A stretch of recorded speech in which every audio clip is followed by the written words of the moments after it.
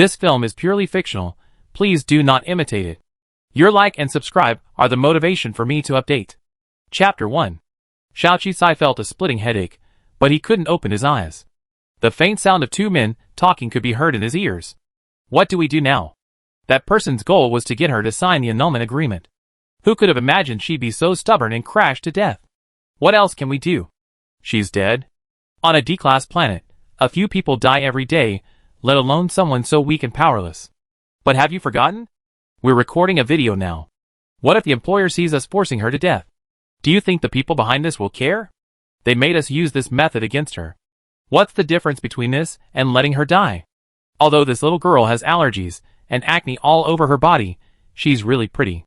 I heard she used to be a Class B citizen. What a shame. Even if a young lady like this had committed a crime, she'd rarely be exiled to a low-level planet like this. I'm afraid she's offended someone.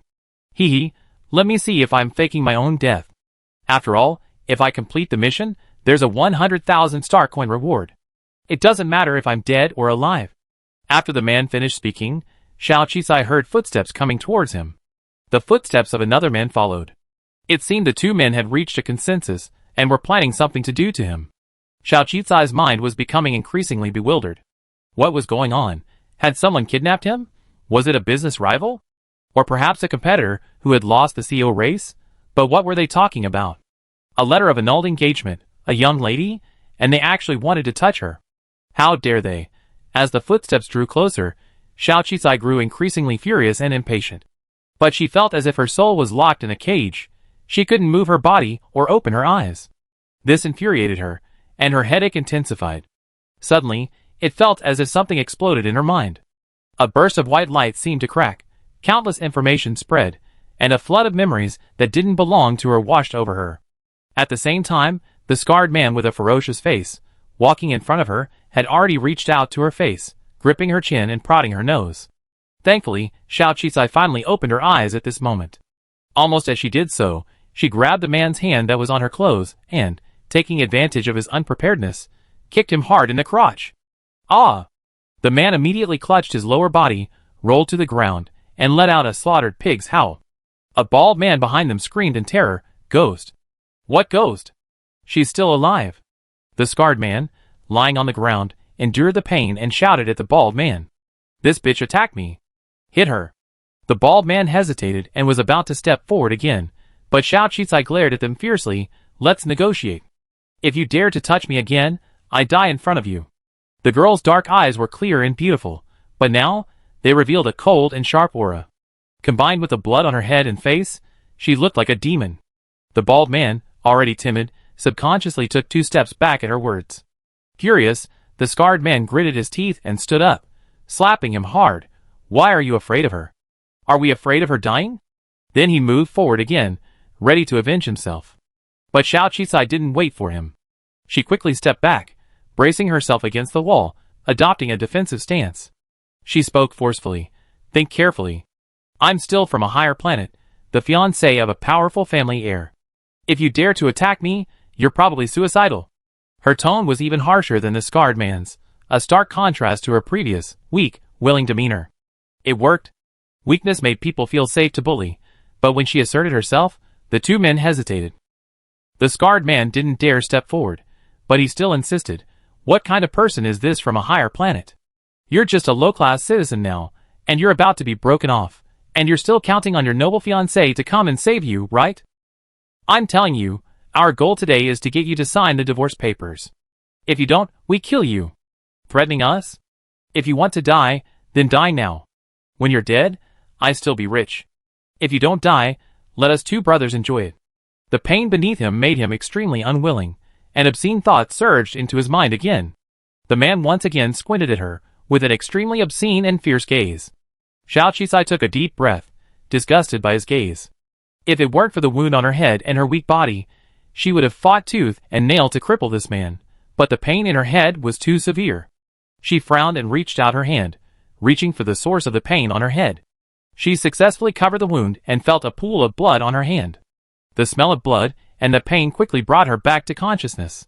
The unfamiliar surroundings, the pain in her head, and the 2 real men all told her that the memories in her mind were no accident, that she had traveled through time and become someone else. She had become a young lady, implicated in a family crime, and recently exiled to a low-level planet. And this world was no longer the Earth she knew, but a united interstellar society with a highly developed civilization, astonishing technological advancements, and a clearly defined hierarchy of citizens. She didn't know why she had traveled through time, but the current situation clearly didn't allow her to dwell on it. Sign? Why not? The original owner would rather die than break off the engagement, but she was different. Holding on to an engagement for a man who's abandoned her isn't worth it. It's sheer folly. She raised her head, her gaze icy. Who said I won't sign? Get away from me, and I sign. Take back those disgusting looks. You dare touch me? You dare think. You know, the people behind you are trying to get me to sign the divorce agreement, and a dead person can't sign one. Think carefully about whether you can pull it off. Can you survive if you force me to death? Her tone was sharp and her gaze icy, a stark contrast to her previous weak and fearful demeanor, and it made the two men cower again. Hesitantly, the bald man rubbed his shiny head. What she said seems to make sense. That person just wants us to force her to sign. If she refuses, we humiliate her and teach her a lesson. Of course, that's also to get her to sign. If she truly dies, her irises will disappear, and she'll never be able to sign the divorce agreement again. Now she's relented. Let her sign, and we get the money. Let's not take the risk. That girl was really tough, banging her head against the wall. She's still alive despite all the blood. That made sense, and the scarred man paused.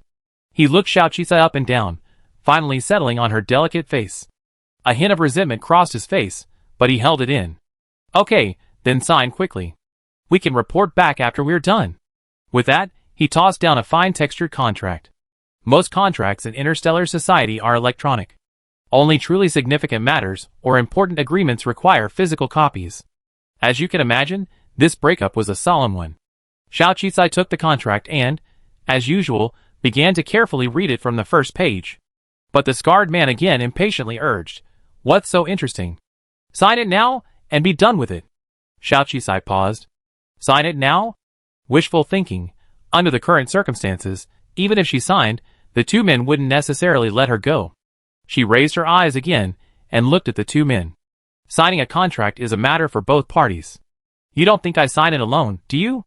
I'm telling you, the mastermind, I want to talk to my fiancé in person. I want to see if my powerful fiancé really wants me to die at your hands. Her words made the two men's faces darken. Xiaoqi continued, according to the current treaty of the coalition government, the marriage contract remains valid even for 3 years after my death. If the person who sent you here doesn't mind me dying as the fiancé of the Luo family's second young master, then I do it again. After saying this, she glanced provocatively at the camera overhead. Xiaoqi said this because she suspected these two men were definitely not sent by the original owner's fiancé. No matter how much he wanted to break off the engagement, the Luo family's proud young master wouldn't threaten his fiancé and force her into submission. Thus, the two men before her must have been sent by someone else, who hoped they would break off the engagement. In negotiations, one must maximize leverage to achieve the best results and maximize benefits. This was a lesson she had learned from negotiating countless contracts. Sure enough, her words successfully intimidated the two men. In the end, they gritted their teeth and left the small room, apparently to communicate with the mastermind behind the scenes. Taking advantage of the moment, Xiaoqi tore off a corner of her skirt and bandaged her head. Thankfully, after she woke up, the bleeding stopped, so she probably wouldn't die for the time being. At the same time, she reorganized her memories. A proud daughter of heaven fell into a quagmire, her fiancé breaking off the engagement. She looked like the protagonist of some kind of sappy novel. Could she be so lucky as to be the protagonist of a novel about broken engagements? Just as she was trying to find some humor in her misery to comfort herself, a strange voice suddenly echoed in her mind. Data loading complete. Dear Master, Love System 002 will be at your service.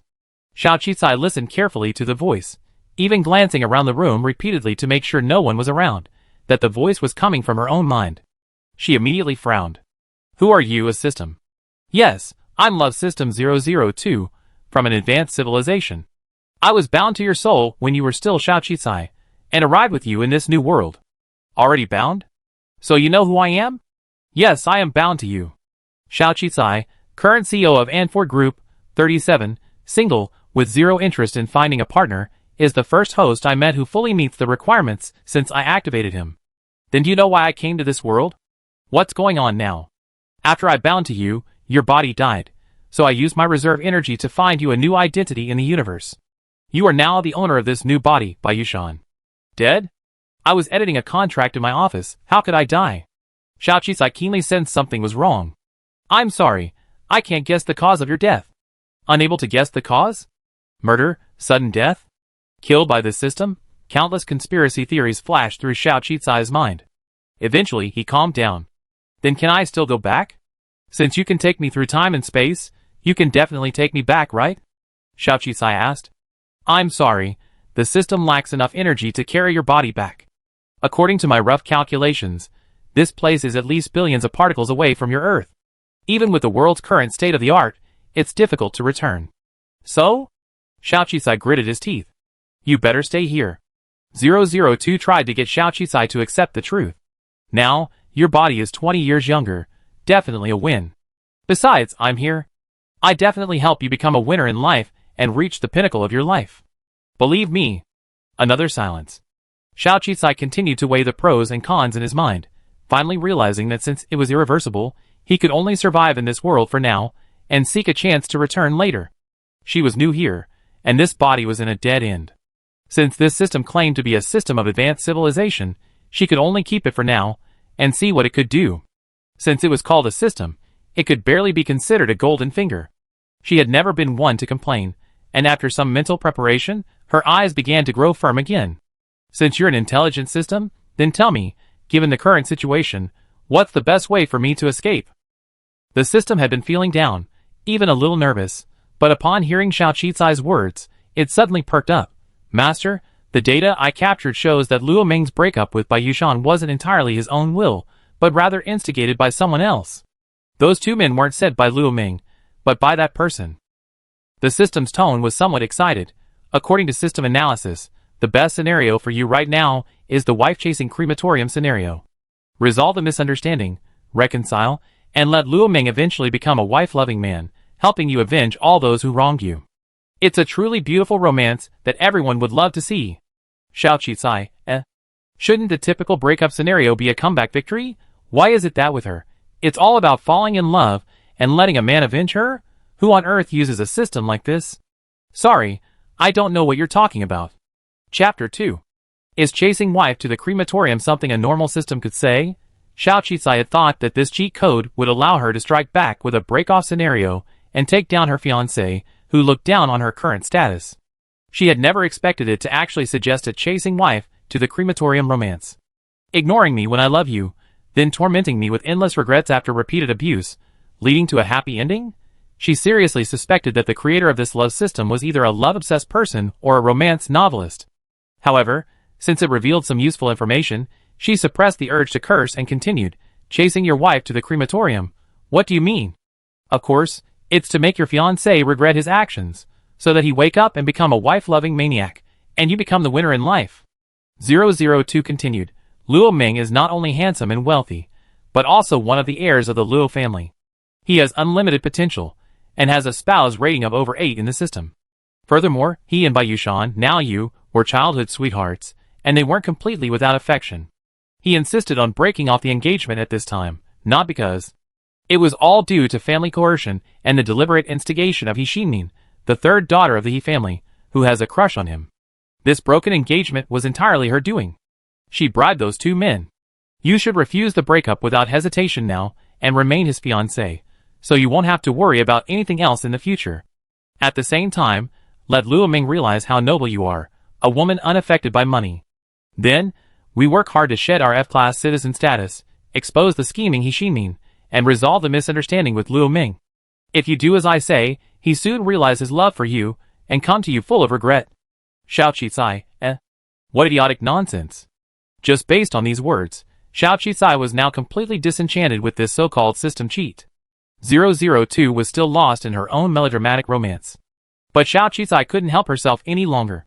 After all, she had obtained the core information she had been looking for. He Xinmin. So, she took a deep breath and couldn't hold back any longer. 002, since I'm your master, can I command you to do something? Of course, it's my honor to serve you. 002 thought its advice was spot on, and Xiao Qicai was incredibly satisfied, so it was thrilled to hear Xiao Qicai's words. But it never expected that. Xiao Qicai simply said cruelly, "Then I beg you to shut up." 002? Soon after, the person Xiao Qicai could actually talk to appeared. Of course, he Shimin, the mastermind behind the scenes, didn't show up, and neither did Liu Ming. The visitor was a lawyer named Qi, dressed in formal attire. He wore the Liu family crest on his collar, clearly a member of the Liu family. However, since he was a lawyer, he wouldn't dare resort to such direct tactics. This meant that this lawyer Qi was most likely He Shimin's ally, or definitely on her side. It seemed the negotiations would be more difficult than she had imagined. However, Xiao Qicai showed no signs of panic. He simply said that they were open to talks and signing the marriage agreement, but that they would first treat their wounds and then move on to a different environment before continuing the talks. Lawyer Qi readily agreed. Soon after, Xiao Qicai's head had been treated by a private doctor. After all, this was Interstellar, and the medical expertise was quite good. Not only had her wound stopped bleeding, but most of it had already healed. With proper rest, she wouldn't even have a scar. The two men's negotiation venue shifted from the obscure, dark room to an upscale private room. Ms. Bayushan, you're much calmer than I expected. Actually, I know what you want. I already requested compensation from the Liu family, 1 million yuan. As long as you sign the divorce agreement, I immediately transfer 1 million star coins to your personal account. Lawyer Qi spoke directly without further ado. You should understand that this 1 million yuan is enough for you to live comfortably on planet 4628 for a while, or even for the rest of your life. So I hope you sign as soon as possible. Today is the deadline. Don't let young Master Liu Ming down. Lawyer Qi appeared polite, but his tone was aggressive. On the silver personal terminal on his wrist was a letter C. He was a senior lawyer, a Class C citizen. Indeed, for him to negotiate with Xiao Qicai, now an F-class citizen, was a complete condescension. But surprisingly, Xiao Qicai's eyes didn't light up at the mention of compensation, as he imagined. She was disheveled, yet her expression remained calm, neither humble nor arrogant. Lawyer Qi, don't you think 1 million is a bit too little? 1 million is too little. 1 million is already a huge fortune on this D-class planet, enough to provide you with a comfortable life. Lawyer Qi frowned, sizing Xiao Qicai up. Don't be too greedy, coveting things that don't belong to you. You need to consider your current status. Even if you have 1 million, it's a question of whether you can keep it. You want more, but do you have the ability to keep it? Whether I can keep her is my business, but the second young master of the Liu family only offered 1 million yuan in compensation for canceling the engagement. That would be laughable if it got out. Besides, was it the Liu family who sent you here to negotiate, or someone else? Did young Master Liu Ming know you were using 1 million yuan to get rid of his ex-fiancée? Did he even know you were using special tactics against me, wanting me to die in obscurity? Xiao Qicai sneered. Lawyer Qi's face suddenly changed. He hadn't expected Xiao Qicai to be so blunt. Xiao Qicai continued, 1 million yuan is too little. It's not even enough for the birthday present I gave young Master Luo. Don't try to get rid of me like that. I want 100 million yuan. Give me 100 million yuan. I personally sign and confirm it, scan it, and guarantee I have no further emotional ties with Liu Ming. 100 million yuan missed by you, you're asking for far too much. Lawyer Qi's face darkened, his composure finally breaking. Or let Liu Ming come and talk to me in person. Since this is a dissolution of engagement, since it's a contract, it's only natural for both parties to discuss it in person, isn't it? Even if he can't come in person, he can use a holographic projection. It's just a matter of a communicator, isn't it? That's impossible. Young Master Luo simply doesn't have the time to talk to you. Whether he has the time or not is not your decision, and it has nothing to do with me. But if he wants to break off the engagement, either give me 100 million or talk to me in person. You're pushing it too far, Miss Baiyu. Please reconsider your current status. You're just an F-class citizen. Lawyer Qi hadn't expected to argue with a young girl, but he couldn't care less at the moment, even bringing up citizenship. I understand. I have nothing now, so do you think I'm afraid? And let me tell you, from the moment those two men came to see me, I activated the invisible recorder on my body. Even if you kill me now, I post everything they did to me, including our conversation, on Starnet and privately send it to all major media outlets. No matter how quickly you delete it, you can't control it. Let me think about it. If word gets out that the Liu family is so ruthless and cruelly forced the ex-fiancée of one of the heirs to death, How much will the Luo Group's value drop? It won't be just 100 million. And let me ask you again, are you really here to talk to me on behalf of the Luo family? As Xiao Qisai pressed on, with each sentence, Lawyer Chi's expression grew increasingly grim, especially her last sentence, which made his face change drastically. He immediately stood up and stared at Xiao Qisai intently. He knew he had underestimated this vase-like young lady. He had originally thought things would go smoothly, resolving a problem for the Luo family, and even earning that person 20 million in bribes. Now, it seemed that if he didn't handle the situation properly, his status as a member of the Luo family's elite legal team would be over. But he was an elite lawyer after all, and even with his emotions surging, he quickly calmed down. I understand. I asked the second young master if he's willing to speak with you. With that, he walked out again. Xiao Qisai breathed a sigh of relief after he left, gently wiping the sweat from his palms. But now it seems her bet was right. Originally, Xiao Qisai had silenced 002, leaving it feeling depressed for a while. But now, after witnessing the exciting exchange between Xiao Qisai and Lawyer Chi, it suddenly became excited. 100 million? How dare you ask for it? If Luo Ming knew you were asking for a whopping 100 million, he'd definitely think you were a vain woman, and there'd be no way you and him would be together. Xiao Qisai sneered. Isn't that better? What good is a man who, when his fiancée is in trouble, not only doesn't offer a helping hand, but instead breaks off the engagement so quickly? Even if he's being pressured by his family or instigated by villains, that's no excuse. It's enough to show he's either not very smart or selfish. A man like that still has an 8-point rating. I seriously doubt your system's evaluation criteria. I suggest you just scrap this so-called love system.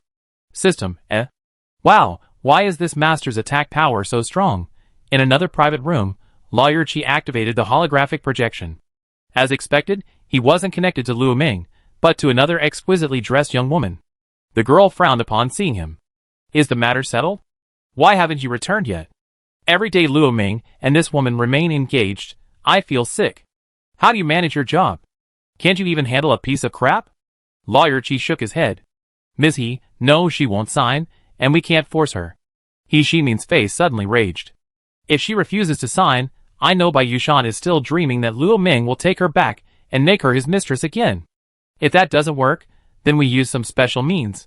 As long as she dies there, there's no such thing as a fiancé. Lawyer Chi frowned slightly. Miss He might look pretty, but she's incredibly cruel. He shook his head. No, it doesn't look like it. I didn't expect she had a hidden recorder on her. Furthermore, she's already recorded the entire conversation between the two men and me. Evidence could mean trouble. I can't afford to lose my job just because I'm doing you a favor. He then repeated Xiao Qisai's words. So the main issue right now isn't that she still harbors fantasies about young Master Luo Ming, but that she thinks 1 million is too little and wants 100 million. 100 million? If she doesn't get the one, she have young Master Luo Ming come in person to break off the engagement. 2 conditions, let's choose. Otherwise, she says she never sign. What? 100 million? She's really audacious. Does she really think she's still that young lady? He Ximin couldn't believe it. 100 million is no small sum for her. How could she dare? Lawyer Chi shook his head. Time is running out. If we delay any further, the Luo family will become suspicious. Should I report this to young Master Luo Ming and have him talk to her in person, or should I agree to her? Luo Ming must not be allowed to see her. He Ximin immediately shook her head. But that 100 million, the maximum the Luo family has given me is 10 million. Naturally, they won't give me that much. Lawyer Chi continued. I know. He Ximin was furious. I think about it. Time ticked by, and finally, He Ximin gritted her teeth and said, forget it. I need to get the divorce agreement as soon as possible and re-enter the Luo family. I pay the remaining 90 million. But I want her to have too much money to live on. A D-class planet, I want to see how long she can last. She wants 100 million. Can 100 million change her fate? Doesn't she understand that pariahs are pariahs, and there's no going back? Over here, 002 was still arguing with Xiao Qisai. She felt the Luo family couldn't possibly give her 100 million. Asking for 100 million was outrageous. It would only make Luo Ming think she was vain and sever their bond. He suggested she follow his advice. Otherwise, if she asked for 100 million, she'd have trouble explaining it later. But the next second, Lawyer Chi pushed open the door. They agreed. I transfer the 100 million to you. Sign the divorce agreement now. 002, shocked. Chapter 3. Taking money for work, of course. Transfer the money. I signed the divorce agreement immediately. Xiao Qisai watched Lawyer Qi transfer 100 million star coins face-to-face to his terminal. He then smiled and signed the divorce agreement, performing an iris scan. 002 watched as events unfolded in a direction completely contrary to its imagined love story, and was devastated. This couldn't be this way. If he accepted the money, how could he maintain his noble persona and resolve misunderstandings? Their story had collapsed. Regardless of 002, Lawyer Qi, observing Xiao Qisai's straightforward demeanor, was puzzled as to why he Ximin felt Bai Yushan still had feelings for young Master Luo Ming. 100 million wasn't a small amount for him. Or perhaps, it was difficult for him to even earn 100 million. Any normal person would naturally desire that. Xiao Qisai's current choice was indeed the right one, and he even admired it. He kept the letter of rescission and left the room, even saying to Xiao Qisai, "Good luck." "Thank you, Lawyer Qi." Xiao Qisai counted the zeros on his card balance and gave a genuine smile. "I believe we never have any dealings again, so can I ask Lawyer Qi a question?" Lawyer Qi, assuming she was going to ask about the real story behind the incident, broke out in a cold sweat. "I'm a man who's been entrusted with something, and I'm loyal to him." Unexpectedly, Xiao Qisai shook his head. "No, I want to know the names of those two men just now." "Just their names." Lawyer Qi breathed a sigh of relief. "They have nothing to do with me. If the people down there just mentioned Zhang Piao and Wang Fu saying you requested to see someone from the Luo family, you probably have to avoid them from now on, since you landed on this low-level planet." "Of course. Thank you, Lawyer Qi, for your help." Xiao Qisai thanked him sincerely once again. "Take care, Miss Baiyu," Lawyer Qi said, and then hurried out. The box displayed a half-hour window. Lawyer Qi's final 2 words, tinged with warning, made Xiao Qisai realize that her 100 million yuan wasn't going to be easy to come by. Security on a Class D planet is extremely poor, and she has no one to rely on. She feared the person funding it wouldn't let her easily use it. You need a life to spend your money, that's a truth. However, it's clear that sometimes money can solve many problems. 002 said gloomily, "Master, after a systematic review, the wife-chasing crematorium scenario can basically be abandoned. What are you going to do now?" "What?" "Of course, I use money to attract people," Xiao Qisai said. She seemed to recall something and took the initiative to ask 002 again. "Since the world you were born into boasts a technological advancement superior to this one, capable of gathering information beyond the reach of ordinary people, do you know of any powerful individuals on this planet?" "Powerful individuals?" 002's tone became noticeably more elated. "Oh, right. With Roman gone, there will naturally be someone more suitable. Master, I found a new target for you. And it's right here on this planet. No more arduous pursuit of a wife, clearing up any misunderstandings, and the difficulty of traversing time and location is greatly reduced. According to my system's evaluation, your ex-fiancé scored even lower than him." Xiao Qi finally understood that 002 had found her a new romantic partner. The creation of this system was bizarre, and everything it said seemed to be about love. However, some of the information wasn't completely useless. If 002 hadn't gotten the information out of her, and if there hadn't been a supposed mastermind behind it, He Ximin, who wanted her to break off her engagement with Luo Ming, she wouldn't have been so confident in asking for a whopping 100 million. It wasn't completely useless, but it had to be done the right way. She didn't discourage 002 again, but continued, "What kind of person is he? Can he guarantee my safety on this planet? He's the biggest boss of the underground forces on this planet, the uncrowned king. With him as your backer, you can completely dominate this planet." But 002 paused. "He's a bit cold and defensive, making him difficult to approach. It might be difficult to get him to fall in love with you. But I definitely help you develop a relationship strategy. After all, there's no man our relationship system can't handle." 002 tried to get Xiao Qisai's attention. Xiao Qisai indeed expressed great interest, yet hesitated. This man is a powerful figure, and he's so wary.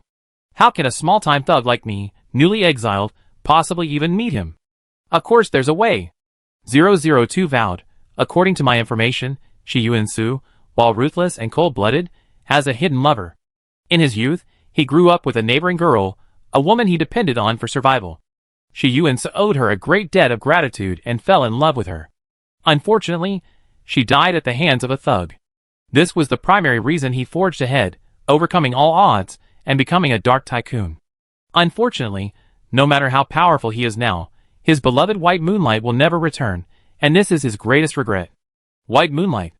Indeed. His neighbor's sister bears a striking resemblance to you now.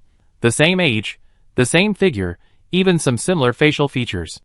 Furthermore, I have a potion that can quickly fine-tune your features.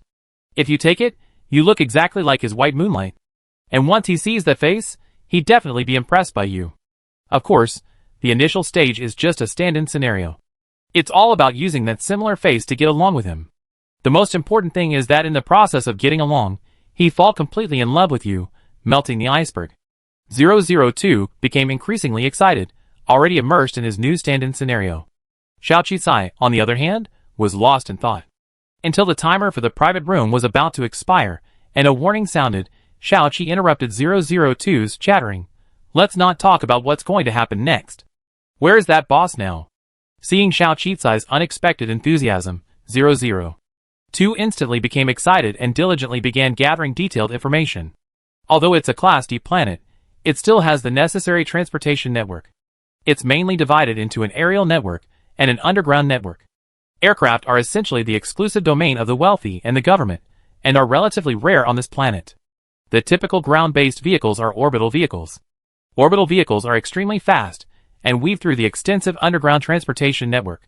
Each vehicle is controlled by an intelligent network, so collisions and lane changes are absolutely impossible. Furthermore, the entrances and exits are both up and down, and since it's a government-built transportation network, safety issues are largely non-existent. But who could have imagined that even such a safe, government-owned orbital vehicle could be robbed? The speeding orbital vehicle was forced to a halt by a line of modified black flying cars across the way. This orbital vehicle was the one Xiao Qisai was riding. After the black flying car was stopped, 100 or 200 masked armed men disembarked.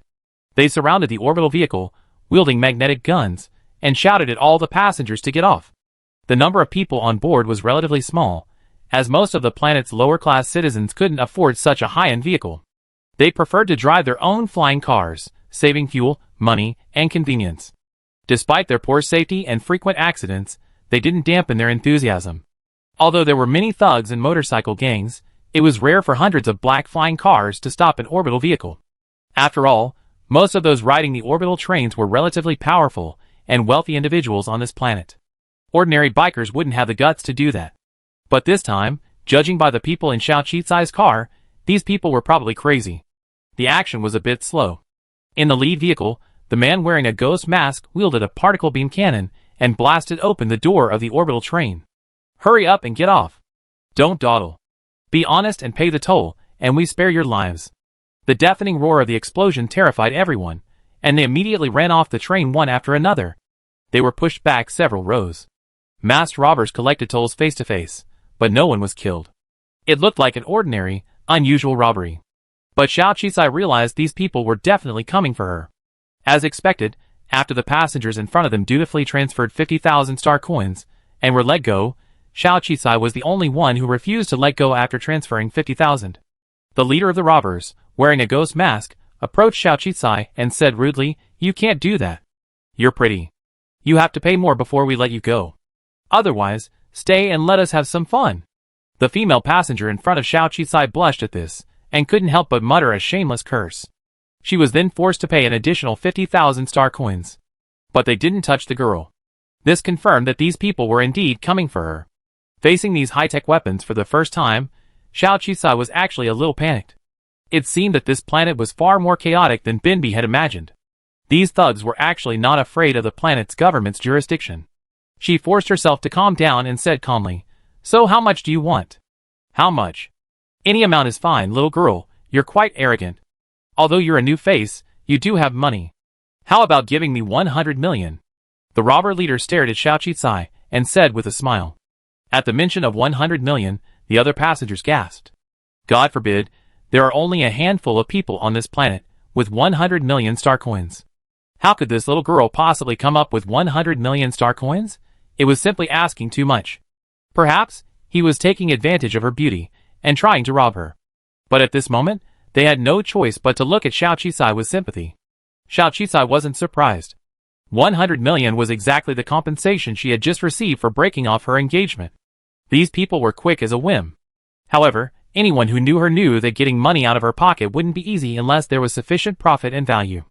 She lowered her head, a hint of fear on her face, but mentally she asked 002, "Are you sure the information you just gave me is correct?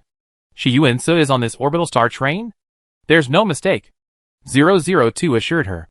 "According to the plot, it's time for him to come to the rescue. Master, look at your 8 o'clock direction. In the second carriage, in the queue, the man in black at the end of the second row is Shiyuin-su." Xiao Qisai glanced decisively in that direction.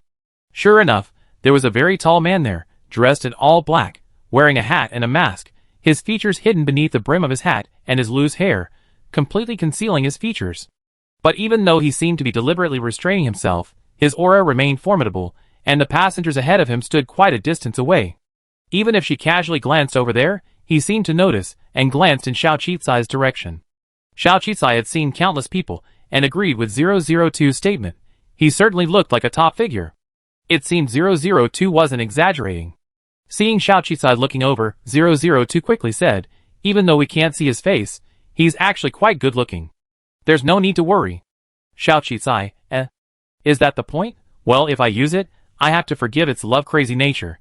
But are you sure he can single-handedly take out the 100 or 200 robbers here? Of course. Don't underestimate his reputation. Shiyuin-su's name is something that both the underworld and the white world will respect. Besides, he's here in person. If those thugs knew they were robbing the biggest underworld boss on the planet, they'd probably be terrified. 002 said confidently, then urged, "Master, drink that potion I just gave you now. After you drink it, your acne will disappear, and you look more like Shiyuin-su's white moonlight. Once he sees the face, he won't stand idly by. Hurry, let the plot unfold." 002 spoke with a touch of excitement and anticipation. The robber leader didn't give Xiao Qisai any time. He approached closer and closer. "What do you think, little girl? Have you made up your mind? Do you want to have some fun with us? Or give us 100 million? Xiao Qisai clenched the vial of potion in her hand. Under 002's expectant gaze, she suddenly ran desperately in a certain direction. The other passengers were shocked. The robbers were armed and ready to kill at any moment. She dared to run. She was simply desperate. There was no way she could get away. As expected, the robber leader and his men were also a little surprised, but surprisingly, they didn't open fire. Clearly, killing Xiao Qisai wasn't their goal. Seeing Xiao Qisai's stubborn resistance, the leader of the robbers grew increasingly impatient. "Where are you going to run to? We surrounded you. Even if you had wings, you can't escape. Just surrender." They slowly approached Xiao Qisai again, clearly convinced she was doomed. By this time, Xiao Qisai had already reached the man in black, Shiyuin-su. She was panting, her pale face rosier. Even though her face now had some red spots, as 002 had said, she did bear a resemblance to the white moonlight in Shiyuin-su's mind. So, as Shiyuin-su watched Xiao Qisai run towards him, he made no move. He suspected that Xiao Qisai had seen him before, recognized him, and was seeking help, or perhaps felt he was stronger and could protect her. But he never imagined it. Xiao Qisai stood before him, breathing heavily, looking at him earnestly. "Sir, I pay you. Would you be willing to be my bodyguard temporarily?" For a moment, the room fell silent. Chapter 4. I've seen people cramming at the last minute, but not this late. The robbers have already arrived. Is it really too late to hire bodyguards? At that moment, everyone turned their attention to the man in black and Xiao Qisai. It was then that they realized the man in black before Xiao Qisai was tall, with a cold and powerful aura. He certainly looked like someone not to be trifled with. Of course, no matter how formidable he was, there were still 100 or 200 robbers ahead, all armed. The robber leader paused, then furiously shouted, "You're courting death. Do you think a timid, evasive **** can protect you?" He even pointed his particle cannon at the man in black. "If you don't want to die, pay the toll and get out." The other men also pointed their guns in their direction. A normal person facing a bombardment weapon would have trembled in fear, but surprisingly, the man in black remained unmoved, seemingly unfazed by the numerous guns aimed at his head. He ignored the robber leader's threats. Instead, he looked at Xiao Qisai with an ambiguous tone. "Young lady, first of all, I'm not a bodyguard. Secondly, you can't afford the price I'm asking." Xiao Qisai regained some composure. She calmly opened her terminal, retrieved her card, and enabled screen projection. Instantly, the remaining balance on her card was projected. She looked up at Shiyuin-su and said, "On this D-class planet, 1,000 gold coins a month is a lot for an ordinary bodyguard. Guess how much I can give you?" 10, 2 zeros, 3 zeros. A full 8 zeros. That's 100 million. Everyone was stunned by the balance. They had never imagined that this young, seemingly innocent girl actually had 100 million. She even hired a bodyguard on the spot. If she really had that much money, they'd probably apply for the job. Of course, life was more important. Shi Yuan-so looked at Xiao Qicai's serious expression and scoffed again. Then how much can you offer? With 100 million, he could definitely afford 10,000 or even 100,000, especially at such a critical moment. Everyone thought to themselves. Sure enough, Xiao Qicai raised a finger. It was 10,000. If the situation weren't so dire, everyone would have been envious. After all, on this D-class planet, a monthly salary of 10,000 was rare. But Xiao Qicai unexpectedly said calmly, 100 million. Be my bodyguard. One price, 100 million. At that moment, everyone gasped. Oh my god, that's 100 million. An ordinary person, no, even someone on a higher level planet, would hardly earn 100 million in a lifetime. If they hadn't been holding guns to their heads, they would have rushed in. On the entire planet 4628, there were only a handful of people with assets exceeding 100 million. She actually offered 100 million to seek protection from one person. Was the girl crazy, or were they? Everyone looked at the man in black. There's a saying, when there's enough profit, some will risk their lives for it. When the profit doubles, some will risk their lives. People die for money, birds die for food. At that moment, the 100 million moved almost everyone present. If the girl offered this 100 million and asked everyone present to resist, they would even consider whether they could resist these robbers. Even the robbers were stunned. Although they'd foreseen the lucrative payout and had already received the benefits, the fact that this young woman could offer 100 million yuan was truly astonishing. If the young woman had simply given them the 100 million yuan, they probably wouldn't have done such a thing.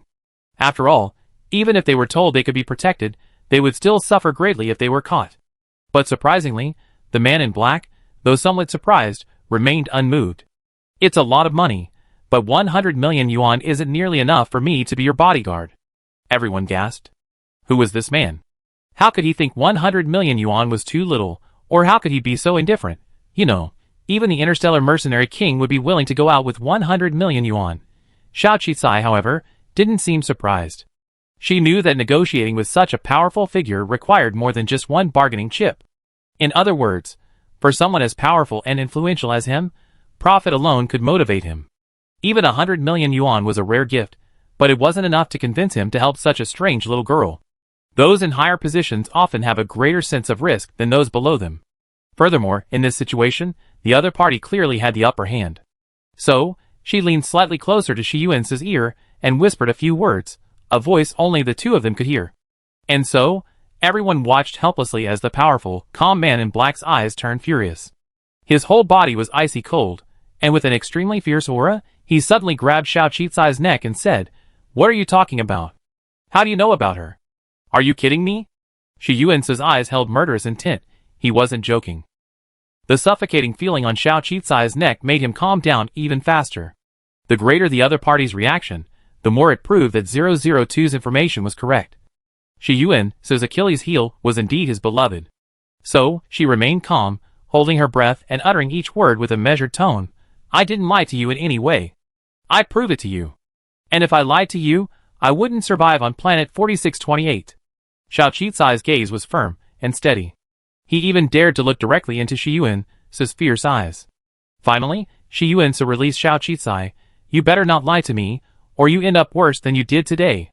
Xiao Qicai gently touched his neck, which had been pinched red. "Of course. Now, are you ready to accept my offer? I transfer this month's salary to your card." After saying this, Xiao Qicai actually touched Shi Yuan's terminal in front of the robbers, using face-to-face payment, and transferred 10 million yuan to his account. The robber leader finally couldn't hold back. "Doing business in front of me? Do you think I'm dead? I don't care who you are, you're our prey. Transfer the money to my card. Otherwise, today will be your death." He even fired another particle cannon shot in the direction of the two men. The bang made the entire underground track echo, with the terrifying sound of bombardment. Everyone's heart was in their throat. Although they had witnessed the aura of the man in black and believed he must be a powerful person, no matter how powerful a person was, they could not withstand weapons. The man was wearing only clothes, and looked like he was carrying nothing. There were hundreds of these thugs, How could they possibly defeat them? The other passengers crouched on the ground, their heads in their hands, amid the bombardment. Only Xiao Qisai and Shi Yuansi stood there, their expressions unmoved. Xiao Qisai had already, even more infuriatingly, taken cover behind Shi Yuansi. "You taken the money, but you must keep your word. You're my bodyguard now." The robber leader, hearing her words, was furious. He grabbed the magnetic gun from his waist and, unable to hold back, shot Shi Yuansi, hoping to put an end to this trouble first. Everyone's heart was in their throat, thinking that the man in black probably wouldn't be able to handle the 100 million. But to their surprise, almost at the same moment the robber leader fired, Shi Yuansi, with incredible speed, pulled Xiao Qisai along and dodged the bullet. Everyone was stunned. Oh my god, how could he be so agile?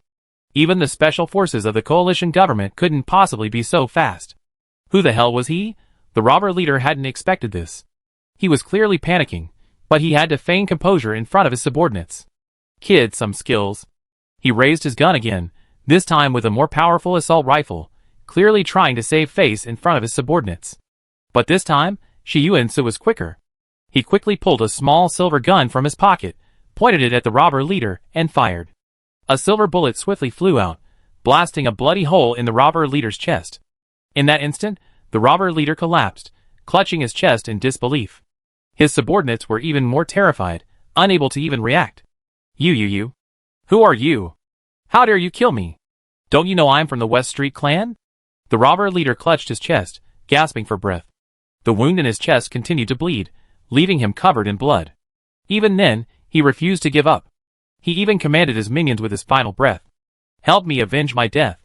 Just as the minions raised their weapons, ready to attack Shi Yuansi finally removed his mask and hat. The man's face was as sharp as a blade. His eyebrow was nicked, marked by a shallow scar. His face was as cold as a sculpture, too handsome for a ruthless robber. But it was this face that made all the thugs drop their weapons and kneel down in tears. Because every thug in the underworld recognized him. Shi Yuansi, the boss of the underworld, could even be considered the uncrowned king of this planet. At that moment, the leader of the robbers breathed his last, a look of terror still etched on his face. The tide had suddenly turned, and the ordinary passengers were stunned by the sight of the mass of kneeling robbers.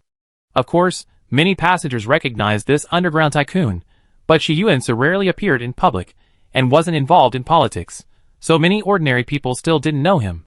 Only then did Xiao Qi finally feel completely at ease. The outcome was decided.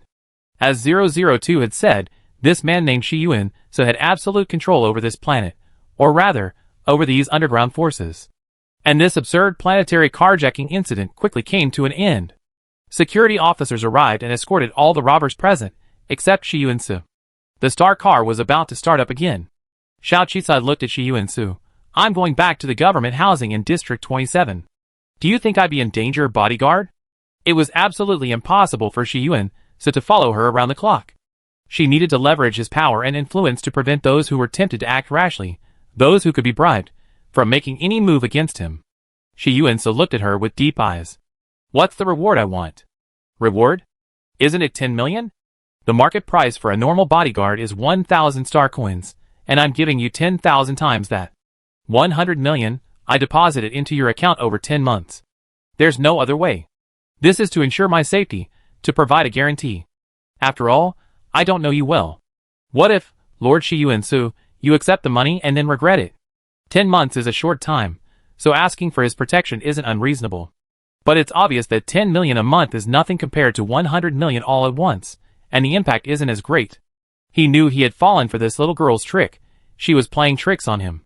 But at this moment, he didn't want to admit it. After all, protecting her for a day or 10 months was just a matter of a word from him. The most important thing was the additional condition Xiao Qi had just mentioned. So he didn't get angry. Instead, he asked, "What about the other thing you promised me? When I get home, I have someone deliver it to you right away. Just leave me your address. At least I want to make sure I get home safely, right?" Shi Yuansi couldn't understand why this young girl was so rambling, but this wasn't the place for conversation or outbursts. "I have someone come get her when the time comes."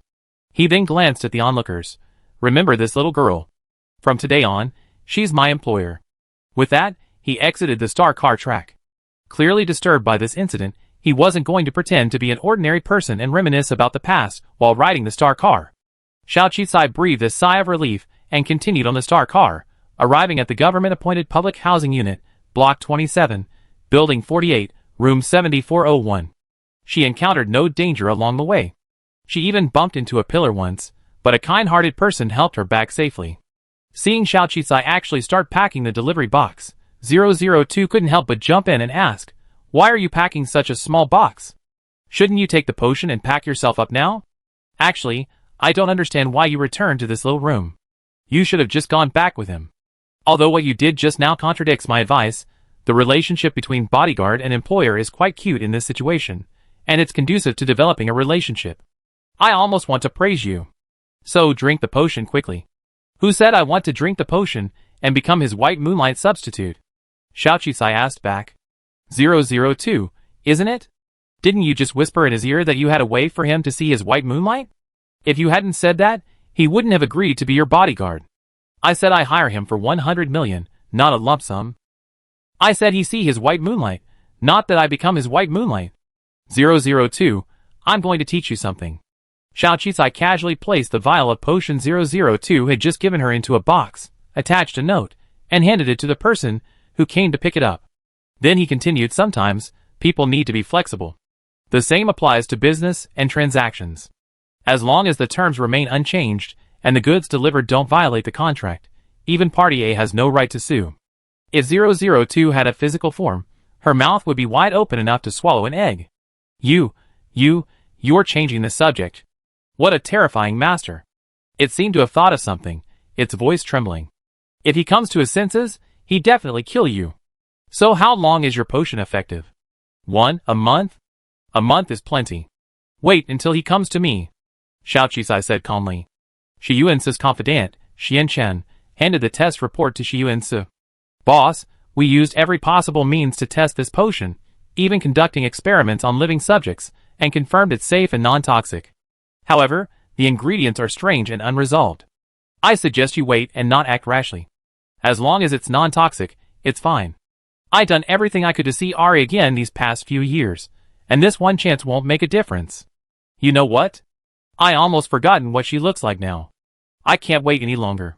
After Shi Yuanzi finished speaking, he uncapped the bottle without hesitation and drank the remaining half. Xianchen had no time to stop him, but when he turned around and looked at Shi Yuanzi, his pupils trembled and he nearly fainted. Boss, your face. Chapter 5. Xiao Qisai carefully tidied up her small room. This government-built public housing was free and available to every citizen, even those of the lowest social status. However, the conditions in these public housing complexes were very poor.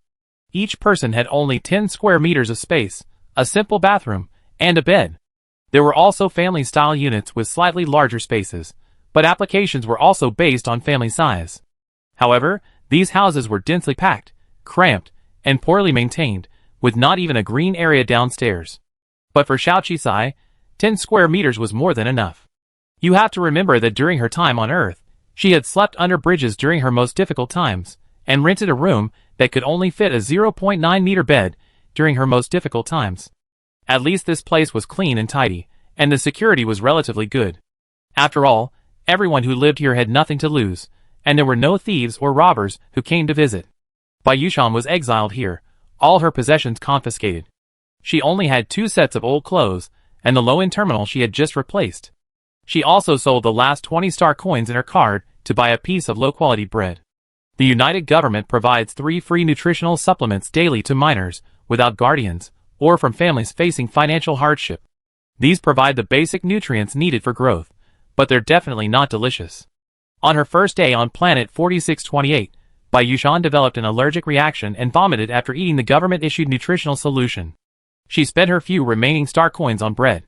She seemed to have never thought about the future, completely believing that her fiancé, Lu Ming, would help her escape her suffering and waiting for him to save her. Today was her first day as a legal adult, turning 18. She happily donned her cleanest clothes, believing the Luo family had sent someone to pick her up. But as soon as she left the house, she was stopped by 2 thugs, locked in a small room, and forced to sign a divorce agreement. Heartbroken and in disbelief, she gritted her teeth and refused to break off the engagement.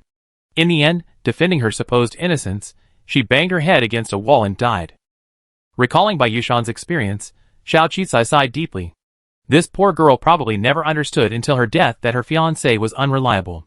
Her death would leave her no reputation for fidelity, only a fleeting demise. However, Xiao Qizai still had a question. According to the legal provisions she had just researched, Bai Yushan's family had committed an economic crime. Even if the family property was confiscated, the family head and shareholders would indeed face imprisonment. However, logically, she, a minor without any shares, should not be implicated. After all, she was still a few days away from adulthood when the verdict was handed down. Demoting her citizenship by several levels and exiling a minor to such a remote, D-class planet was a complete death sentence. Bai Yushan herself hadn't committed any murder. So, it's likely that this wasn't just He Shimin, who was trying to break off the engagement behind the scenes. There might be something else going on. Regardless, having taken over Bai Yushan's body, Xiao Qizai would definitely give her justice regarding the truth of her death. Just as she was making plans for the future, the doorbell suddenly rang. 002's reaction was even greater than Xiao Qizai's, echoing a panicked voice in her mind. Master, run. It must be Shi Yuan, succumbing for you. Given his personality, he'd definitely kill you to silence you. Run.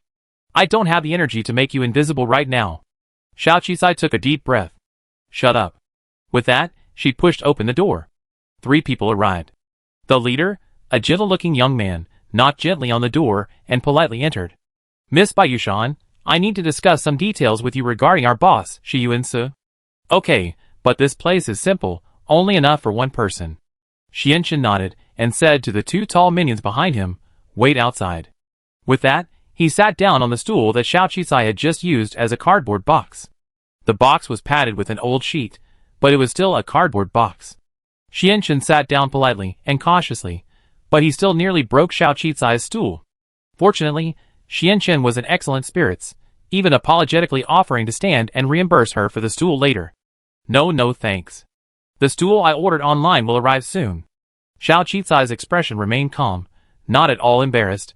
So, strangely enough, the 2 of them stood before the bed in the simple room, face to face, and began their conversation. Thankfully 002 had shut up. Ms. Bai Yushan, I believe you probably know the effects of that potion you gave our boss. I just want to ask, how can we restore him to his original form? Xianchen finally gritted his teeth as he spoke, but there was also a hint of a strange, suppressed laugh. Fortunately, he and Shi Yuan-su were the only ones in the room at the time. Otherwise, he couldn't believe the turmoil that would erupt if the people below saw their boss, whom they dared not even look directly at, suddenly transform into a beautiful, fair-skinned girl. However, it was likely that the face did indeed bear an exact resemblance to the Miss Ollie in the boss's mind, which was why he was alternately furious and confused, ultimately resisting the urge to kill, and sending him personally to inquire about the situation. It's like this. This potion, secretly developed by my family, has a miraculous effect. Drink it, and you temporarily transform into the person you care about most. Xiao Qizai began to ramble, needing no preparation at all, his expression perfectly calm. The specific duration of the effect depends on the person's obsession with the person they care about most. It's said that the greater the obsession, the longer the effects last. What? Xianchen's expression finally changed. So, the boss won't have to live with that face forever. Xianchen had been with Shi Yuan-su for over a decade, and knew that he was obsessed with Miss Ollie, even risking his life many times for the impossible, including this time trying this potion. According to Xiao Qizai, Shi Yuan-su might never regain this obsession. It was unimaginable. Would they have a cross-dressing boss in the future? Or would Shi Yuan-su never be able to show his face again, and would only be able to disguise himself? This is too outrageous. Thinking of this, he even harbored a vague murderous intent toward Xiao Qizai. Xiao Qizai keenly noticed this, and immediately changed his tone. But don't worry. This potion only lasts a month at most. After all, it's just a small dose of genetic potion. It won't change a person's appearance forever. Hearing this, Xianchen finally breathed a sigh of relief and continued patiently. Is there any way to immediately restore the original appearance? There should be, but now that the R&D team has disbanded, it's difficult. You should have also investigated. All of our Bayou family's assets have been confiscated, and all of our laboratories and companies have been dissolved. Those workers and staff have been imprisoned or fined. It's probably going to be difficult for me to come up with that antidote. Difficult. Of course, if there's enough funding, I can try contacting the previous project leader. Xianchen frowned upon hearing this. That's impossible. With so much money and so much time, it's probably already over a month. Miss Bayushan, the boss originally thought that taking this potion would only cause hallucinations, allowing him to see Miss Ali, but he didn't expect it to turn him into a crossdresser. What do you think we should do now? The boss is the boss of all of Dark Star, and for him to have to bear such a burden. Don't you think that's excessive? Xian Chen's rebuke was clear. He felt Xiao Qicai was definitely doing it on purpose. This little girl was far more cunning than he imagined. Otherwise, she wouldn't have paid her boss 100 million to be her bodyguard in such a precarious situation. Now that the boss's words of protection had been spoken, the entire 4,628 underground faction had been notified.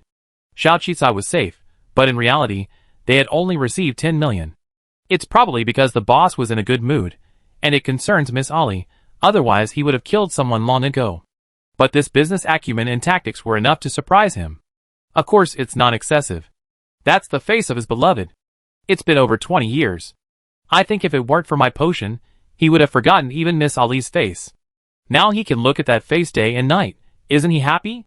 Xiao Qicai feigned ignorance and asked innocently. Xian Chen's mouth twitched. Happy, so happy. Besides, if he was really angry, you shouldn't be talking to me here now. You should have shot me the moment I opened the door. Xian Chen finally understood. This little girl had a clear mind. It'd only take a month at most, and you can have him come see me next month. You can tell him that besides this method, I have other ways to get your boss to see Miss Ali. Another method? Yes, but I can only discuss this with your boss, not you. After all, this is my secret. Besides, I still have to pay him 10 million for his bodyguards next month, don't I? Xian Chen finally stopped talking, sizing Xiao Qicai up carefully. Okay, it seems I underestimated you. Then wait another month. Although the boss certainly doesn't mean to kill you, is it okay to charge him some compensation for your emotional distress today? He wanted to teach Xiao Qicai a lesson. Since she was rich, he naturally had to spend a lot of money to get rid of him. He never did business without money. Of course not. Xiao Qicai nodded in agreement, but played dumb, as if unaware the other party was asking for money. She handed Xian Chen a small potion. This potion has similar ingredients to the one I gave your boss, but its effects are completely different. Drinking this potion will help your body detoxify, and even make you immune to the air here. I see you have some pimples on your face, Master Xian Chen. I'm afraid the air is too polluted, and the toxins can't be expelled. Look at my pimples. They're caused by the poor air quality on a Class D planet. I was originally thinking of drinking this potion to fix them. But since you're here, I decided to offer you a gift first. No money. No need to thank me. Consider it my compensation for your emotional distress. Xiao Qicai's expression was sincere, as if he had gotten a great deal. So, whether it was a gift or compensation for his emotional distress, this little girl was quite clever. But seeing the girl's pitiful appearance, and the bare walls of the small room, Xian Chen finally gave up, considering it a warning. Soon, Xian Chen took the potion and left, even forgetting the purpose of his visit. 002 hadn't expected Xiao Qicai to resolve the crisis so easily, but then it thought of something else. Didn't I give you that potion to get rid of the allergic acne on your face? Why did you give it to him? It's a waste to use on me, but not on him. What do you mean? Do you want his face to return to that of a pretty boy? Do you prefer this kind of refined man? 002 asked doubtfully. Xiaoqi rolled her eyes. Can you please stop dwelling on love? I just bought so many things online. I'm already using Shi Yuan's future employment fee.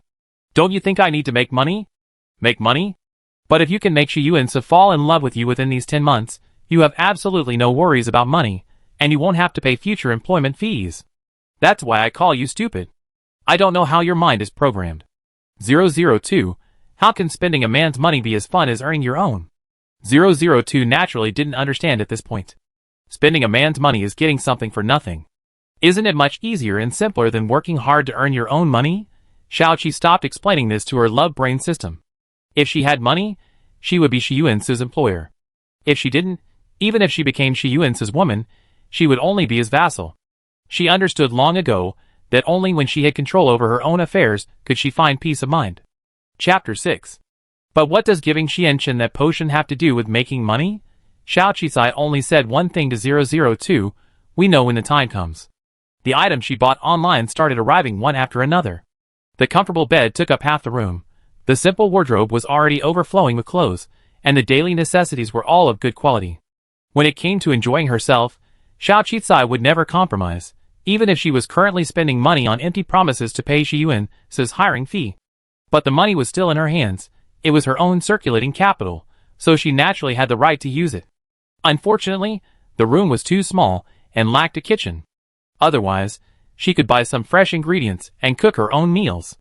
She had enough of the nutritional supplements, and the taste was indescribable, and she couldn't even change the flavor. But her biggest expense was buying a more advanced smart device. Unfortunately, the highest-end smart terminal available on this D-class planet was a level below the one Bayushan had previously used. However, it was sufficient for her current needs. It allowed for wireless connection to the virtual network, and for a fee, the speed was quite good. Soon, Xiao Qizai was immersed in a sea of knowledge, gaining a profound understanding of the social structure and basic common sense of this interstellar society. Bayushan's memories were indeed still there, but they were not her own. Even if she sorted them out, it would be like flipping through a book, requiring repeated readings, and the results might not be correct. Therefore, she preferred to re-understand and study according to her own ideas. However, to her delight, her memory was surprisingly good, even better than on Earth, and she could even say she had a photographic memory, which greatly facilitated her learning. However, after a few days of being an internet addict, she was interrupted by another knock on the door. The person who came was Xianchen, but this time his face had changed drastically. Although he had originally been gentle and fair-skinned, he did have some acne on his face. This time, he had completely transformed into a fair-skinned, pretty boy. The two burly men following him remained respectful to him. It seemed that he had commanded the respect of his subordinates, and had become Shi Yuan's confidant, so he must have had some good tactics. But looking at Xianchen's expression, Xiao Qizai knew the bait had been cast. So she didn't hesitate to praise him. Lord Xianchen, if that's true, you'd be even more handsome without those acne. As Shi Yuan's second-in-command, Xianchen was naturally often fawned over and praised by women, but for some reason, Xiao Qizai's simple and straightforward praise was particularly appealing to him. Clearly, the other person wasn't complimenting him out of flattery. It seemed far more sincere. Furthermore, Xiao Qizai's appearance was indeed deceptive, like that of a young girl who knew nothing of the world and couldn't lie. Of course, he knew full well that this girl was far more cunning and clever than he imagined. After this, Xiao Qizai invited Xianchen in and asked him to sit down. Please sit down. This is my new high-end body massage chair. It shouldn't collapse. Xianchen's mouth twitched as he thought of the cardboard stool from last time. Only after confirming that this one wouldn't collapse did he sit down. After sitting down, he didn't hesitate and got straight to the point. Your potion is indeed quite good. I only drunk half a bottle, and my face is almost back to normal. Miss Bayushan, I don't think you're giving me this as a favor or an apology, but rather specifically for my experimentation. Let me put it this way. On planet 4628, 90% of the population is suffering from toxins in the air, leading to various skin ailments. While there are various potions available, they only treat the symptoms, not the root cause. The next breath of air will allow the toxins to enter the body, causing the acne and ulcers to reappear. But your potion is very different. It's been 3 days since I finished drinking it, and my acne hasn't shown any signs of recurring. I gave the remaining small bottle to someone else to try, and the results remain the same. So, Miss Bayushan, this potion is indeed effective. I like to buy the formula. Is it convenient for you? Don't use the excuse that your family's labs and researchers have been disbanded. I investigated, and while your Bayu family has some labs dedicated to pharmaceutical research, they haven't developed or researched anything like this. Xiao Qizai was surprised that such an investigation could even uncover this. Thankfully, the other party had no intention of questioning the origins of her potions. Everyone has secrets. If you can truly reveal the formula, we won't force you. I even spoke well of you in front of the boss, and he said that if you could truly reveal the formula, he wouldn't pursue your deception. Xiao Qizai was silent for a moment. She knew lying and making excuses was pointless at this moment. Since the other party had spoken openly and honestly with her, she wouldn't continue to lie. Sincerity is key in business, especially when it comes to business she genuinely wants. She's always been reliable, and this time, she was the one offering the bait. She nodded. I do know the formula for this potion, but I don't want to sell it directly to you. I apply for a patent and hand over the production to you. Lord Xianchen, do you understand what I mean? I want absolute patent rights to this formula, and I want a share of any profits you make from it. I also investigated. Although your Dark Star is the leader of the underground forces on planet 4628, and is involved in many industries. Most of them are shady. I believe that if you could have a legitimate business, you want to move forward with it, right? After all, you can make money, but you can't upgrade your citizen card level with money earned this way. Now it was Schwanchen's turn to be silent. He had never imagined that in just a few days, Bayushan had investigated their Dark Star affairs so thoroughly, or that her guesses were so accurate. Dark Star's influence extends across the entire underground industry of Planet 4628. Of course, not all of this belongs to them. While they are the largest faction, and naturally possess considerable wealth, even their leader, Shi Yuansu, has never been able to raise his citizen card. Donating such a large sum of money, and exchanging it for contribution points at a 1:1000 exchange rate is uneconomical. And with such a special contribution point value, it's essentially impossible for their industries to earn contribution points. This matter is of great importance, not as simple as Miss Bayu imagines. However, I cannot make the final decision on this matter. However, I will report your opinion to the boss. Xian Chen didn't agree immediately. Of course. You can go back and discuss it first. I wait for your response. Xiao Qicai didn't ask Xian Chen to make a decision right away. If Xian Chen had agreed right away, that would have been problematic, and she wouldn't have dared to continue discussing cooperation. Okay, goodbye then. Xian Chen stood up, adjusted the massage chair he'd been sitting in to its previous height, and even saluted Xiao Qicai. Then he turned, gently closed the door, and walked out. Compared to his previous aggressive, even murderous approach, this time Xian Chen treated Xiao Qicai with more caution, even a touch of courtesy and respect. He was Dark Star's second-in-command, and very few on Planet 4628 could afford such courtesy. It had to be said that, although 002 found this whole operation somewhat confusing, and felt that Xiao Qicai's roundabout ways of trying to make money and cooperate were too troublesome and risky, Xian Chen's attitude at this moment excited her. Master, you're truly clever. Be the first to earn the recognition and respect of Shi Yuan's brothers, prove your worth, prove you're his equal, prove you're capable of being his wife, even consider helping him build his Ming industry. I'm sure Shi Yuan will be impressed. You're going for the strong, right? That's for sure, I hadn't thought of that. The strong is a good path, especially for a boss like you, but then your personality would be a little different from his white moonlight. 002 began to ramble again, trying to figure out its love story. But this time, Xiao Qicai didn't interrupt it, letting it finish its story. Because of this, 002 still needs an important favor. After it had even gone so far as to say that only then would Xiao Qi help Shi Yuan to train an heir, Xiao Qi finally found a chance to interrupt. You're right, but I gave the potion to Xian Chen. My face does feel a bit uncomfortable. Do you have any more of that potion? 002, still immersed in pleasant fantasies, was very easygoing. Yes, of course. My beauty potion is state-of-the-art. It can remove all toxins from your body and provide protection. If the master drinks my potion, you will definitely become as beautiful as before, or even better. This is also a great tool for our love system. After all, everyone loves beauty, and a beautiful face is always more attractive to a partner than an ugly one. Indeed, Xiao Qicai rarely praised it, and this made 002's heart flutter again. The person who developed this potion is truly a genius. That's right. You don't know, this potion was also developed by the person who created our system. He's a true genius. What's his name? I can't remember. I think the system forbids me from exploring this information, so it's not within my authority. You still have authority? Yes, I can explore some knowledge and information related to relationship support and love, but I can't do anything unrelated, or anything that intrudes on the privacy of ordinary citizens. This is the basic principle of the relationship system. For example, I can help you find a relationship target and conduct background checks on them, but for ordinary people, I can't just pry into their privacy. For example, Xian Chen, since he's not a relationship target selected by the system, I won't reveal his weaknesses or preferences. I can also access certain private information about events and individuals related to the main romance storyline, but we are not authorized to access information unrelated to the main storyline. So that's how it is. Xiaoqi nodded.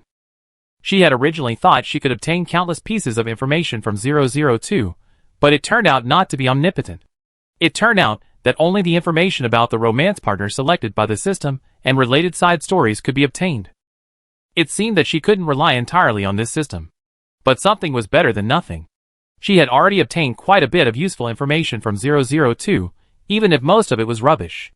After receiving a new bottle of beauty potion, She turned the topic back to making money, but in a different way with 002. Yes, your analysis is correct. I don't want to be Shiyuin's vassal. I want to be a woman who can stand shoulder to shoulder with him. So that beauty potion will be my profit. My first pot of gold. No, it will also be my chance to build my own power and impress him. So 002, I have a small question. You definitely help me, right? Xiao Qisai rarely spoke to 002 in this tone. It seemed a little flattered. Of course. My purpose is to help my master find a perfect partner. Anything I can do, I definitely help. Xiao Qisai smiled, his tone gentle.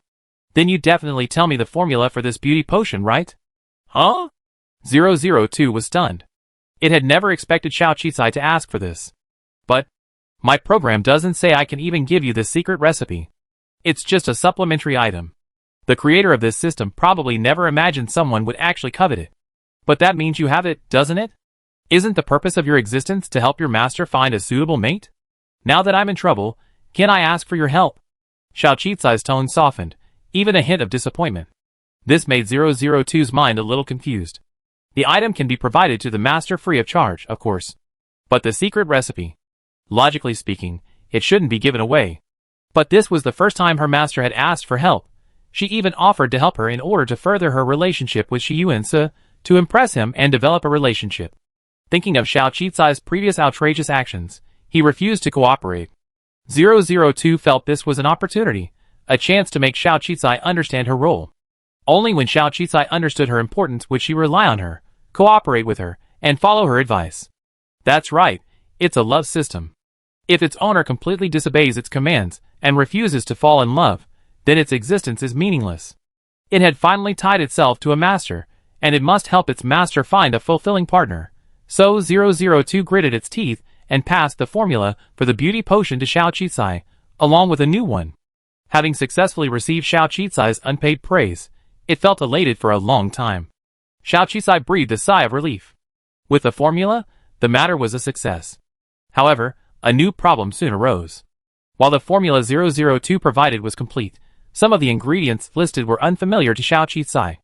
Replicating it and achieving mass production would be extremely challenging.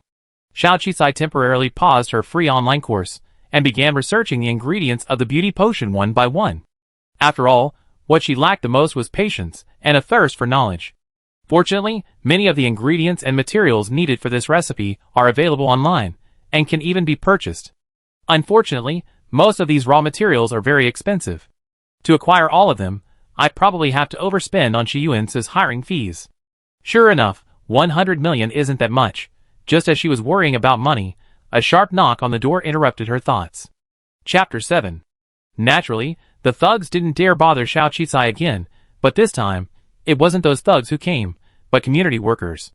The two workers wore formal work uniforms with government logos and displayed their credentials, not appearing to be disguised. Bai Yushan, Class F citizen, age 18, are you sure you're here? One of the female workers asked sternly. Xiao Qisai nodded. What can I do for you? Hello, Ms. Bai Yushan. I'm Li Qing, the administrator of District 27. We're here to inform you that you weren't yet 18 when you moved into District 27. However, the system indicates that you're now 18. I'd like to ask if you wish to renew your stay. If not, this affordable housing unit will be reclaimed at the end of the month. Although Li Qing's expression was serious, her tone was gentle. The other male staff member, however, glanced at the high-end furniture and daily necessities Xiao Qisai had added to his room, a hint of disdain on his face. I think you're rich. Just buy a house or rent in a high-end residential complex. Don't take up other people's free housing. The government needs money to keep the housing running. The country hates you, the freeloaders. Xiao Qisai, well, this is the first time someone has called themselves a freeloader. However, she was puzzled. Isn't every citizen able to apply for government public welfare housing for free? Besides, aren't these houses usually oversubscribed and unoccupied? Why are they kicking people out? Who said everyone can live there for free? If every citizen lived there for free, without paying, buying, or renting, the real estate industry would have collapsed long ago. The coalition government's free housing is for the unemployed, minors, the disabled and unable to earn an income, and the impoverished. You no longer meet the requirements, so the system has sent us to remind you. The male staff member rolled his eyes at her. So there are so many requirements? But Bai Yushan remembered that this kind of government public housing was free for citizens to apply for. It was one of the coalition government's most important citizen benefits. Sure enough, what she learned in school was full of nonsense. It only said it was a free benefit, but didn't mention any requirements. Luckily, she received a marriage cancellation payment, otherwise she would have been left with nowhere to live. It would be a good idea to move to a larger house with a kitchen, though moving would be more troublesome. Just as Xiao Qi was about to agree, Li Qing, seeing her little, well-behaved girl, felt pity for her and couldn't help but remind her, it's not impossible to apply for a longer stay. If you register for a low-paying job, you can extend your stay for 50 star coins. Low-paying jobs? Yes, a monthly salary under 800 star coins is considered low-paying. In fact, a large portion of people on planet 4826 register for low-paying jobs and live in affordable housing. After all, renting an apartment costs at least 500 star coins per month. If you can find a job and register for low-paying work before the end of the month, you can extend your stay.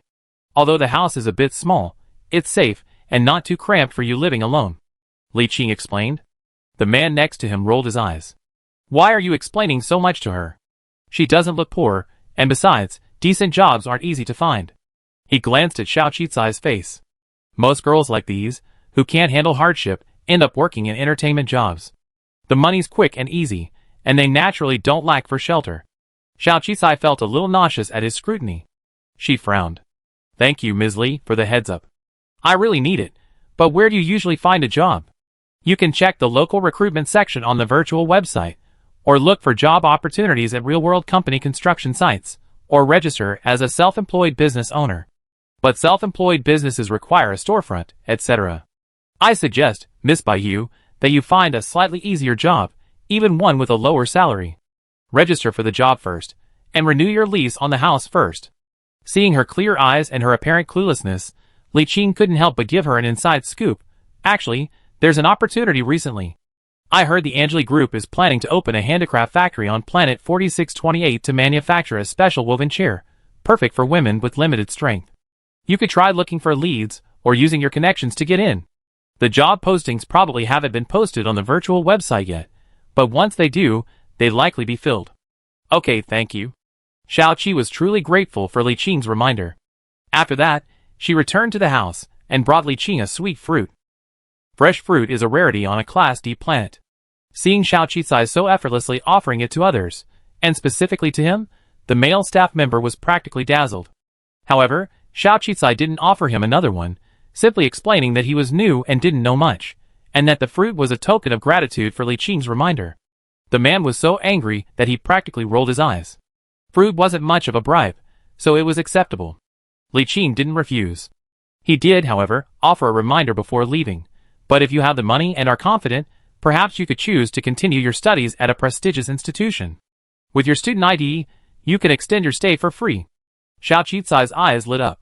After the other person left, Xiao Qicai immediately looked up the regulations regarding public housing online. Sure enough, just as Li Qing had said, it was free, a benefit, but also conditional. To extend her stay, she could either find a job or get a student ID from a prestigious institution.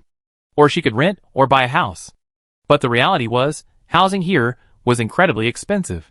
Furthermore, private housing, with its amenities and large floor space, also required a significant annual environmental fee.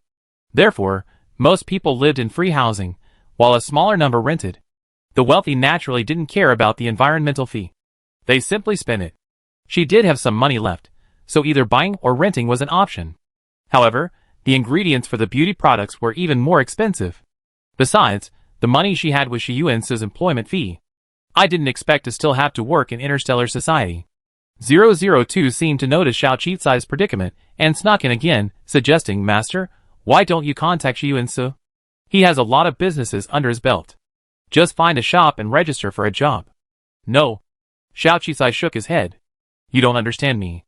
I can't work. I see. She already had enough of working in her previous life.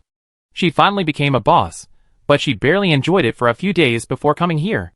If things weren't terribly bad, she preferred to pursue her own career. With that, she dove back into the virtual network. Soon, Xiao Qicai emerged from the virtual network with a beaming look on his face. He then connected to an official website and clicked on a registration portal. 002 had been watching her closely. Seeing she had opened a registration portal, he couldn't help but ask, 46 Advanced Academy? Master, you're not still thinking about going to school, are you? Xiao Qisai nodded. So what? My current education is indeed very low, and I'm still new to this world. School is my best option right now. And as long as I can successfully pass the admissions process and receive an acceptance letter, I can renew my lease for free.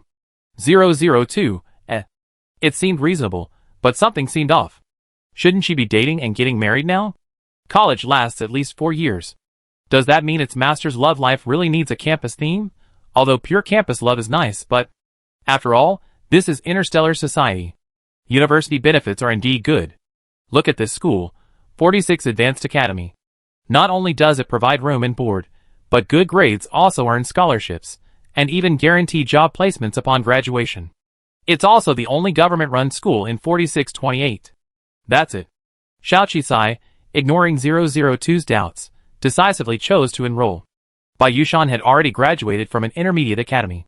Normally, she could have entered a higher-level academy on a Class B planet. However, because she had been demoted to an F-class citizen and exiled to a lower-class planet, her original admission to the higher-level academy on that Class B planet had long since been revoked. Now, Xiao Qisai had reapplied to the school, and had to complete all the entrance exams again before the semester started. After registering, she downloaded a bunch of exam requirements from the school's official website. The admission requirements seemed simple: a United Government Citizen card, a diploma from a secondary school, and a pre-enrollment basic knowledge and practical skills assessment. The other requirements weren't difficult, and Xiao Qisai was confident about the basic knowledge and practical skills assessments. The only thing was the diploma. If Xiao Qisai remembered correctly, the Baiyu family had been raided and all their belongings confiscated. When Bai Yushan left, she hadn't even considered attending university again, so she didn't even take her diploma. Of course, the citizen card records all of a citizen's basic information, including academic qualifications and degree certificates, but these must be verified by the school before they can be registered. Unfortunately, Bai Yushan encountered trouble before the school could notarize them. So, her citizen card only showed her academic qualifications from a lower-level institution. To obtain a diploma, Xiao Qisai could now contact Bai Yushan's family to see if they could find a way to obtain the original. Alternatively, she could contact her former teachers and classmates to help her review and approve the electronic academic certificate from the intermediate institution. Contacting her former teachers and classmates would be akin to a public trial, and contacting Bai Yushan's family. Countless images flashed through Xiao Qisai's mind. Bai Yushan's family seemed harmonious, but she had a feeling something was amiss. But she had always been a hands-on person. She would only know if she asked them. Bai Yushan's parents were already incarcerated, but she had a twin sister, Bai Yuding. Actually, the twin sister's contract didn't resemble her at all, and their relationship was very distant, so Bai Yushan hadn't contacted Bai Yuding. But Xiao Qisai didn't care. He only had one terminal in ID. If Bai Yuding was a free person, she should be able to get through. Xiao Qisai quickly dialed Bai Yuding's terminal. To her surprise, the other party quickly terminated the call. When she called again, it showed that she had been blocked. How could this happen? Xiao Qisai quickly searched online for the public trial of the Baiyu family case. There was no detailed information about the two daughters of the Baiyu family, only a brief sentence. The minor children of the Baiyu family would be sentenced according to relevant laws and regulations. Indeed, sentences involving minors are carefully considered and cannot be disclosed to protect their privacy. But it was strange. Logically, since the two were the same age, the sentence should have been the same. Yet, after the Baiyu family members were arrested, Bai Yushan and Bai Yuding completely lost contact. Xiao Qisai's brows furrowed as she pondered this matter. She felt this matter definitely wasn't that simple. She already had her suspicions when Bai Yushan had been sentenced to a heavy sentence for juvenile offenses. Thinking of this, she called a few more people she'd been close friends with when Bai Yushan was still the eldest daughter of the Baiyu family. To her surprise, they were all blocked. No wonder Bai Yushan was questioning her own life. Xiao Qisai paused, thought for a moment, and called another person. This person was Bai Yushan's sworn enemy, Su Qing. She also came from the prestigious Su family. Their ages were similar, but Bai Yushan was prettier and more arrogant, constantly looking down on Su Qing. As a result, the two quickly became bitter rivals. 002 sighed as he watched. All his friends and family had been blocked. Was he courting humiliation by picking on his sworn enemy? Xiao Qisai shook his head. 002, today I teach you another lesson, the importance of reverse thinking. Chapter 8. The terminal dialed, and then, the call connected. If it were by Yushan herself, she probably would never have imagined that all her close friends had blocked her, but her sworn enemy hadn't, and even accepted her call request. Of course, perhaps Su Qing had never imagined that Bai Yushan would actually contact her. But her mentality was, she called me, great, finally got my chance. I must give her a good humiliation. Hey, who is this? It's Miss Bai Yushan. Look, you must have the wrong number. Su Qing looked at Xiao Qicai's projection, saw her shabby little room and the shabby clothes she was wearing, and smiled broadly. And in a sarcastic tone, oh, I heard our eldest daughter's family is gone. Where was she banished? How come she's living so miserably? It's indeed quite miserable. She's on a D-class planet now, so I came here specifically to show you. Xiao Qicai sighed, without Bai Yushan's arrogance. He even picked up the low-grade, tasteless nutrient solution he received as a government subsidy. I can only survive on this nutrient solution now. I can't even afford food. I'm afraid I starve to death soon. Su Qing, Although happy, she felt mixed emotions. Xiao Qicai continued to play the victim. My marriage to the Luo family has been called off. My parents and sister are probably in jail too. I'm now an F-class citizen.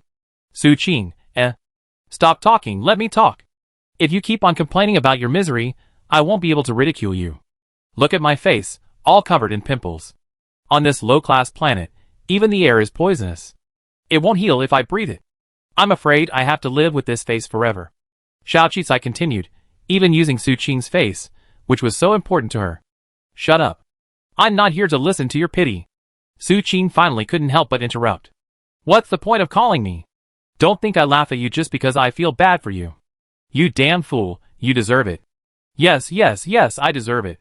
So I'd like you to help me find a teacher to notarize my intermediate school diploma. Xiao Qicai spoke directly. Diploma? Do you want to go to college? And why me? Why not your good friends? Su Qing was stunned by Xiao Qicai's train of thought. Xiao Qicai let out a pitiful wry smile. They're all just following me around to curry favor with me. Only you're on the same page as me, aren't you? I told you about my plight specifically to cheer you up. You always been generous and kind, unlike me who's petty and ruthless. Wait, you're not afraid I make a comeback, are you? Indeed, university can change your fate. Who's afraid? Just look at your current citizenship status, which is a world away from mine. I doubt you ever reach a Class B planet. It's just a diploma, isn't it? Humph, since you came all the way to tell me about your plight, I help you. Just wait. Su Qing was completely bewildered by Xiao Qicai's exasperation and praise. When she came to her senses, she actually agreed to help her sworn enemy. Perhaps, she felt a sense of sympathy, so she offered her help. And, hearing about her plight, she considered it a daily act of kindness. Sure enough, not long after, the school's virtual certification news came, and Xiao Qi quickly passed the iris authentication and was certified as a graduate of a secondary institution on the back of his citizen card, successfully solving the problem of the graduation certificate. 002 is simply breathtaking. Unable to contact friends and even blocked, who in their right mind would even think of asking their mortal enemy for help. It's a good thing her mortal enemy is young and easy to fool, but Xiao Qicai is truly constantly pushing the boundaries of his characterization of the heroine. There's been no news from Shi Yuansu, but Xiao Qicai isn't anxious, as she needs to prepare for the entrance exam in a dozen days. Bai Yushan is a fairly average student, with virtually no academic knowledge. Xiao Qicai's memory is now quite impressive, with a photographic memory, so she chose her chosen major without hesitation, law. Law majors are primarily assessed on understanding and memorizing clauses, as well as logical and adaptable skills. With her photographic memory, she should be able to read most legal texts in a dozen days. As for the latter, Xiao Qicai has decades of life experience. While she can't claim to be the best at sophistry, there are very few who can defeat her verbally. Due to time constraints and the need to quickly obtain student certification, she decisively chose to take the first batch of entrance exams. It was said that the first batch was the most difficult, and that the difficulty would be reduced with fewer students later on. But at this point, she couldn't care less. However, unexpectedly, the entrance exam was much easier than she had imagined. All questions were taken virtually online, so she didn't even have to go to school. However, there were surveillance cameras, even the virtual online surveillance, which could detect any data fluctuations, making cheating extremely difficult. But it was basically just rules and regulations, which was too easy for her. Even the debate was simple. The test results came out that same day. Both of her scores were above 90, and since she already had a diploma from a high-level secondary school, she was quickly accepted. The electronic acceptance letter was also sent to her personal computer shortly after her acceptance. After receiving the acceptance letter, she immediately contacted the community staff to register her student. The two people who came were the same as before, Li Qing and the unknown resentful brother. However, what she didn't expect was that, after seeing her acceptance letter from the 46th Advanced School, Li Qing didn't congratulate her, nor did she even smile. Instead, she looked shocked. "Oh my god, why did you apply to this university? Is there something wrong with this university? As far as I know, it's the only public university on our planet 4628 sponsored by the United Government. The faculty is excellent, the campus environment is beautiful, and the student benefits are the best of all the universities on planet 4628. Xiao Shan, you don't understand. If you want to apply to a university, you should ask me first. If I had known, I wouldn't have told you that you could extend your stay even if you applied to a university. I unintentionally hurt you." Li Qing's face even showed a hint of guilt. Xiao Qi realized something was amiss and frowned. "Sister Qing, this is absolutely not your fault. I always wanted to go to university. Even if it wasn't for renewing my residency, I would have continued my studies. So, is there something wrong with this university?" Li Qing sighed. "The problem isn't that there's anything wrong. The main problem is that this university wasn't built for us ordinary citizens, or rather, for us F-class citizens. This is the only public government school on 4628, so the students who attend are likely the children of high-ranking government officials on 4628, as well as the children of wealthy businessmen. They're generally E-class citizens. Even if they weren't originally E-class citizens, they already upgraded through various means due to their power and influence. So, it can be said that over 99% of the students at this university are E-class citizens. Furthermore, the graduation requirements are stringent. Not only do you need excellent grades, but you also need to reach an E-class citizenship level to graduate. Do you know how difficult it is for ordinary people to upgrade to citizenship? If you can't, you never graduate, and your studies will be in vain. You either drop out or be expelled. E-class citizens are required to graduate?" Xiao Qi was a little puzzled. But the school's admissions brochure doesn't say they only accept E-class citizens. But that's the accepted truth. Every year, a few unlucky souls unknowingly enter, but they generally end up dropping out. The fact that you're considering this school shows it's still strong. "What a shame," Li Qing said regretfully. "It's okay, I find a way. Thank you for telling me this. Please help me register first. Okay, if you need employment verification after dropping out, come back to me. This incident is all my fault. I help you get the free student extension certification as soon as possible and reserve the room for you. Thank you." In any case, Li Qing held no ill will towards her. She was genuinely grateful. The resentful man next to her was gloating. Xiao Qizai decisively gave Li Qing a few more sweet fruits, infuriating the man and cursing that Xiao Qizai had wasted his time and would drop out sooner or later. After Li Qing left, Xiao Qizai used the student ID number on his admission letter to log into the internal student forum of the 46th Advanced School, and finally discovered that Li Qing was right. There was indeed a strict graduation requirement, a citizenship level of E. The conditions for upgrading citizen rank, besides being determined at birth, are contribution points. Contribution points are contributions to society and the government. Of course, major inventions and patents can also earn contribution points. Outstanding contributions to national security or the public can also earn contribution points after review. The simplest way to earn contribution points is to buy them, but that's incredibly expensive. The exchange rate between star coins and contribution points is 1 to 10 million, so 10 million buys just one contribution point. Not to mention the contribution points required to restore her previous Class B citizen rank. Just going from Class F to Class E requires 50 contribution points, or 500 million. So, in just 4 years, she would either have to earn 500 million to upgrade her citizen rank, or create 50 outstanding patents or certified inventions, or occasionally perform a deliberate act of saving lives, earning 0.1 contribution points at a time. Either of these would be incredibly difficult for a young, ordinary student. It's no wonder the forum was dominated by the unfortunate F-rank students, who daily lambasted the school's regulations. Sprinkled in were countless sarcasms from E-rank students, mocking these low-level citizens for overestimating their abilities by seeking trouble in a government-run school for the higher-level citizens of planet 4628.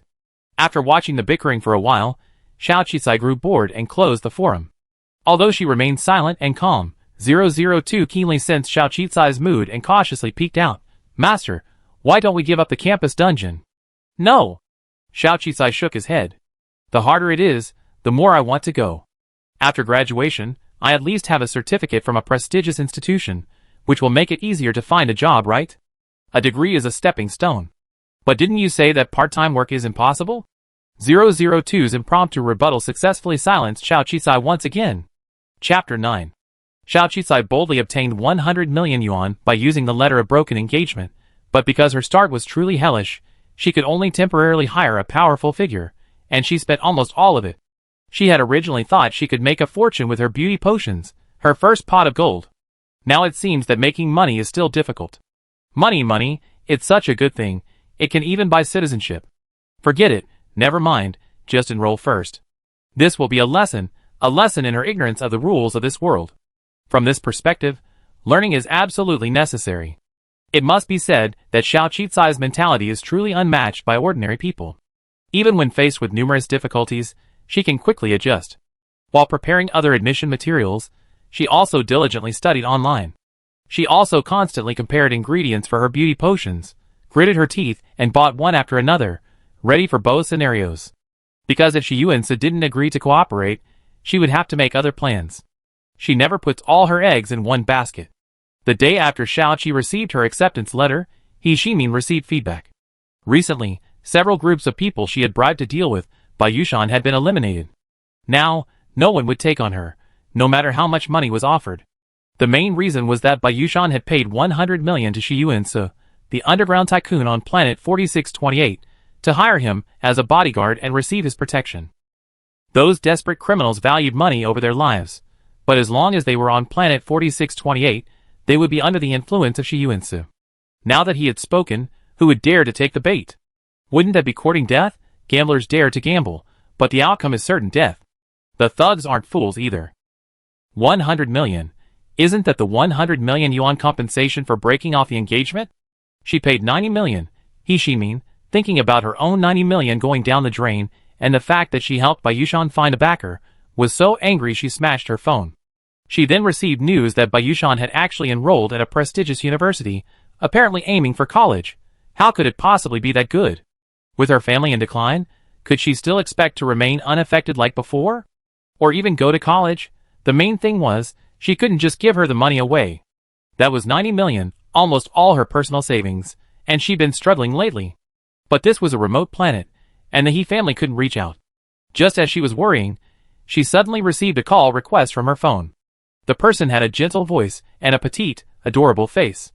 "Sister, you and brother Luo Ming are a perfect match. Bayushan wants to go to college. She must be trying to escape the restrictions of lower-class citizens and return home. If she comes back, brother Luo Ming might relent." He Shimin felt a headache. "I know that too. Besides, the Luo family actually rejected my marriage proposal. Bayushan is dead, so brother Luo Ming definitely won't refuse. Since those thugs don't dare take it, sister, why don't you try another channel? She'd definitely have to deal with some staff, such as community review and government investigation. I believe no one can refuse to be transferred off a Class D planet. As long as there's a way to escape, someone will always take the risk." Hearing this, He Shimin's eyes suddenly lit up. That's right.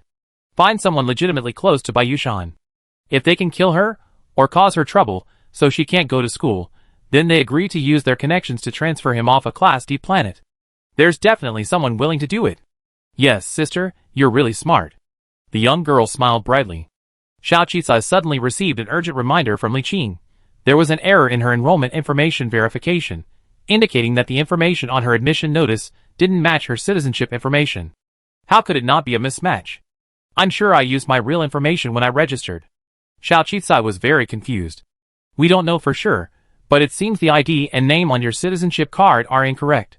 You might need to go to the Citizenship Information Center for verification. If you want to renew your stay, you need to do it quickly. There are only 10 days left until the end of the month. If you can't complete the verification before then, we have to repossess your apartment. Okay, I understand. Thank you. Xiao Qisai was thankful for her kindness to Li Qing, who had indeed helped her immensely. If she hadn't reminded her, she wouldn't have known there was a problem with her citizenship card information. This is the United Government's most basic citizenship database, covering every aspect of life. If there were a problem, it wouldn't just affect her lease renewal. She'd probably have trouble enrolling and living there too. The citizen ID is generally assigned at birth, so normally there shouldn't be any issues. But if there are any issues, that's abnormal. A cold glint flashed in Xiao Qizai's eyes. She suspected someone was behind this. So, she made a rare trip out of the house, and went to the Citizen Information Center in person. Bayushan 8966588860? Sorry, according to my inquiries, there's no such person as Bayushan or the citizen ID number you mentioned in the Citizen Information Database on Planet 4628. Did you misremember your name and citizen ID? No. Impossible. I was exiled here from the Class B planet Helangia a week ago. Without my registration and citizenship information transferred, I wouldn't be able to enter. Are you mistaken? Xiao Qizai explained. No mistake. We don't have that name and citizenship ID on Planet 4628. Little girl, you're not an illegal resident trying to register, are you? This method is so crude. Every day, countless people say they've forgotten their names and citizenship IDs and want to apply for replacements. You better go back. The staff member was very rude and looked at her with disdain. Don't delay my work. There are too many illegal residents like you on this planet, with no citizenship status. If you continue to make such trouble, I have the sheriff arrest you. Xiao Qizai frowned, and then went to another window. The staff at this window were more friendly, but they still told her that they couldn't find her citizenship card and ID information. She didn't ask the third person, because continuing to ask would only bring the same result. She must have been tricked. Yes, on this D-class planet, even those thugs dared to intercept the government's orbital vehicle. The system was absolutely chaotic. Bribing someone to delete a person's information from the local citizen database was indeed possible. Xiaoqi had just received Shi Yuan's promise, but she never expected that no one would dare to touch her again, so she resorted to such a ruthless method. Without a citizenship card, one is an illegal immigrant, not only unable to enjoy any benefits from the coalition government, but also lacking citizenship rights.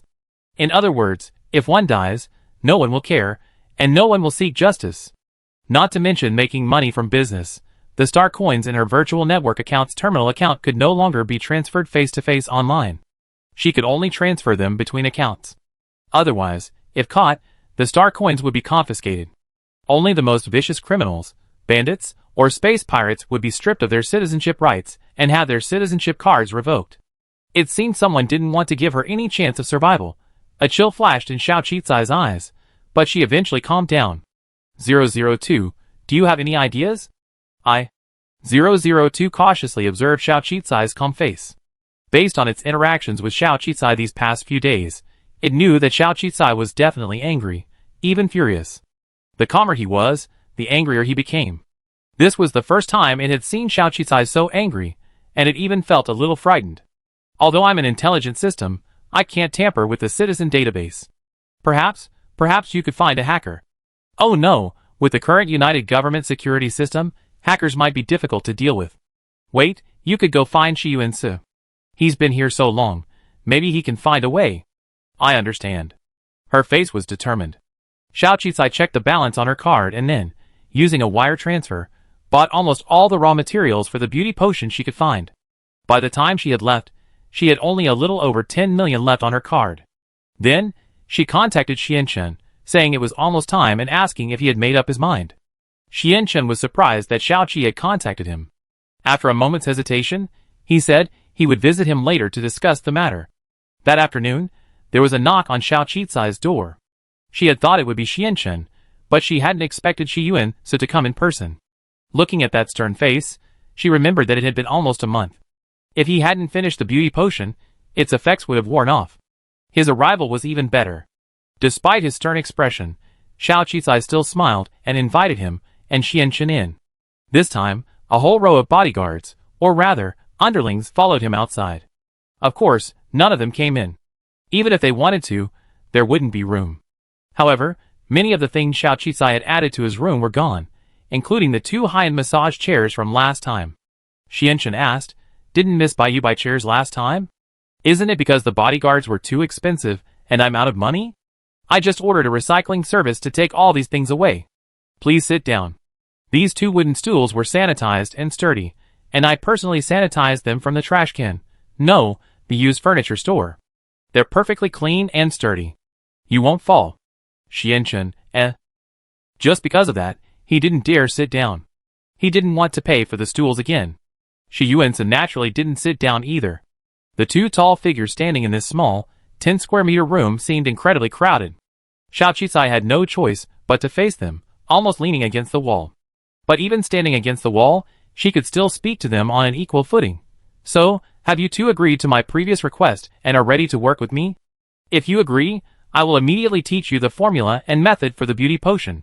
Although there was a backup plan, the formulas were actually far too expensive. If the other party would agree to cooperate with her, she could reap the benefits, which would have been ideal. Alas, nothing like that happened. Sure enough, Xianchen shook his head. No, we considered it. We can cooperate, but we need a different approach.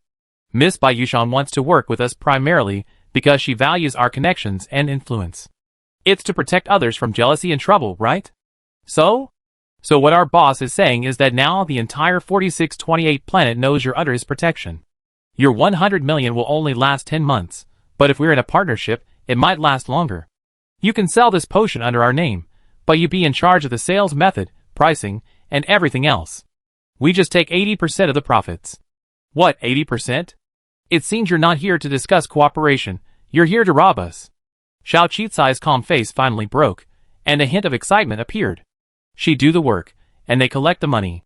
This was the first time in her negotiation career that someone had made such an outrageous offer. Ms. Baiyushan, don't get excited. You know, there are smart people in this world besides you. If we were to sell this potion, we could barely pay you a royalty fee, but we wouldn't give you a penny of the profits. Since you're not part of our faction, we absolutely can't give you a share. Of course, if Miss Baiyushan is willing to join our gang, that's another matter.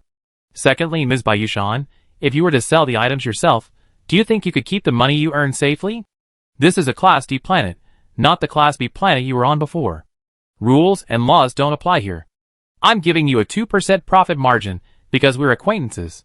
At Dark Star, we always take 200% profit margins. Do you understand? Xianchen remained gentle, and Shi Yuansi said nothing. Xiao Qisai finally understood, or realized, that the 2 people she was dealing with weren't her former business partners or competitors. They were the bosses of the planet's largest underground forces, thugs, robbers, jackals, tigers, and leopards. Just like the deletion of her personal information, it wasn't the rules that were binding, but power. So, since they're jackals, tigers, and leopards, we have to use the same methods we use to deal with them. The more Xiao Qisai thought about it, the more she calmed herself down. She knew that since she lacked leverage in this matter, she had to add another one. So, she avoided the beauty potion and turned to Shi Yuansi, saying, since we can't reach an agreement, let's put aside the beauty potion and talk about the potion I gave you last time.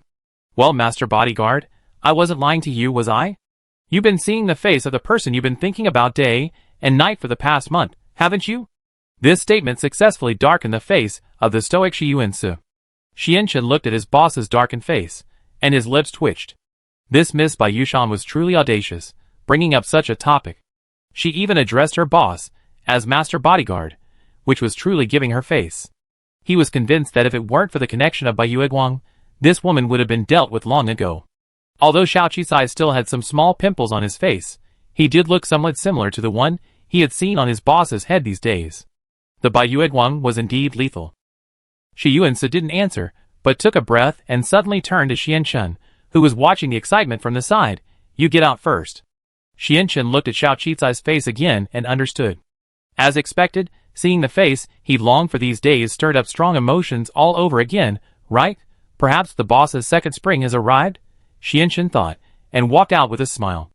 He even considerately closed the door for the 2 of them, and gave him a look that said, I understand. Shi Yuansi, ? Chapter 10. It seemed his subordinate had misunderstood something. But now was not the time to explain. He could only take 2 steps back with a sullen face, moving further away from Xiao Qisai. Indeed, you weren't lying. My face has become exactly like Ari's. Shi Yuansi gritted his teeth. But you know I'm not here today for the beauty potion. I'm here to claim the reward you and Xianchen promised me.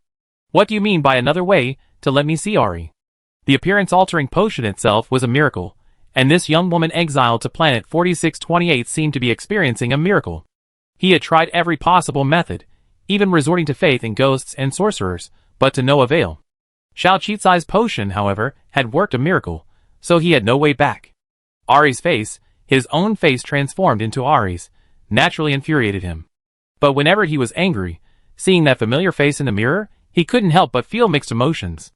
So this was what his own Ari was like, and he had almost forgotten. He didn't know what would happen next. Will he ever completely forget? That would be the cruelest thing. It had been over 20 years. There had never been a woman by his side, and no one had ever been able to enter his heart. He didn't want to forget the purest love of his youth. The girl who died for him that year was a regret that no amount of power could undo. So, even if the chance was 1 in a billion, he was going to take the gamble. That was why he had come in person today. After hearing his words, Xiao Qi finally breathed a sigh of relief. Bai Yueguang's trick was indeed the most effective. There are 2 options. The first is that if you miss her, I prepare another potion for you, and you'd be able to see her in the mirror. Of course, this only treats the symptoms, not the root cause, and it doesn't seem to be very effective for you, or you won't be satisfied. So I have a second option, Xiao Qi continued. What is it? Although Shi Yuansi knew the girl before him was likely speaking little truth, he couldn't help but hold on to hope. You think a miracle has happened to me, don't you? Xiao Qi looked Shi Yuansi straight in the eye. Shi Yuansi was stunned. Randomly, he opened his personal terminal and retrieved a file. This is all the information I've been able to gather on Bai Yushan. Do you know why I made this personal trip? Because I can't recall any previous connection between you and me. I can't understand why you knew about my relationship with Ollie, and why you possessed those 2 magical potions. In just one night, no, or even one day, your behavior, those 2 potions, and everything you've done are completely different from the proud and domineering Bai Yushan of the past. So who are you? Are you related to my Ollie? He looked at Xiao Qicai's face, which bore a resemblance to his own Ollie, with a hazy look in his eyes. They were both orphans, adopted by 2 different families, and became neighbors. But the 2 had actually known each other in the orphanage, perhaps even longer. Neither of them had any relatives, but that didn't rule out the possibility that they had no memories or had been abandoned by their loved ones. He now suspected Xiao Qicai was a distant relative of Ali's. Perhaps Ollie had contacted her former relatives without his knowledge, and that was how Xiao Qicai learned of their relationship. Or perhaps, with a 1 in a billion chance, the girl before him held his own soul. He naturally wouldn't consider the girl before him a replacement for Ollie, but deep down he hoped for a miracle. The person before him wasn't the original Bai Yushan, so who was she? And did souls really exist in this world? He needed to get to the bottom of it, which was why he had sent so many people to protect Xiao Qicai, and why he had rushed here immediately after his face had returned to its original appearance. Bai Yushan's information was both detailed and concise, but the details differed radically from Xiao Qicai's claims, especially regarding the alleged pharmaceutical company. Even if Bai Yushan had privately participated in the family project, she couldn't possibly have taken these 2 potions. Furthermore, the Baiyu family didn't even have a laboratory producing any miraculous potions. The potion that transformed her appearance was a miracle in itself. Looking at Shi Yuansi's expectant expression, Xiao Qicai was suddenly moved. It seemed Shi Yuansi truly had a deep obsession with his beloved. Of course, this was precisely why she had this opportunity. She had been forced into a corner, so she would stop at nothing, exploiting anyone who could solve her predicament. She had always been like this, and was definitely not kind. She clenched her fists and said calmly, "Yes, there are only 2 of us in the room now. Since you already noticed, I won't hide it anymore. I'm indeed not Bai Yushan. Bai Yushan died by crashing into a wall when those 2 thugs tried to bully her, and I'm from another dimension." Reincarnation? Although Shi Yuansi had already suspected it, he was still very surprised. Indeed, I don't know if it's a soul, consciousness, or memory. In short, the person before you is no longer Bai Yushan, but someone else. So people really do have souls, right? Then where did my Ari go? Did she also reincarnate like you? Perhaps to another world? Shi Yuansi muttered to himself. You're not from this world, so where are you from? I come from a very distant place, or rather, from the past. Xiao Qicai didn't lie about that. She looked at Shi Yuansi with a determined expression. I want to go back to my world. There's no doubt about that. So, I'm planning an unprecedented time machine project that will allow me to return to any time and space, including your own time and space. As long as I can go back to the past, you can save her, you can see her again, right? Shi Yuansi, Don't tell me you're not tempted. Shi Yuansi was indeed tempted. After Xiao Qisai said this, his eyes changed, and he stared at Xiao Qisai intently. But after all, he was a rational person. It's not that there are people in the coalition government who are researching this, but this idea of a time machine is basically nonsense. Nonsense? Just because they can't develop it doesn't mean I can't. Besides, my world actually already has the technology, but limited conditions prevent me from launching the project. Besides, isn't my existence the best proof? Xiao Qisai spoke firmly, knowing that this kind of person wasn't so easily fooled. After a moment's thought, she continued, and I have my own reasons for wanting to develop a time machine. Because I, too, have a white moonlight. Xiao Qisai's mouth was dry as he spoke. When Xiao Qisai explained how he'd been single his entire life in a previous life because he couldn't forget someone, Shi Yuansi's eyes finally flickered. Finally, he gritted his teeth and said, "If I find out you're lying to me, the consequences will be unbearable." Hearing him say this, Xiao Qisai knew it was done. However, I don't know when your time machine will start working. It's time to pay me my dues. After all, I have so many people to support, and I have to send someone to keep an eye on you constantly. Of course. Xiao Qisai still had some sense of contract, so she immediately transferred another 10 million to his card. Now she only had a little over 200 star coins left. No, she had to make some money, but if she couldn't just sit back and reap the benefits of their cooperation, she'd have to go it alone. Xiao Qisai gritted her teeth. Never mind. This was fine. It guaranteed independence, but a 20% profit was absolutely impossible. You know me. I make money to invest in time machine research. That's why you only leave me 20% of the profit. I can't even earn my hard work fee. I give you 2/10 of the profit. You're just borrowing the name, paying nothing, and yet, you're making a 20% profit. It's already quite a profit. Xiao Qisai once again gambled on the time machine, because she knew Shi Yuansi's weakness. But this time, Shi Yuansi didn't seem so easily fooled. He didn't answer directly, but said, "I never been good at business. Just talk to Xianxin later." With that, he turned and opened the door. Xianxin pressed against it, practically rolling in as it opened. Shi Yuansi couldn't help but knock him on the head. "Don't make wild guesses. We're just collaborating with her.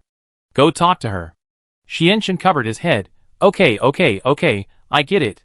He called me a wild guess and hit me so hard, probably because he was afraid I'd hear something. This damn public housing is actually pretty soundproof. Then came the confrontation between Xiao Qisai and Xianxin. Xianxin was indeed a seasoned expert.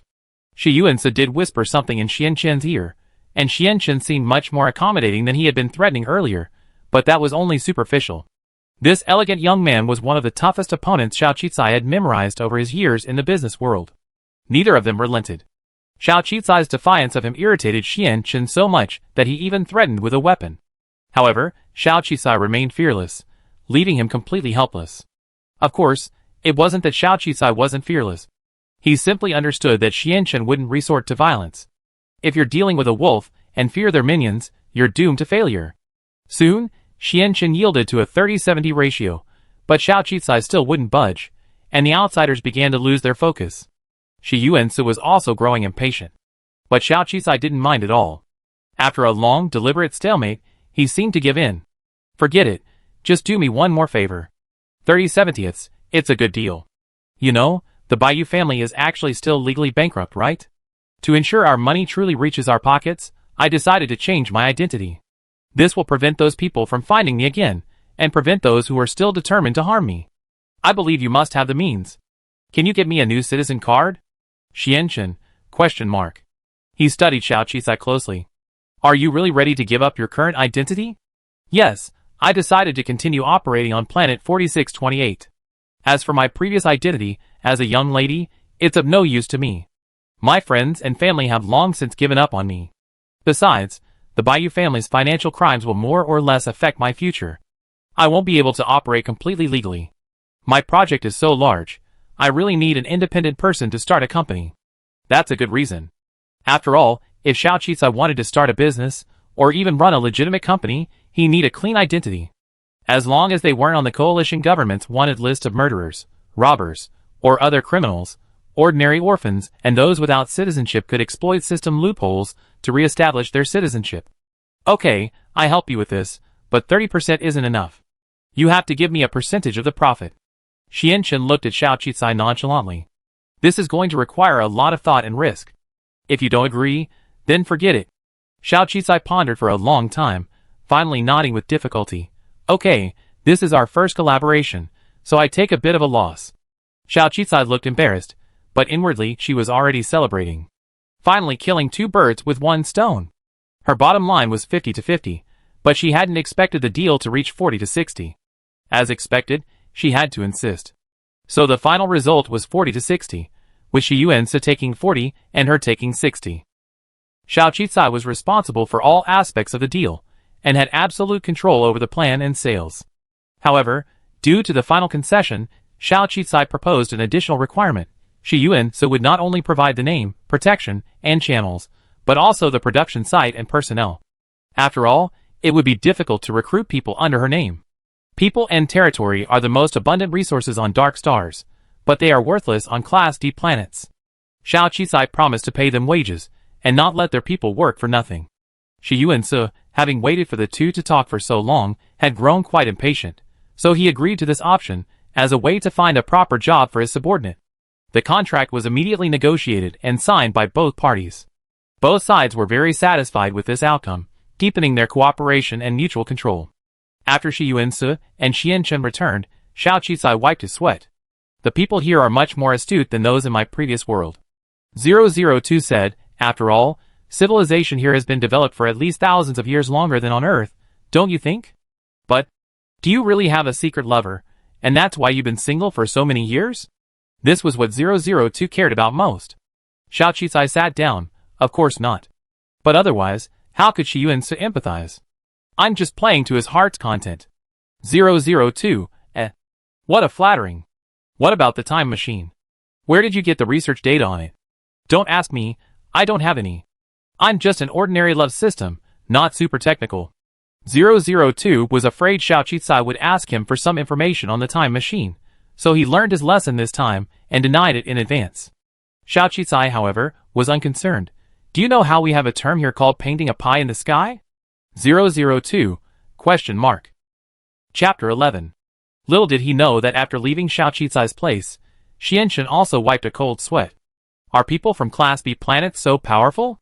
She's so young, yet her logical thinking is terrifying. After talking for so long, I feel like I'm dealing with a cunning old fox. She doesn't look like a teenager at all. If we can't use her in the future, we won't let her stay. That's right. Shi Yuanse nodded. Does the boss intend to recruit her? Although she was exiled here, she's an untainted person. If the boss truly wants to clean up our business, perhaps she could be a catalyst. Why not take this opportunity to test her abilities? Judging from the cost of the beauty potion she revealed, it's not cheap to make. On a Class D planet, most people definitely can't afford it. If she can truly establish a sales network and make money with that beauty potion, it would mean she's truly capable, and we could use her. Xianchen's idea was sound, but Shi Yuanse wondered if the person residing in that body wasn't just some innocent little girl. So he hesitated, saying calmly, don't rush. Let's observe. Of course, he didn't realize that if he missed this opportunity, he'd have no chance of becoming Xiao Qisai's boss again. Xianchen had used his connections to infiltrate a group of children of recently returned desolate planetary migrant workers. These miners have been working on the deserted planet for a long time. Some of them have gotten married and had children. However, since there have been no interstellar spacecraft for a long time, or they have no other family members to help them take care of their children, some of their surviving children have been with them all the time and have not had the opportunity to be entered into the citizen information database. Xianchen disguised her as the orphan of a miner couple who tragically perished while mining on a desolate planet and gave her companions a sum of star coins to help identify her. With proof that she was an orphan, the situation became much easier. After a genetic check, Xiao Qisai was found to be neither in the criminal database nor possessing the same criminal genes as her, nor the offspring of a criminal gene. Finally, she received a brand new citizen ID card. She also took this opportunity to restore her original name, using the 3 characters Xiao Qisai. At the same time, she had 002 give her a potion, restoring her appearance to her true self. Looking at her younger self in the mirror, she suddenly realized that she bore a resemblance to Bayushan, or rather, a strong resemblance. However, after years of wandering the business world and reaching her 30s, she had long forgotten what she looked like as a teenager. Furthermore, her teenage years had been extremely difficult, and she wasn't as well fed as the original owner of this body, resulting in her dark, thin, and malnourished appearance. For a moment, she felt as if Bayushan and she had become one, or perhaps Bayushan was just another version of herself from a parallel universe. No matter what, she must live well, whether as Bayushan or Xiaoqi Sai. And she would not let any of those who murdered Bayushan, or those who secretly plotted against her, go unpunished. Since this world had new rules, she would abide by them. Zhang Renzheng was the male staff member who, along with Li Qing, was in charge of Xiaoqi Sai community. He was already unhappy with Bayushan's contempt for her, so when he learned that someone above him was offering him money to get her help, he agreed without hesitation. Leveraging his connections as a student, he successfully obtained Bayushan's citizen ID card information. He then teamed up with several people from the information department and exploited a loophole in the transfer of citizen files to delete Bayushan's citizen information from the local database. For this, he received 1 million star coins, and was even promised that they would find an opportunity to transfer him to a Class B planet. As a result, he had been in an especially good mood these past few days, brimming with joy, believing that he would indeed be transferred to a Class B planet and change his fate. As for Bayushan, she deserved it. Just as he was gloatingly awaiting the transfer order, he suddenly received a message from Bayushan. Without the slightest suspicion of why Bayushan had his terminal ID, he triumphantly clicked on Bayushan's message, hoping to hear her pain and distress. Sure enough, he heard the girl's pitiful voice, lamenting that her authentication had failed, and she had nowhere to live. She then dropped her previous arrogance and asked if he could help, hinting that she could trade her body for the chance to continue living there. She had completely lost her previous disregard and contempt for him, appearing desperate. Zhang Ren's eyes suddenly lit up. Bayushan might have a bad temper, and she might look down on him, but her face and figure were indeed beautiful. She had some acne, but most people here had it, so it didn't affect her appearance. Compared to the native women of planet 4628, this young lady, who had never experienced hardship, was simply fair and beautiful. He had always felt disgusted but lacked the courage to do so. Besides, as a community worker, he didn't dare do anything to the residents, otherwise his job would be over. But now, he knew that Bayushan's citizen ID was gone, and she was no longer Bayushan. So, if he did something, no one would care, right? He was just an undocumented vagrant without a citizenship card. Even if he died, no one would hold him accountable. Of course, there was no legal recourse for anything he did. Thinking of this, his lust was aroused, and his evil intentions were aroused. So that night, under the moonlight, he sneaked into Xiaoqi Sai's room. Sure enough, the desperate girl immediately opened the door for him and pulled him in. But just as he was about to pounce on the girl with joy, he suddenly smelled a strange fragrance and fainted. 002 looked at the unconscious Zhang Ren, and couldn't help but warn Xiaoqi Sai, he deserves it. He's a vicious cannon fodder who's hindering your happiness. But don't do anything illegal. Otherwise, I won't provide you with these props again. Of course not. I always been a businessman who understands the rules and abides by the law. Xiaoqi Sai said this, but a cold expression settled on his face. She took Zhang Ren's terminal and put her old, loose robe on him. Then, she gave him a potion. Soon, Zhang Ren's face changed, transforming into a delicate young woman, exactly like Bayushan. After doing this, Xiaoqi Sai packed up her few remaining valuables and left the room. Not long after she left, two tall men, who had obtained the access code, sneaked back into Xiaoqi Sai's room. To their ecstasy, the code was genuine, and they easily opened Xiaoqi Sai's door. The beautiful girl lay on the small bed, seemingly deep in sleep, defenseless. One of the men was none other than Zhang Biao, the scarred man who had been sent to harass Bayushan in the first place. He gazed at the girl he'd been dreaming about day and night, a lewd look on his face. I never thought my dream would come true. Today, she's not going to escape. With that, he lunged at the girl on the bed. The bald man, Wang Fu, hesitated for a moment before also stepping forward. Thanks to Shiyuan's words of protection, they had no chance to attack Bayushan again, and naturally, they hadn't received the remaining payment for the previous crime. Even their previous actions against Bayushan had caused them considerable trouble, leaving them unable to find any new work, leaving them filled with resentment and anger, and even more destitute. Unexpectedly, someone contacted them today, offering them another sum of money and the remaining payment if they attack Bayushan. People die for money, birds for food. Money was too tempting for them. Besides, the other party said everything was set up, and all they had to do was go in and have some fun. Why not? A strange smell filled the room, and soon, strange, ambiguous sounds were heard. Something was mixed in with panic. But soon, like a frenzy, they ignored everything else. The room was a mess, filled with panicked echoes. Xiao Qisai sat in the shelter's common hall, planning her time, and walked out in the morning mist. She opened Zhang Ren's terminal and connected to the mysterious person she had recently connected to. Although she called him a mysterious person, Xiao Qisai knew it was He Xinming's ID and profile picture. Of course, Xiao Qisai had recently contacted several other public officials, and they had all been noted down. In a panicked tone, she sent a message to He Xinming pleading for help. "It's done, but it seems I've been discovered by Shi Yuan's men. Save me. They're going to kill me." After doing all this, she threw the terminal directly into the largest, stinking river. Early the next morning, He Xinming received 2 messages. One was that Bai Yushan had been indecently murdered by those 2 thugs. The other was that the foolish and greedy Zhang Ren had apparently been targeted and killed by Shi Yuan, so in revenge.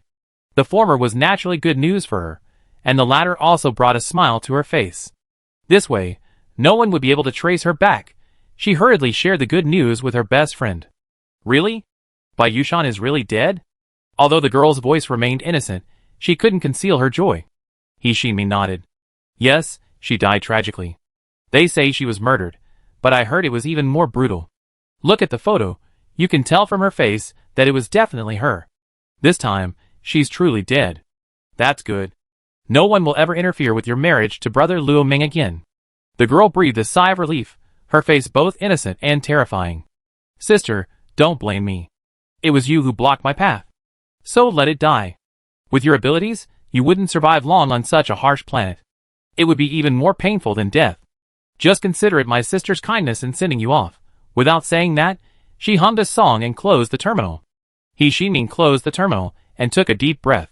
She was cruel, but Bai Yushan's sister, Bai Yuding, was even more cruel. If even blood relatives acted like this, what was she to blame? She knew too that Bai Yuding was using and guiding her to kill Bai Yushan. She was naive and kind. If she were truly naive and kind, she wouldn't have killed her own sister. However, she hadn't wanted Bai Yushan dead in the first place, but there was no other way. If she didn't die, Luo Ming wouldn't give up and agree to a marriage with the He family. And the He family was on the verge of collapse. For her, marrying into the Luo family wasn't just about the man, it was also about business, about profit. Because if the He family fell, her fate would be even worse than Bai Yushan's. So she couldn't be blamed. Blame your sister. Rest in peace. Bai Yushan. As expected of a refugee, even though she died tragically in the public housing provided by the coalition government, no one cared. Not even a doctor or security officer came to investigate. They simply registered the death and then dragged the body away for collective disposal, without even verifying its identity. Only Li Qing, as seen in the news, expressed shock and fear.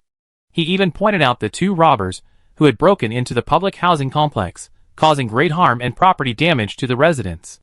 The 2 men, seemingly drugged and unconscious, even attempted to assault the security guards when they arrived, and were promptly detained. Xiao Qisai kindly asked Xian Chen to inquire about the 2 men, who already had criminal records. Furthermore, they had been identified by a public official and had attacked the security guards, resulting in a direct death sentence. It was a severe sentence. Hearing this news, Xiao Qisai didn't even blink.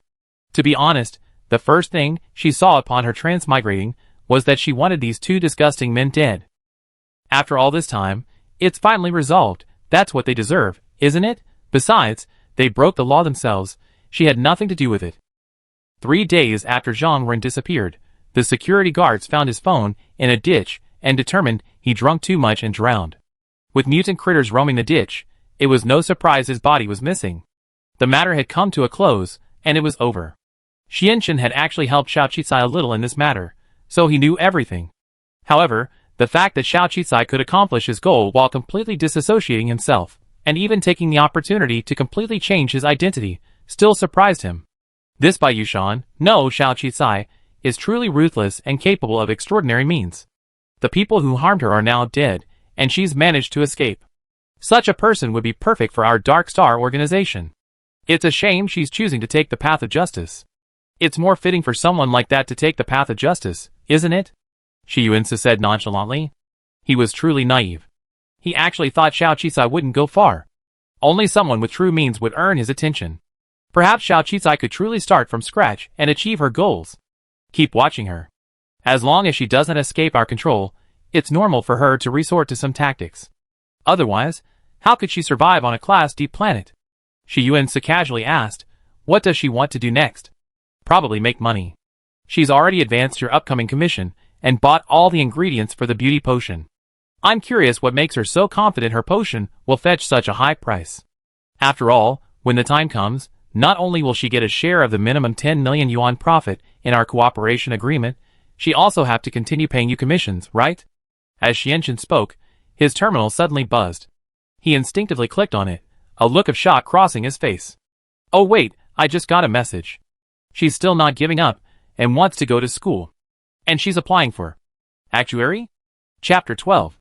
Changing her identity was actually a relief for Xiao Qicai, at least temporarily escaping some of Baiyushan's previous hatred. Of course, there were gains and losses. Severing Baiyushan's identity meant she could no longer use any of her previous information, including her secondary school diploma and her previous acceptance letter to the law program at the 46th Advanced School. Of course, the public housing registered under Baiyushan's identity was no longer habitable, but it had expired. Xiao Qicai only had a little over 200 star coins left on her card, but she didn't care. Instead, she set her sights on another major at the 46th Advanced School, actuary. This was the only major that required no academic qualifications, requiring only an entrance exam. It was also her only hope of gaining admission.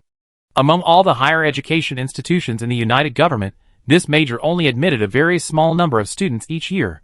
Some schools even frequently failed to enroll. Not to mention D-level planets, even on advanced planets, the number of students in this major was extremely low. On planet 4628, the 46th Advanced School hadn't hired a single actuary for 3 consecutive years. This was because students in this major were generally geniuses, and geniuses were rare. So, for a genius, whether or not they had a diploma from a secondary school wasn't important. What mattered was their brains.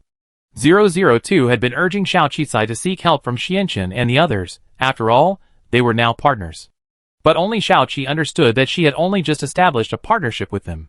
At this stage, they were equals, partners, but once she began seeking their help, the nature of the situation would change. That's why Xiao Qi deliberately offered them the option of renewing her citizenship card as a concession, rather than directly asking them to help her get it back. Desperate? How could she be desperate? As long as she passed the actuary exam and was accepted into the school, she could reapply for government public housing under Xiao Qicai's name. Besides, she was truly envious of the benefits offered by the 46th Advanced Academy, including food and accommodation. The actuary program even subsidized living expenses and offered scholarships. After all, virtually all successful graduates of the actuary program were highly sought-after talents by all the companies, and even government agencies in the entire coalition government. Most became key figures in their respective companies. Regardless of whether she would work part-time in the future, she truly needed to be admitted to this program. However, the 46th Advanced Academy was about to begin, and the registration deadline was only 3 days away. How could she possibly complete the actuary exam in 3 days? Boss, if she can really pass it in 3 days, I don't think there's any need to reconsider. Simply recruiting her to Dark Star would definitely bring about a qualitative improvement for us. She's a future actuary, Xianqun said. I don't think she's confident enough to sign up.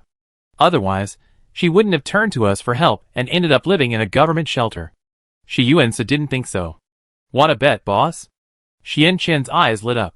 He and Shi Yuan-se hadn't made a bet in a long time. A bet?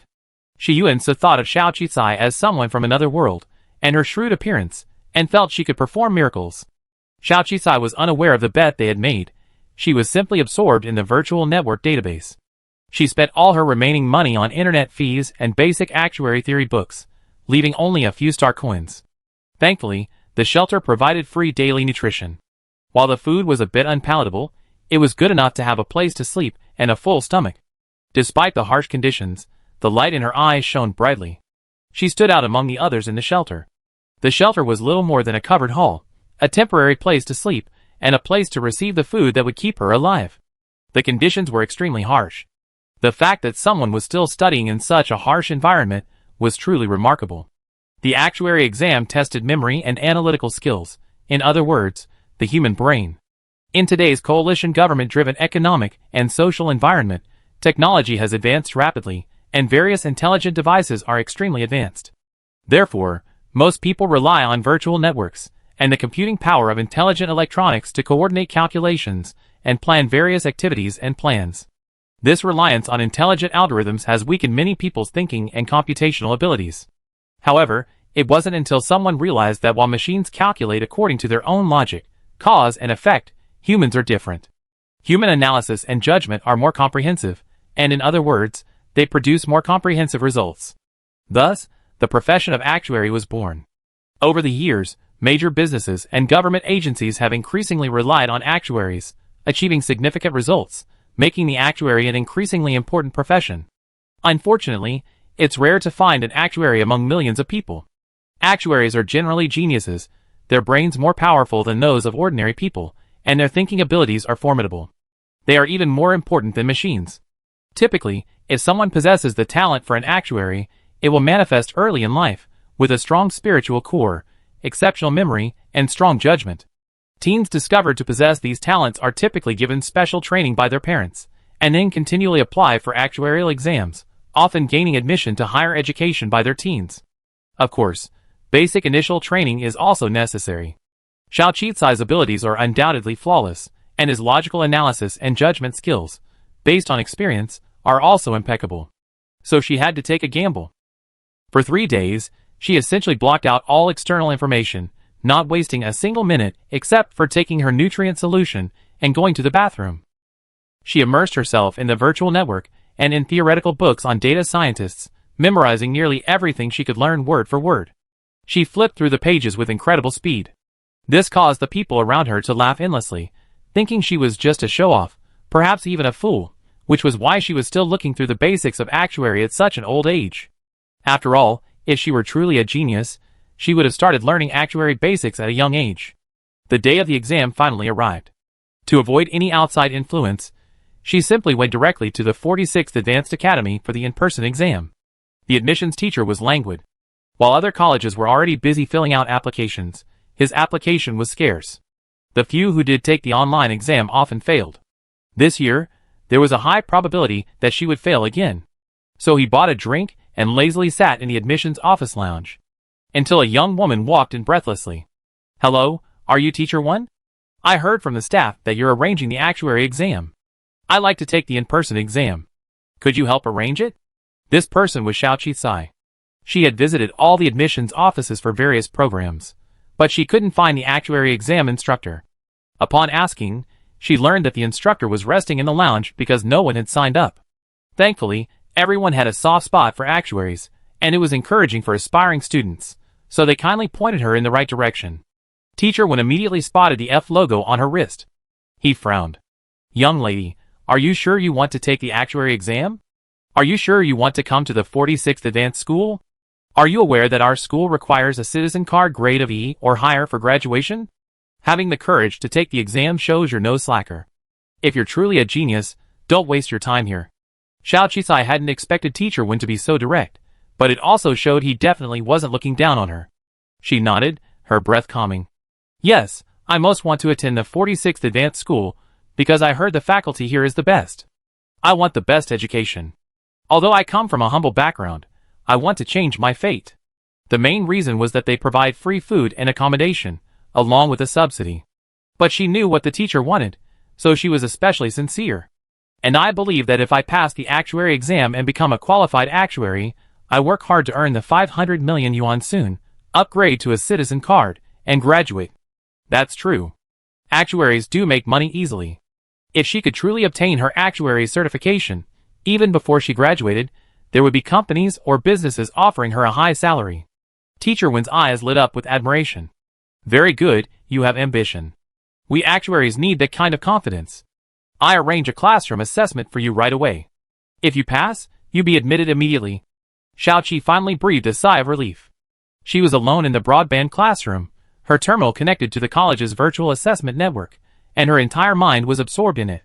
At this moment, 002, who had been silent for a long time, suddenly spoke. "Although cheating is wrong, master, I thought about it. If you pass the actuary's assessment, Shi Yuan will definitely take notice of you." I can cheat a little, and no one will notice. Besides, I'm already your intelligence system." Clearly, 002 remained silent for a long time, preparing himself mentally before offering to help. Xiaoqi suddenly smiled. I have to admit, this system can be truly adorably silly at times. Thank you, but I don't need it. Don't you trust me? Just shut it down for now, and wait for my results. 002's voice suddenly faltered. Okay, master, I believe you. Keep going. 0022's voice faded from her mind. Xiaoqi took a deep breath, clicked the start button, and immersed herself in the test. When she regained consciousness after the long, drawn-out process, she found herself drenched in sweat. The exam system indicated that grading was in progress. Teacher Wen stared intently at the system panel. Finally, the numbers on the panel began to tick, then stopped, displaying the final score. 59. In that instant, Xiao Qizai's face darkened to a grimace, a look of profound devastation. She opened her mouth to say something, but ultimately lowered her head. As expected, she had underestimated interstellar society. Even if she memorized all the fundamental actuary theory in 3 days, it would be difficult to pass this most difficult professional exam, considered a genius major. She looked at Teacher Wen and whispered, I'm sorry to disappoint you. With that, she walked out of the classroom. 002 didn't know what to say. Although she hadn't been in interstellar society long, Xiao Qizai approached everything with such confidence and certainty. It was rare to see her so downcast. It could only comfort her. It's okay. Exams aren't the measure of success. Besides, even if you failed, you still have other options. Go to Shiyuansi. They seem to be interested in recruiting you lately. If you join Dark Star, you have more contact with him, and maybe develop a relationship. What a wonderful consolation. For the first time, Xiao Qizai truly wanted a time machine, to travel back to before the exam and give it one more try. But just as she was about to leave the classroom, Teacher Wen stopped her. Wait, why are you walking so fast?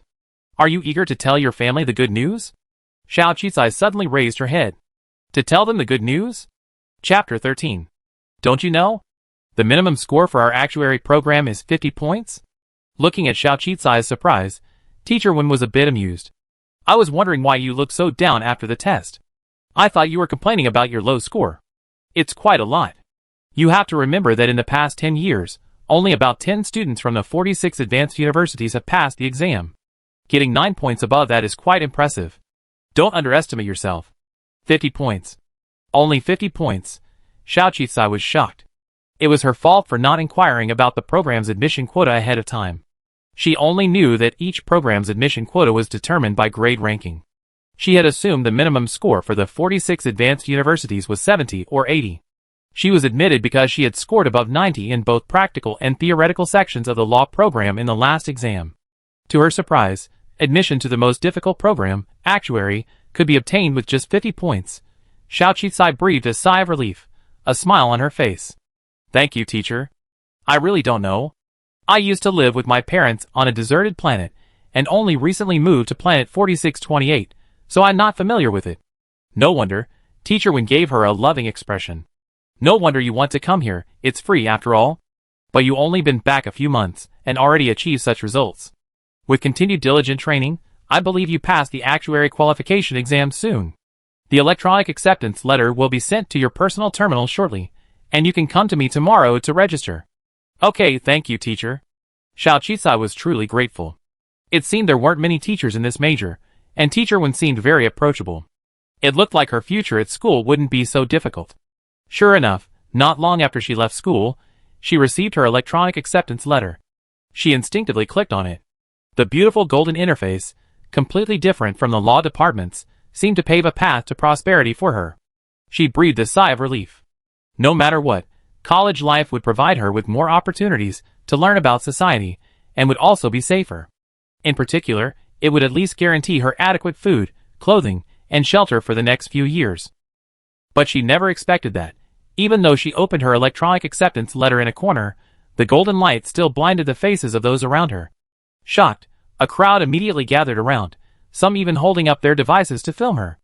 Oh my god, it's an acceptance letter for the actuary program. Someone on planet 4628 actually passed the entrance exam for the program this year. Look at her. She doesn't look like she came from a wealthy family. She's definitely a genius. Did you see that? She's an F-class citizen. An F-class citizen. Oh my god, can geniuses be born even among F-class citizens?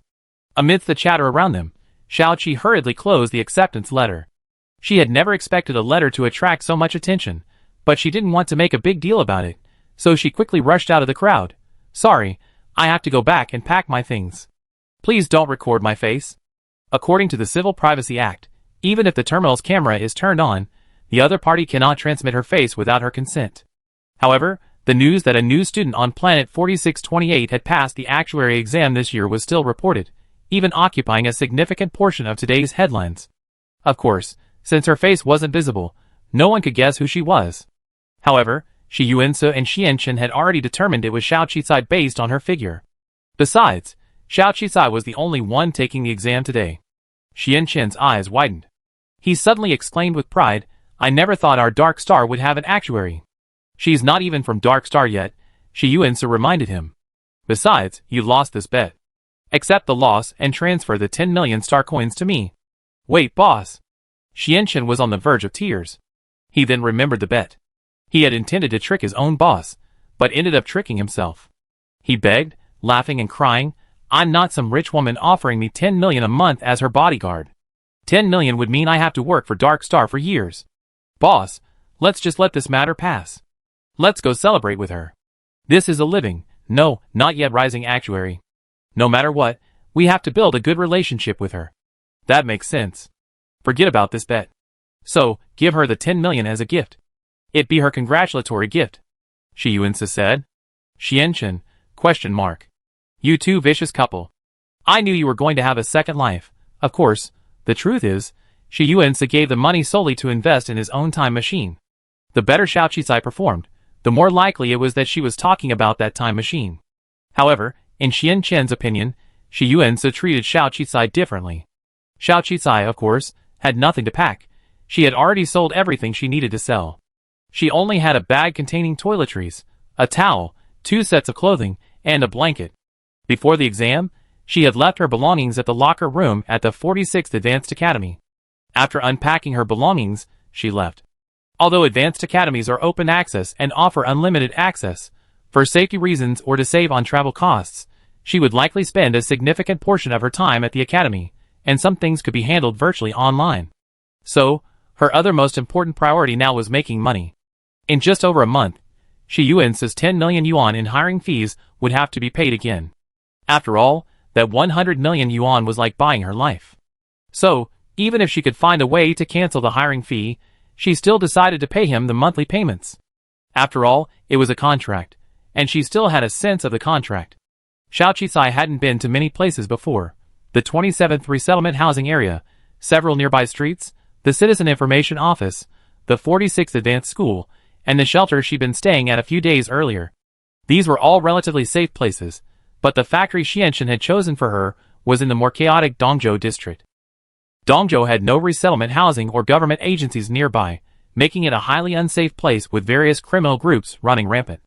However, Dongzhou was now part of the Dark Star wetlands, making it somewhat more peaceful than before. But upon hearing that Xiao Qicai was coming, Xianchen hurriedly sent someone to pick her up, fearing something might happen to her. Walking through the abandoned steel streets, the surroundings were chaotic yet strangely orderly. People of all colors and styles were everywhere, but most of them exuded a sense of not being to be trifled with. This made Xiao Qicai feel like she had been transported to a cyber world. But no matter who it was, upon seeing a beautiful, neatly dressed, bright-eyed girl who looked like a well-behaved girl, they instinctively looked in her direction, because she was truly out of place on this street. Luckily, the people Xianchen had arranged to pick her up arrived promptly, otherwise someone would have been unable to restrain themselves and would have attacked. The large group of strong men was a sight to behold. They were shirtless and very strong. After a brief greeting, they took the initiative to stand behind Xiao Qicai to protect her. She suddenly had the illusion of being a strange underworld lady or a boss's wife from a novel. No, it wasn't an illusion, it was because 002 was shouting in her mind with great excitement. Ah, that's exactly how it feels. Master, don't you think it's cool? The wife of an underground boss. So cool, so pampered. Look, with all those bodyguards around, they can't even look at you. Look how many people are casting envious glances at you. Xiao Qicai, Thank you. If I saw dozens of strongmen protecting a young girl, I cast scrutinizing, curious glances too. Of course, I didn't dare look, fearing a beating. Thinking of this, she silently put on her mask. The group of strong men led her directly to an abandoned factory building in the Tojo district. Xianchen was already waiting there. After the acne had been removed, he looked even more like a pretty boy, but his aura remained undiminished, and the tall subordinates behind him treated him with respect. After all, a gigolo may be a gigolo, but his ruthlessness remains undiminished. Congratulations, Miss Xiao. Xianchen's smile grew even more sincere upon seeing him. I didn't expect you to pass the actuary entrance exam. Planet 4628 might be about to have a new actuary. Thank you. Xiaoqi had never expected Xianchen to be so well informed. Did he have a base at or near the school? No, the two people assigned to protect you know nothing about this. Xianchen saw her confusion and offered an explanation. You're a celebrity now. He then opened the Planet 4628 front page, the latest section of today's news. The first page was about the news that the actuary program at the 46th Advanced College would have an actuary student this year. The girl in the picture was frail and plainly dressed, but the glittering golden acceptance letter was magnified. However, for privacy reasons, her student ID and personal information were blocked. The writer below used a wealth of flowery language to praise the only actuary student in 3 years, and envision the future of Planet 4628. It was quite exaggerated. Seeing that there were no frontal photos, and no disclosure of her privacy, she breathed a sigh of relief. I didn't expect this to become such a big deal. If I had known, I wouldn't have opened the letter there. Xiao Qisai shook her head, clearly reluctant to make such a big splash, especially with her new identity. What's there to be afraid of? If I passed the actuary entrance exam and didn't get the report, I still buy a space. Xianchen said nonchalantly. This is a great occasion. To congratulate you, we're preparing a gift for you before you view the factory. After saying this, he bumped his terminal against Xiao Qisai's. Soon, Xiao Qisai's terminal received a message about a face-to-face transfer of 10 million yuan.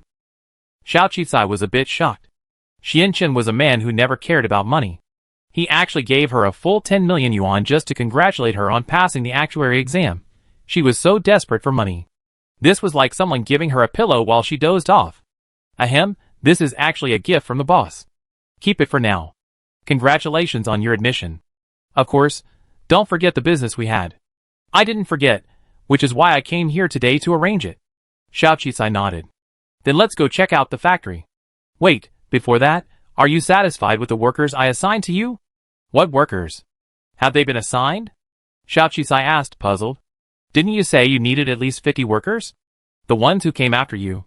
Can't you see they're all workers? I specifically picked them for you, the most honest and easy to manage. Xiao Qisai's face finally showed a hint of shock.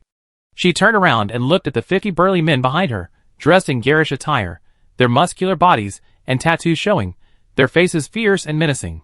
They looked like they were not to be trifled with. The corners of her mouth twitched. Good, good, they looked so honest. She felt like if she scolded them or assigned them any work, they would punch her to death. Chapter 14. Seeing Xiao Qisai's stunned expression, Xianchen waved at the burly men. Say hello to your new boss. She be the one paying your wages from now on. The curly-haired man in the lead immediately understood and waved. Brothers, call me husband. Thankfully, Xianchen stepped on him just in time. He quickly changed his words. Hello, boss. The other burly men joined in the shout. Xianchen finally breathed a sigh of relief. Choosing this worker was a real challenge. After all, no one wanted to work under a young woman. He had to hint that his boss treated this young woman with special favor, and she might very well be his wife in the future. Being supervised now was a way of taking sides. This persuaded some of the clever ones to sign up, and the 50 workers were recruited. But he couldn't say it directly, or he thought Xiao Qisai would be upset. Xiao Qisai's ears were numb from the shock, and he asked 002 in confusion. Did I hear husband? Husband what? You must have heard it wrong. They're calling you boss. 002 swore confidently, but if it were a physical entity, his eyes would have been full of stars. Yes, that's exactly what he wanted. It's written like this in the script, a bunch of underlings shouting good wife, good sister-in-law to the boss's beloved wife. TSK TSK, so sweet. It's almost the end of a beautiful love story, ha ha ha. Thankfully, Xiao Qisai didn't hear 002's thoughts, instead focusing on the real business. She took a deep breath and turned to face the 50 tough, burly workers. After all, I used to manage hundreds of people. I can't be intimidated by these 50. They're just a little bigger, don't be afraid. Hello everyone. I finish inspecting the factory first, then I assign you tasks. You don't have to follow me for now. Xiao Qisai was almost led astray by 002 and was about to say little brother, okay. Xianchen chuckled. Then, he began to seriously introduce the factory to Xiao Qisai. This factory had no other advantages except that it was huge, a full 4 or 500 square meters. Xianchen said it used to be a plant that produced some kind of vegetable oil, but due to frequent chaos and poor management, it went bankrupt. It had always been a gathering point for their Dark Star team, and since Xiao Qisai wanted the factory, they vacated it and gave it to her. The factory was very haphazardly planned, with multiple holes in the ceiling, letting in direct sunlight. Oh, Xianchen said that this way, she wouldn't have to buy daylight to work, saving her money. As for the other chaotic production lines, they were mostly rusted or damaged. However, to Xiao Qi's surprise, there were 3 massive oil presses left over from the factory. Perhaps because they were too large and bulky, they hadn't been destroyed or taken away. Although there were some spots of dust and marks, they seemed to have no effect on their function, and were still usable. Renting such a large factory on Earth would be quite expensive. The Tojo district is considered the core area of Planet 4628. Realizing that it was provided free of charge, Xiao Qi felt much more relieved. But now it seemed that the 10 million star coins he had just received would be quickly spent. Do you have floor plans and spatial diagrams? She asked. Of course not, Xianchen replied matter-of-factly. The equipment they had taken over for the gatherings didn't exist. Xiao Qisai had no choice but to use spatial measurement tools and conduct the measurements herself. She gestured and quickly constructed a model using the virtual network. It looked quite realistic and, to the untrained eye, impressive. Xianchen was amazed. After all, no one on Dark Star had ever made such a thing. As expected of someone who had passed the actuary exam, he became more and more satisfied. He absolutely had to recruit her. Whether she went down the lower path or the upper path, if he could get her to Dark Star would have a bright future. I need to plan the warehouse, the space for each production process, and the production lines for each process. A good environment and proper manufacturing equipment are crucial for production, and of course, workers are also crucial. Xiao Qisai didn't hesitate. Knowing he didn't have much time, he didn't hesitate either. He splashed out over 2 million and hired a renovation company to renovate and repair the factory, with a completion time of 2 weeks. As for the workers assigned to her, they would temporarily help with the renovations, also protecting the workers' safety. To provide them with some peace of mind, she also promised each person 50 star coins per day and gave them a week's salary in advance. This made them ecstatic. After all, the market price for a bodyguard, someone who protected someone from harm, was only 1,000 star coins. That meant they would earn 1,500 a month. They had long heard that their sister-in-law. She's a generous person. She never expected that now, without doing any work, just supervising and protecting, and moving things, she could earn 50 star coins a day. Isn't this faster and safer than doing those dangerous things like limping along on the edge? Those who were originally selected, feeling resentful that they would have to listen to a little girl from now on, were now grateful for their selection. Those who weren't selected also began to envy her, having previously despised her. They all asked if Xiao Qisai needed any more people. Xianchen felt helpless about this. Xiao Qisai was poaching people so quickly. As expected, everyone still yearned for a peaceful, stable, and prosperous life. Their days of limping along on the edge were indeed coming to an end. She signed the renovation contract, and had them set up a warehouse to receive the raw materials she ordered online. She then confirmed the details, encouraged and reassured her 50 workers, and the preliminary work was almost complete. But the money was going down so quickly. It looked like it would take at least a month for the beauty potion to be produced and profitable. Apart from anything else, the 10 million yuan hiring fee definitely had to be paid. So before officially launching mass production, she still had to find a way to raise funds. She looked at Xianchen's fair face, her eyes twinkling. Xianchen's scalp tingled. Aren't you ready to go back to school? So what evil plans are you up to? I don't have any evil plans. I just feel like making money is too difficult, so I want to think of a way. Besides, this beauty potion actually uses some substitutions for other ingredients, and I'm not sure if I can replicate the exact same effects and functionality. Besides, it takes some time to get through the joint government's review and mass production. Lord Xianchen, can I ask you for another favor? Whenever Xiao Qisai called him Lord Xianchen, he knew something was up. Xianchen hurriedly shook his head. We're so familiar with each other, just call me Old Xian. What do you need help with? I told you, I don't do easy favors. I'm really tight on cash lately. After all, he just lost 10 million gambling and had to transfer it to you. Xianqian felt bad, but he didn't tell Xiao Qicai about his loss. I can't call you old Xian. Since you're older than me, I call you brother Xian. Xiao Qicai asked, your industry, there should be some kind of underground auction, right? Based on the novel she read, most of them should have them. Auction? What kind of auction? It's where they auction off precious items, and everyone sits together and bids. Or what's called a black market. Oh, you mean underground auctions? They do exist. The seller introduces their product and its value, and others bid on it. But basically everyone trades online, and the items traded are, well, unusual. Well, let's be honest, they're all informal. So there's definitely no auction house as you mentioned. If all the underground bosses gathered together to auction off items that couldn't be sold freely in the market, they'd be wiped out by the government. For us, the items we're bidding on are mostly weapons, like high-tech weapons and aircraft. After all, bidding on ordinary items is boring, they can all be bought online, and buying them across planets is common. Besides, we have our own jargon for bidding, with numbers assigned to each category. We deliver to your door after you place your bid. You want to go in? Do you have any weapons to sell? Just weapons, no precious materials. She recalled those novels about buying all sorts of rare treasures at auctions. Why would we, as unsophisticated people, need these antique jewelry materials? What's the point? Weapons are what we value most. If you have something like that, you can give it to me to resell, but I take a commission. You really don't have anything else? What are you talking about? You're not referring to beauty potions, are you? Yes, logically, there should be a market for something like that. Look, you haven't had any recurrences in your face after all this time. Your boss's dark spots have improved a lot after taking my potion, haven't they? Any hemorrhoids or something should be gone too. Isn't that a very good item? Ah, well, it seems so. But everyone is so focused on their appearance, so few people really care about their looks. I guess it's going to be hard to sell. That's true, but I believe that as long as there's market demand, there will be a market. Anyway, I introduced the product, and you can help me set up a situation, or even involve me in the auction. Ideally, it would be when many prominent figures are bidding. Okay? I give you 1/10 of the share, and even if it doesn't sell, I give you 1 million. Hearing the money, Xianqian's eyes lit up. She could understand why those followers were so eager to play the fence. 1 million in a flash.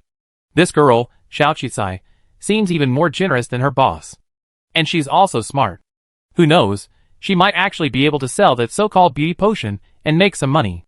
Xiao Qicai refused Xianqian's pleas to stay. She decided to spend one last night at the shelter before reporting to school the next day. The shelter wasn't crowded, as most people preferred to live in government-subsidized housing or in more prosperous areas, like the Tojo neighborhood. Most of the people in the shelter were somewhere between honest and dishonest, or perhaps just the honest ones, who didn't have the guts to do so. She stayed there for a few days, keeping a low profile and not competing for territory, so nothing happened. Of course, this might have something to do with Xianqian's words about still having 2 people assigned to protect her. Xiao Qicai hugged her blanket, leaned against the wall, and closed her eyes for a moment, rarely breaking from her relentless virtual internet activity. But soon, a loud noise woke her. First there were shrill cries, followed by cries and screams for help. Almost everyone in the shelter was awakened and looked in the direction of the sound. They saw a bedraggled little girl kneeling before a woman covered in an old blanket. She cried out, alternately calling for her mother, then turning to those around her, desperately shouting for help, for her mother's life. Almost everyone looked over, but almost everyone was indifferent. After all, who would come to the shelter unless they were desperate? Everyone was essentially penniless and poor. So even though some people were moved, no one offered a helping hand. Only an elderly man nearby reminded the little girl that if she had money, she could rush to the hospital. Perhaps there was still hope. But this was sheer nonsense. Even if she had money, she could still live here. Looking at the filthy appearance of the mother and daughter, they didn't look wealthy. Of course, after everyone had watched the excitement, most people turned around, covered their ears, and went back to sleep. After all, such things happen all the time. Many people initially watched the excitement. But after a few minutes, they became tired of hearing the little girl's cries.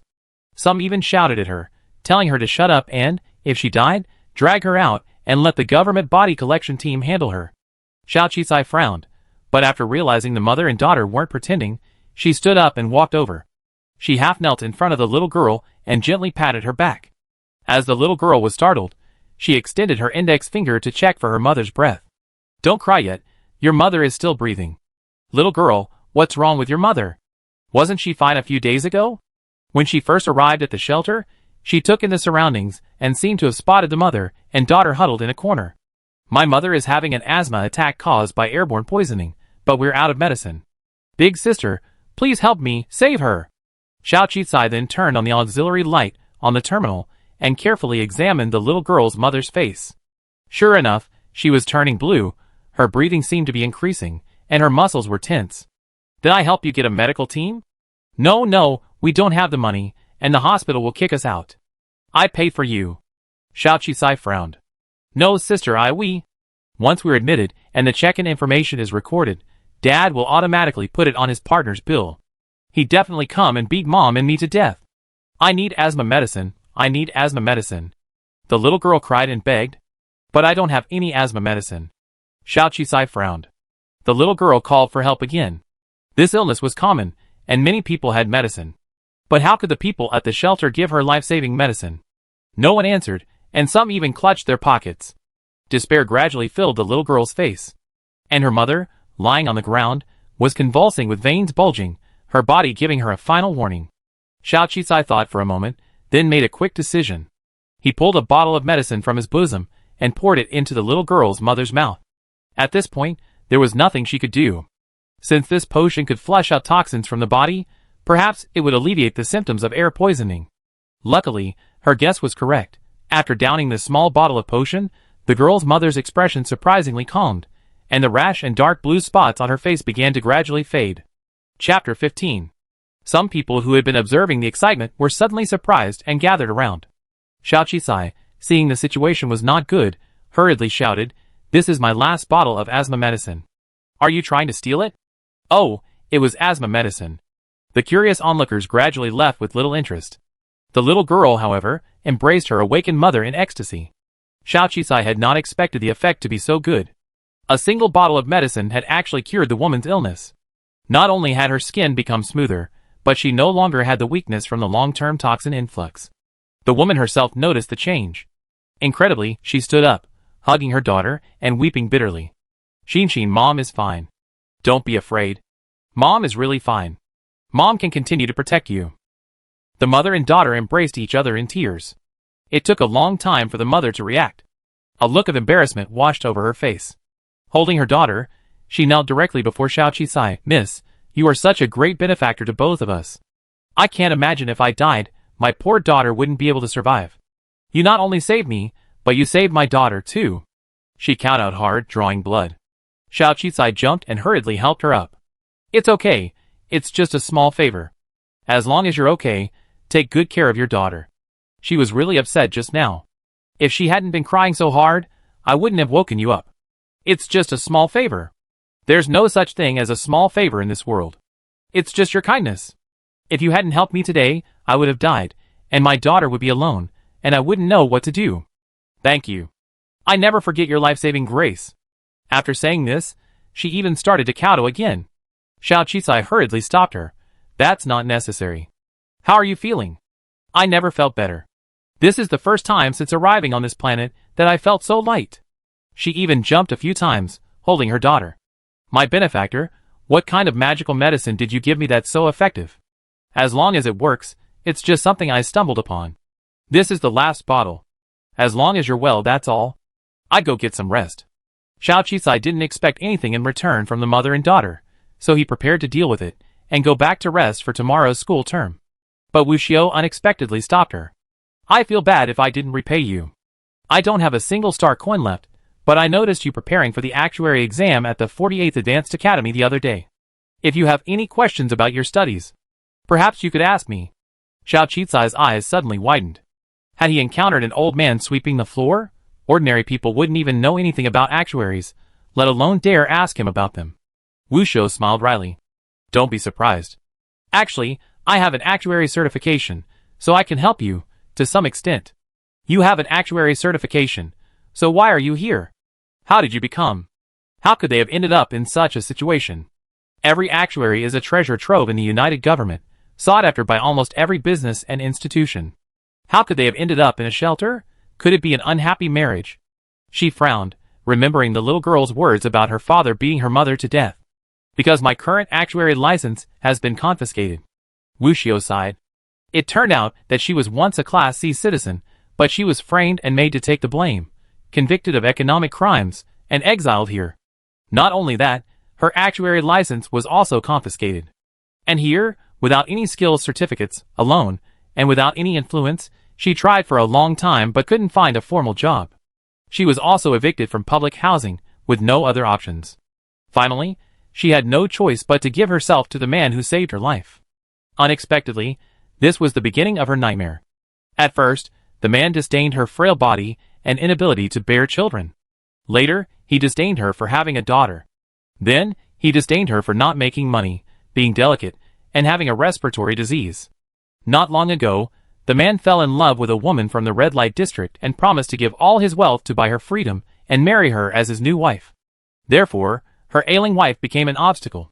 One night, he even secretly strangled her, intending to kill her and make way for the other woman.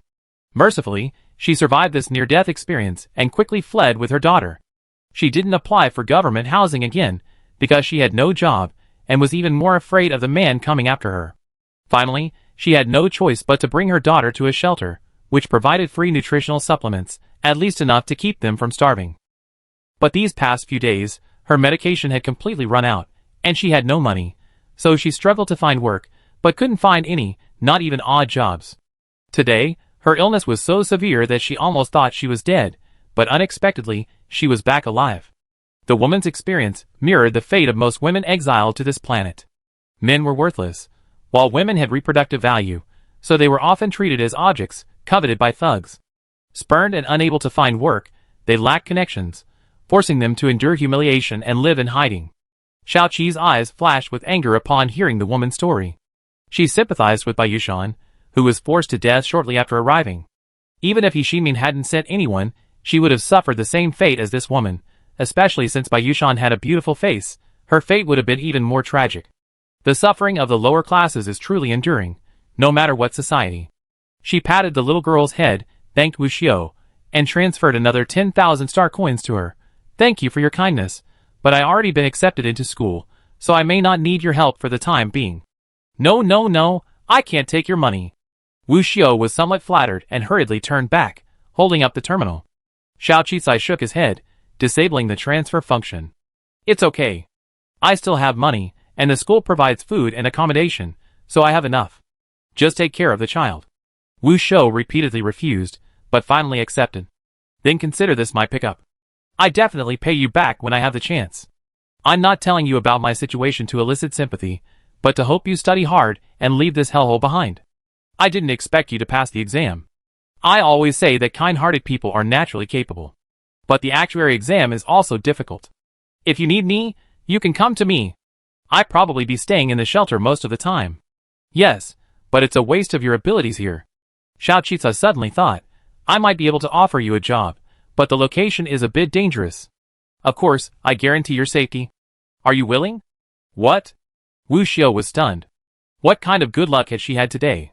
Was Xiaoqi a philanthropist? He saved her, gave her money, and even offered her a job. She was so lucky that she suspected he was up to something. But then she realized that Xiaoqi had no right to harm her or plot anything. Knowing this was a golden opportunity, she immediately accepted with ecstasy. Give me a regular job, and I endure any hardship. At least with a job, they could apply for affordable housing and give their daughter a stable home. Xiaoqi nodded. I'm planning to open a company, and am currently planning on the site. If you don't have a place to stay, you can go there. I let them know, and they arrange accommodations for you. However, the official work won't start until after the renovations are finished in a dozen days. Let's add each other's contact information. Your husband might need to be careful. If he shows up, I'm sure of that. Wuxiu's eyes gleamed. His and my terminal are actually connected. I can calculate his direction, so I can absolutely guarantee we won't run into him. An actuary is an actuary indeed. Okay, then stay safe. Don't go out and cause trouble. Those people might look menacing, but they won't dare act rashly. If you're not busy and aren't helping with the renovations. By the way, I arranged for you to go there as a supervisor. That way, they won't have any objections. Xiao Qisai carefully explained her current situation and decided to leave the choice to Wu Xiu. When Wu Xiu heard about the Dongqiao district, she hesitated, but when she learned that she had some acquaintance with Shi Yuan Su and that the workers were his men, she nodded firmly. I heard of Shi Yuan Su. His men are very disciplined. Besides, they work for you. I believe we'd be safe. I'm willing to go. She knew that if this opportunity were lost, it would be gone. Even for her daughter, she had to take the gamble. The Dongqiao district was chaotic, but Shi Yuan's territory and his men were definitely safe, perhaps even safer than her own place. Besides, the temptation of a formal job was too great for her. She could live in a shelter for the rest of her life, but not her daughter. Seeing that she had made her decision, Xiao Qisai contacted the head of the workers, the curly-haired man named Sun Wan, and offered him some money to arrange for mother and daughter to stay. After paying the money, and hearing that he was a knowledgeable overseer, Sun Wan repeatedly assured her that he would ensure their safety. Xiao Qisai finally felt relieved and returned to her corner to rest. Unbeknownst to her, Wu Xiu stared in her direction for a long time, tears welling up in her eyes, and she secretly made a resolution. The next day was the first day of school. Xiao Qisai arrived early, but the school gate was still crowded with people, some parents, and many more journalists. As soon as they saw Xiao Qisai, they rushed over. Chapter 16. But what they never expected was that Xiao Qisai seemed to be well prepared. As soon as she saw someone approaching, she scurried into the school like a rabbit, barely even having time to say a word about the interview. This left many people feeling extremely disappointed. It seemed this year's actuary freshman was being quite low-key. Because, if you don't get an interview on the first day of school, subsequent interviews will be even more difficult, and admission to the academy isn't something you can just casually get into. Xiao Qisai quickly arrived at the academy's registration desk. When the receptionist learned she was the only student in the actuary program, they immediately and enthusiastically guided her to the actuary school. Other schools have massive teaching buildings, but the actuary program has only 2 small buildings, one for dormitories and one for teaching. Teacher Wen was already waiting there. What they never expected was that Teacher Wen was the only teacher in the entire academy. There were 2 other teachers, but one was a teaching assistant and the other was a personal assistant. Oh, and there was also a cleaner. The staff was pitifully small. It's no wonder the academy has so few students. The main reason is that the actuary school has so few students, and in recent years, it's been a complete waste. When asked if there were any other seniors, Teacher Wen said there were 2 who hadn't graduated yet, having enrolled a few years earlier. After completing the admissions procedures and arranging dormitories, Teacher Wen went to the modeling room and pulled out her 2 seniors. One was a disheveled man with messy hair, a dull gaze, and a full beard. The other was a chubby girl with long braids, chewing something. Guofenghua, didn't I tell you to clean up yesterday? A junior is coming today. You're still looking so sloppy. No company will want you even after graduation. Teacher Wen was furious when he saw the 2 of them, pointing at the slovenly man and cursing. The man seemed to wake up from a dream, and seeing Xiao Qisai standing before him, he stumbled into introducing himself. Hello, I'm Guofenghua. If you don't need anything, I'd be leaving. The chubby girl took the initiative to introduce herself. My name is Qin Sanwan, because I could eat 3 bowls of rice in one meal when I was a kid. That's why I'm called that. Great. Finally, a junior is here. Junior, I treat you to dinner someday. My name is Xiao Qisai. Xiao Qisai introduced herself. Although the 2 seniors looked a bit odd, they were in the same college, and getting along well was the most important thing. She wasn't about to cause trouble.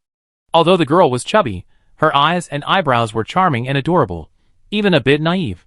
She didn't seem very old, and Xiao Qisai even thought she was younger.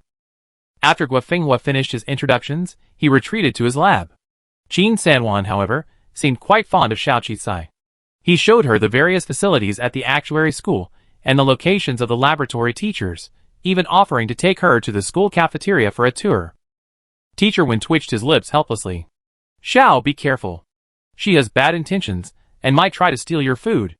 The school provides food and accommodation, so you have to pay according to your allotment. Don't go hungry. Huh? Xiao Qisai was a little confused. Qin Sanwan then took her on a tour of the college's 6 cafeterias. Finally, the 2 of them sat down in cafeteria 4, sitting there until it was time to get their food. As soon as the chef at the window brought the food over, Qin Sanwan immediately pulled Xiao Qisai toward the window, successfully becoming the first student to arrive that day. What a positive attitude towards eating. However, at this moment, she still felt Qin Sanwan was being straightforward. After all, there's an old saying, if you're not positive about eating, you have a problem with your thinking. According to Qin Sanwan, Cafeteria 4 has the largest portions and the most delicious dishes, so it's her favorite. The staff serving the food seemed to recognize Qin Sanwan, and seeing that she was the first to arrive, they reluctantly gave her a portion of the standard meal. Qin Sanwan took the lunch box, but still wasn't satisfied. Master, why did you give me so little today? Give me a little more. This won't fill me up. The chef twitched his lips. This is measured by machine. To be fair, every portion is the same. You should eat less. You weren't this fat when you first started. Is there nothing left today? Won't the cafeteria prepare extra? Just give me the leftovers. The chef rolled his eyes at her, and filled her with a large spoonful of rice and vegetables from the large lunch box at the back. Qin Sanwan finally left, satisfied. Xiao Qisai, holding a standard portion of rice, followed her back to her seat. It's not easy. There's actually rice.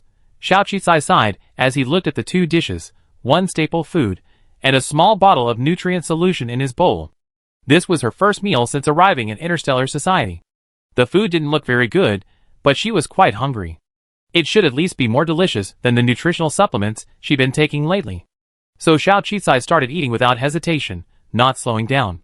This resulted in Xiao Qisai actually finishing even faster than Qin Sanwan. After all, Qin Sanwan had a lot of food in her bowl, twice as much as she did. After finishing, she subconsciously glanced at Qin Sanwan, who was still enjoying her meal, and marveled at her voracious appetite. Qin Sanwan was stunned, and warily, she immediately raised her hands to block her lunch box. Don't eat mine. She added, you look skinny, so I thought you didn't eat much and would have some leftovers for me. I was wrong. From now on, junior sister, please eat by yourself. It was clear there had been some misunderstanding. Xiao Qisai's mouth twitched, as if she understood the teacher's warning. Qin Sanwan had come to eat with her, hoping to share some with her, but she'd eaten it all on her first meal here. She coughed awkwardly twice. Ahem, senior sister, it's mainly because I'm a little hungry today. I definitely won't be able to eat next time. Qin Sanwan shook her head repeatedly. No, no, no, that means you can finish it all. Although I love food, I won't fight for it. You're so small, I'm afraid I won't be able to resist giving you my food. The two were joking when a sneer suddenly rang out from the side. Country bumpkins are country bumpkins. People from the actuary school are really just foodies, who have never tasted good food. Indeed, an F-class citizen has probably never tasted such good food. Another voice said. I wonder what the school spends so much money on these rubbish every year. They can't even graduate. What's the point of being an actuary? They're just parasites living off the school. This voice was even more offensive.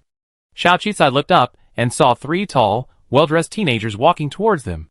The leader was the one who had spoken the most rudely. I haven't seen you for 2 months, and you're still like a pig. He glanced at Qin Sanwan with disgust, then turned to Xiao Qisai. His gaze shifted from her face to the terminal on her wrist. I thought the actuary college had some genius this year, but it turns out he's just a poor, ungraduated wretch. Isn't that right? 3 geniuses, all F grade, all ungraduated. That's right, all F grade. The other 2 teenagers echoed. Qin Sanwan stood up immediately, seemingly losing even the taste of the food in her mouth. She glared at the 3 of them. Zheng Hao, Mo Qiuyu, Jia Renqi, don't go too far. Humiliating me is fine, but did my junior sister offend you? She just arrived. Do you really have to go against our actuary school? What do you mean by going against you? If you weren't eating like pigs in the cafeteria and ruining our appetite, we wouldn't have bothered you. Look at you all stupid, low class, your very presence is an eyesore. And you, Qin Sanwan, are getting fatter and fatter. You haven't even graduated yet you're taking up school resources. I have killed myself long ago. The teenager's words were so harsh that Qin Sanwan clutched her chest, nearly gasping for breath.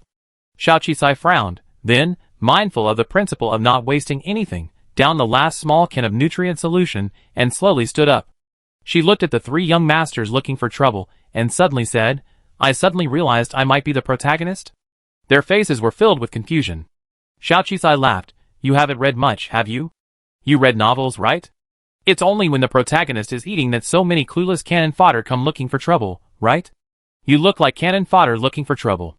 You're the cannon fodder, low-class citizen. What are you talking about?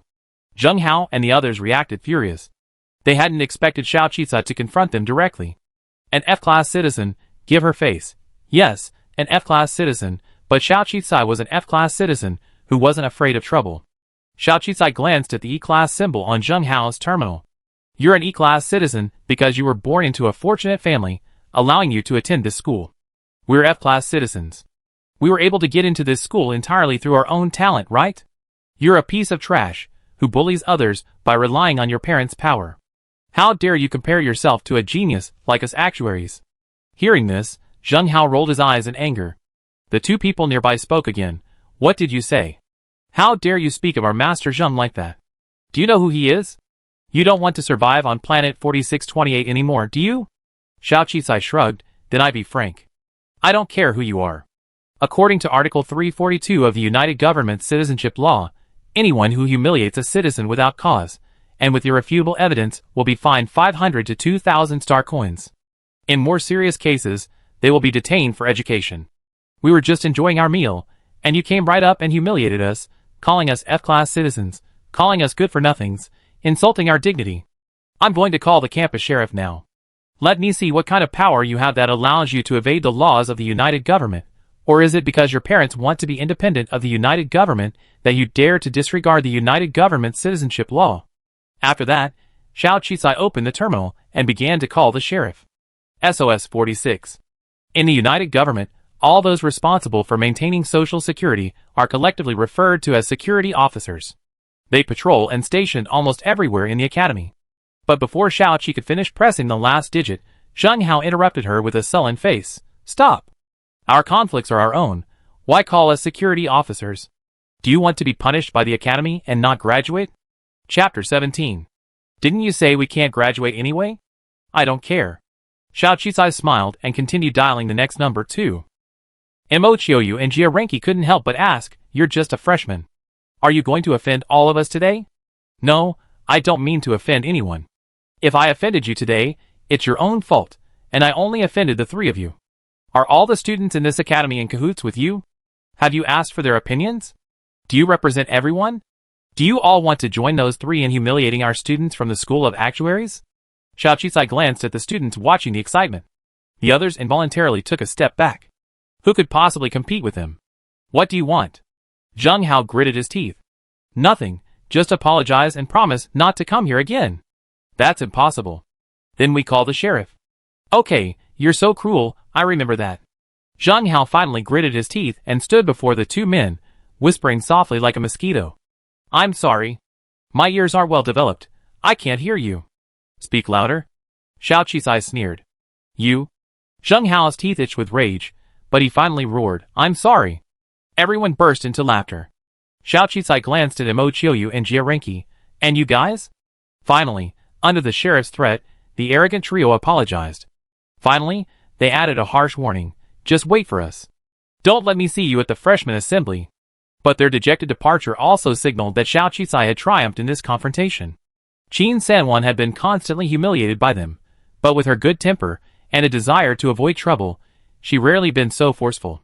She hadn't expected Xiao Qizai to be so assertive on her first day, silencing them and forcing them to apologize. Especially when she recited the legal provisions, it was simply stunning. So these 3 bullies were actually afraid of the sheriff. Why hadn't she thought of that before? Qin Sanwan's eyes sparkled. I was wrong, junior sister. I dine with you next time. But are you really not afraid of offending them?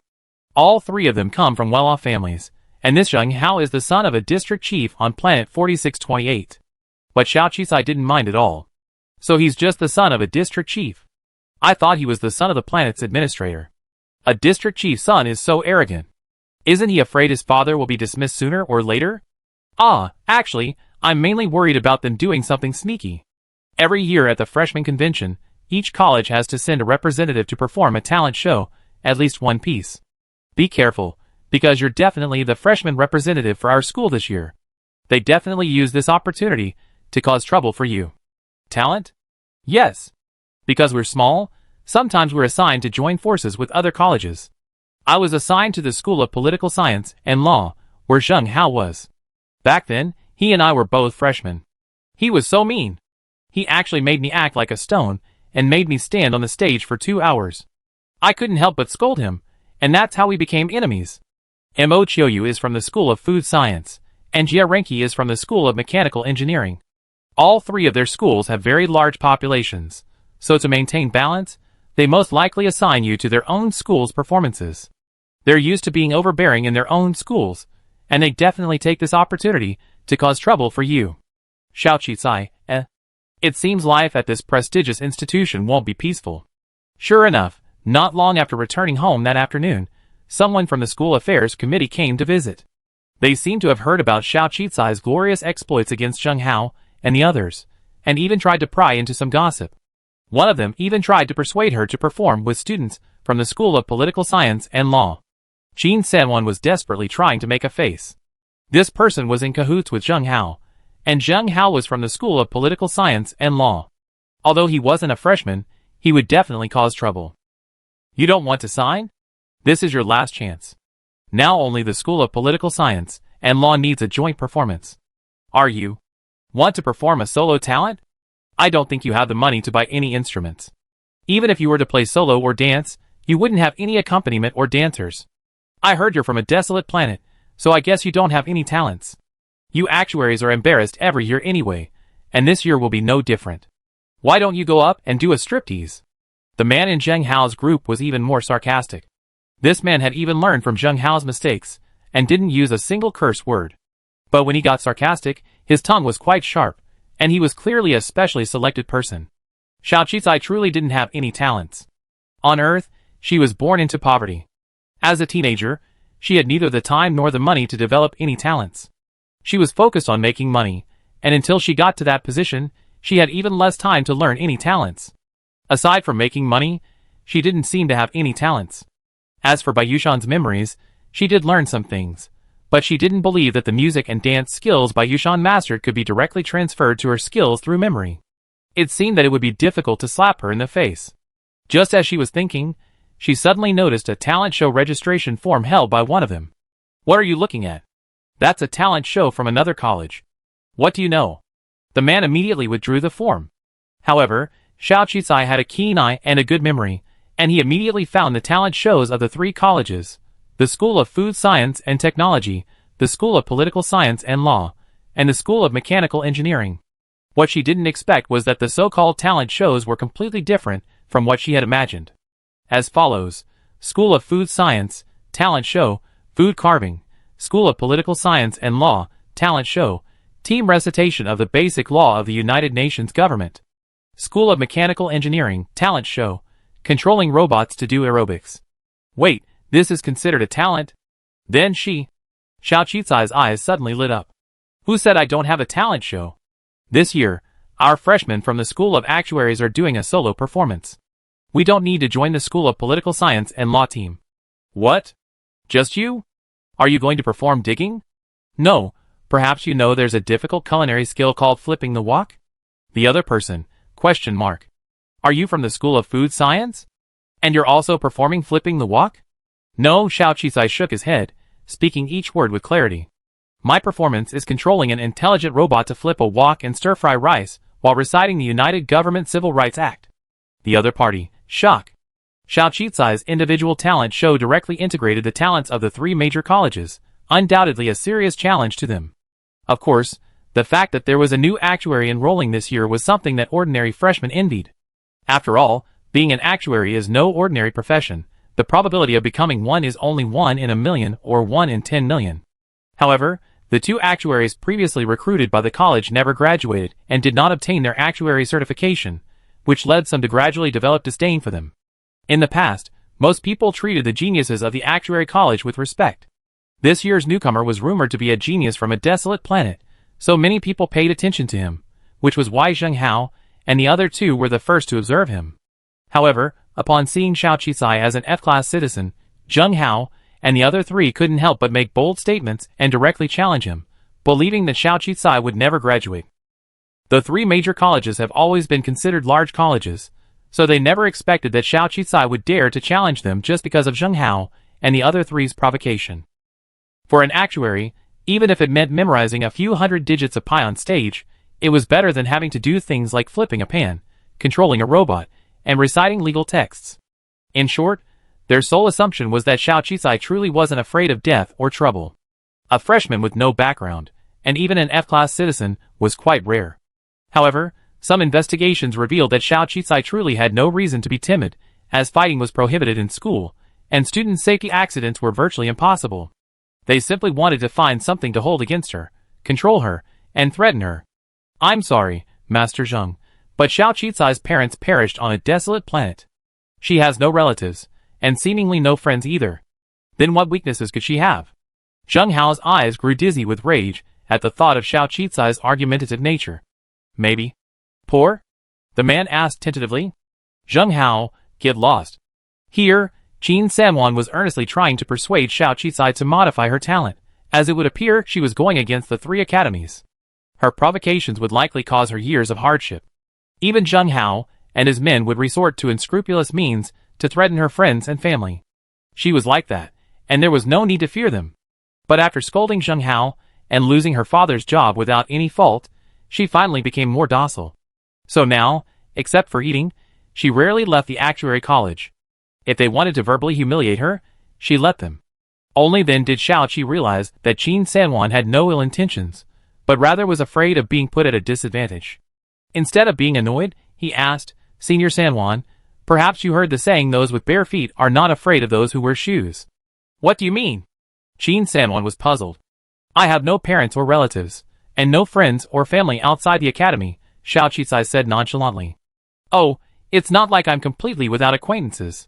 Shi Yuanse and the others could be considered, so they could try and see if they could provoke this powerful figure.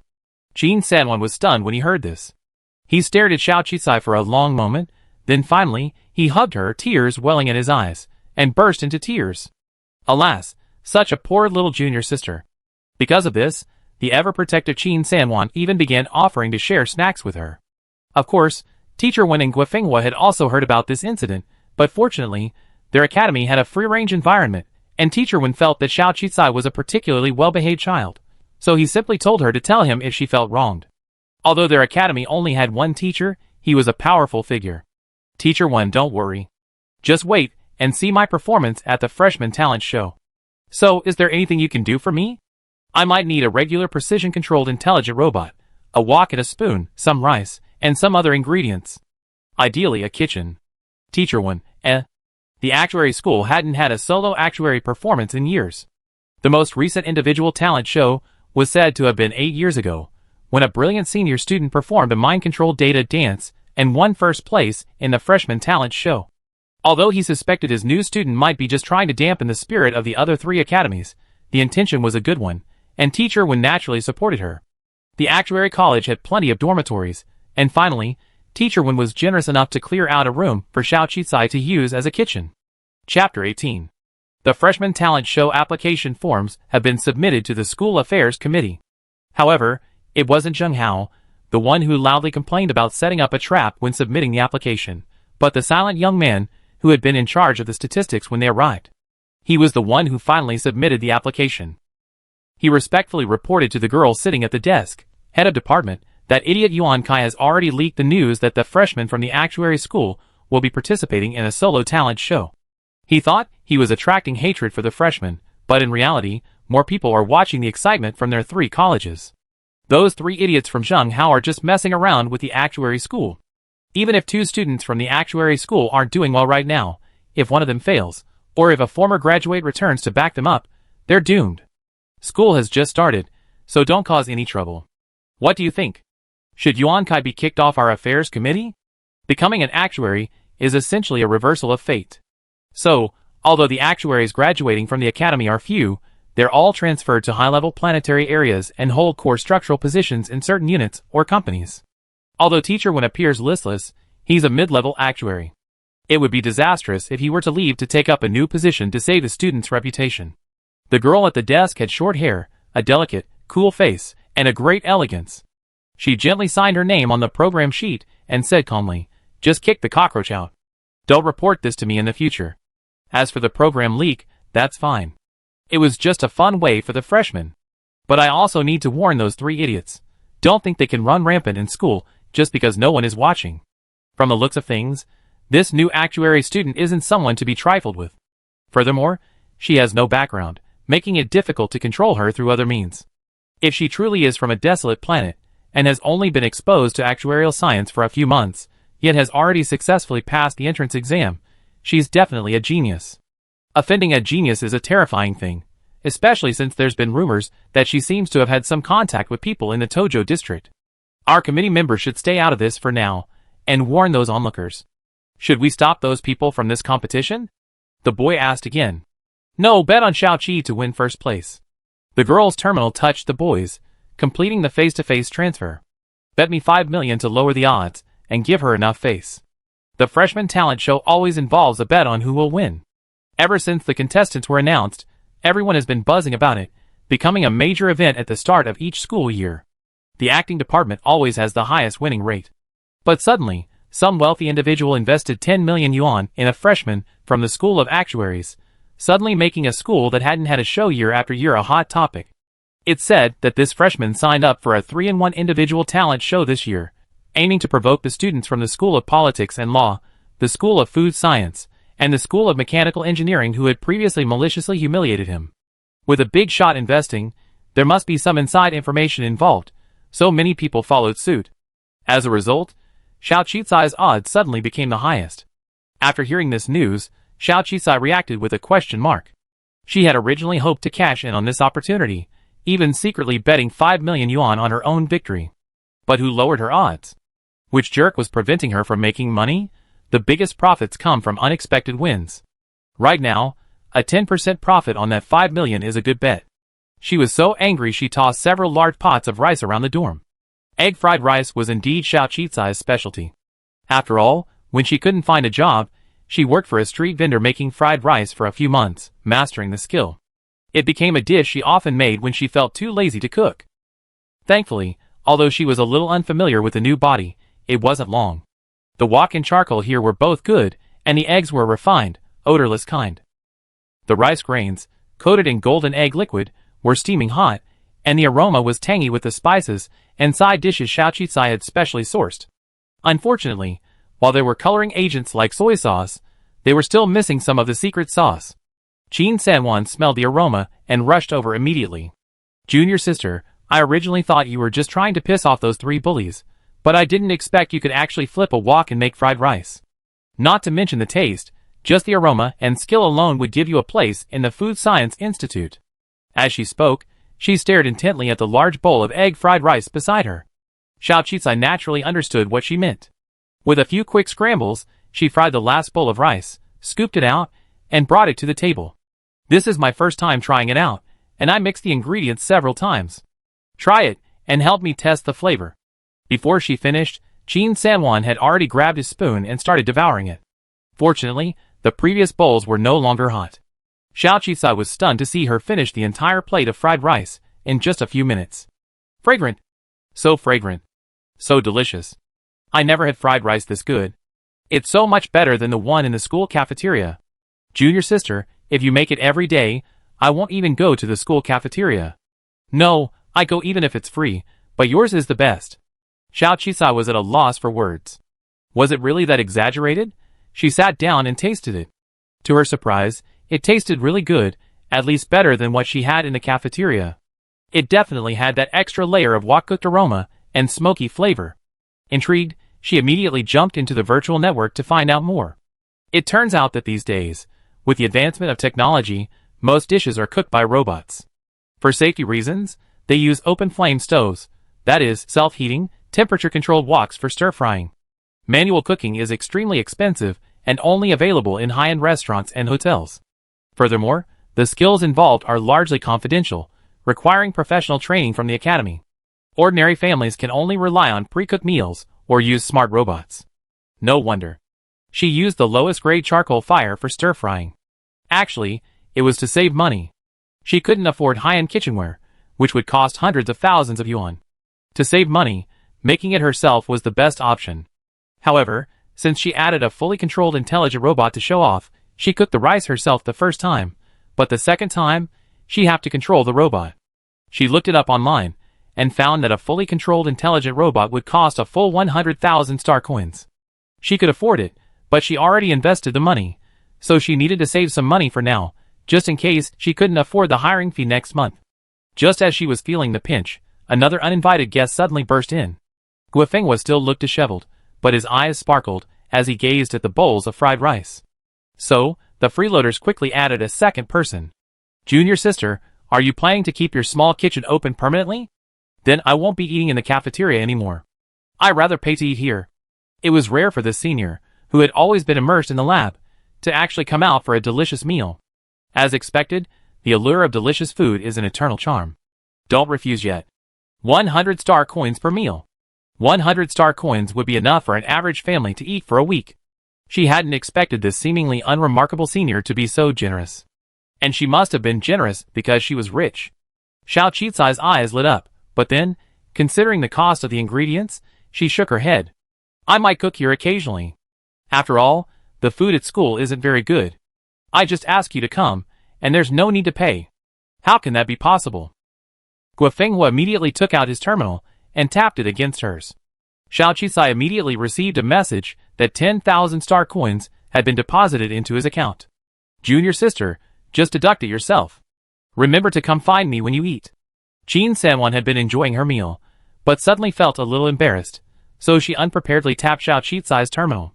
She had transferred a small amount, only 1,000 star coins, and said sheepishly, I know it's a little low, because I'm a bit tight lately.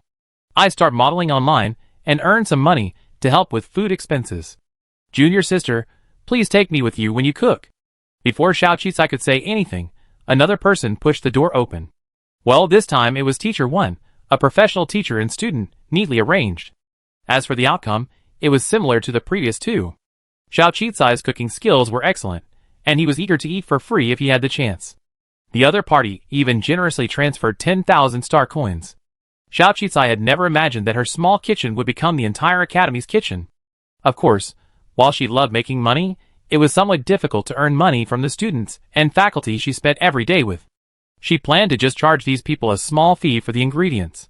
However, as she looked at the crisp egg fried rice in her bowl, an idea quickly formed in her mind. Isn't this business right here?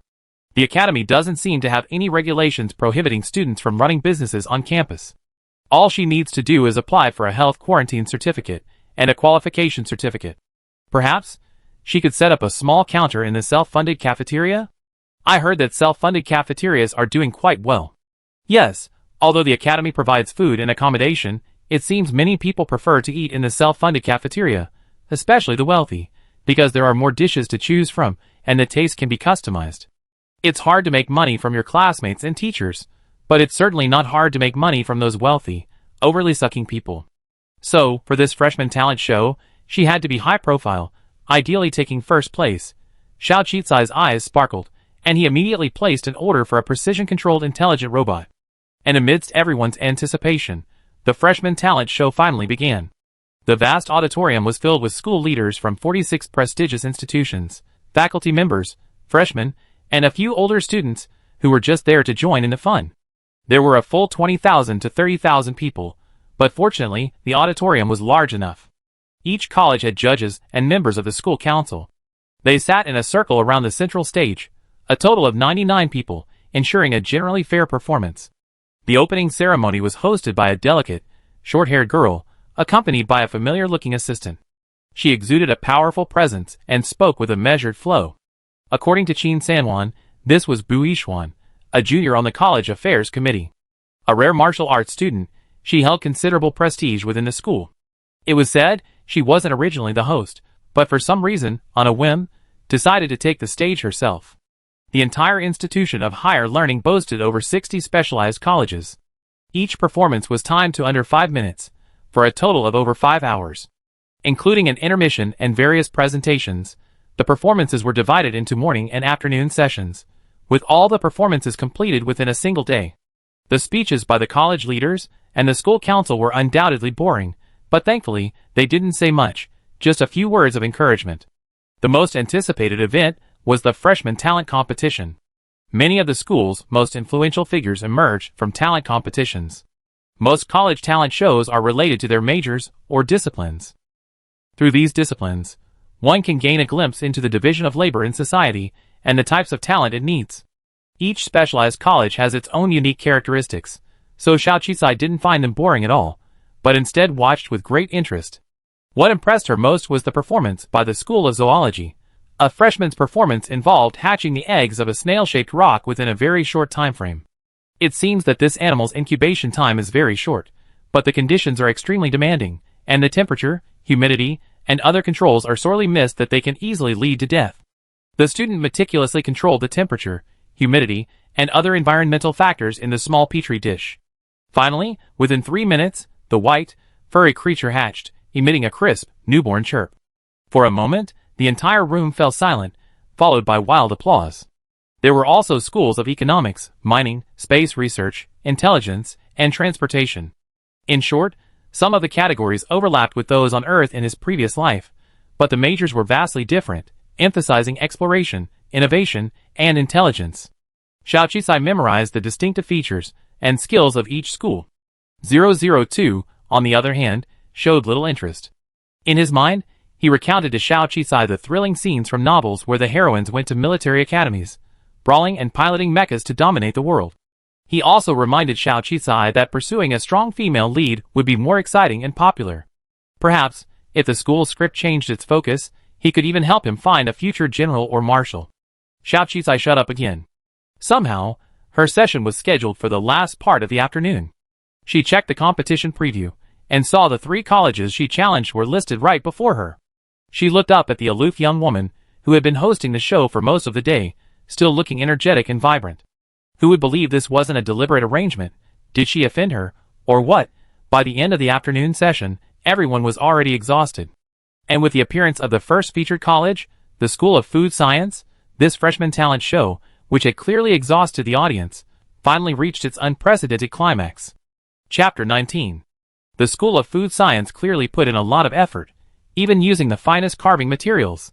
Although it consisted of 3 freshmen, they managed to carve incredibly difficult flowers, goldfish, and flying birds within 5 minutes, representing land, water, and air. The 3 diligent freshmen earned the applause of the entire room. Next was the School of Political Science and Law. The School of Political Science and Law was a team, yet their chemistry was excellent. With pinpoint accuracy and a clear, articulate broadcasting voice, they memorized the basic law of the Interstellar United Government from page 1 to page 10. It was both obvious and remarkable. The School of Mechanical Engineering had 10 students controlling 10 intelligent robots performing aerobics. Their control buttons clicked with a clacking sound, and the robots danced to every beat with incredible precision. The level of difficulty was extremely high. Only one student's robot experienced a minor malfunction, but it was quickly corrected. All in all 3 colleges performed exceptionally well.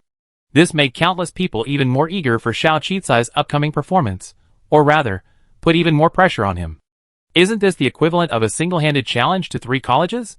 How could the 3 colleges allow a single person to embarrass them, considering they enroll thousands of new students each year? Due to the outstanding performance of the 3 colleges, some in the audience had already begun to sarcastically claim that Xiao Qisai would definitely lose, and some even increased their bets on him. The 3 colleges had increased their odds, and although the odds were already low by this point, they continued to increase. Xiao Qisai was ecstatic upon hearing this news. She even deliberately twisted her ankle on the stage to make others think she was extremely nervous. In that brief moment, countless more people increased their bets on her coming in last. As for those who bet on her to come in last, there was no doubt that if she won first place, all the money she earned would be hers. As long as she performed well, she would definitely make a killing.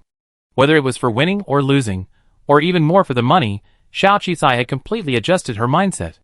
The necessary machines and tools were already on the stage. The holographic projection magnified her image infinitely, ensuring that everyone in the audience could see her and observe her every movement clearly. And Xiao Qisai, the only child of the somewhat mysterious Actuary Academy, finally appeared before everyone. She's quite good-looking. Fair and clean, beautiful. She doesn't look like the legendary person who came back from a mining planet. Some students who were interested in appearance had their eyes sparkling. After all, everyone's first impression of Xiao Qisai after returning from the deserted planet was that she was dark and thin. Unexpectedly, Xiao Qisai had such graceful manners and delicate looks. What's the point of being pretty? She looks like a mere decoration. Actuaries are always known for their brains. She has brains, even a pretty face, but her other movements are definitely uncoordinated, or full of flaws. Take, for example, that actuary, Guafenghua, who is unkempt and autistic. As for Qin Sanwan, everyone knows she has a problem with overeating. What genius. I think they're all just a bunch of psychos. Actually, there aren't many normal actuaries. I think she has some hidden issues. Don't say that. No one has offended you. The people below were talking a lot, especially Zheng Hao and the other two, who were sitting in a very conspicuous place, staring intently at Xiao Qicai, as if they wanted to poke her off the stage with their eyes, or wait for her to embarrass herself. Xiao Qicai, however, seemed oblivious to the chatter below. As the countdown began, her performance had already begun. A bright flame rose from the charcoal fire on the simple high-end stove, and a large iron pot was placed on top, instantly boiling hot. What's that? Doesn't she have a high-end stove? Shouldn't those charcoal stoves be discontinued? They're not. Some people on low-level planets and deserted planets still use them. They don't have houses, so they can only secretly build stoves in shabby, unplanned areas. They're usually used by refugees or undocumented residents. Oh my god, I heard she came from a mining area on a deserted planet. So true. This is hilarious. The temperature of this stove can't be precisely controlled. The food produced with it is completely different from that produced with a high-end stove. It seems like on a food show, the judges have to taste the food. So pitiful for the judges. Won't they get poisoned? I heard this kind of carbon has a lot of carbon dioxide, which could even be toxic. She'd have to distract herself from using the intelligent robot to precisely control the cooking. That's impossible. Oh, and I heard she'd have to recite the United Citizens Basic Rights Act at the same time. Triple tasking. This is hilarious. I'm waiting for her to make a fool of herself. It seems this finale is just for us to laugh. More people started talking. But despite all the chatter, Xiao Qicai's performance continued. Xiao Qicai stood in the center, in front of the control console for the precision-controlled intelligent robot. My name is Xiao Qicai, and I'm from the School of Actuaries. Today, I'd be reciting the basic civil rights law while controlling a robot to stir-fry rice. As soon as the words fell, Xiao Qicai's hands moved swiftly on the control panel. The robot over there, precisely controlled, began to heat oil in a wok. Almost simultaneously, Xiao Qicai's clear, resonant voice rang out. The basic law of citizens' rights is one of the fundamental constitutions of the Interstellar United Government. It was drafted and compiled by the founders of the United Government and the Legal Department, in conjunction with the other 4 departments of politics, economy, military, and civil affairs. It details the basic rights of citizens, and grants every citizen equal benefits and treatment. As the basic law of citizens' rights resonated clearly and word for word, the precision-controlled intelligent robot nearby quickly chopped the side dishes, cracked eggs into the large iron wok, and poured rice into it. Each grain of rice was coated in the egg liquid, yet each grain, moistened by the oil, remained distinct, embodying a golden hue. As the entire pot of rice rose in the air, everyone's heart was in their throat, as if the rice would cascade onto the center stage in an instant. But it didn't. The alluring golden rice danced in the air before returning to the pot. Various side dishes and seasonings were added one after another.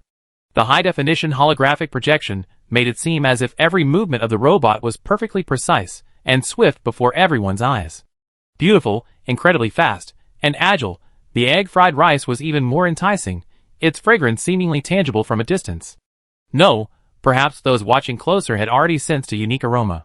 Countless people, initially disdainful, then surprised, now drooling. Zheng Hao and the other 2 were very close to the stage, and the aroma left them stunned. Reciting the basic citizen rights law tests one's memory and ability to perform on the spot, essential qualities and requirements for the School of Political Science and Law. Robot control is a crucial task for the School of Mechanical Engineering. From precision-controlled intelligent robots to various large-scale machines, and even the various intelligent robots that will soon appear in society, students must master their operations and control them with unparalleled precision to perform various challenging tasks. Obviously, controlling robots to chop vegetables or stir-fry rice is definitely challenging. And the last task, stir-frying rice, even the teachers from the School of Food Science struggled to accomplish it. Everyone stared at Xiao Qicai, almost unable to believe what they were seeing. Each task individually was remarkable, and she accomplished all 3 simultaneously. Teacher Wen finally raised her neck proudly, looking at the teachers from other colleges nearby with a smug look on her face. Not only that, she's controlling everything simultaneously, multitasking. This demonstrates my greatest abilities as an actuary, memory and control. Field control is paramount, second only to an actuary. Everything is under my control, even when multitasking. Just as the 5 minutes were up, everything came to a sudden halt. A large bowl of golden rice, emitting an alluring sheen, was placed in the bowl. Xiao Qisai paused his recitation and, controlling the robot, bowed respectfully to everyone. At that moment, thunderous applause erupted. As for the judges who tasted the large plate of fried rice, their eyes sparkled, declaring it the best fried rice they had ever tasted, even better than fried rice made with high-end cooking utensils and sophisticated cooking robots, controlled by precise temperature and time controls. Except for the most insensitive, they all gave it extremely high scores without hesitation. In fact, there was no need to wait for the results. The combined merits of these three items made Xiao Qisai's performance the most technically challenging in the arena, not to mention she hadn't made a single mistake. It was then that everyone fully understood the fear of actuaries. The freshmen from the School of Food Science, the School of Political Science and Law, and the School of Mechanical Engineering bowed their heads in shame. Zheng Hao and the other two, seeing the outcome was decided, could only slink away in shame, listening to the praises of Xiao Qisai from those around them. The scores were displayed in real time, and the rankings were determined almost instantly. Xiao Qisai's name rose straight up from the last item until it landed at the top. Xiao Qisai's heart was finally at peace. After Xiao Qisai left the stage, Teacher Wen proudly praised her for a long time, stating that Xiao Qisai was undoubtedly the most talented actuary to emerge from the 46 higher education institutions in the past decade, that she was the pride of the actuary school, and that he would train her well. However, his praise quickly fizzled out. Having won first place in the individual talent show, she naturally qualified to give the speech as the champion. Xiao Qisai stood on the stage. Although dressed simply, no one called her a bumpkin anymore. After all, she had proven herself with her skills. Thank you, judges and classmates, for your votes. I'm sure you're all eager to try my fried rice. So, I don't have anything else to say. Most importantly, I want to share some good news. I'll be opening a fried rice counter in the cafeteria. Each portion is a generous 500 grams, and the price is only 100 star coins. Everyone is welcome to try it. Everyone, ? Teacher Wen, ? Although Xiao Qisai didn't have a class because the school had just started, as a student of the actuary school, shouldn't she take this opportunity to promote the school, advertising? He covered his face in disbelief. What a misfortune for the school. It seems that these three students, while talented, all have problems. He hadn't thought a normal person had arrived. Facing the hushed silence and the expressions of dismay, Xiao Qisai felt no shame or embarrassment. She lowered her head slightly, tears welling in her eyes. I know this is presumptuous, but my parents are both dead, I have no family, and I have to regularly transfer money to orphans on a desolate planet. So, I have no other choice but to make a living on my own, using the only staple food I ever eaten, and the only talent I possess. I hope you can understand. Thank you. Then, her classmates looked down on her. Ah, damn me. I actually looked down on a self-reliant genius. Whether this fried rice tastes good or not, I'm definitely going to try it, even though 100 star coins is a bit steep. I didn't expect the news to be true. There really are such hard-working F-class citizens. Teacher Wen looked at the slender girl on the stage, tears welling in his eyes. Well, he shouldn't be so harsh on the children. If she wants to work and study, then so be it. He should also encourage more teachers to patronize her. Chapter 20. Xiao Qisai's university life began with her stunning talent show for all 4 departments.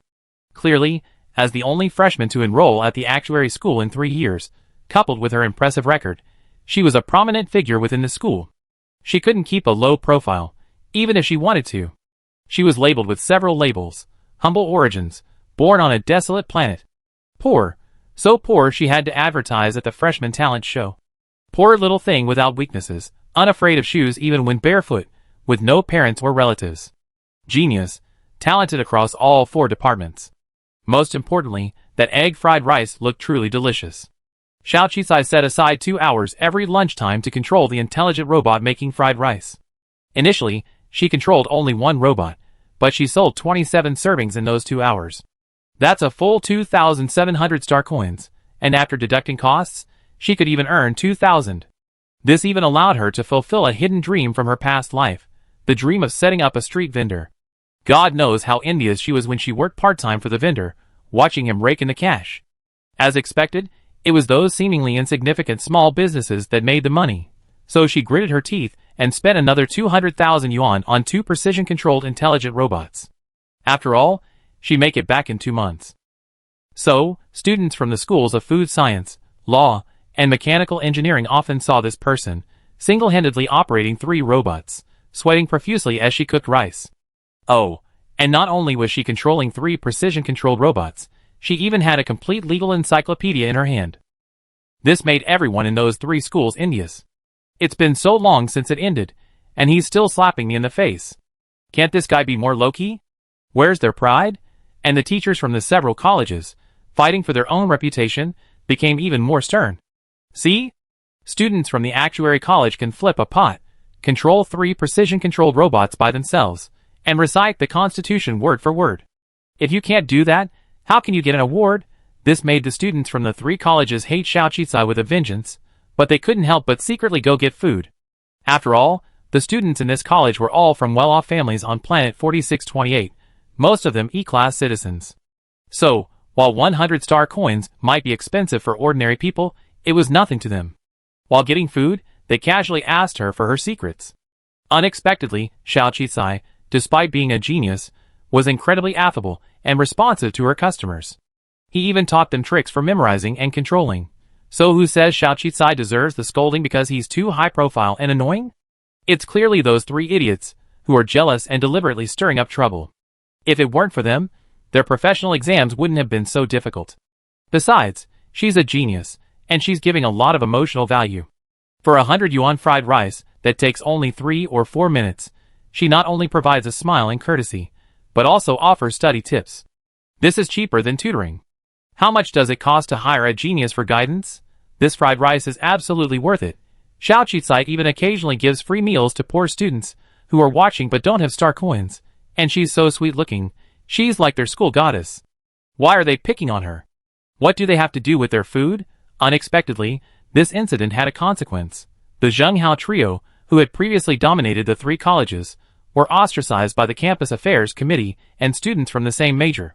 If those 3 idiots hadn't ostracized and insulted her on the first day of school, Xiao Qicai wouldn't have worked so hard. Freshman classes are quite demanding, after all. The actuary school's curriculum was indeed demanding, but fortunately, Xiao Qicai could barely be considered talented, and she was the only freshman in the entire actuary school.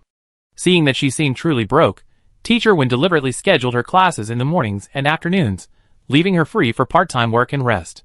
The days were indeed fulfilling and busy, and 2 weeks later, the construction team brought good news. Xiao Qicai's factory was finally finished. While the money she earned at school was decent, it was a drop in the bucket compared to her goals, so Xiao Qicai focused on the factory. Seeing things were going smoothly at the factory, she couldn't help but feel delighted.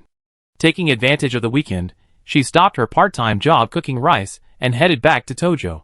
This time, to avoid trouble, and certainly to avoid the awkwardness of being called sister-in-law by a large group of people, she disguised herself, donning a colorful wig, dressed like a scoundrel, and wearing a mask. As expected, this look in Tojo was no surprise to everyone, and no one looked at her strangely anymore. She went straight to the factory. The once abandoned factory building had been transformed. The exterior walls had even been painted a light green with eco-friendly paint, giving it a refreshing look that stood out from the surrounding buildings. Finally, it had some semblance of a proper factory. Just as she was surveying the factory, a shrill alarm suddenly blared. Before Xiao Qicai could react, 2 burly men tackled her to the ground, nearly breaking her bones. Slow down. Don't kill me. Save your breath and ask who sent you. At the same moment, a familiar voice rang out. Xiao Qicai, no mute, roared after the pain subsided, "It's me." "What are you doing?" "What, the boss?" "The boss doesn't look like this." While the 2 men were still puzzled, Wu Shou recognized the voice she had memorized and shouted, "It's the boss." "Let me go!" The 2 men then quickly let go of Xiao Qicai. Xiao Qicai realized she had made a big mistake. She gritted her teeth and rose from the ground, tugging at her wig. "It's really me." Wu Shou hurried over, carefully dusting her off and examining her for any signs of injury. "Excuse me, boss, are you okay?" "We saw a small, furtive figure on the surveillance camera. I thought it was looking for trouble." Her voice was tinged with shame. Xiao Qisai shook his head. I'm fine. I'm dressed like this, so it's no wonder you didn't recognize me. She looked up at the factory. So there's surveillance cameras installed outside too? Yes, invisible ones to prevent vandalism. During the renovation, we had at least a dozen sneaky, shady people come in and steal things. Wu Xiao said, so I installed surveillance cameras all around the factory. But don't worry, I talked to them. The budget you gave me is quite sufficient. Adding these cameras won't cost much, so there's no extra cost. That's good. Thank you for your hard work. Xiaoqi straightened her clothes and took off her shabby, worn-out outer garment. She finally felt normal. I was inconsiderate. In this area, surveillance cameras are indeed required. She nodded. I received notice yesterday that everything was complete, so I came here today to inspect it. Boss, why didn't you ask us to pick you up? Sun One also hurried over. It's okay. Isn't it safe to arrive now? Xiaoqi's scalp tingled when she thought of the scene she had come to pick him up last time. She quickly changed the subject. Let me take a look inside first. Sun Wan and Wu Shou immediately led her inside. By this point, the factory was completely different from the shabby, run-down appearance she had last seen. The 2 million yuan investment had indeed paid off. As she walked along, she saw that the layout and functional areas were basically built according to her specifications. The various machines were also brand new. The 2 old heavy presses had been refurbished and cleaned, now gleaming. However, besides the arrangements she made herself, there were some minor changes. The entire area had been divided into several more surveillance zones and extremely strict security measures. Wu Shou explained sheepishly that since the factory was located in the chaotic Tojo neighborhood, and Xiao Qisai had assigned her to oversee the work, she inevitably given it some extra thought and arranged a security perimeter. As a result, the entire factory had a heavy industrial feel, even with several hidden warehouses for weapons storage. In the event of a riot or external attack, workers could immediately take up arms and protect the factory's property. Xiao Qisai. 6. Indeed, it wouldn't be out of place for these tall, muscular workers like her to take up arms. These were things she hadn't anticipated. She hadn't expected Wu Xiao to arrange things so neatly. It was a pleasant surprise. At first, she had just wanted a place for the mother and daughter to stay, but she hadn't expected such talent. A gleam of light flashed in her eyes, something she often seen in her HR department in her previous life. Wu Xiao felt a tingling sensation on her scalp. After all, she had only met Xiao Qisai once, and she was considered his benefactor. She wasn't sure if her actions would offend Xiao Qisai, whether he would be pleased or blame her for taking matters into her own hands. So, she could only ask cautiously, Boss, this is all within budget. I sent you some documents for confirmation. Although you didn't call and replied okay, I don't know if you reviewed them. Yes, I took matters into my own hands. No. Sister Wu, since I gave you the authority to oversee the work, you absolutely have the right to make those minor changes. I glanced over the documents and only replied when I felt there were no issues. Seeing these changes in person today has truly astounded me. Sister Wu, have you done this before? It's truly exceptional, even better than I imagined. That's good. Wu Xiao breathed a sigh of relief. In truth, she was eager to prove her worth, so she was a bit too eager for quick success, violating some of her potential employer's taboos. She had no one to rely on, and Xiao Qisai was her savior who kindly took her in, so she really wanted to do something for Xiao Qisai, so she took the initiative to add some necessary changes to the plan. Of course, she also took into account the fact that these men were members of the Dark Star faction, that they mysteriously addressed Xiao Qisai as Madam behind the scenes, and that Xiao Qisai was incredibly generous.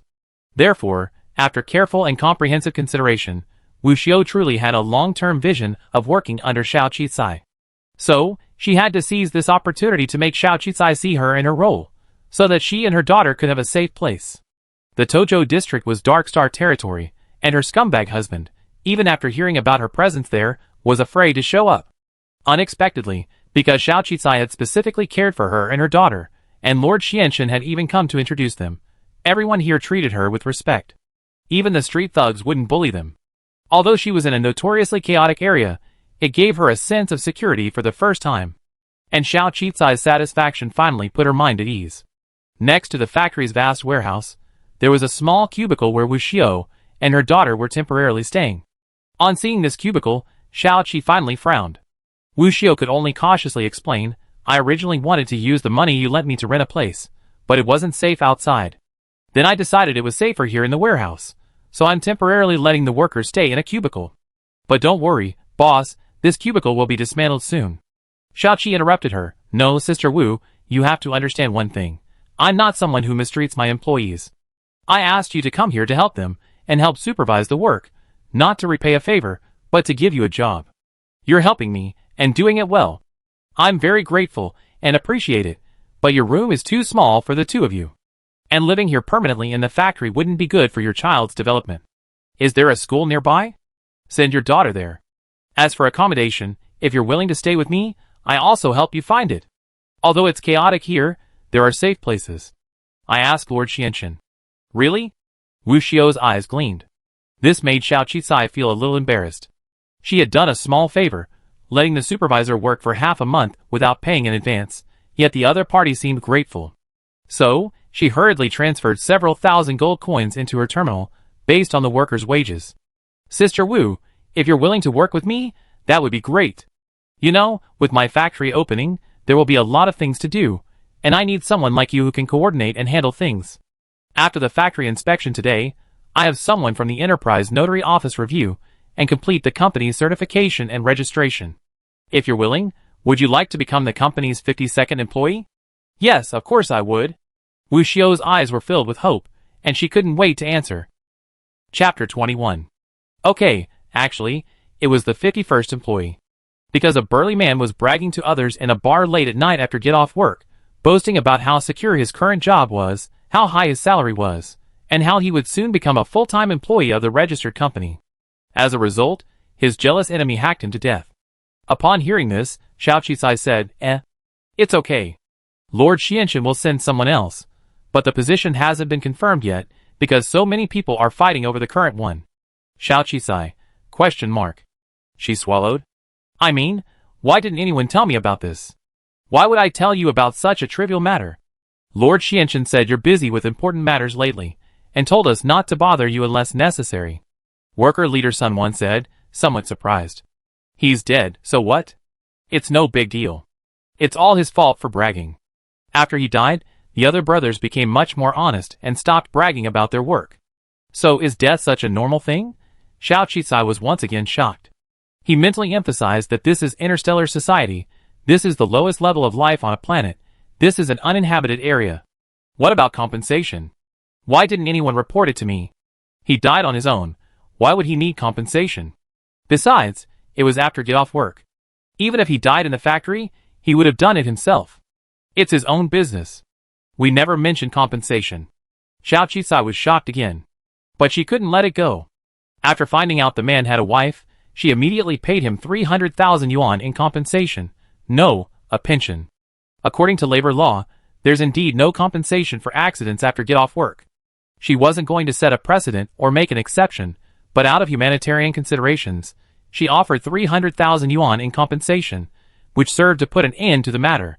What Xiao Qisai didn't know was how shocked the 49 remaining factory workers, including Wu Xiao, were after the 300,000 yuan in compensation was paid. Xiao Qisai's high salaries had already made many people jealous, and they already considered her a truly great boss. They didn't expect her to pay compensation for an employee's accident after get-off work. Even a legitimate, large enterprise on a higher-level planet wouldn't do that. Besides, they felt it shouldn't be given, considering the gangster's wife had left for someone else 3 days after his accident. But after receiving the 300,000 yuan compensation, the woman was ecstatic, and even pretended to break up with her new boyfriend, saying she wanted to remain faithful to her late husband. Here, if you don't join a faction, you need to have a certain level of strength to survive. If you join a faction, you have to work tirelessly for the faction's members. Of course, joining small groups like this factory is basically a sweatshop, earning a little pocket money to support your family. Nowadays, there's a boss who pays a high salary for easy and safe work, and even provides compensation to relatives if something goes wrong. Although some factions that value loyalty and loyalty do this, they never give so much. 300,000 star coins? Some people won't even save 300,000 in their lifetime. It's worth dying for. Unconsciously, everyone's gazes at Xiao Qisai grew increasingly enthusiastic, and they were completely convinced, eager to work alongside her. Of course, Xiao Qisai had never expected her casual action to have such an effect. But it seemed that the group of burly workers had become much more obedient. No one secretly called her sister-in-law or madam anymore, only boss. The factory was clear. Next, Xiao Qizai contacted the factory auditors from the Joint Government Industrial and Commercial Agency, as well as the company auditors, to complete the final corporate audit. Of course, the staff were impressed, even incredulous, by Xiao Qizai's boldness in opening a factory company in the Tojo district. Only after discovering that the entire factory was more formal and qualified than ordinary ones did they finally feel reassured, and they casually reminded Xiao Qizai to pay attention to management issues. No one caused trouble, after all. Perhaps they were a little intimidated by the tall and strong employees. Finally, the small business, primarily focused on processing and selling goods, was officially established. The categories they chose included the sale of various liquids and pharmaceuticals. Adding more categories meant more money. Since Xiao Qizai hadn't thought of any other sales categories yet, she simply advertised liquid pharmaceuticals. The company name was also finalized. Jiao's Pharmacy. When the electronic business license arrived at Xiao Qizai's personal computer, she felt a fleeting feeling of past and present life overlapping. Even so, she had taken the first step, and her career would begin from there, even though her citizenship status restricted her to registering a company with a maximum of 100 employees and a maximum registered capital of 10 million yuan. After registering the company, she immediately applied for a patent for the beauty potion in the company's name. She also registered the related name and paid for expedited processing, and the patent number was soon issued. Next, she drafted employee contracts and had them signed by the workers and Wu Xiu. She had initially assumed they would discuss salary or offer a better deal, but she was surprised they signed without even glancing at the contract. Wu Xiu was the last to sign, and she seemed to sense Xiao Qizai's confusion.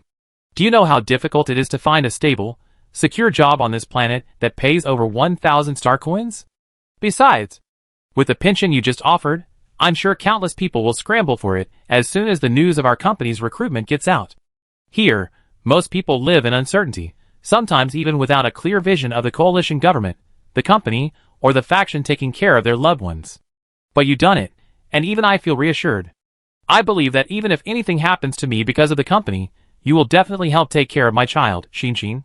So I'm willing to sign. Her hands trembled slightly as she signed. Even though the other person was just an adult, she saw in her the potential for great things, the breadth of mind and heart. She couldn't be wrong. The fate of herself and her daughter might change completely at this moment. So, she was willing to gamble her own future, willing to follow Xiao Qizai and gamble for a bright new future. Are we going to start work next? Wu Xiu and Sun Wan inquired. After the renovations were completed, the raw materials were sorted and stored in the warehouse. If they didn't start work, they and the dozens of workers would be out of work, and even though they were paid, they felt a little guilty.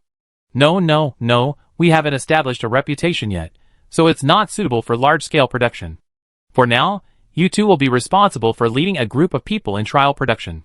I notify you when mass production begins. In fact, most of the raw materials have been purchased, and only a small number of auxiliary materials have been substituted, but this shouldn't be a big problem. But the main problem is that these raw materials are too expensive. There's another important issue. She needs reputation and sales. Especially for pharmaceuticals. Products consumed must be trustworthy.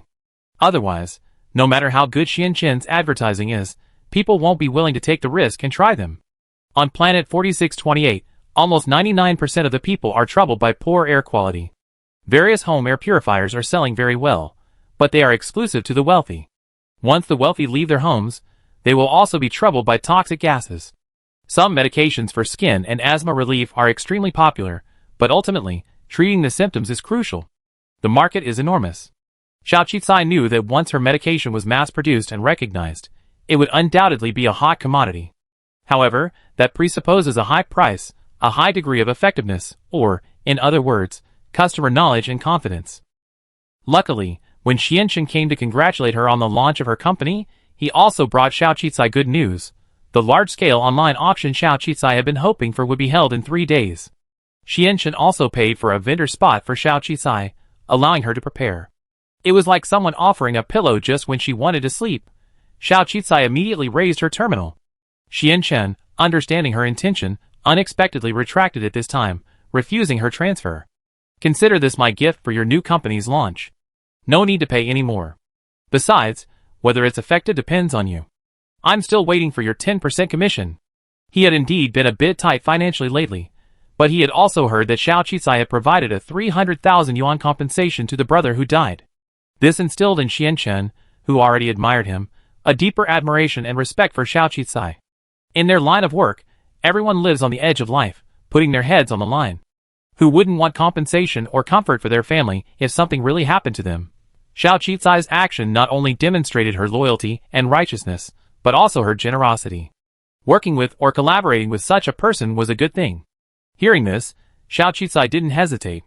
After all, money was tight, and whether she could pay Shi Yuan so the monthly fee depended on this one. She took a deep breath. 3 days left, there was still a chance. I'd like to ask you to find out more about someone, the Night Star Queen. Why are you looking for her? Are you trying to collaborate with her? We, Dark Star, are rivals. Not collaborating, but trying to make money from your rivals. Xiao Qisai shook her head. I done some research. She's one of the top 10 underground bosses on planet 4628, the only woman among them. She wears a mask year-round. I heard she has indelible scars and marks on her face. That's why the Night Star Queen often appears masked, extremely mysterious and low-key. However, despite her low profile, her strength should not be underestimated. Night Star is even ranked second only to Dark Star. As soon as Xiao Qisai said this, Xianchen understood what she meant. You want to sell her your potion? She can certainly afford it, but given our relationship, it's difficult for her to trust you. Don't take the risk for a small profit. It's not worth it. No, it's worth it. Can you tell me where she be? Or even her contact information? Xianchen stared at Xiao Qisai for a long moment, hesitated for a moment, then went out to contact someone, finally giving Xiao Qisai a terminal number. Ahem, don't tell the boss I gave you the contact information. I'm just trying to make some extra cash. It's not easy. Don't worry, I understand. And you were just pretending to hide it from your boss, weren't you? Don't worry, as long as he doesn't pursue you, you'll be fine. Xianchen, little fox, seeing through everything, that's no fun anymore. I had thought Xianchen would give her the whereabouts of the Night Star Queen, but he gave her the contact information. It seemed like he was concerned for her safety. Xiao Qisai called without a second thought. To his surprise, the other party actually picked up. Who are you? How do you have my contact information? The other party was wearing a mask, but her distinguished demeanor was still evident. But she looked languid, as if she had just woken up, and her tone was a little impatient. Hello, let me introduce myself. I'm the owner of Zhao's Pharmacy. I'd like to do business with you. Business?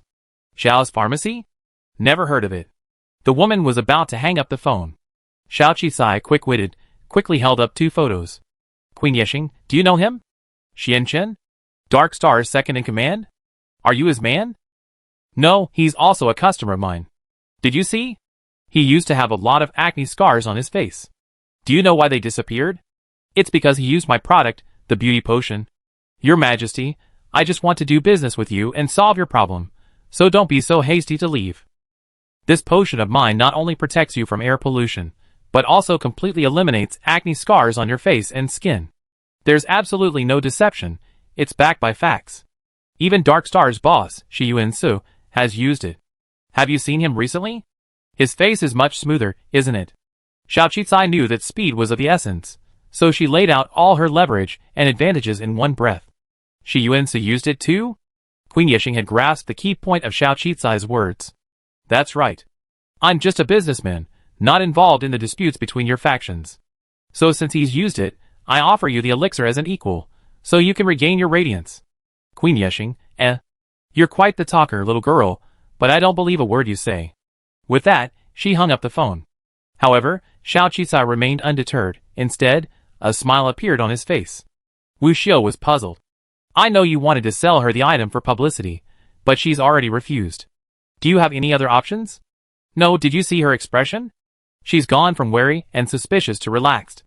In other words, she's already half believing my words, especially since it involves her rival, Shi Yuan-su, the top underground boss on planet 4628. So, she definitely sent someone to investigate. If they prove that what I said is true, and that she's truly disfigured and scarred as the rumors say, she definitely come looking for me. Sure enough, the next morning, Xiao Qisai received a message from the Night Star Queen, asking her to meet her at the Dark Night Star bar that evening. Chapter 22. Dark Night Star is a very famous bar on planet 4628, and the most famous venue owned by the Night Star Queen. It's a hodgepodge of people, a place where various underground bosses entertain, and where the powerful from countless planets gather. Of course, it's not accessible to ordinary people, and entering is somewhat dangerous. But the other party even provided a private room number. But Wu Xiao was still very worried. "Boss, I think you shouldn't go. That's her territory. It's too dangerous, and the Night Star Queen has a strange temper. Why don't you try to arrange an appointment here?" "If I arrange an appointment here, do you think she'd come? Since she dared to invite me, she wouldn't refuse to let me come back. I can afford the risk, and I didn't deceive her. Just wait and see. No risk, no gain. Any profitable business is inherently risky. And winning the Night Star Queen's order is crucial to Xiao Qizai's beauty potion sales. So it's worth the risk." Besides, 002 had also given her a lot of information. The moment the image of Queen Yexing appeared, 002 updated the main story panel with a new entry titled Important Female Supporting Character. But no matter how urgent the situation was, 002 didn't dare interrupt her. Instead, after a brief conversation, he reminded Xiao Qizai that a significant obstacle had arisen in her relationship with the powerful Shi Yuansu. As a supporting actress in the so-called protagonist's love storyline, it would logically be disadvantageous to her as the heroine. However, for someone who wasn't following a romantic scenario, had no feelings for Shi Yuansu, and at the moment, there was no ambiguity between the two of them, Xiao Qizai didn't believe a powerful and intelligent queen-like female supporting character would attack him for no apparent reason.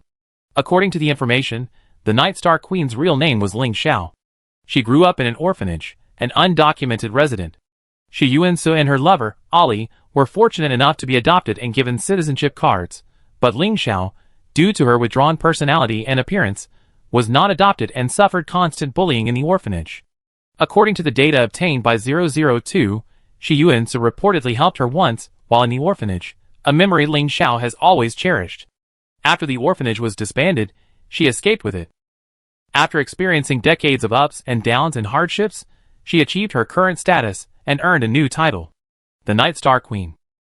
002's verdict on Ling Xiao was that she was a vicious and ruthless woman, and that any enemy who fell into her clutches would suffer a bad fate. Xiao Qizai was warned to be cautious.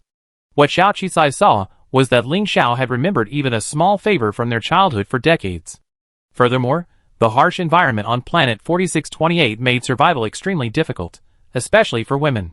This proved categorically that Ling Xiao was neither foolish nor a wanton killer.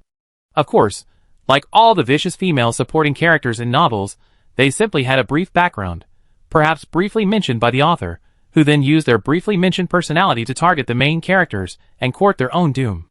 But in reality, this rarely happens. Just like Shi Yuansu, he wasn't a foolish male protagonist, nor was she a love-struck female protagonist. Of course, 002 was extremely puzzled by Xiao Qizai's decision to seek out a female supporting character for business. How could you possibly partner with a competitor? What if she kills you out of jealousy? And if you heal her facial scars, she have an even better chance of competing with you for Shi Yuansu. Your relationship with him is progressing very slowly right now. You haven't even seen each other in ages, and you rather meet a vicious female supporting character than the male lead. Xiao Qizai immediately retorted, "Am I not still proving I can stand shoulder to shoulder with a male lead? Have you forgotten?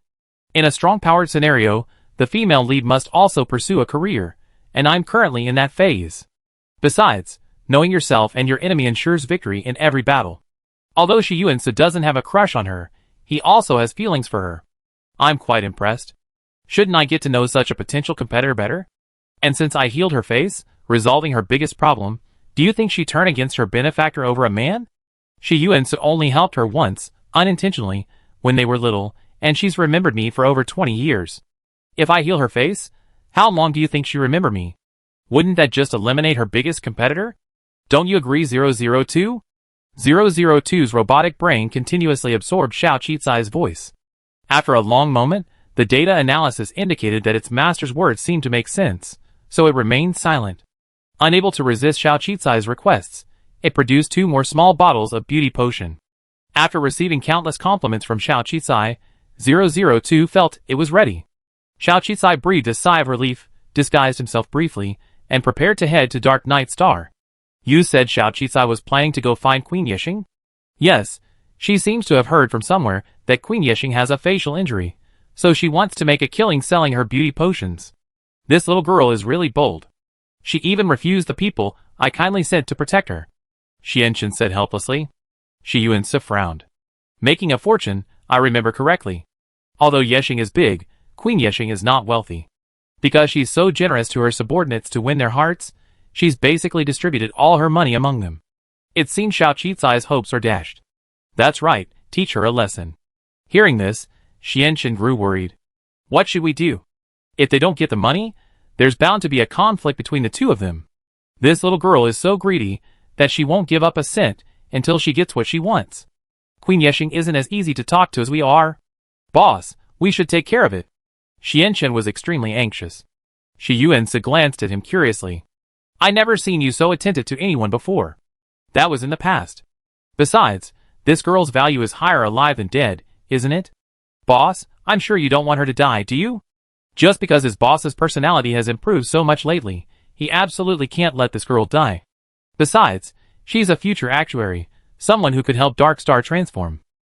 She might even become Dark Star's sister-in-law. I'm helping you, okay? Don't be shy about it. Shi Yuansi fell silent. He thought again of the time machine Xiao Qicai had mentioned. His terminal stored countless images of himself as Ari. He looked at them over and over again, never forgetting them. If a time machine really existed, he couldn't imagine how happy he would be. So, even with that tiny possibility, he couldn't bear to see her die. This was Xiao Qi's first time in this interstellar society, visiting such a place of debauchery. The entire Dark Star was a magnificent structure. The black building soared into the sky, its style extremely unique. To outsiders, it looked like an interstellar fortress, not a place. All kinds of high-end cars frequently passed by, clearly people of some importance. It seemed that the Night Star Queen was indeed powerful enough to be underestimated. Even when Dark Star was still controlling the underground forces, she was already operating a formal venue, and it seemed to be doing quite well. But the other party was an illegal immigrant. Had she already obtained citizenship? However, Xiao Qi was stopped just as she was about to enter. She didn't have an invitation or a VIP card, and it wasn't even open to ordinary customers yet. Ordinary customers, before the opening hours, could only wait in the lobby and eat fruit snacks. Of course, she had no identification or card, so she couldn't even enter the lobby. However, it was clear that Queen Yexing hadn't been caught off guard by this, so Xiao Qicai directly informed the armed guard of his conversation with her and the private room number she had provided. Sure enough, upon seeing the real Queen Yexing's information and the private room she frequently used, the guard's expression immediately changed. You are a distinguished guest personally invited by Queen Yexing. A VIP card is unnecessary. Please enter. They even sent 2 people to escort Xiao Qicai through the lobby and directly into the bar through the VIP passage, allowing them to enter the bar ahead of time. Watching the stunned crowd in the lobby, Xiao Qicai wondered what this young woman's origins were.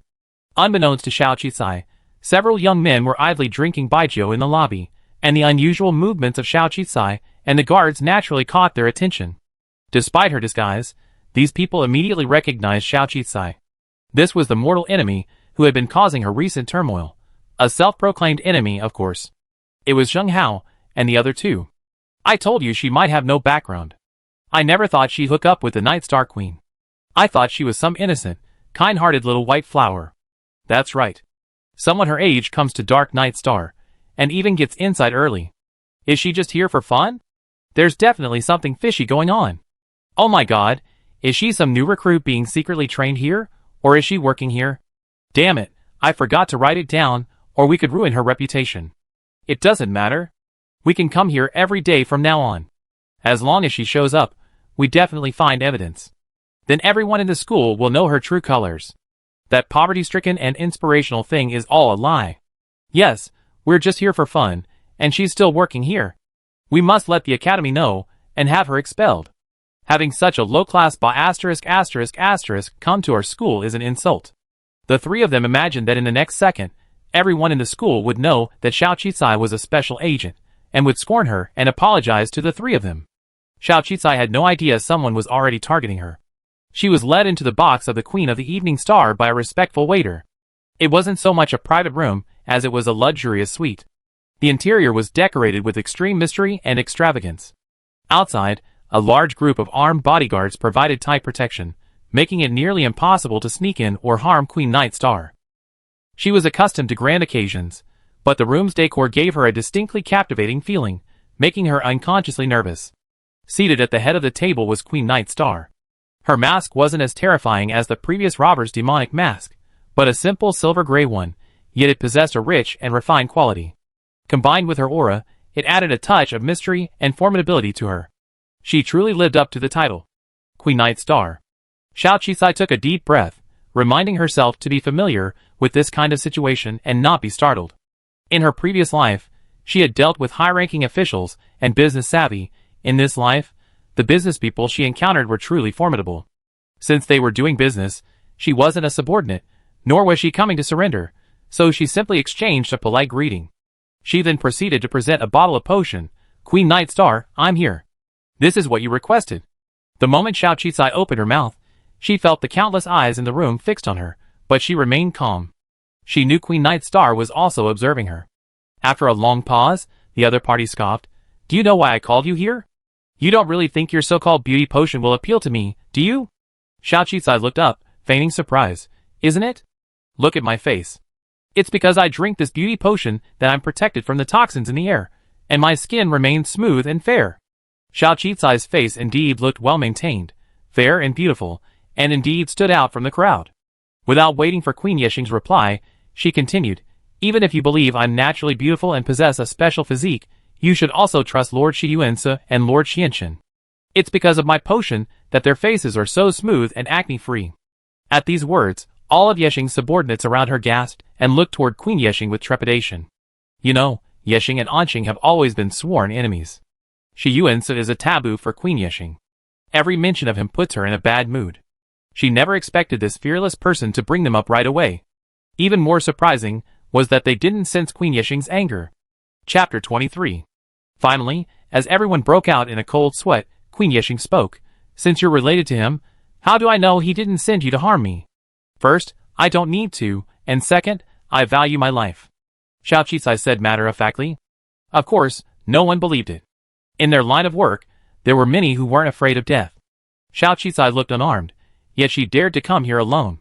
She didn't look like someone who valued her life, but she stood there and said so confidently that she did. Queen Yexing's men all laughed. A somewhat effeminate male subordinate stood not far from Queen Yexing, also sizing her up. If your medicine really works, then I can just kill you and drink it, right? After saying this, he even raised his weapon, pointing it at Xiao Qisai, as if he were about to strike. In an instant, Xiao Qisai broke out in a cold sweat. But she quickly forced herself to calm down, coldly rebuking the man. I'm talking to your queen. What are you doing here? If you're the one in charge here, then I negotiate with you. Sure enough, her words successfully changed the man's expression, and he even retracted his weapon. Queen Yexing looked at Xiao Qisai with a touch of admiration. And without hesitation, Xiao Qisai unscrewed the bottle of beauty potion in his hand, held it in the air, and poured it into his mouth. She stopped halfway and swallowed the potion. I drank half of it, which proves there's nothing wrong with it. Queen Yexing, do you dare to give it a try? If it works, after you pay, I give you another bottle to completely heal your face. If it doesn't work, there won't be any side effects, right? Her boldness clearly astonished everyone. This was the first time she'd seen such direct negotiation, but Queen Yexing was clearly pleased. She finally had the remaining half bottle of potion from Xiao Qisai taken away. But after checking that the bottle hadn't been tampered with, he didn't drink it. Instead, he returned it to her, saying, bring out another bottle. My people will drink half, and I drink half. If it works, I buy your half. Clearly, she was extremely vigilant. Okay. Xiao Qisai pulled another bottle from his pocket and handed it over. 002 was stunned. It hadn't expected Xiao Qisai to anticipate Queen Yexing's suspicions. No wonder she asked for 2 bottles of potion. So what good was her information? It seemed Xiao Qisai knew this person better than the information he gathered, and the one testing the potion on Queen Yexing was none other than that devilish male subordinate. He drank half the bottle with a fearless demeanor. What he didn't expect was that half a minute later, his face changed. The makeup he'd been applying suddenly melted away. Frightened, he hurried outside, but when he returned, his face was as smooth as new. He excitedly looked at Xiao Qisai and then reported to Queen Yexing. Queen, it really works. I just had a checkup, and all my pimples are gone, and there's nothing wrong with my body. With his confirmation, Queen Yexing finally put her doubts to rest. The scars on her face had indeed been her greatest pain for years. She had suffered humiliation since childhood because of those scars. Besides, Everyone cherishes beauty. Now that she had a chance to solve the problem, she was far more excited than she let on. But she also knew there was no such thing as a free lunch. She didn't rush to take the medicine, but instead looked up at Xiao Qisai and said, "Tell me, what do you want with this potion?" He was asking what she wanted, not how much it cost. It was obvious that she guessed Xiao Qisai must have some other motive. Otherwise, he wouldn't have risked coming here in person today. Seeing that his goal had finally been achieved, Xiao Qisai finally breathed a sigh of relief. "I'm a businessman and don't participate in the battle for your underground turf. So naturally, I need money." "Oh, really? How much do you need?"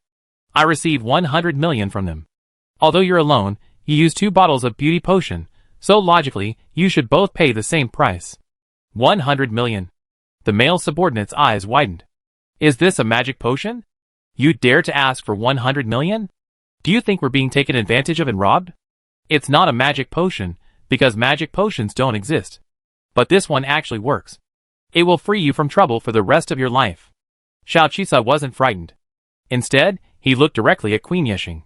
"What do you think? Do you think this potion is worth the price?" "Oh, it is." Queen Yexing nodded. "But..." She finally drank the remaining half bottle of potion, a slight smile playing at the corners of her mouth. "I don't have that much money, so will you give me the remaining half bottle of potion?"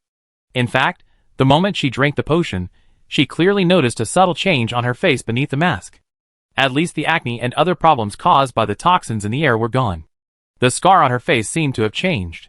Xiao Qisai's potion was indeed effective, and drinking the remaining half bottle might, as Xiao Qisai had claimed, truly solve the problems that had plagued her for a lifetime. But Queen Yexing didn't seem particularly excited at the moment.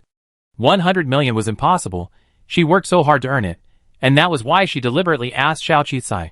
When Xiao Qisai heard her words, he immediately replied, "Then I won't give it to you. Then I kill you, and you have to give it to me." After saying that, Queen Yexing drew the weapon from her waist and pointed it directly at Xiao Qisai. In an instant, the atmosphere in the box plummeted to freezing point. Xiao Qisai felt cold sweat beating on her forehead, but she refused to give in.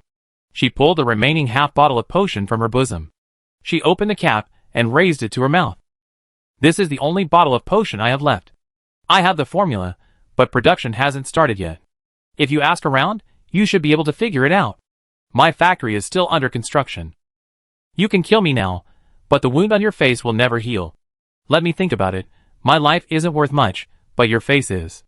My queen, are you going to fight to the death?" Xiao Qisai's tone was even sharper. Everyone was stunned. This was the first time someone had dared to threaten Queen Yexing face to face on their territory. They even raised their weapons, considering whether to simply deal with this arrogant woman. But Queen Yexing suddenly extended her hand, stopping them. She stared at Xiao Qisai intently, then finally lowered her weapon. "You truly value money over life.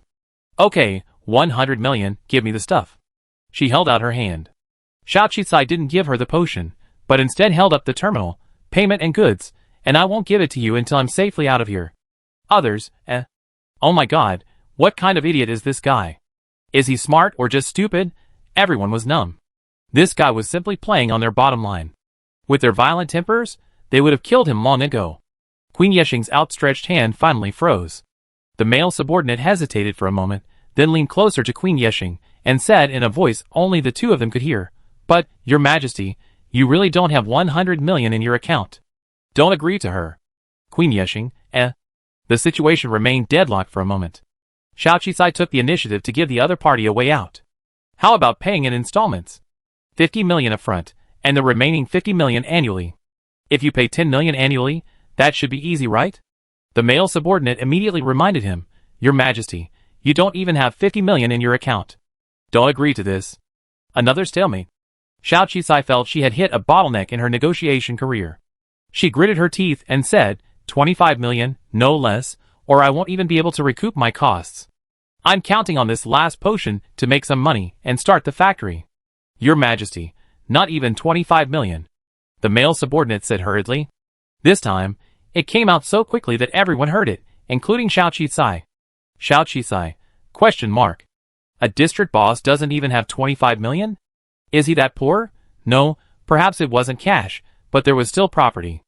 Seeing Xiao Qisai's suspicious gaze as she looked at her, Queen Yexing finally closed her eyes, feeling hopeless. Luckily, everyone in the room was on her side, otherwise, she would have been humiliated. Xiao Qizai immediately seized the opportunity, a sudden flash of inspiration. So, how about paying off the debt with work? Well, for a moment, everyone was numb, just staring at Xiao Qizai curiously, waiting to see what shocking words she would come up with. Under the gazes of the powerful, Xiao Qi swallowed hard. Look, I'm planning to increase the production and sales of this medicine, so I need some initial publicity and advertising. If you really can't afford that, then we can offer work in exchange for debt. For a year, as long as you're willing to promote me at online auctions, and write in your sphere of influence that you use my beauty potion to restore your appearance, I waive the fees. Of course. That way, not only can you show off your original beauty, but you also save a ton of money. Why not? Just do the math. That's 100 million. Just imagine how much money Yexing makes in a day. Waiving 100 million is a huge win. Xiao Qi spoke eloquently. The male subordinate's mind was in a state of confusion. He turned to Queen Yexing and said, Your Majesty, so it seems we indeed made a profit? It's only been a year of promotion, and we average nearly 10 million per month. Earning that 10 million in cash is truly a struggle. Xiao Qizai added, Don't worry, we're a registered, legitimate company. If you don't believe me, I can still sign a contract. Once you sign the contract, you become our image ambassador and get a free trial of our products. Of course, we won't charge you a penny. After signing the contract and confirming with your iris scan, I give you the potion immediately. Seeing Queen Yexing waver a bit, Xiao Qizai pressed on. Sign it, and you make a cool 100 million yuan for free. Why hesitate about a deal like this? It's a perfect storm of benefits, no downsides. As Xiao Qizai spoke, he opened the terminal and began drafting the electronic contract. This efficiency stunned everyone. Queen Yexing finally understood Xiao Qizai's true purpose. This trip was probably just to trick her into becoming her ambassador, leveraging her fame for publicity. It had to be said that this little girl's tactics were quite effective. Not only had she not felt any resentment, but she had been led step by step to this point. Now, she was actually tempted to sign the contract. From what Xiao Qizai said, it seemed as if signing the contract would indeed earn her 100 million yuan. Earning 100 million a year, who wouldn't be tempted? Making money isn't shameful, and you're doing it for your family, right? Those little brothers here are so protective of you, they're all your family. Even Shi Yuansu accepted a young woman's offer last time, for 10 million a month, didn't he? If you sign this contract, it means you're as valuable as her, as worthy as hers, practically on par with hers, isn't it? Xiao Qizai's words had barely fallen. Queen Yexing finally relented. Sign! Xiao Qizai's heart finally settled. She approached Queen Yexing and projected page after page of contracts. Take a close look. If you have any questions, sign. Use your iris scan to confirm. Earn 100 million in seconds. Queen Yexing, who had little education, felt a headache just looking at the text. She glanced at it casually, then impatiently pressed the virtual digital signature button and signed her name. Just as she was performing an iris scan, there was a sudden knock on the door, and a young man rushed in a panic. Your Majesty, this is bad. Shi Yuansu is here. Queen Yexing paused. Xiao Qizai, ? Damn it! Is this guy trying to ruin my plans? Chapter 24. Bring him in, and see what he has to say about my territory. Queen Yexing regained her imposing demeanor. It seems your contract will have to wait a while. Let me first meet this distinguished guest, who has never set foot in my place. Queen Yexing glanced at Xiao Qizai. You said you had no relationship, just a buyer and seller relationship. Now I'm a little skeptical. Could he be here for you? Damn it! This seems to be escalating into a female rivalry. Xiao Qizai mentally cursed the mad Shi Yuan several times. 002 was already raising the flag in his mind. I told you, I told you. Here it comes, the battle between the heroine and the supporting actress is about to begin. But rest assured, my master, Shi Yuansu is definitely here for you. Queen Yexing wouldn't dare do anything to you, no matter what. The situation just now was truly dangerous. I was afraid she would collapse on you. Fortunately, Shi Yuansu came to the rescue. Thank you, shut up. Xiao Qizai was speechless. She didn't need a hero to save her. She took a deep breath, lowered her presence, and leaned to the side. As expected, Shi Yuansu and Xianchen had both arrived. They walked with a swift breeze, their aura formidable, and were no less impressive than Queen Yexing. She felt like cannon fodder caught between them. King versus king, there was indeed a difference. But no matter how powerful, you have to work for me.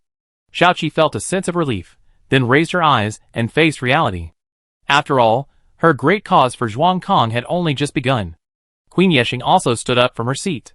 Shi Yuan-se, what's the wind blowing today? You've been brought here, to my territory. Are you really not afraid of death? Shi Yuan-se casually said, after all, this is the biggest bar here. Can't I enjoy myself? After that, he found a seat and sat down. Although not the main seat, the moment he sat down, his aura was overwhelming, as if he were a king. Queen Yexing also sat down across from him, clearly placing them on equal footing. Besides, Shi Yuan-se was indeed the uncrowned king of the underground forces on planet 4628. Queen Yexing was only second, no matter what. Even though this was her territory, she didn't dare act rashly. She still had to show the necessary respect. However, Queen Yexing couldn't help but scrutinize Shi Yuan-se and Xian Chen's faces. Xian Chen's face seemed to have become even more fair and clean, a completely different person from before. I hadn't noticed before, but now he's become a pretty boy. Then, Queen Yexing spoke again. It's been a while, haven't you two become a bit more effeminate? Xian Chen couldn't hold his breath, his face flushing with anger. You're the effeminate one? Where's that effeminate Hongyan beside you? Why is she gone today? Did she undergo a sex change? You're the effeminate one. The male subordinate, Hongyan, immediately stepped forward. He still spoke in an effeminate voice, but his face was no longer heavily made up. Xian Chen seemed to be meeting him for the first time. Sister Hongyan, your face? Then, almost simultaneously, everyone's eyes turned to Xiao Qisai, who was trying to be less noticeable in the corner. Xiao Qisai could only reach out and greet them. Hi. The scene froze for a moment. Okay, what a damn weird sure-like place. I have no emotional connection with them, just doing business. Am I limited to selling to just one person? Xiao Qisai grumbled internally. Finally, he said, with a broken jaw, look, Queen Yexing, did you see that? Shi Yuan-se and Lord Xianchen, they both used my potion. They're even more handsome and better looking than before, aren't they? If you agree to my request, your face will definitely be even better looking than theirs. Shi Yuan-se, I shouldn't have come earlier. This is just Xiao Qisai's advertising. He glared at Xianchen. Xianchen glared at Xiao Qisai. What the hell? We came to support you, and you sold us out? Xiao Qisai ignored him, looking bitter and resentful. If these two hadn't come, her deal would have been finalized long ago. Queen Yexing, sign it, sign it. I'd be leaving after you sign, and you have earned 100 million. Once you sign it, you can face your beloved as your true self. The word beloved finally broke Queen Yexing's composure. She glanced at Shi Yuan-se, afraid he might notice something. So, she could only angrily lash out at Xiao Qisai. Shut up. What are you talking about? Shi Yuan-se clearly felt Queen Yexing's gaze and baffled. Question mark. Xiao Qisai ignored her. Are you going to pay? Okay, 100 million. You wouldn't buy something without paying, would you? I just heard you say you didn't. Don't you have any money? You're so poor. We're both bosses, so how can you be worse off than Anqing? Ah, that damn businessman. He was threatening her dignity. Give it to me, I sign it, and then get out. Queen Yexing gritted her teeth, fearing she'd hear another shocking remark from Xiao Qisai. And Xiao Qisai had already impatiently taken out the last page of the contract and scanned it for Queen Yexing. Once confirmed, she immediately put the electronic contract away and scurried out of the private room without even saying goodbye. As a result, Shi Yuan-se and Xian Chen were left staring at Queen Yexing in bewilderment. At this moment, the underground news has been updated. Two powerful underground bosses are facing off in the Dark Night Star. What's going on? Is this the beginning of a new round of underground reshuffle? Neither boss spoke, so Xian Chen could only stand up and timidly ask Shi Yuan-se, shall we leave? Leave? Didn't your boss say he wanted to come to my bar and enjoy himself?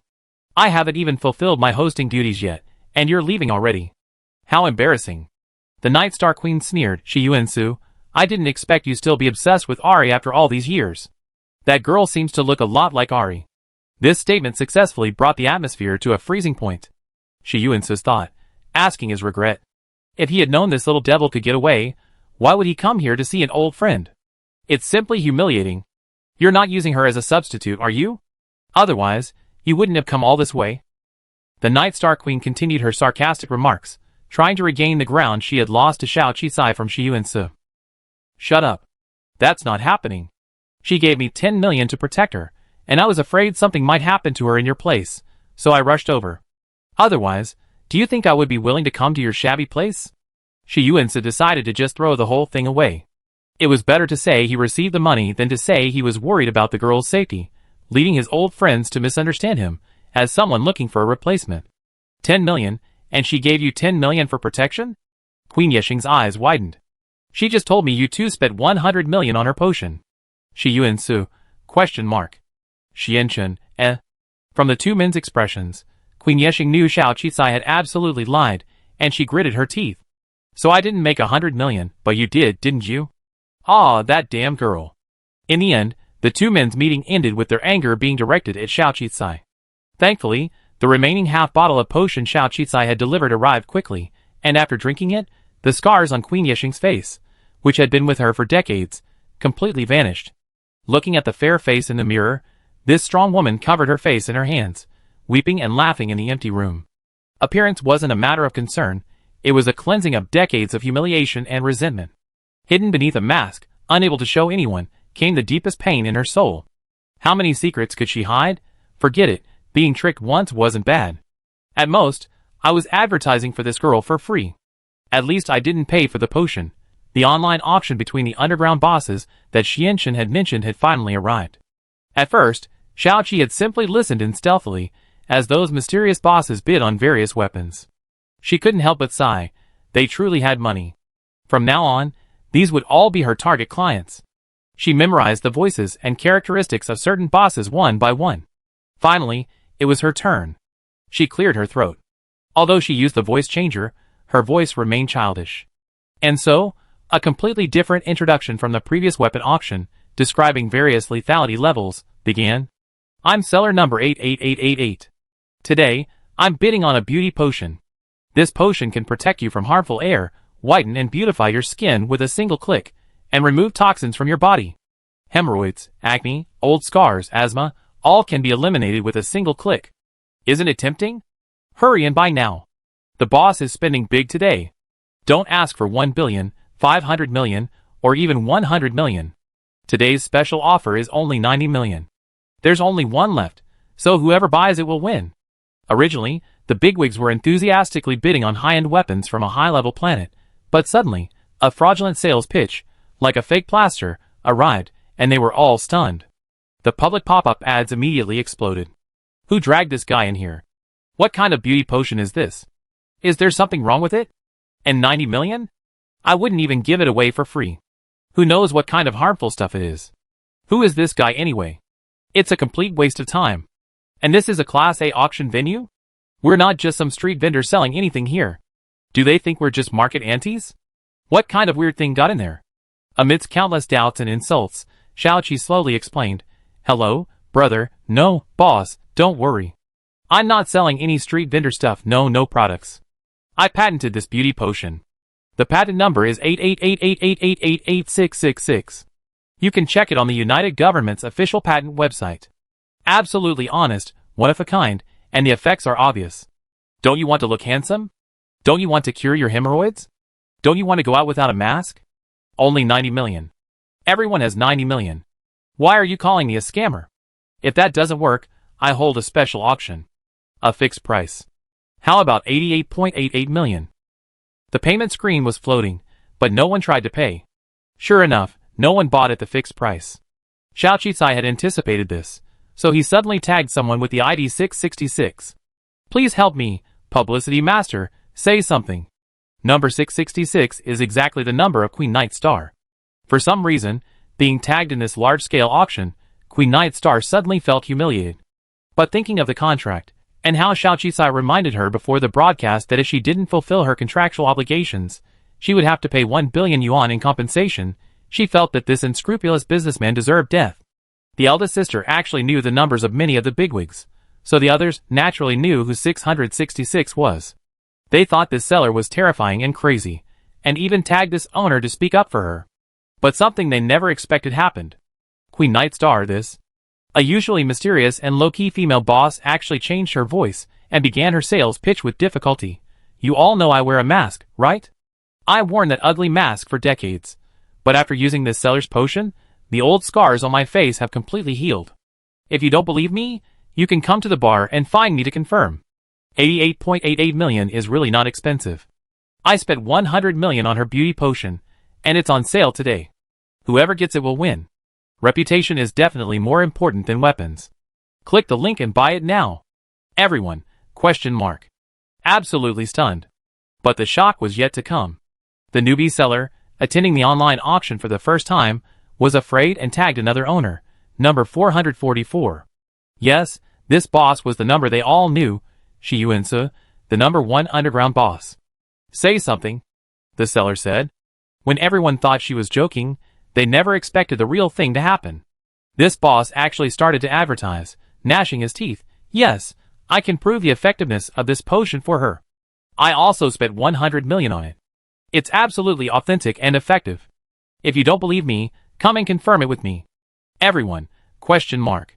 Finally, someone couldn't help but speak directly in public. If you are being forced, just type 555 on the public screen. Chapter 25. Instantly, the screen was filled with 555s. Of course, these weren't the work of Queen Yexing and Shi Yuansu, but rather the work of everyone else. Because they couldn't figure out any other reason why these two bigwigs would come out and say such disgusting advertising slogans. Either they were kidnapped or their accounts were hacked. So scary. Could someone from the United Government have infiltrated their transactions?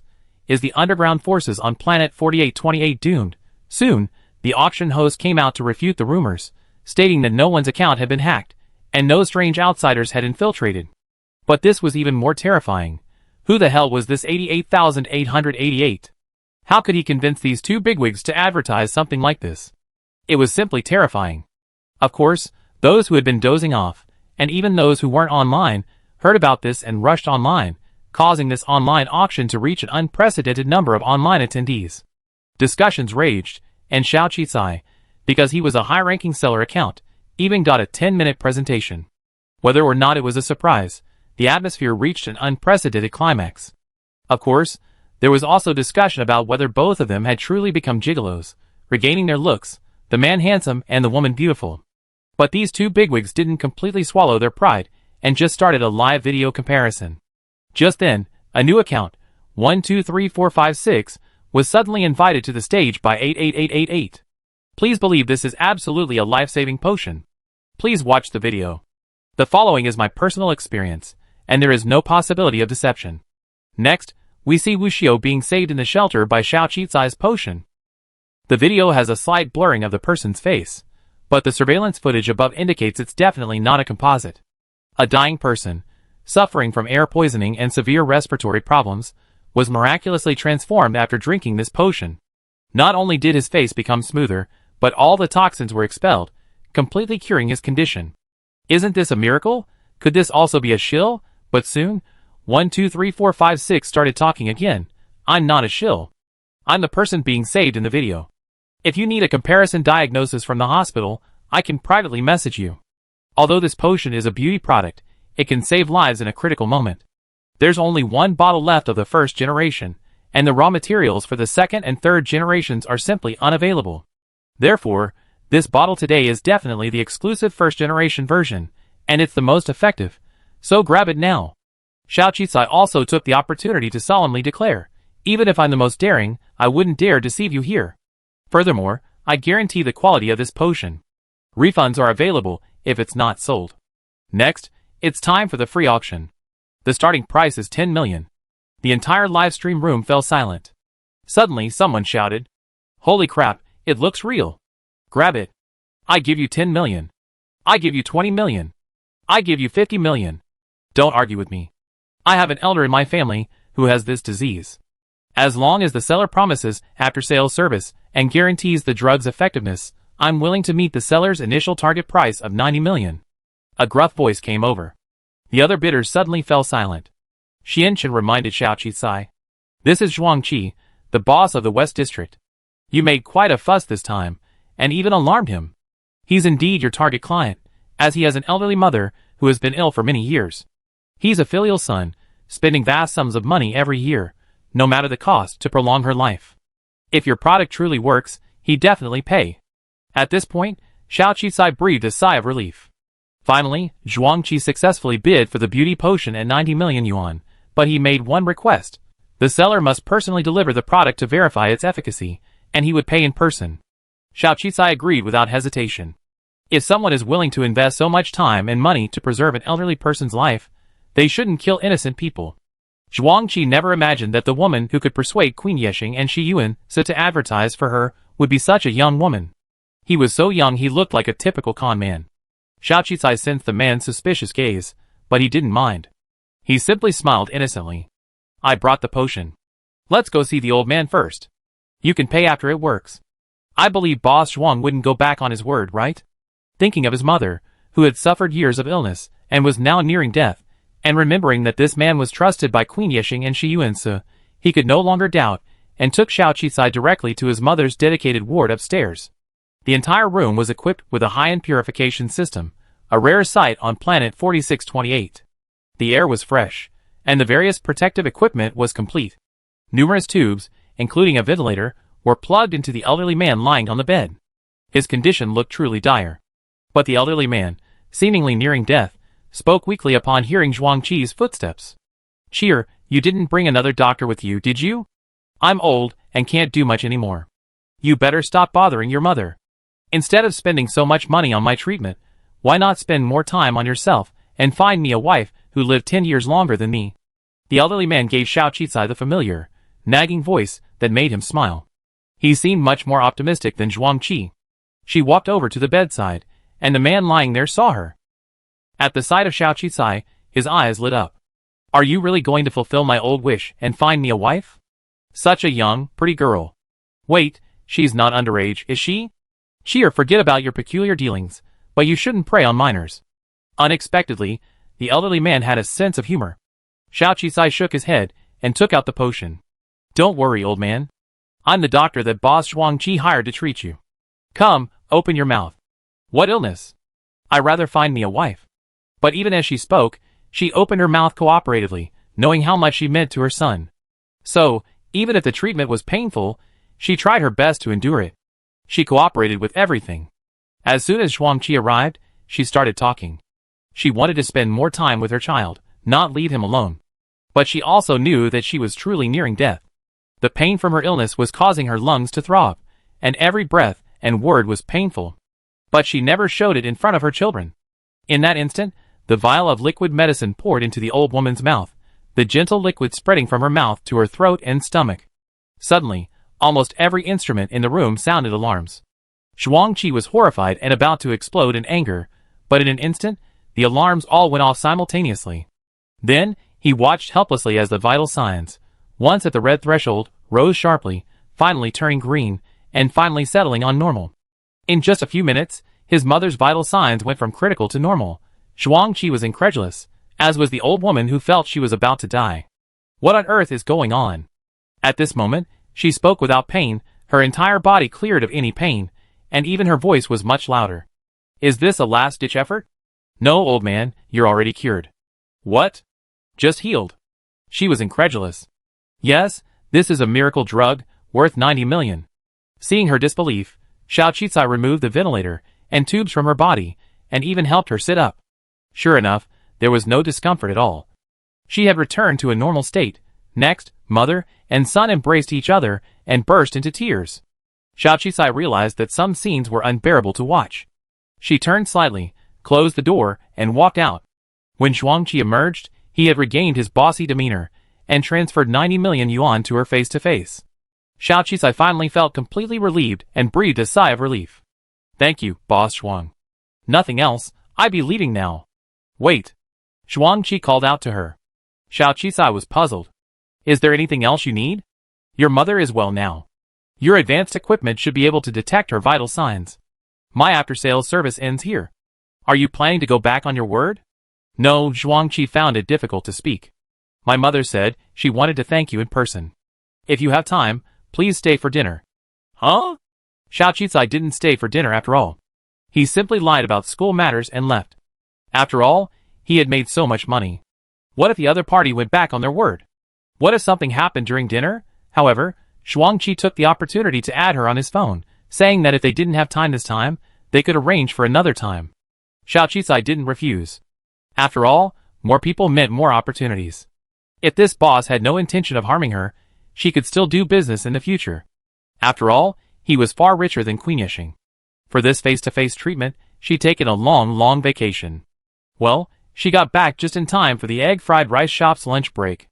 Even after earning 90 million, Xiao Qisai still yearned for the few thousand star coins she could earn each day at noon. After all, if nothing unexpected happened, she'd have to spend 500 million to upgrade her citizen card. As for 002, she was stunned. Xiao Qisai had clearly mastered the beauty potion. The creator of the romance system likely only intended to make the bound host more beautiful and attractive with the beauty potion, but never imagined it could have so many other uses, even allowing the host to make money. With 90 million on her card, plus the money she earned from the freshman talent competition, Xiao Qisai now had a full balance of over 90 million star coins. With money on her card, she felt at ease, and so she was in a particularly good mood.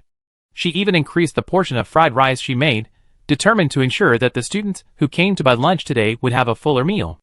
But she waited for a long time, and while there were many people watching at her small fried rice counter, no one came to buy lunch today. She even finished her own meal, and still no one came. You know, she usually ate lunch early at noon, otherwise she wouldn't have time to eat at all. Feeling strange, she stopped controlling the robot, walked out, and casually stopped a kind-looking girl. "Classmate, what's going on today? Why are there so many people looking, but not a single one is buying?" The girl, frightened by being stopped, turned pale, and quickly backed away. "Don't touch me." Xiao Qisai clearly sensed something was wrong. Her gaze grew cold, and she opened the terminal and entered 1,000 star coins. "Can anyone tell me what happened? I can automatically transfer these 1,000 star coins from the terminal." Luckily, money is indeed omnipotent. A classmate, dressed simply, gritted his teeth and stepped forward. "Everyone's just here to watch the fun. No one dares to buy your fried rice. Because some say you're in the dark night stars." "Well, that one. Anyway, you know it yourself. They all suspect you have some infectious disease. Who would dare buy your food? Dark night stars? Why is it about the dark night stars? Could someone have discovered her relationship with Queen Yexing? No, that's not right." Xiao Qisai frowned. She had only been there once, so there was no way anyone would suspect she had any connection to Queen Yexing. An infectious disease? What infectious disease could be so frightening? She glanced coldly at the whispering onlookers. Unsurprisingly, she saw lewd looks on the faces of some of the male students, and blind contempt on the faces of some of the female students. She stopped selling fried rice, and simply closed the window, and returned to the actuary college, just in time to see Guofenghua carrying a bruised Qin Sanwan back from outside. Qin Sanwan, upon seeing her, burst into righteous indignation. "Junior sister, others may not believe you, but we all do. You damn people, don't let me know who's spreading these rumors." The reason was simply that Qin Sanwan had heard Xiao Qisai's unpleasant rumors outside, and had gotten into a fight. In the end, the other side was outnumbered, so she had no choice but to shake Guofenghua off. Fortunately, Guofenghua, a capable fighter at a crucial moment, beat the man up and brought Qin Sanwan back. After Xiao Qi heard this, he was both moved and angry. He was moved that although he only had 2 senior brothers and sisters, they both defended him and believed in him. He was angry that the rumors were so outrageous. Well, that was great. She didn't miss the rumor that the heroine couldn't escape. But who was it? Who could have happened to see him that day? Chapter 26. Ever since that shameful advert at the online underground auction, Queen Yexing has been withdrawn. If Shi Yuanse hadn't been embarrassed with her, she doubted she would have been able to become the boss. But her image still suffered a slight setback. So lately, despite her restored beauty, she hasn't shown any interest in showing off. But precisely because of this, more and more of her close friends, and even competitors, have been asking her if she's truly in trouble. She's so annoyed that she's leaving it to Hong Yan to handle all the inquiries. Fortunately, word has spread that the bedridden mother of Zhuang Qi, the West District's big boss, was cured by the potion, which has since become a miracle cure. Countless people are inquiring about the mysterious seller and the potion, finally alleviating some of the embarrassment for her and Shi Yuanse. "Queen, someone wishes to see you." Hong Yan cautiously observed her expression. "Who is it? Don't show up. Tell them Yexing isn't bankrupt." Queen Yexing was listless. "No, it's Xiao Qisai. She's here." "What? She's here? What's she doing here? Didn't I already promote her as she requested? Even now, all of our Yexing properties are advertising her. What else does she want? Did she breach the contract? Is she here to demand 1 billion yuan in compensation?" Queen Yexing was agitated. Thinking of the contract she signed without even reading it, she felt like there were countless traps waiting for her. You can't judge a person by their appearance. Seeing such an innocent and pure girl, and because she was upset at the time and Shi Yuan Su was there, she signed without hesitation. Now she seriously suspected this unscrupulous businessman was trying to take advantage of her and rip her off for 1 billion yuan. 1 billion, and she still couldn't even sell Yixing for enough. Since she's trying to rip me off, don't blame her for being unethical. At worst, I just give up my citizenship card. Queen Yixing thought viciously. Hong Yan's mouth twitched. He felt his boss was truly frightened by that little girl. This was the first time in all those years he's seen his boss so humiliated, even afraid of a little girl. No, she said she came to discuss a lucrative business with you and asked if you were interested? How could I possibly have a lucrative business? She's definitely trying to scam me again. Queen Yixing was completely unconvinced. No, according to Xiao Qisai, she has a favor to ask of you, so she brought a lucrative project to discuss with you. A favor to ask of me? This little girl asked me? Queen Yixing suddenly perked up. Hong Yan had never imagined that it would be that little girl again who could cheer her boss up. That's right, she said so. Then let her in. Queen Yixing thought for a moment, and even changed into a powerful black outfit. And Xiao Qisai finally met Queen Yixing again. This time, Ling Xiao wasn't wearing the mask, revealing her pale yet gorgeous face. She was truly beautiful. It was truly a shame that such a naturally beautiful woman had been humiliated for so long because of her appearance for the past few decades. Everyone is obsessed with looks, but they can't see through the mask. Before Queen Yixing could open her mouth, she took the initiative and spoke. Your Majesty, you are truly beautiful. You are simply the most beautiful woman I have ever seen on this planet. Xiao Qisai's gaze was pure, her clear eyes like untainted glass. When she spoke with sincerity, few doubted her intentions. Queen Yixing wanted to intimidate Xiao Qisai, so when she saw him sincerely compliment her beauty, she suddenly choked up. Indeed, what woman doesn't appreciate being praised for her beauty? Furthermore, not many people had seen her since she had regained her appearance, and Hong Yan was so familiar to her. This was the first time she had ever been praised in this way, by someone of her own sex. It felt truly wonderful. No, this little fox must be up to something. Praising me is no good. The Dark Star Queen steeled herself, her brows raised. Smooth talk. What are you doing here? I heard Hong Yan say you had something to ask of me. What nonsense is he talking about? I'm clearly here to seek cooperation with you, Queen Night Star. We're already partners, so why would I bother asking for favors? Hong Yan, ? That's not what you just said. Facing Queen Night Star's piercing gaze, Hong Yan's sweat dropped. You? Xiao Qisai, didn't you just say you needed help from Dark Night Star? It's Dark Night Star that can do me a small favor, not asking Queen Night Star for a favor. I told you I'm here to cooperate, to help your Majesty the Queen make money. After Xiao Qisai finished speaking, before the two of them lost their temper, he immediately produced a contract. The last publicity campaign was very successful, and with Zhuang Fin's mother now fully recovered, countless people in the market are now inquiring about this miracle drug. But as I said, the last batch was the final batch of the original potion. My potion's reputation has spread, but there's no stock. I'm planning to release a second edition of the beauty potion, this time with a planned production run of 20. I'd be using an online auction. Of course, with the reputation already established, sales won't be a problem. However, considering Queen Nightstar's contribution to our publicity, I'm offering it to you, giving you a 5% profit. This time, Queen Nightstar had learned her lesson. She accepted the contract and read it carefully. She knew there was no such thing as someone offering money voluntarily, let alone this cunning little businessman. As expected, she quickly spotted the terms of the concession.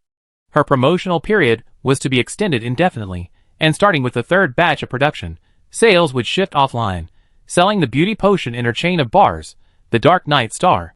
You got a great idea. Not only do you want me to promote it, but you also want me to provide a sales location, right? Do you think anything can be sold in the Dark Night Star? Queen Night Star sneered.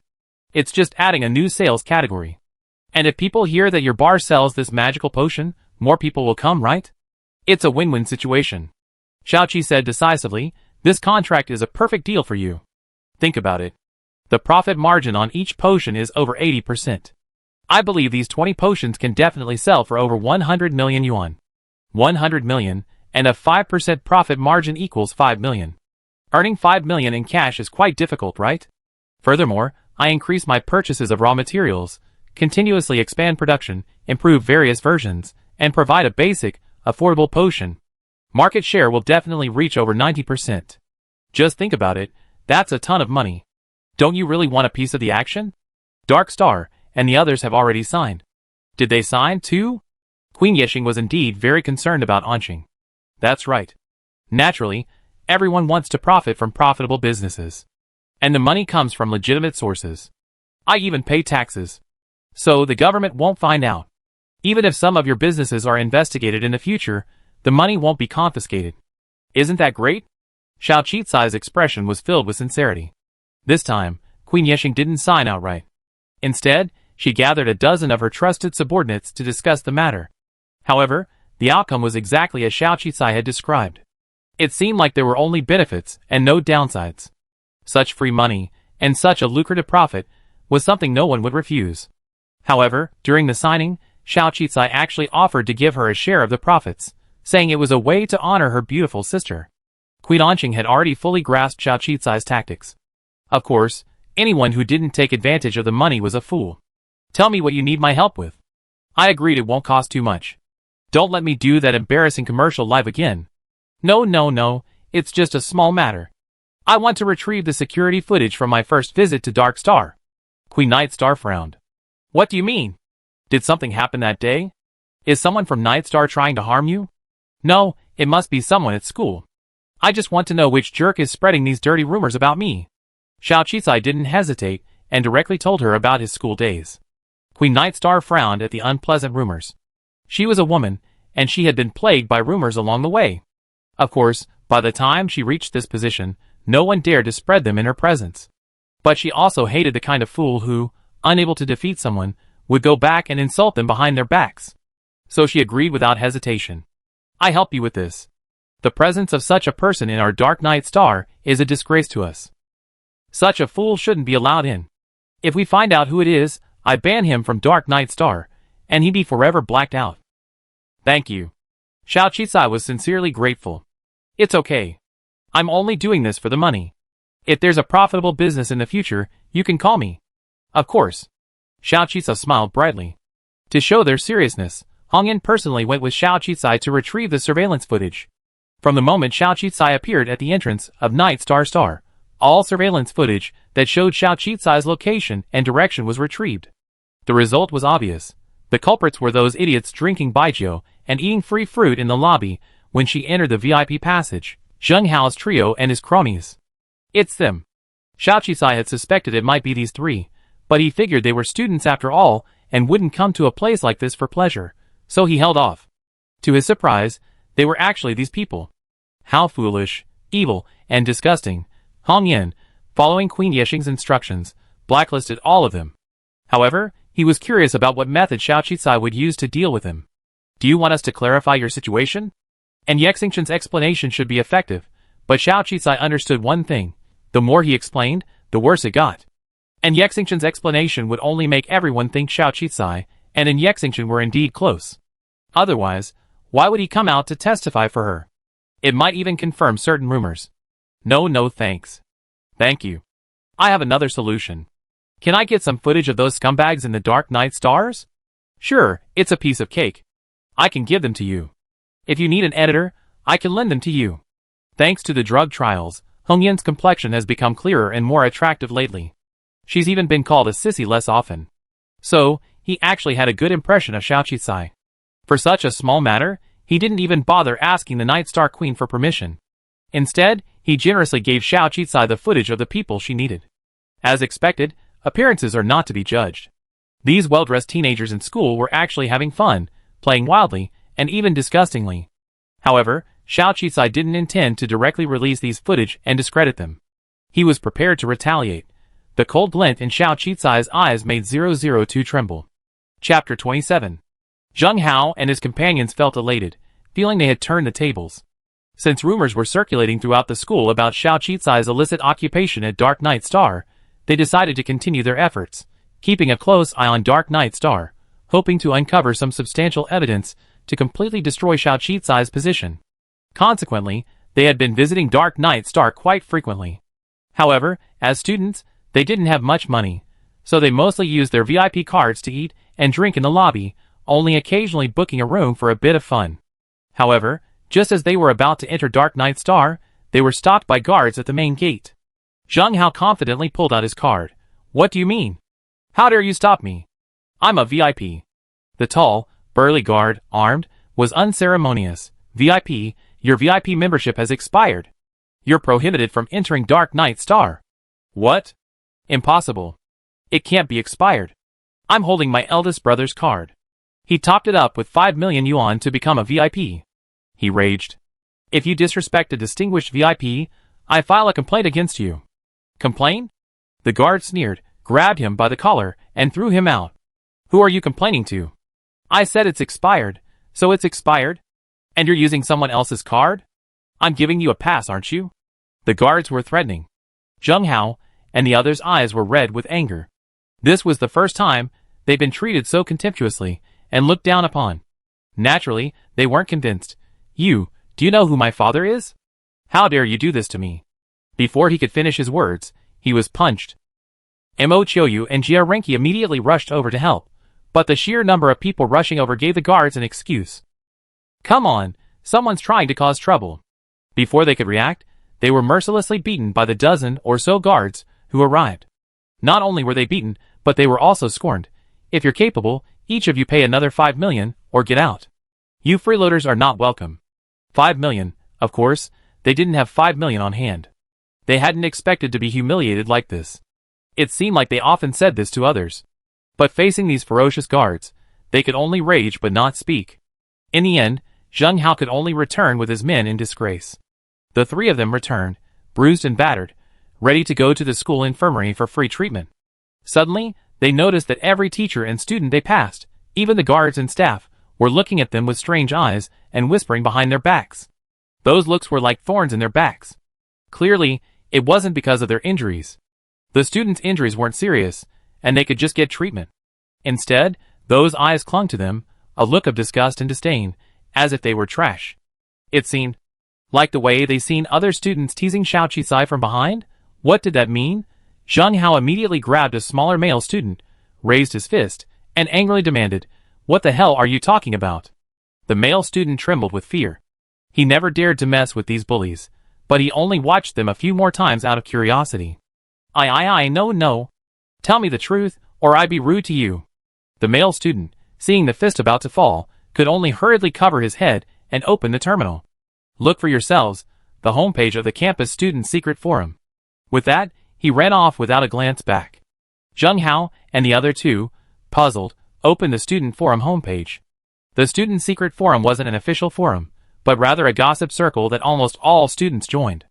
The last heated discussion was about the possibility that Xiao Qisai, the genius from the actuary school, was working an inappropriate job at Dark Knight Star. But these days, the buzz has gradually waned, and some even called it a rumor. But today, a red-hot post appeared. Shocking. Pictures and proof. A male student from the 46th Advanced University is actually working as a prostitute at Dark Knight Star. The poster was anonymous. Clicking on it, they found pictures and proof. There were photos of several male classmates, all perfunctorily blurred, appearing in the Dark Knight Stars and inside the Dark Knight Stars' private rooms. Some were even animated, absolutely impossible to fake. And almost everyone immediately confirmed these individuals to be none other than the Zheng Hao trio who had previously been dominating the school. There were also a few who seemed to be their henchmen. Some of the angles were so tricky that the mosaics even showed through, but it was still clear that they were indescribable. Naked and white. I'm afraid they weren't just gigolos, but men's gigolos. The moment Zheng Hao and the others saw the photos, their faces turned pale, as if the sky was falling. Who the hell? Who posted this? If Xiao Qisai's story was just a rumor, then their story had pictures, facts, and irrefutable evidence. No wonder everyone looked at them with strange expressions. After all, 46 Senior Academy is the only jointly funded government-run school on the planet, considered one of the highest tier. To think that a student from this school was actually becoming a prostitute is outrageous. Hurry, request a removal. I'm suing the person who posted this for defamation. Several people were so angry their faces turned blue, not caring about their injuries, as they hurriedly contacted the administrators to have the post removed. The administrator quickly replied, "Please provide evidence proving this is false information. If you can't, I'm sorry I can't remove it." What? Who the hell was it? They quickly realized that the only person they'd been spreading rumors about was Xiao Qizai, and since she was an actuary and seemed to have a good relationship with Dark Knight Star, it had to be her. Several people, not caring about their injuries, immediately ran towards the actuary college. However, not only did they fail to apprehend the perpetrator, they were harshly ridiculed by Qin Sanwan. As the situation continued to escalate, they even dared not attend classes, fearing they would be called on by the teacher. It was not until lunchtime the next day that they found Xiao Qizai at the small fried rice counter in the self-service cafeteria. "You bastard, you actually spread rumors about us." The trio ran over angrily. Xiao Qizai was still controlling her robot, frying rice, when a large, clear medical certificate from the first public college of the Interstellar United Government was taped to her window. The red paper, stamped with white ink, proved impossible to falsify. No wonder her business was picking up again. "You're not going to learn a lesson, are you? You dare say another one? What do you mean by spreading rumors? Are you trying to eat my food? No way. I won't sell food to people like you who ruin our school's academic atmosphere." Xiao Qi then revealed a look of disgust. "Oh my god, I can't believe there are people like you in this school. Are you sick? The picture shows the truth. It's not a composite image. Stay away from my stall. Don't come near." These words infuriated the three men, their faces turning pale. "You're the one selling out? We saw you enter the VIP room at Dark Knight Starry Sky with our own eyes, and you dare to frame me. I'm going to call the police and have you arrested. How dare you, you bitch, turn against us? How did I frame you? I didn't post that." Xiao Qizai sneered, but suddenly a look of sudden realization crossed his face. "Oh, so it was you. Everyone, come on. It's them. It's them. Without any truth, they're spreading rumors that I'm doing something illegal at Dark Knight Starry Sky. It's actually them. How could someone in this world be so shameless?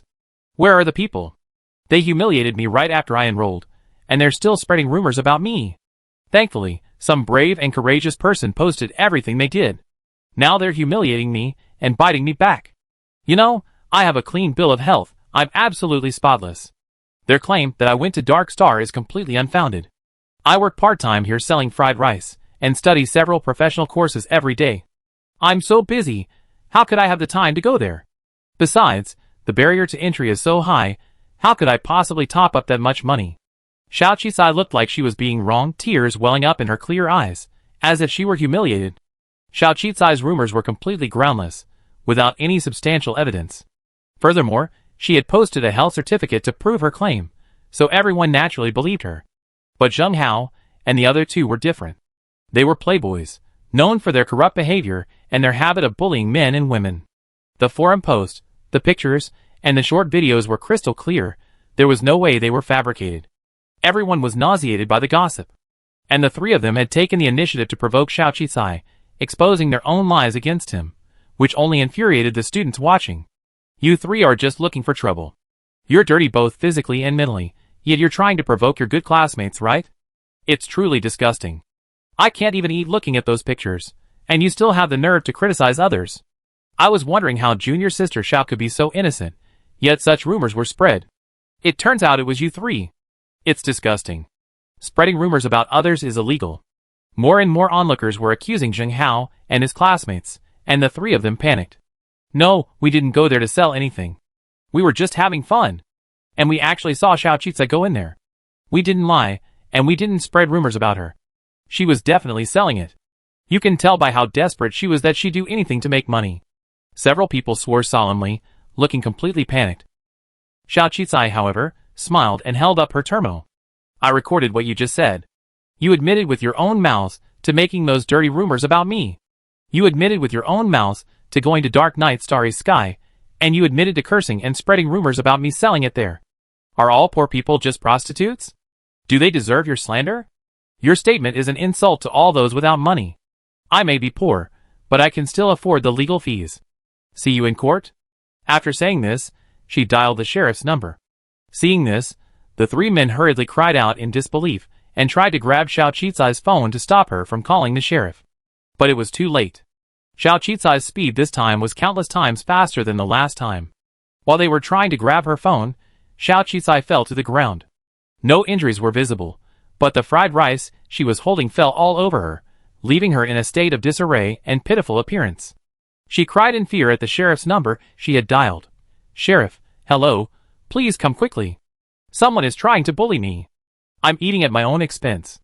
Teacher, if you don't come, they take my terminal." A terminal is one of a person's most important possessions, even a symbol of identity, so stealing it is a serious crime. Most of the other onlookers had come to eat fried rice, and were actually fans of Xiao Qi. Seeing such delicious fried rice lavishly sprinkled all over Xiao Qi, their pity was palpable, and their sympathy surged. So, before the sheriff arrived, Zheng Hao and his companions had already been restrained by kind-hearted classmates. They were pinned to the ground, screaming like pigs being slaughtered. The fact that they had personally come to Xiao Qi was once again circulated on the secret student forum. Everyone suddenly realized that it was these three morally corrupt individuals who had been spreading rumors about Xiao Qi. It's truly disgusting. They're so dishonest, doing things that tarnish the school's morale, and yet they have the nerve to spread rumors about others. They even used their numbers to bully the weak and attempted to steal someone's terminal. Well, the defendants deserved it. The entire incident had a devastating impact, prompting the involvement of the Campus Affairs Committee, the Campus Public Relations Department, the Parents Association, Xiao Qi's police report, and the coalition government's legal department. The situation escalated into a turmoil, and Zheng Hao and the other two suddenly realized they'd fallen into a trap, from which they couldn't recover. Indeed, the matter had become so serious that it couldn't be resolved by just one district head. And Yi Xingchen couldn't provide any evidence to prove they hadn't sold the photos or videos, but the photos and videos were proven to be genuine. Ultimately, Zheng Hao and the other two were expelled for misconduct and damaging the school's reputation. They were sentenced to 1 year in prison for spreading rumors about classmates, attempting to bully them, and attempting to steal someone's terminal. Several people compensated Xiao Qi for damages to his reputation and emotional distress, totaling 690,000 star coins. As for Zheng Hao's father, the district chief, Xiao Qi was right. His behavior stemmed from his dissatisfaction with his father's long tenure.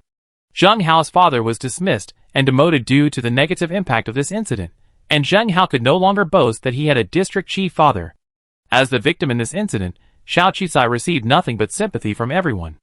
Even some of the classmates, who had previously suspected Xiao Qi behind her back, apologized.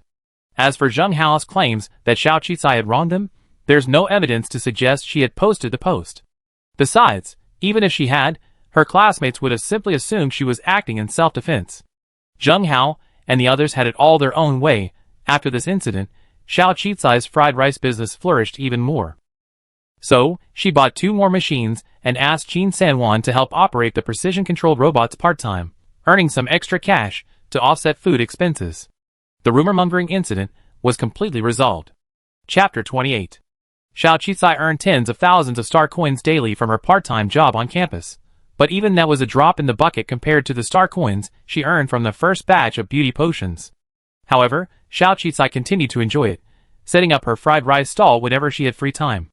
After a second, smaller trial run of the beauty potion, the effectiveness was indeed significantly reduced. After all, some raw materials had been replaced. Thankfully, after testing, this batch of beauty potions remained extremely effective in treating skin diseases, a condition that many on planet 4628 suffered from. Especially after Zhuang Qi's publicity about his mother's return to life. Their potions, which faithfully advertised their effectiveness, still fetched exorbitant prices. Also profiting were Dark Star and Night Star. Of course, the sales territory and protection they provided were the reason Xiao Qi was able to secure her income, so she received every cent of her dividends. She also gave Xian Chen a commission from the previous auction of 9 million, leaving him extremely satisfied. The Night Star Queen was no exception.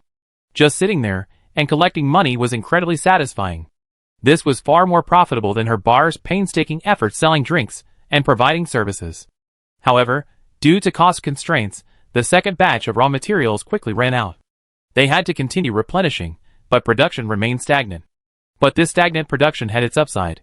Scarcity made each bottle of potion valuable, and each bottle fetched a high price. Still, most people couldn't afford it. Only a select few at the top were interested. Ordinary people at the bottom, even accustomed to skin diseases and air pollution, were unwilling to spend their life savings on such a thing, especially given its high price. Perhaps, a small, ordinary potion costing a few thousand or a few hundred star coins could be produced to benefit ordinary people. To achieve this goal, Xiao Qi rushed to the factory whenever he had free time, immersing himself in research. Then, He was successfully apprehended by Teacher 1. Making money is important, but so are your studies. Within these 4 years, you must at least pass the junior actuary exam and obtain your certificate. Don't think it's easy. You're still far from meeting the graduation requirements of our academy. Teacher 1 was filled with worry. Teacher, I'm sure you checked, and I'm absolutely not falling behind. Xiao Qisai vowed, I even attend classes at the School of Mechanical Engineering, the School of Food Science, and the School of Political Science and Law when I have free time. I'm absolutely not slacking off. I believe you on that point. You're a diligent and studious child who knows your limits. But I must remind you, do you know why none of your seniors graduated? They all been here for over 4 years. While delayed graduation is common, there's a hidden reason. What's the hidden reason? Xiao Qisai frowned. Are there any other requirements besides the 500 million required to upgrade the citizen card? It's the assessment system. The actuary certification assessment system is extremely complex. The network development level on planet 4628 simply isn't up to par. Or maybe it was okay a few years ago, but it's fallen behind the times. After the most recent assessment, the system database was corrupted. Because there haven't been many actuaries on planet 4628 in recent years, there's no intention to revamp it. Moreover, repairing it would incur enormous costs and expense, yet the higher-ups haven't considered it at all and keep dragging it out. Teacher 1 sighed. In truth, he had high hopes for Xiao Qisai, which was why he told her all this in advance, hoping she wouldn't waste her intelligence on unimportant matters. Once you get your actuary certification, your fate will change. You should be familiar with your senior brother Guofenghua. He's already qualified for the certification, but because of a problem with our planet's assessment system, he's forced to spend every day in the lab trying to fix the data. This is also why Qin Sanwan and I are often in the lab. Now that you reached the entry level, I'd like to hand this task over to you as well. 4 years is a short time. I hope all 3 of you can graduate within these final 4 years. Besides, I'm old and tired. You 3 may be my last 3 students. How could this be? Xiao Qi was surprised. She hadn't expected such a reason for her 2 senior brothers' failure to graduate. She had assumed they were simply stuck at E-class citizenship. In reality, given her abilities, she had only enrolled in the actuarial college because the college provided food and accommodation, hoping for a temporary place to stay and a backup plan, something that would give her a more formal citizenship. But the care she received from her teachers and seniors brought her a long-lost warmth, and she now considered them almost like family and friends. Now that she knew this, she couldn't just stand by and watch. Teacher, I understand. You can give me some of the tasks. I find a way. That's great. From now on, spare an hour every night to come to the lab. Every night? I'm out. If you have something really important to do, ask for leave, but an hour isn't much. Or you can finish it after the hour. The teacher was disappointed with Xiao Qisai. He knew Xiao Qisai was probably going there to make money, hoping to fulfill his promise of earning 500 million yuan, but he also wanted Xiao Qisai to understand that academic qualifications were ultimately the most important thing. If he passed the actuary exam then, what would it matter whether he graduated or not? Of course, he couldn't say that yet, or he was afraid Xiao Qisai would lose motivation. After all, there's no such thing as too much money, being able to earn some is good. Okay. Xiao Qisai nodded in agreement. But thinking about the actuary exam suddenly reminded her of Wu Xiu. So that day, when she went to the factory to check on the progress of the new formula, she specifically called Wu Xiu over. Now, Wu Xiu and Xinxin, mother and daughter, had rented a house near the factory, and Xinxin had enrolled in a local school. Their lives were on track. Wu Xiu had previously vaguely told Xiao Qisai that she was considering a divorce. Is it about improving the efficacy of the medicine? It seems one of the ingredients had a counter effect, so we tried it. Wu Xiu subconsciously spoke of her work. Xiao Qisai shook his head. Actually, I have something else I want to ask you. Didn't you mention you have an intermediate actuary certificate? Indeed I do. Boss, what suddenly brought this up to you? Are you having academic difficulties? Wu Xiu asked. Xiao Qisai's coordination and calculation skills were no less impressive than hers, so Wu Xiu had almost forgotten about it. Is the actuary certificate difficult to obtain? It's not difficult for someone with talent, like you. As long as you have a solid foundation, the exam shouldn't be a problem. Of course, this certificate is indeed difficult for the average person. Getting into an actuary school is already difficult, requiring almost natural talent, and obtaining the certificate is even more challenging. The certification exam requires not only analyzing and assessing virtual online data, but also working on actual projects. These projects are randomly selected, making it extremely challenging. Some people simply fail due to bad luck. I see. Unfortunately, even the system on planet 4628 is experiencing issues with the virtual online assessment. Xiao Qizai told Wu Xiu about Teacher Wen's problem. Wu Xiu frowned. In the early years, some actuaries on planet 4628 passed the exam, while a few did graduate. But in recent years, there haven't been any. It seems there's indeed a problem. I don't know the specifics, but next time you access the database, you can record some of the issues, or I can refer to them. But don't worry.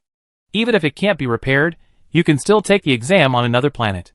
However, other planets are generally higher-level planets, and there are still citizen card restrictions to access them. Boss, it seems you really need to upgrade your citizen card as soon as possible. Xiao Qizai nodded, but she was still worried. She was confident she could upgrade her citizen card with star coins after a few years, but what about her fellow seniors? Even if I offered them money, they wouldn't accept it. Let's first find a way to repair it, or try to get funding or personnel from above to repair it. Logically, this is also a ruling planet. Although it's the lowest level life planet, we can't just sit back and watch. But that's how resources are divided on low-level planets. Wu Xiu lowered her head and sighed slightly. The two chatted for a few more words before changing the subject. Another thing is, I'm not a pharmacist after all. Boss, although you have a wide range of knowledge, it would be best to find someone from the School of Chemical Engineering to research these pharmaceutical ingredients. This would also ease your workload. Xiao Qizai nodded. Actually, I have this plan, but I haven't found the right person. I also contacted the school, but people with this kind of talent usually have a job already, and don't easily change jobs. It's hard to find someone you trust. Actually, Wu Xiu continued, you know I had respiratory problems before, right? To save costs, I tried not to. There are a lot of low-priced medicines. There's a small, remote pharmacy that sells a product called traceless water, which is even more effective than some of the more expensive ones. I used to buy it there, but unfortunately, the shop behind it is closed, and the medicine is almost out of stock. The traceless water only has a simple 3-word title, with no ingredients, production date, or anything else. It's a typical 3-no product. I suspect the owner made it himself, or bought it cheaply from somewhere. Perhaps we can find out where the shop is moved and identify the person who made it. It might be of great help to our pharmacy. If it was truly made by a human, then he's truly a talented person. Thank you for telling me about this. I have someone investigate. Wu Xiu previously lived in the West District, Zhuangqi's territory. Xiao Qizai glanced at the contact information in her hand. Since she was already doing business with the bigwigs in both areas, why not develop this customer into a partner? That would surely expand her sales channels, and she could also find the person Wu Xiu mentioned. With this in mind, Xiao Qizai dialed Zhuangqi's terminal. The call was quickly connected. This menacing-looking man, while answering Xiao Qizai's call, was surprisingly patient. Boss Xiao, it's a rare opportunity to contact me. I heard your new batch of beauty potions is selling very well. It's indeed selling well, but the second batch isn't as effective as before. So you're still the winner, having bought the last, out-of-print potion. Xiao Qizai chatted with him for a few minutes before getting straight to the point. I'm free tomorrow weekend. Can I come visit you? Of course, you're welcome. Zhuangqi even said welcome. Xiao Qi realized there was a chance. It seemed Zhuangqi's mother had really wanted to invite him to dinner that day. Perhaps, she could help him find some connection. However, this boss, despite his menacing appearance, was actually more approachable than Shi Yuan's Queen Yexing. Sure enough, it was only when there was a favor that the conversation was most effective. Of course, what she didn't know was that Zhuangqi had hung up the terminal, and his men finally breathed a sigh of relief. The man he had been trampling on finally burst into tears. Please, let me go. I didn't mean to do this. Let him go. If everyone starts causing trouble on my property like you, how can I continue my business? Zhuangqi's face remained calm, yet it held a powerful presence, and his words were brutal. Break his arms and legs, and drive him out of the West District. Yes. His men quickly responded. Xiao Qizai had specially spent a fortune ahead of time to buy some herbs and stewed chicken, bringing a bowl of warm chicken soup to visit the old man. She finally understood that her mother was Zhuangqi's Achilles heel. As long as she was happy, his attitude would be much better, and naturally, asking him for favors would be easier. Sure enough, as Zhuangqi's mother sipped the chicken soup she had brought, she kept praising Xiao Qizai's virtue, saying her soup was even better than that of a certified chef, and that beautiful, intelligent women with culinary skills were almost extinct these days. Xiao Qisai felt embarrassed by her praise. Until the other party began to tentatively ask, "What do you think of my son?" Before Xiao Qisai could answer, Zhuang Qi's mother was already judging herself, cautiously saying, "He may look big and strong, but he's actually very considerate, filial, and honest." After saying this, she continued to wink at Zhuang Qi, her meaning self-evident. It seemed she had gone too far in her flattery. Zhuang Qi's mother was determined to bring the two together.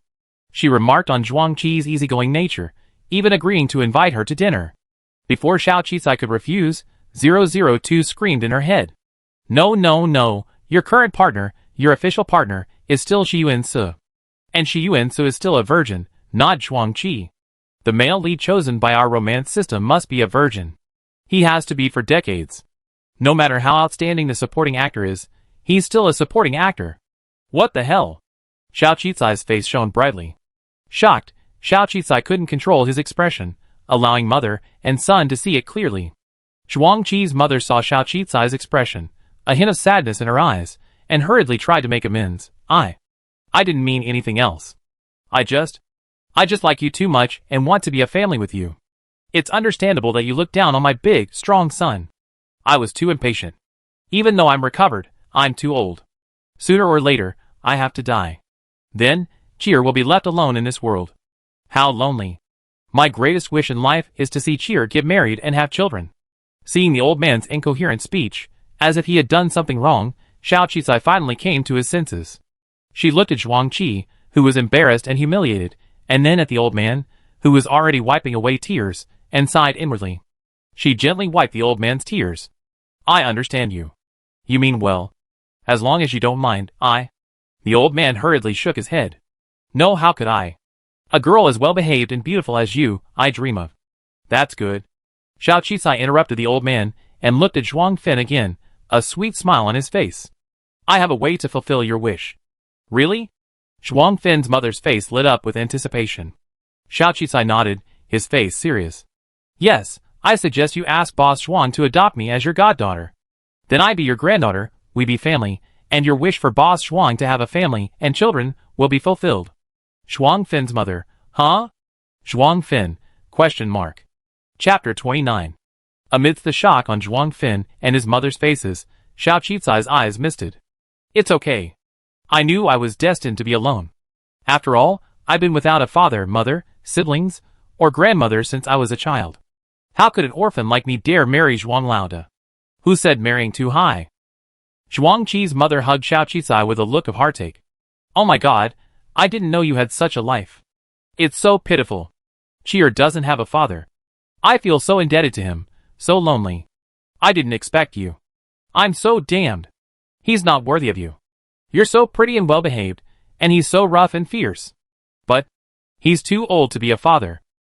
Chi-Chi, if you don't mind, then take me as your child.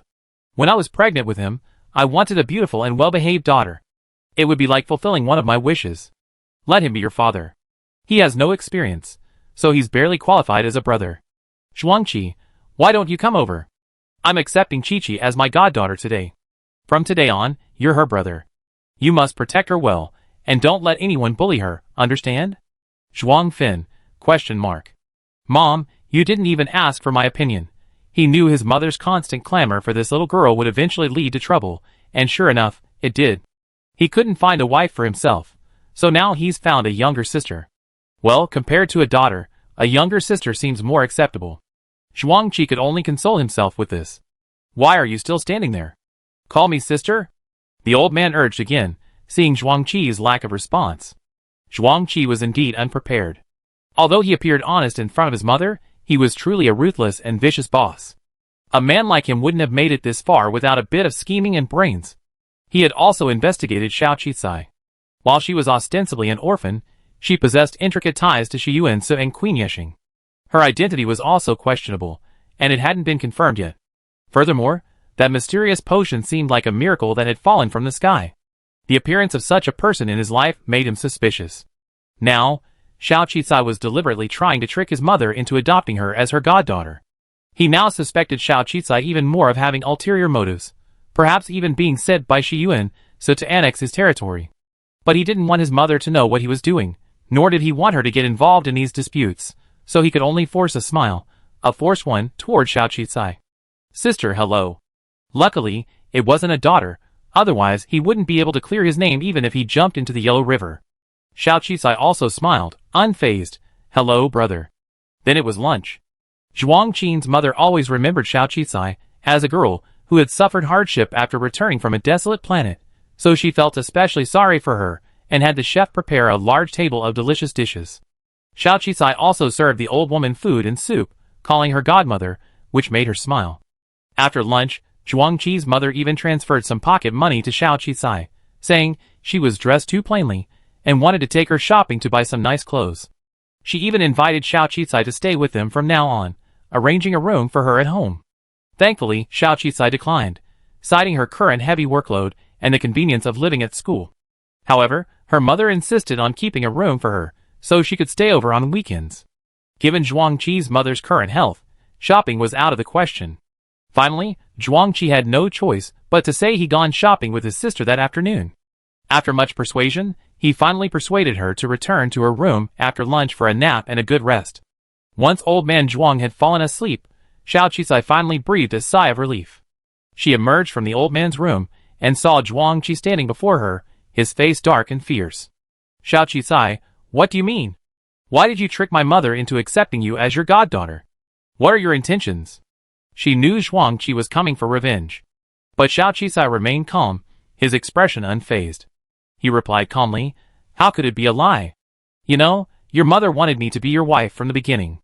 I'm not interested in you, and you're not interested in me either. Naturally, I had to find an excuse to deny it, or it would be too heartbreaking for her. But if you find another excuse, forget it. Why did you? And she wants me to be her father. This guy just earned 90 million yuan from me. If she were really his daughter, and she was constantly making 90 million yuan from him, he'd be on the verge of bankruptcy. Didn't it end up being unsuccessful? He's just a sworn brother. If it weren't for the absolute necessity, do you think I agree? Or rather, would you rather have me be your daughter? Xiao Qisai was unconcerned. Zhuang Qin's face was filled with gloom. There were so many people in the West District who wanted to be his sister or goddaughter. What did Xiao Qisai mean by this? If you don't want to be my sworn sister, do you want to be Shi Yuance's? He sneered. He and Shi Yuance were indeed rivals. Shi Yuance was a rising star, but his power had surpassed his, making him the uncrowned king of the basement. It had to be said that there were still some disputes between the two of them over territory and power. Bringing up Shi Yuance at this moment was also a test. What's his business? If you don't want to accept me as your adopted sister, then just pretend to be nice to your mother from now on. I never intended to use this status to gain any favors from you. I just wanted to reassure her. After all, I saved her with the last of my precious beauty potion. He had clearly spent 90 million on the auction, yet she acted like she actually saved her life.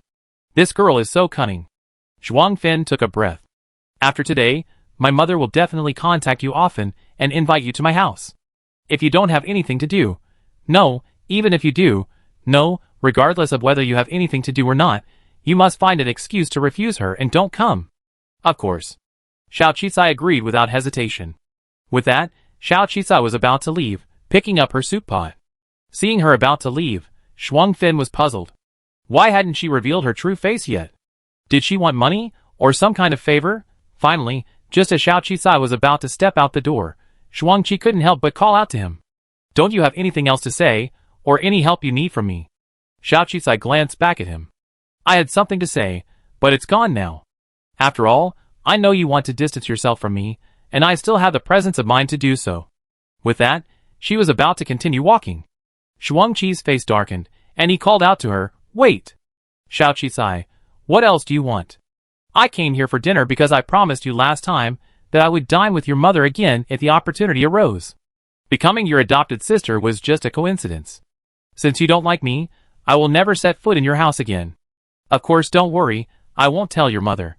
Xiao Qisai's expression of wanting to distance himself from him only infuriated Zhuang Qi even more. Why are you leaving so quickly? Didn't you say you were going to buy you some clothes? Otherwise, how am I going to explain to my mother? Xiao Qisai, ? She finally realized she had overacted. Seeing that Zhuang Qi was actually planning to arrange a car to take her clothes shopping, Xiao Qi took a few steps back. No need for clothes. I just bought a lot. Of course, if you're not so anxious to cut ties with me, I actually came here today to do business with you. Zhuangqi finally breathed a sigh of relief when he heard this. He knew, she finally revealed her true colors. Fortunately, he held on, otherwise, tomorrow's headlines would have been all over him, saying he'd taken a young girl clothes shopping. The two of them returned to the reception room. Xiaoqi finally stated his purpose. Boss Zhuang, you tried the beauty potion yourself, so you should know its value, right? I already sold the second batch, and the net profit is tens of millions. You undoubtedly investigated my connections to Dark Star and Night Star, so I might as well be frank. I'm in a partnership with them, because I want to leverage their territory and protection to safely sell my products, and securely and legally obtain my profits. The third batch of beauty potions is about to be released, and this time the quantity will be even larger. So, I'm here today to discuss a business deal. Are you interested in partnering with me like Dark Star and Night Star did, giving me the territory and protection, and sharing my profits? That's it? Zhuang Fin breathed a sigh of relief. Is there anything else? I'm just an honest businessman. I won't get involved in your turf wars. Fighting and squabbling is boring. I just want to earn money honestly. Of course, if you disagree, that's fine. I find another avenue. I don't agree. Why wouldn't I? Do you think I'm stupid? I rather not make money? Zhuang Fin touched a black ring on his hand. After all, giving you that 90 million is almost completely draining my bank account. Besides, I'm your sworn brother. Who else could you turn to if not me? Except for the last sentence, everything he said made sense. But it was too easy, so easy that Xiaoqi even felt it was a scam. But in short, if it really didn't work out, she could ask Zhuang Fin's mother for help. After all, the two of them had already added their contact information.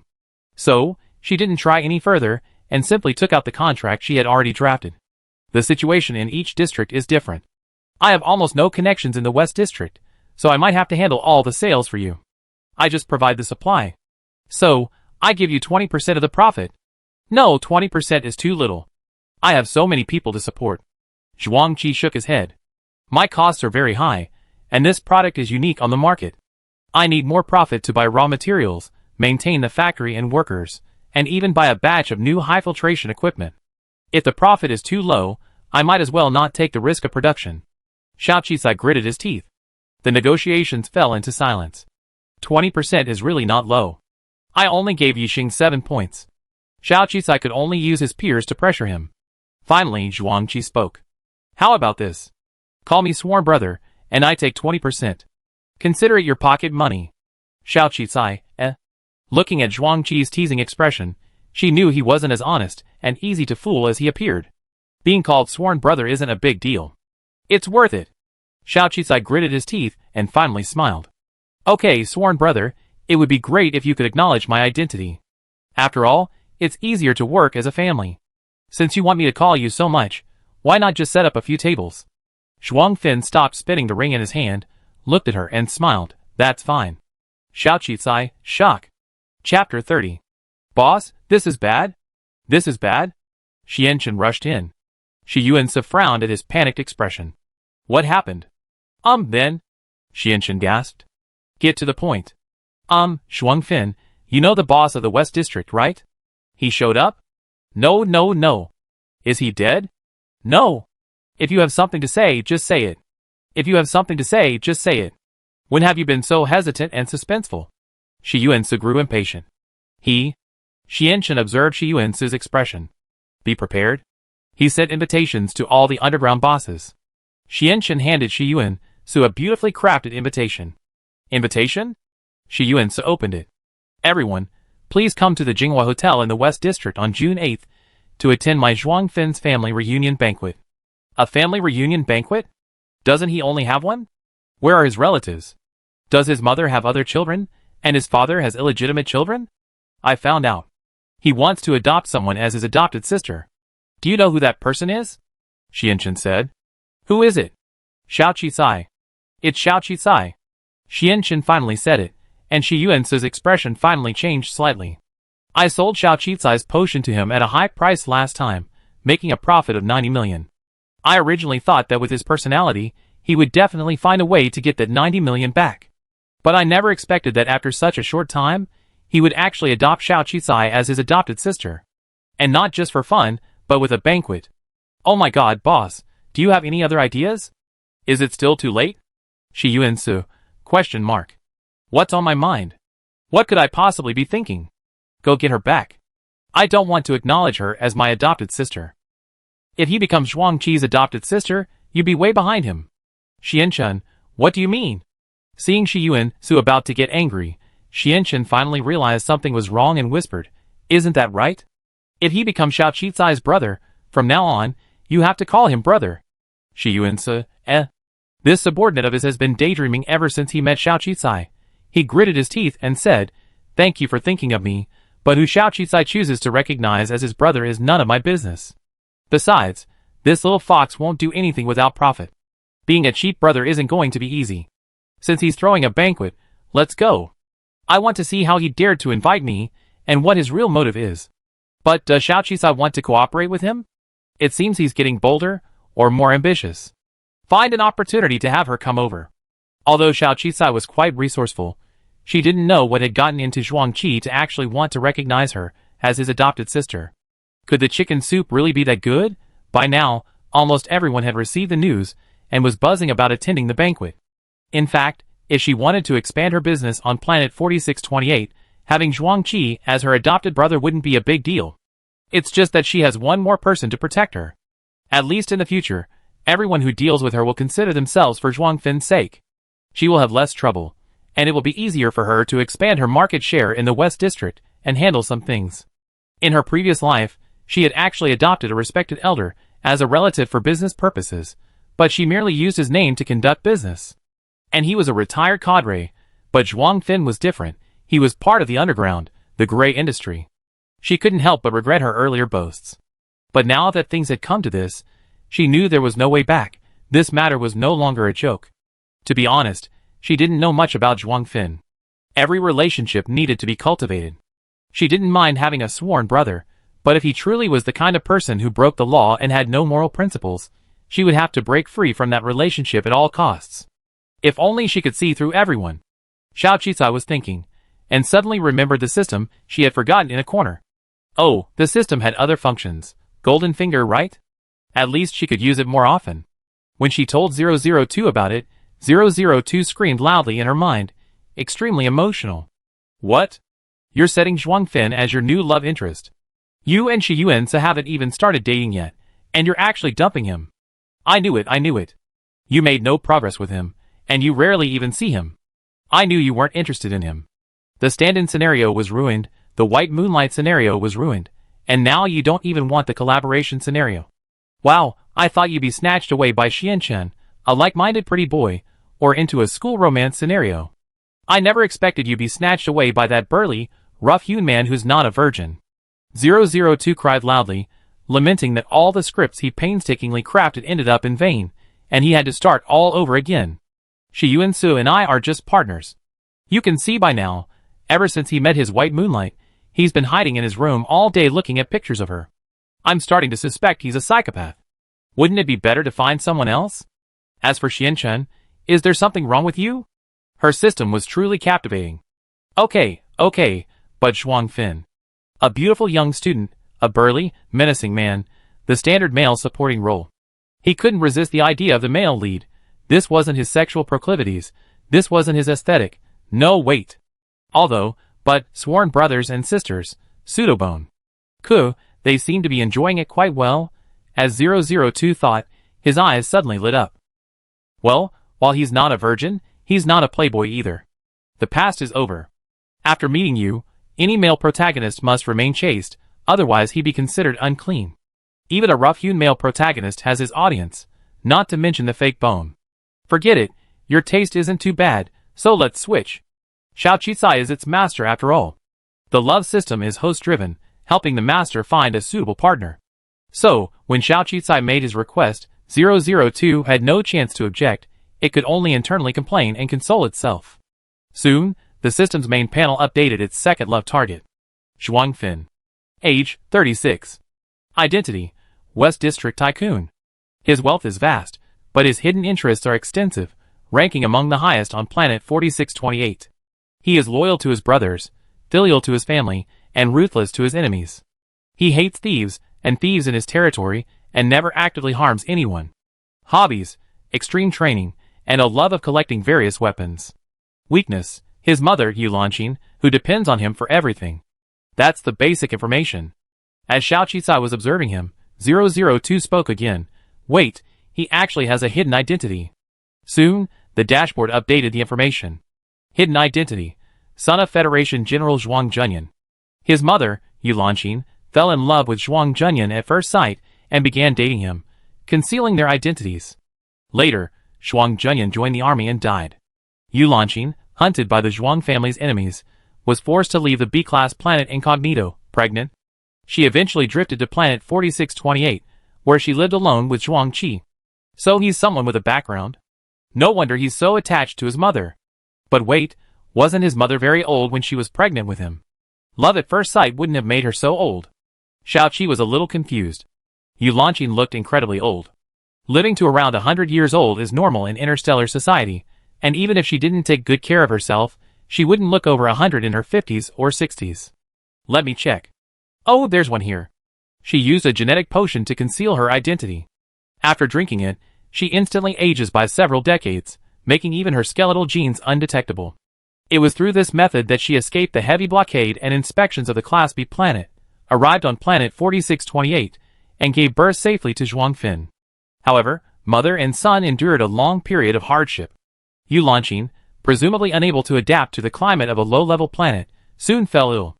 It wasn't until Zhuang Fin grew up and displayed an extraordinary fighting, martial arts prowess, that she slowly built up her influence. Wow, that's quite inspiring.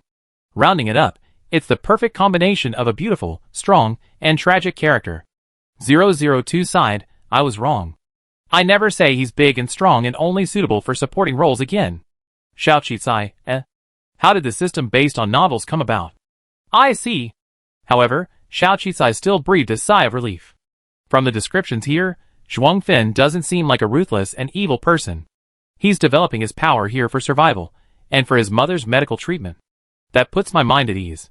So, you should accompany him to rediscover his true identity and restore his glory. You were able to be with him during his humble years, and you helped him rediscover his identity. He'd definitely treat you well in the future. His mother was right. Although he's a big and strong man, he's quite thoughtful and a good match for you. Xiao Qisai, okay, help me unbind him. 002, ? I found the information I need. After reading it, I suddenly feel that his background is too complicated, and he has so many enemies. I'm afraid it will implicate me, so I no longer like him. Please remove this binding. 002, ? How could there be such a shameless love system owner in the world? It finally understood that Xiao Qisai was just investigating Zhuang Qin's information, even going so far as to bind him as a favorite. Damn it, its pseudobone was shattered after just a few minutes. Wow. Don't worry, there will be better ones in the future. My value is different now, so I must find the best, right? How many men in the entire coalition government are worth choosing from? Besides, this is just a low-level planet. Our goal is the vast sea of stars, isn't it? Xiao Qisai obtained the information he needed and offered a few kind words of comfort, only to have 002 cry even harder. However, thinking of how hard Zhuang Qi's mother had struggled to get him to safety, his identity was indeed a concern. Perhaps he would be implicated later, too. Xiao Qisai had always been selfish. While being Zhuang Qi's adopted sister certainly offered benefits now, in the long run, if Zhuang Qi's identity was exposed and his enemies came in, they might kill him before he could be taken back to the Zhuang family. But, as expected, Xiao Qisai heard the message beep on her terminal again. Clicking on it, she saw it was all messages from Zhuang Qi's mother, Yulanqing. Every word was filled with concern, and she expressed her immense joy at hearing Zhuang Qi's sincere acceptance of her, and the fact that he was planning a banquet for her. She had even chosen several outfits for the banquet, ready for the two of them to attend together, and had Xiao Qisai try them on so they could wear matching outfits. As expected, a lie would be used against her. Countless lies to cover up. Xiao Qisai's feelings towards Zhuang Qi were quite neutral. After all, they had only met twice, and he wasn't a particularly cunning figure, so he didn't know him well. However, he did have a certain admiration and respect for Zhuang Qi's mother. Dare to love and hate, resourceful and brave, she had survived all those years of bedridden illness. Her eyes couldn't lie. She truly loved herself, and truly wanted to have a daughter like her. She was an egoist, an actuary. From the expansion of the data in her mind, she gradually took on the characteristics of an actuary. She imagined countless possibilities for the future, connecting the wires of her terminal to one person after another in her mind, imagining countless paths, the path that suited her. But suddenly, in her mind, all those wires snapped, and the thread of rational analysis and profit was once again replaced by human nature. Xiao Qisai regained her composure, a faint smile on her face. She clicked on the message on her terminal, and replied to Yulanxin. Okay, I come over tomorrow night to try on clothes. Never mind. Bai Yushan's life story is complicated, isn't it? Things will work out in due time, and she's confident that no matter what difficulty she faces, she give it her all and find a way to resolve them. Chapter 31. Wu Xiao's actuary exam was held on an advanced planet, so when Xiao Qisai told her the problem teacher Wen had presented, Wu Xiao immediately understood the severity of the problem. 46 Advanced Academy was the only actuary exam site on the entire 4628 planet. In other words, the database teacher Wen had shown was the only actuary exam database on 4628, but it was indeed severely damaged. But the more critical issue was that the supercomputing network's intelligent machines were so old, so outdated, that they couldn't connect to the new actuary exam standard database. In other words, the equipment used for the actuary exam on 4628 no longer met the standards of the current actuary exam program. Coupled with the data loss and operational disruption, it's no wonder it wasn't sufficient to support the next round of exams. In other words, the exam simply couldn't be conducted, even if all the data was corrected. What Teacher Wen and Xiao Qisai were doing was essentially a last-ditch effort. No wonder Teacher Wen's anxiety grew with each passing day. The only thing we can do now is to ask the higher-level coalition government to allocate funds to upgrade equipment, or to conduct the assessment on a higher-level planet. The former is fraught with difficulty, as these low-level life planets are of little value to the coalition government, often used as places of exile for certain criminals. Unless a grade A or B hero or citizen with outstanding contributions suddenly appears on the planet, it would be nearly impossible to allocate funds and equipment. So the best option now is to conduct the assessment on a higher-level planet. However, even if they have the money and time to travel to another planet and upgrade their citizen card, it would be extremely difficult to obtain a spot for the assessment. After all, why would they give you the resources of other planets? Besides, senior citizens on higher-level planets have always looked down on citizens of lower-level planets. Xiao Qisai originally chose the Actuary College because it had the lowest admission threshold and didn't require a certificate from a mid-level institution. She never expected she dug herself into a hole. Even if she could earn enough money to upgrade her citizen card, it would be difficult for her to graduate now. And the teachers and senior students? Xiao Qisai still told Teacher Wen what Wu Shou had said. Teacher Wen was stunned for a long time, and suddenly tears welled up in his eyes. I knew it would be like this. It's all my fault for being useless. Teacher Wen's qualifications were also obtained on a lower-level planet. Coming from a truly impoverished background, he had no idea how advanced the assessment systems on higher-level planets were. He believed that his persistence, and that of his students, would gradually improve and repair the massive database. So the infrastructure was already outdated. So their efforts were in vain. Teacher, this isn't your fault.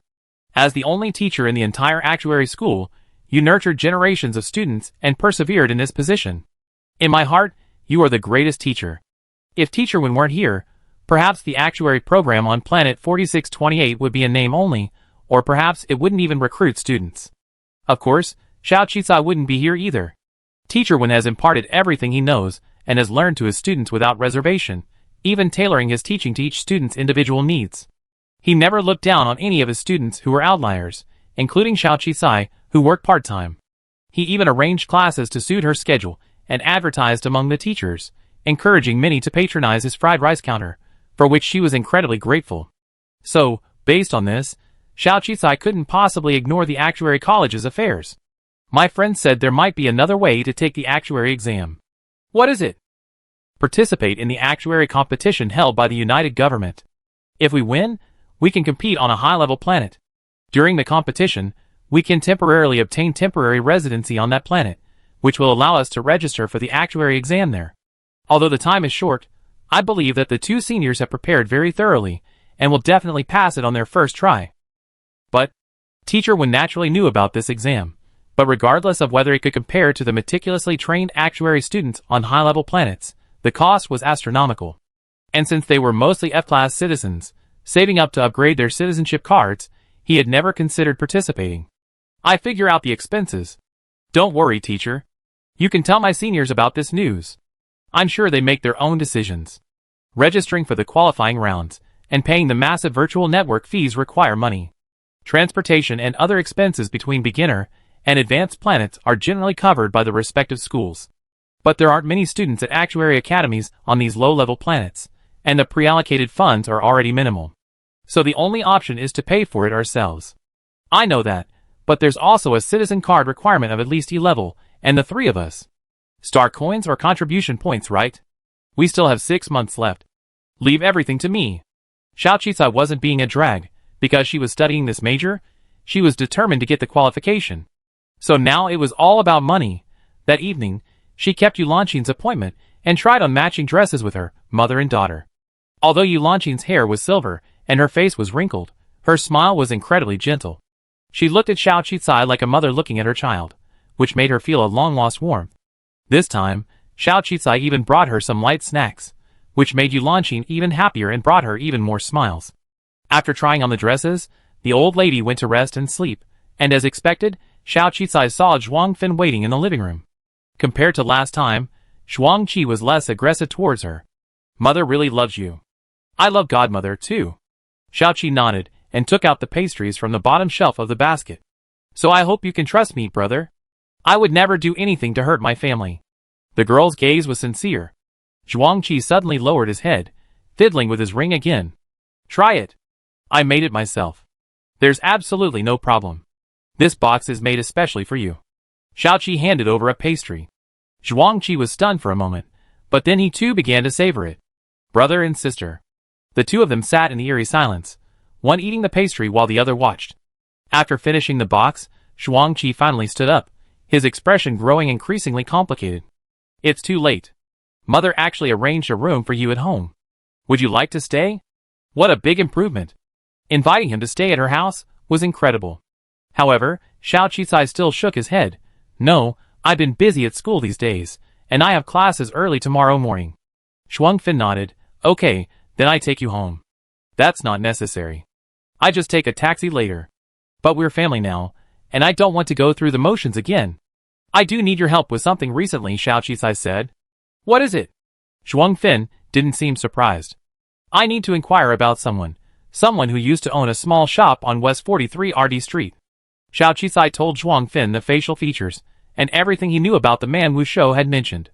My medicine is too expensive right now, and I need to improve it. I'm in urgent need of someone skilled in this field, so I found him. Of course, if you have recommendations for someone in this field, that would be even better. Xiao Qisai's casual mention of brother left Zhuangfeng stunned again. He hadn't expected Xiao Qisai to be so receptive. He shook his head. Do you know what kind of people are most numerous on planet 4628? Stupid people. Truly talented and capable people are very rare. Most are exiled criminals. Those born and raised here, because of the resources we have the fewest resources available for learning. It's a miracle that anyone can become talented in such a rotten place. I definitely don't have the talent you want. But I do have workers like the one Xiang Shiyuansa gave you, as many as you need, and I give them to you. You go back first. I find that person for you. Consider it a token of my gratitude for the pastries you made tonight. Thank you. Zhuangqi acted quickly, and sure enough, the news arrived the next day. The man's name was Bai Yuan. He had previously run a small shop in District 43 of the West District. However, due to limited funds and the inability to purchase goods, he often sold homemade potions and other products. The potions were generally fine. However, because his shop offered good quality and low prices, and performed better than the surrounding shops, he was ostracized and vandalized countless times. Ultimately, he gave up. After the shop closed, he found work as a gardener, and has since left the West District. However, poaching him might be difficult, because the person who hired him as a gardener isn't just any ordinary person, but the highest-ranking CEO of Planet 4628. It's said he got the job by resurrecting a rare flower from the CEO's household. While the salary isn't high, it's stable and secure. After all, while Class D planets can be chaotic, it's nowhere near as chaotic as the CEO's. Zhuangfeng's face flickered with sarcasm, but after coming to his senses, he advised Xiao Qisai to give up and not mess with such a powerful figure. Although these planetary governors sometimes had to deal with them, They mostly turned a blind eye, mostly for the sake of maintaining stability. If they did mess with him, it would be difficult to deal with him. Xiao Qisai nodded in understanding, ultimately thanking Zhuang Fin for the information. The CEO, after all, is the highest-ranking official on this planet. It seems there's indeed trouble, CEO. Xiao Qisai suddenly thought of something, and hurried to the lab to confirm with Qin Sanwan. Qin Sanwan nodded and said, "By the way, I mentioned to you last time that the chairperson of our college's affairs committee, Bu Yishuan, is the CEO's daughter. But she's a proud person, and doesn't like interacting with others. What do you want to see her about?" "It's her, that's all." "President, someone wants to see you." Sun Tzu knocked on the office door. "There are so many people who want to see me every day." "Did you report all of them?" Bu Yishuan's face was unhappy, but she knew that Sun Tzu wouldn't bother her unless they were important or special. So she looked up lazily. "Tell me, who is it?" "Xiao Qisai," Sun Tzu said. "Oh, it's her, that junior sister from the actuary college?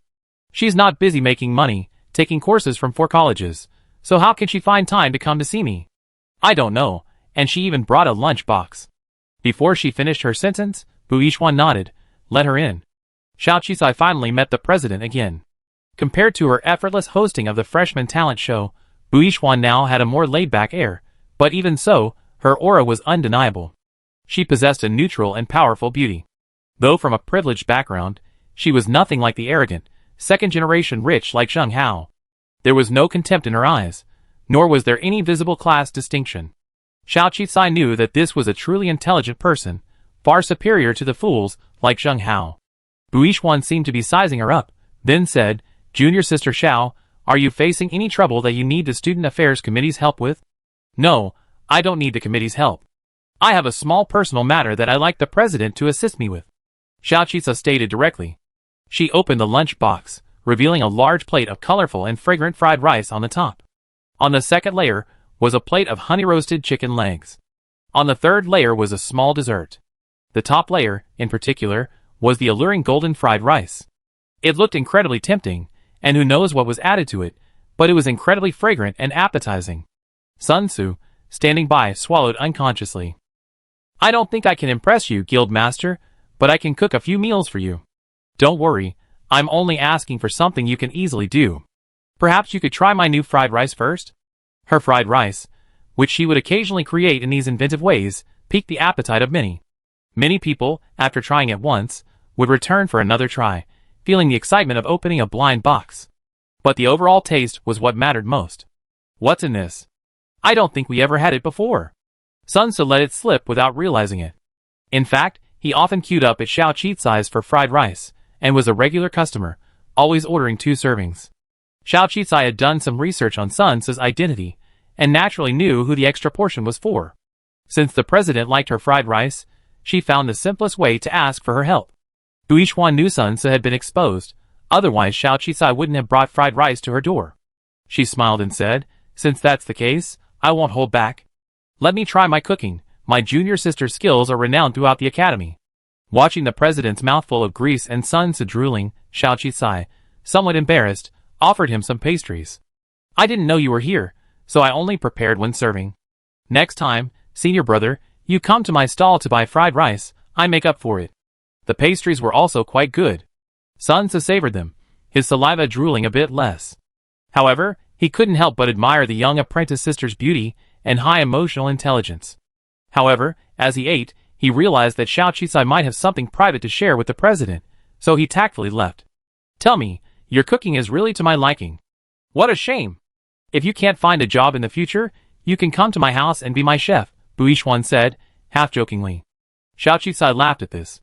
It seemed the CEO's family really knew how to recruit talent. "Well, I have a friend who's an old acquaintance of the gardener your family recently hired.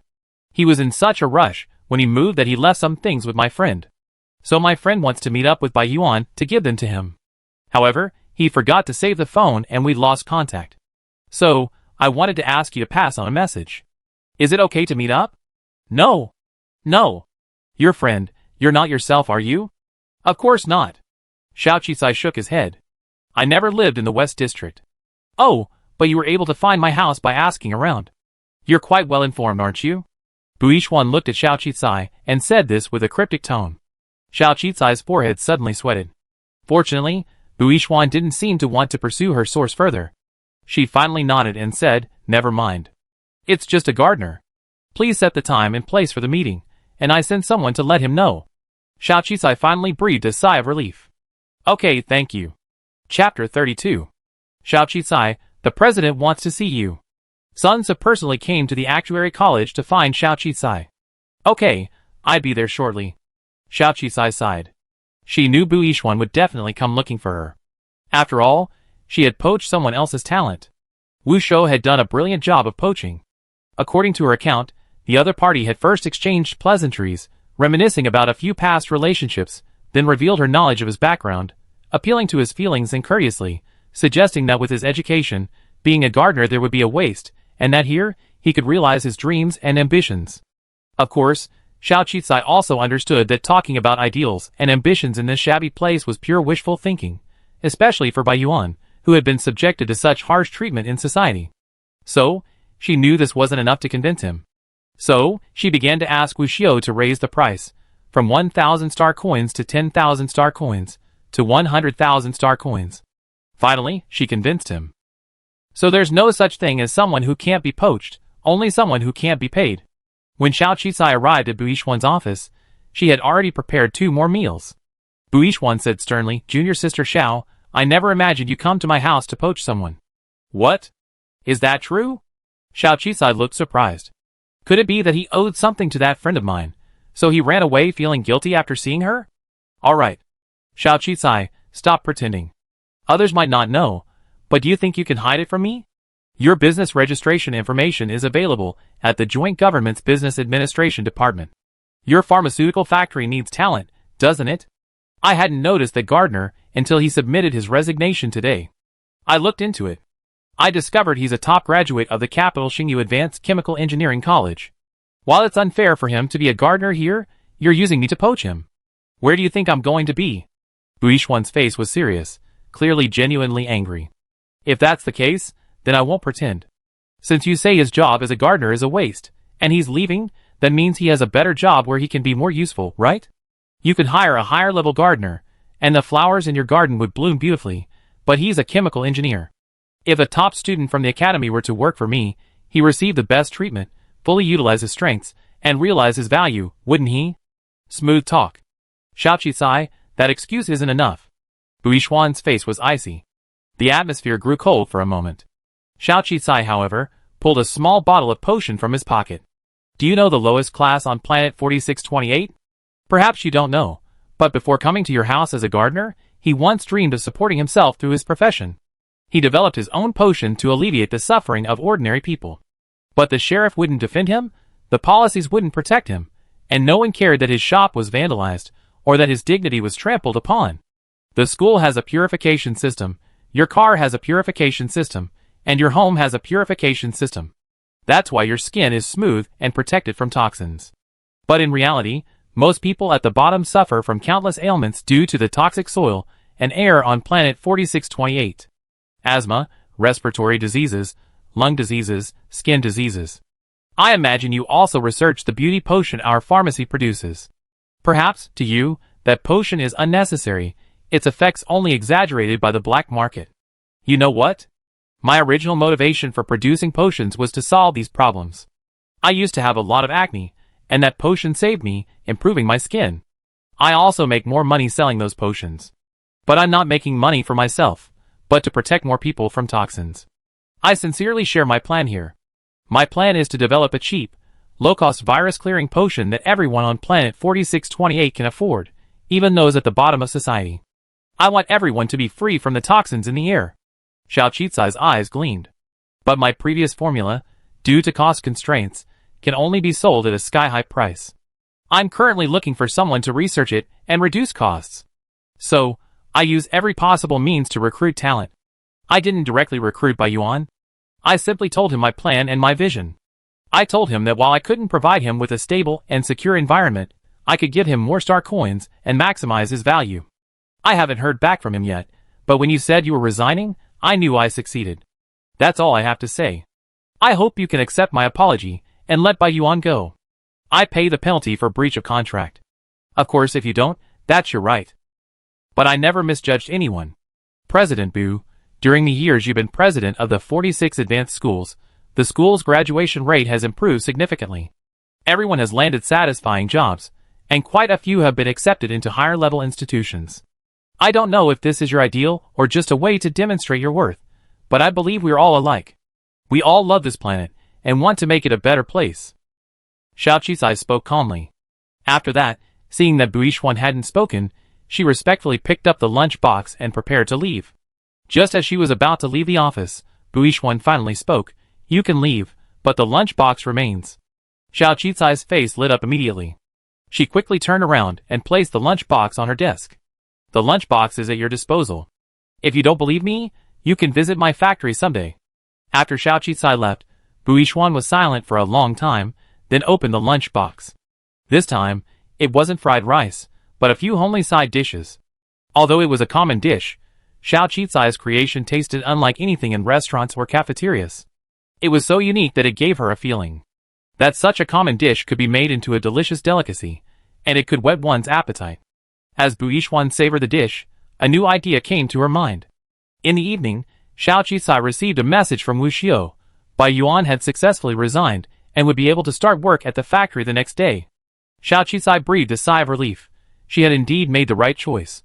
However, almost at the same time, she also received a message from Buishuan. I visit your factory sometime. Oh no, you really want to see it? Okay, forget it. Just watch it. Xiao Qisai has been incredibly busy lately, preparing for the actuary competition, upgrading his beauty potion formula, and the Zhuangqi's family recognition party. Now, Buishuan has also come to interfere. She's definitely not just here to check out the factory.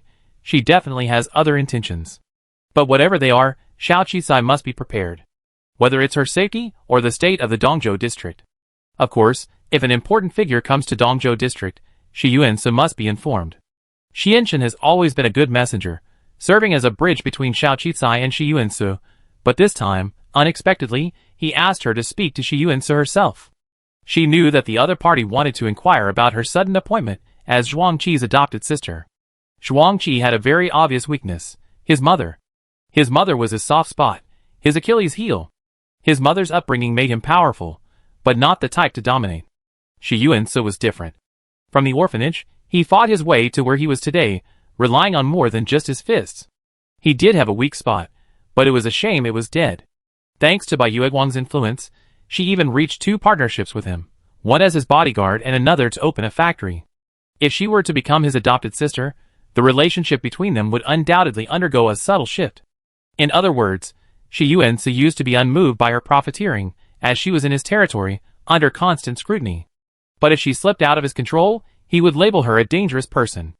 As expected, dealing with these 3 bosses isn't easy.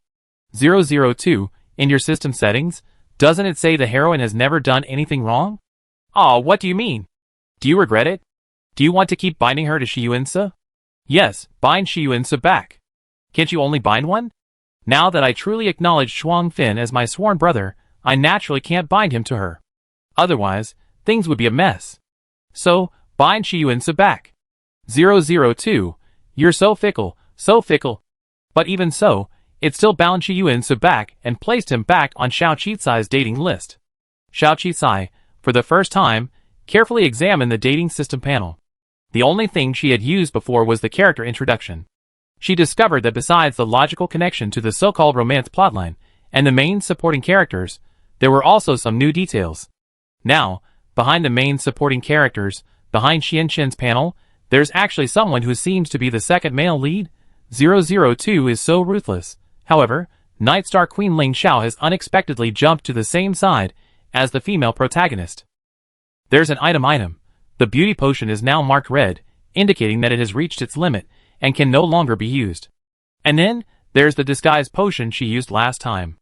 It's only been used once or twice, so there are still 2 more uses. The aphrodisiac has been used 3 times, so there's still 1 more use. There's also a bunch of other random items left, all potions designed to aid in sexual intercourse, or to enhance it. It truly deserves to be called a romance system. Finally, somewhere in the romance support tool, I found this description. Misunderstandings between the hero and heroine are normal, and resolving them is paramount. To help them resolve their misunderstandings and reconcile, there's a special item called the time travel mirror, which allows a person to briefly travel back in time, see what happened, and resolve any misunderstandings. Xiao Qizai's eyes suddenly lit up. This is great, this is truly great. However, when she expressed her desire to use it, 002 unexpectedly refused. Don't you see the use button underneath it is black? If it doesn't light up green, it means it can't be used. Since your relationship with Shiyuan so hasn't reached the point of love-hate relationship or misunderstandings, how could it possibly be used? Xiao Qizai, then what else can we do besides this? Oh, find someone else with misunderstandings, love-hate relationship, and you can use this item on them. It doesn't have to be on that person. Xiao Qizai, Okay, got it. Now help me unbind Shiyuan and rebind his love target to Luo Ming. 002, ? He must have misunderstood that I took the money and wants to break off the engagement. This needs to be explained. Then the item should be usable. 002. But is this a misunderstanding? You clearly took 100 million. It must be a misunderstanding. Didn't you say the supporting actress was behind it? I actually took 100 million, and he misunderstood it as 10 million, and gave up on me. Isn't that a misunderstanding? Xiao Qizai said seriously, he's a wealthy young man, one of the heirs to the family. He'd be furious to think I gave him up for 10 million. This misunderstanding must be resolved. 002, How shameless to use props. Chapter 33. Xiao Qizai's specious arguments left 002 speechless. In truth, from the moment they were linked, she had no chance of winning over Xiao Qizai verbally. Perhaps her logic and sophistry were too strong, and 002 was no match. The original designers probably never imagined that a highly intelligent entity could be so easily defeated by humans. When the matching partner on the system panel returned to Luo Ming, the relevant character attributes also changed. Aside from Yiximing, there was another key figure. Bai Yuding. Xiao Qizai frowned upon reading the character introduction. She had never imagined that the female rival in the main storyline would reach this point. No matter how much Bai Yuding and Bai Yushan feuded, she wouldn't want Bai Yushan dead. Unexpectedly, the biggest mastermind behind this was actually her. Yiximing was just a coward. Especially after shedding her Bai Yushan identity, Xiao Qizai didn't want to dwell on the Baiyu family's troubles. The original owner's grudges and hatreds were beyond her current social status. But now that she was suddenly tied back, she felt things were more complicated than she imagined. Bai Yuding was determined to kill her supposed twin sister. Blood relatives, no matter how much hatred there might be, wouldn't go this far, right? There must be something hidden. Bai Yuding didn't stop Luo Ming and Yiximing's marriage, and it wasn't necessarily for Luo Ming's sake. Xiao Qizai secretly noted this information, but knew now wasn't the time to dwell on it. She waited until she left planet 4628 to see what was going on. However, as expected, countless misunderstandings had already arisen between Bai Yushan and Luo Ming. Luo Ming now believed that Bai Yushan had shamelessly mingled with other men to survive on planet 4628, leading to her death. He had completely given up on her, burying any remaining feelings within himself and agreeing to the Luo family to once again search for a new marriage partner. Because of this misunderstanding, the button for the time rewinding feature actually turned green, indicating it was usable. However, it indicated a single-use limit, so use with caution. The emergency was more important, so he couldn't worry about it at the moment. Xiaoqi finally breathed a sigh of relief, mentally prepared, and went to meet Shiyuan. As expected, Shiyuan's eyes were cold. Long time no see, boss Shiyuan. 40% of the profits from my first beauty potion were duly deposited into your account, along with the protection fees for the past 2 months. A few tens of millions of star coins were nothing to Shiyuan. I didn't call you here today to talk about this. I heard you're going to be Zhuangqi's adopted sister? Shiyuan asked. You're incredibly well informed. Yeah, he even handed me the invitation. How could I not be? Oh, Xiao Qizai hadn't expected Zhuangqi to even send an invitation to his sworn enemy. Why hadn't she thought of that? She thought Shiyuan had figured out the adopted sister incident, but she hadn't realized it was Zhuangqi's doing. And he even blatantly put the invitation in his hand. It was a clear provocation. Xiao Qizai forced herself to calm down, because she knew she couldn't win against Shiyuan with all that logic and connections. Besides, he and Zhuang Fin were indeed competitors. I see you have a new patron now, so I'm afraid you don't need to pay me protection money anymore. Shiyuan continued. Xiao Qizai smiled gently. How could that be? We're all partners, just like the Night Star Queen, like you, Dark Star, like Zhuang Fin. With this false brother-sister relationship, shouldn't it make business easier? You know, I'm a businessman, And this whole relationship is all about business. It's not easy for a weak woman like me to survive on this planet. You also worked your way up from the bottom, so you should know that, right? I'd be surprised if it wasn't easy for you, Shi Yuan sneered. It's certainly not easy. It certainly wouldn't be easy to have it all. So, I'm giving you two choices. Do you want to maintain our previous cooperative and protective relationship, or do you want to become Zhuang Fin's adopted sister and be protected by him? Can't I have both? There's no conflict. And I won't buy or sell your intelligence. I repeat, I'm just a businessman. Xiao Qisai argued. Do you think I believe it? You'd be a fool to believe it. Xiao Qi shook his head. Really, it won't make much difference to you. I'm simply trying to expand the market for the beauty potion in the West District. Besides, a low-priced basic version is coming soon. Your territory alone won't be enough. I must ensure that this potion captures over 50% of the potion market on planet 4628 to generate sufficient profits. You're quite ambitious. Yes, it is. Without money, how would I have the time, energy, and resources to research a time machine? You know, my ultimate goal is to return to my own world. Xiao Qisai finally brought the topic back to the time machine.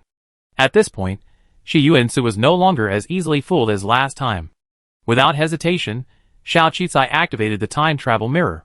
However, since Xiao Qisai was in charge, she could only choose a rough date, a time when his white moonlight was still alive. 25 years ago. A flash of white light surrounded the two of them, and when he opened his eyes again, Shi Yuansu was stunned by the familiar scene before him. What is going on? He raised his weapon and pointed it at Xiao Qisai. The developments had exceeded his imagination.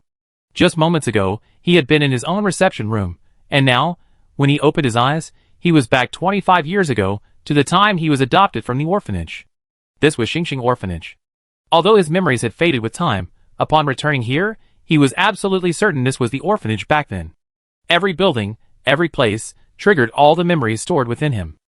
He and Ollie were fortunate enough to be adopted by E-class citizens, believing they had escaped their fate.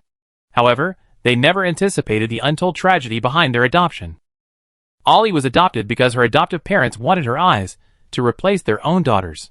Because artificially grown eyes take too long and are too expensive, they came up with this method to quickly replace them with a cheap and healthy pair. Adopting an orphan requires only a few formalities, nothing else is required. At first, Ollie was unaware of the hardships of her orphanage life. After being adopted and living a normal life, she felt like she had reached heaven. No supplements, beautiful clothes, a clean, spacious house. Shi Yuansu was even more miserable. He was adopted by a hidden pedophile. The moment he first caught sight of the man's gaze and intentions, he fled in a frenzy. Later, both of them understood the intentions of the people who adopted them, so they fled and depended on each other, but they were constantly hunted by their adoptive parents. It wasn't until they reached the most chaotic and dark neighborhoods, where those respectable people dared not venture, that they finally found a place to rest. They didn't even dare return to the orphanage. 25 years ago today, he and Ollie made a pact and fled from their adoptive parents' home back to the orphanage. They begged the director to take them in and protect them from their adoptive parents' persecution. To their surprise, the director superficially agreed, but secretly notified their adoptive parents to come and retrieve them. Ollie knew this before him, so she let him escape. But it was clearly Ollie who had abandoned him and returned to his adoptive parents' home. So that wasn't the case. The thin, black-haired girl with beautiful eyes appeared before him, and time flew by. Ollie realized the director was deceiving them, and deliberately offered to lose her eyes to return to her adoptive parents, leading to an argument between the two. He was truly furious and wanted to run away, but he couldn't help but sneak back, only to be caught red-handed by his perverted adoptive father. The scene shifted, and he escaped after being severely beaten, while Ollie was taken home by her adoptive parents and locked in a dark room, starved and deprived of food, until she agreed to have her eyes replaced. While he was on the run, he began to resent Ollie's betrayal, which had led to him receiving an extra beating. That was the only time he ever resented Ollie, the only lingering grudge between them. Unexpectedly, it was also a misunderstanding. It turned out that Ollie loved him even more than he imagined. After more than 20 years, he saw that familiar figure before him again, but he could only pass through her body, watching her suffer helplessly. Ollie! He wanted to embrace the girl in the small dark room, to suffer for her, but in that instant, time slipped away, and he was back 25 years. The underground boss, once so calculating and shrewd, had red eyes. At this moment, he didn't care about anything else. He grabbed Xiao Qisai and said, "How did you do it? How did you do it? Let me go back. Let me save Ollie." He was almost frantic, his eyes pleading. Xiao Qisai was still somewhat absorbed in the shocking scene. That girl looked so much like him. She looked like himself in his youth, dark, thin, and malnourished.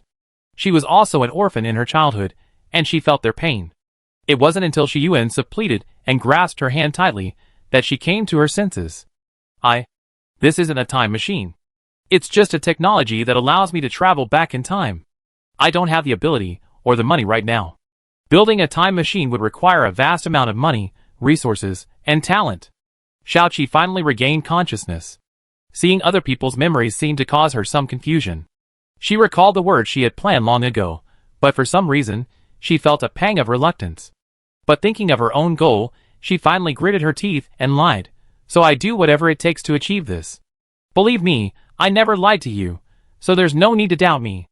I became Zhuangqi's adopted sister simply because." "Then do it." Shi Yuan suddenly let go of her. He calmed down, looking at Xiao Qisai with red eyes. "Xiao Qisai, from today on, I will do whatever it takes to give you everything you need. I don't want anything else. I just need a time machine. I want to go back and save her. I want to go back and save her. Even if it means just enduring a little pain for her, I'm willing to do it. I do anything you ask me to do. If last time was just a promise, then this time was a miracle, a sweet treat. Especially since it even resolved a major misunderstanding between him and Ari." At this moment, Shi Yuan's mind was swirling with emotion, his rational mind completely lost. Xiao Qisai knew this time travel mirror would definitely work, but she hadn't expected it to be so effective. As expected, what you can't have is always best. She knew that from now on, whenever this matter came up, whenever everything she did involved the time machine, Shi Yuan, this biting wolf, would become a loyal and reliable dog. Seize weaknesses and control the subordinates. This was the most effective way to win people's hearts or gain their submission. Xiao Qisai looked at Shi Yuan, whose eyes were reddened. Countless emotions flashed through her mind, but vanished in that instant. She dug out the contracts she had prepared long ago. "Everything I ask you to do for me won't be in vain. Here's the contract.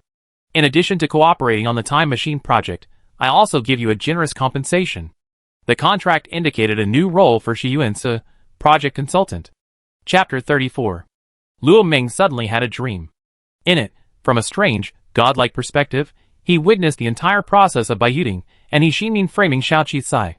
They set people to humiliate her, forced her to break off the engagement, bribed people to make her lose her citizenship card, and drove her into a corner. He woke up in a cold sweat, only to discover that today was the day he and He Xinmin were to be married. He didn't understand what was going on, but he frantically scrolled through the pictures He Xinmin had sent him, showing Baiyushan being humiliated to death, and suddenly vomited. He finished washing up, and the housekeeper was already waiting at the door, asking him to confirm the engagement arrangements for today. But he made an unexpected decision and urgently announced the end of the engagement. He called He Xinmin on the terminal. "He Xinmin, I have one last question for you. Baiyushan's death really had nothing to do with you, did it?" He Xinmin had already been putting on her beautiful makeup for today's engagement ceremony, but he froze her when he asked her this. "What do you mean? Do you think I could reach out so far to kill someone on a remote, garbage planet that the coalition government barely manages? You know whether you're responsible or not. He Xinmin, I never knew you were such a vicious person. I already notified everyone. Our engagement is off." "What?" He Xinmin was furious. "Are you kidding me?" But when she called back, the other party had already blocked her. Frightened, she immediately called Baiyuting. Baiyuting answered quickly.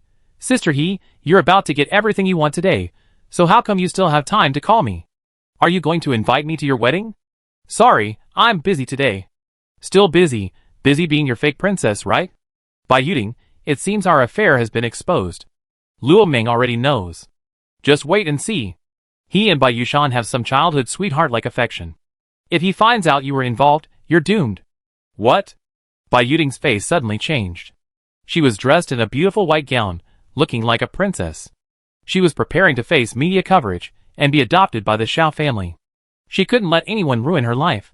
She rushed out of the room, just in time to see her parents elegantly enjoying breakfast in the living room. "Dad, Mom." Baiyuting's face paled. She hurried over, whispering in their ears that thing might have been exposed. "Hurry up and have the Xiao family banish the Luo family." No, don't worry.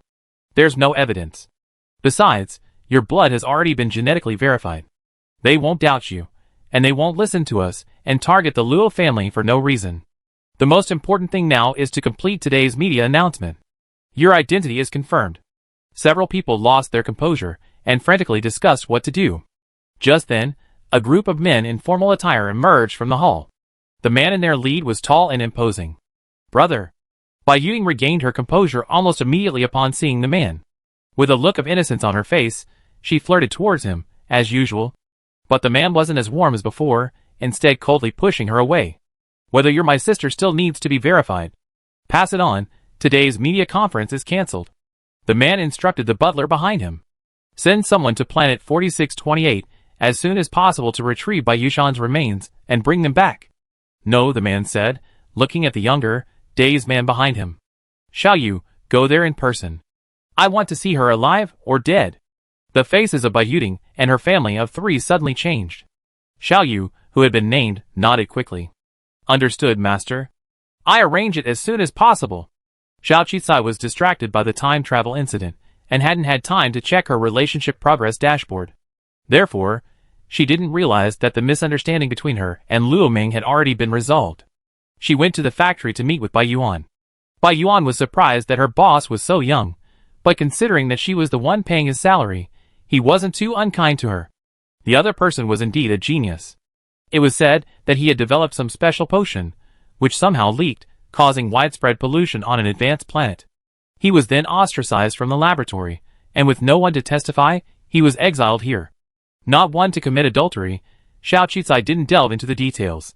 He was also very interested in Xiao Qicai's beauty potion, and even more so in the original generation of the potion, which was rumored to be able to bring people back to life. Unfortunately, Xiao Qicai's use of the potion had reached the red level, and the system could no longer provide a single original dose.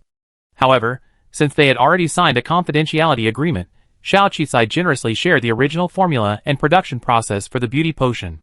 The original formula and production process differ significantly from current production methods, particularly in terms of raw materials and other processes, which significantly diminishes the effectiveness.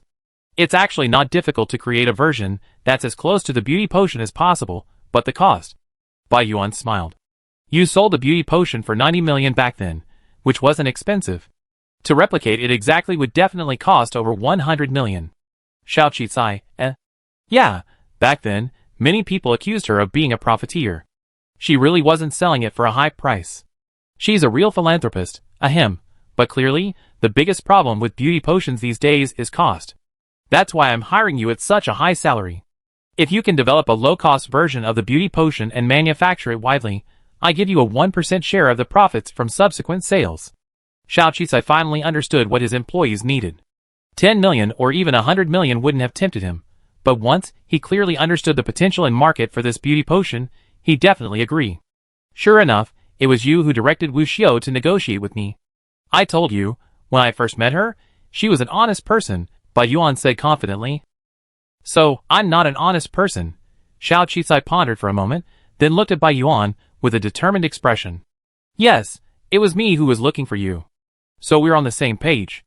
Don't you want to develop this version and benefit all the people on the lower level planets? Not just planet 4628. As long as I can open up the market, it will be effective for basically all interstellar citizens. Moreover, we can price it to suit each individual, selling the low-end version to ordinary people, and the high-end version to the wealthy and powerful. What a huge profit. Just imagine. It's undeniable that Xiao Qicai's words had Bai Yuan incredibly excited.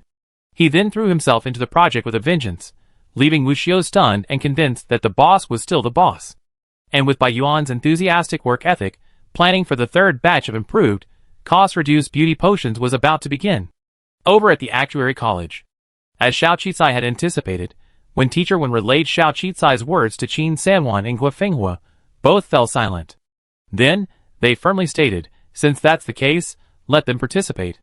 The main reason they stayed in school and never graduated was because of the actuary qualification exam. This was their dream.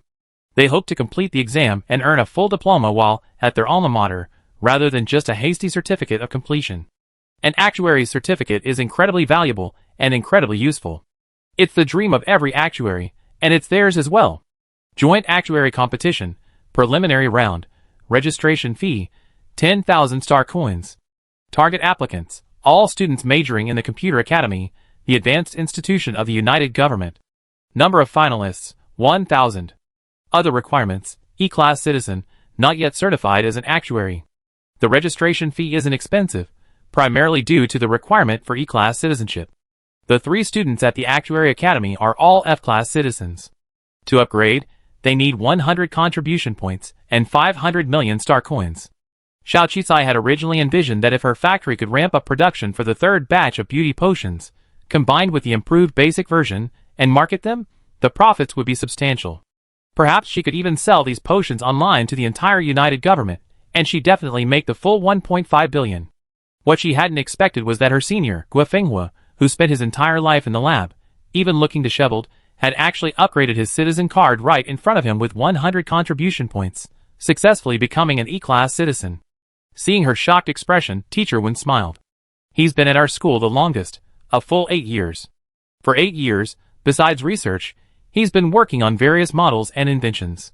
He's already filed hundreds of inventions, large and small, in his name, so earning 100 contribution points shouldn't be too difficult. What shocked Xiao Qisai even more was that Qin Sanwan, a senior who seemed obsessed with eating and was considered a glutton by others, a senior who was so poor she never went to the cafeteria and even worked part-time for Xiao Qisai to eat extra bowls of fried rice, had actually come up with 500 million. Seeing Xiao Qisai's shocked expression, Qin Sanwan shyly admitted that she had been frugal and working part-time for years, and that she was indeed poor. She wasn't as savvy in research as Guo Fenghua, so she hadn't earned any contribution points over the years. But as an actuary who loves food, she did have some talent for developing food-related skills. She designed and built a popular virtual foodie stress-relieving game. To make more money, she even sold the copyright to a major gaming company, ultimately fetching 600 million yuan. However, the funds only recently arrived, and after deducting taxes and other expenses, they were barely enough to cover 500 million yuan. Fortunately, she had some savings from her frugal lifestyle, so it was just enough. She actually wanted to leave this money to her parents, so they wouldn't have to work so hard. But then this happened. After her parents learned the whole story, they were determined not to spend a penny of her money, unwilling to affect her future. They threatened to disown her if she didn't upgrade her citizen card. So, she took this opportunity to upgrade her citizen card. Xiao Qisai. Amazing. As expected, the only children who managed to stay in this school for this long were all geniuses. So, she's the one who's actually the poorest, right? She only has a little over 100 million star coins on her card right now, far from over 500 million.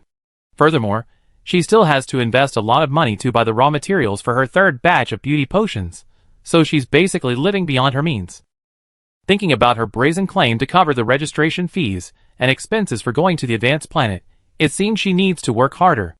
In response, 002 sarcastically stated that if she could capture either Luo Meng or Shi Yuansu, and make that man fall head over heels in love with her, she could get 500 million star coins just by asking. Xiao Qisai. Question mark. Okay, I get it. I'm not making money fast enough. I need to work harder. In response, Teacher Wen smiled and said he could support Xiao Qisai by temporarily lending her some money to upgrade her citizen card. Xiao Qisai. Okay, I get it. Actuaries are truly not poor. However, Xiao Qisai still refused. The registration deadline was still some time away. If all went well, and the 3rd batch of beauty potions sold, her 500 million should be enough. She now had to focus on preparing for the family reunion banquet next week. 002 was completely heartbroken.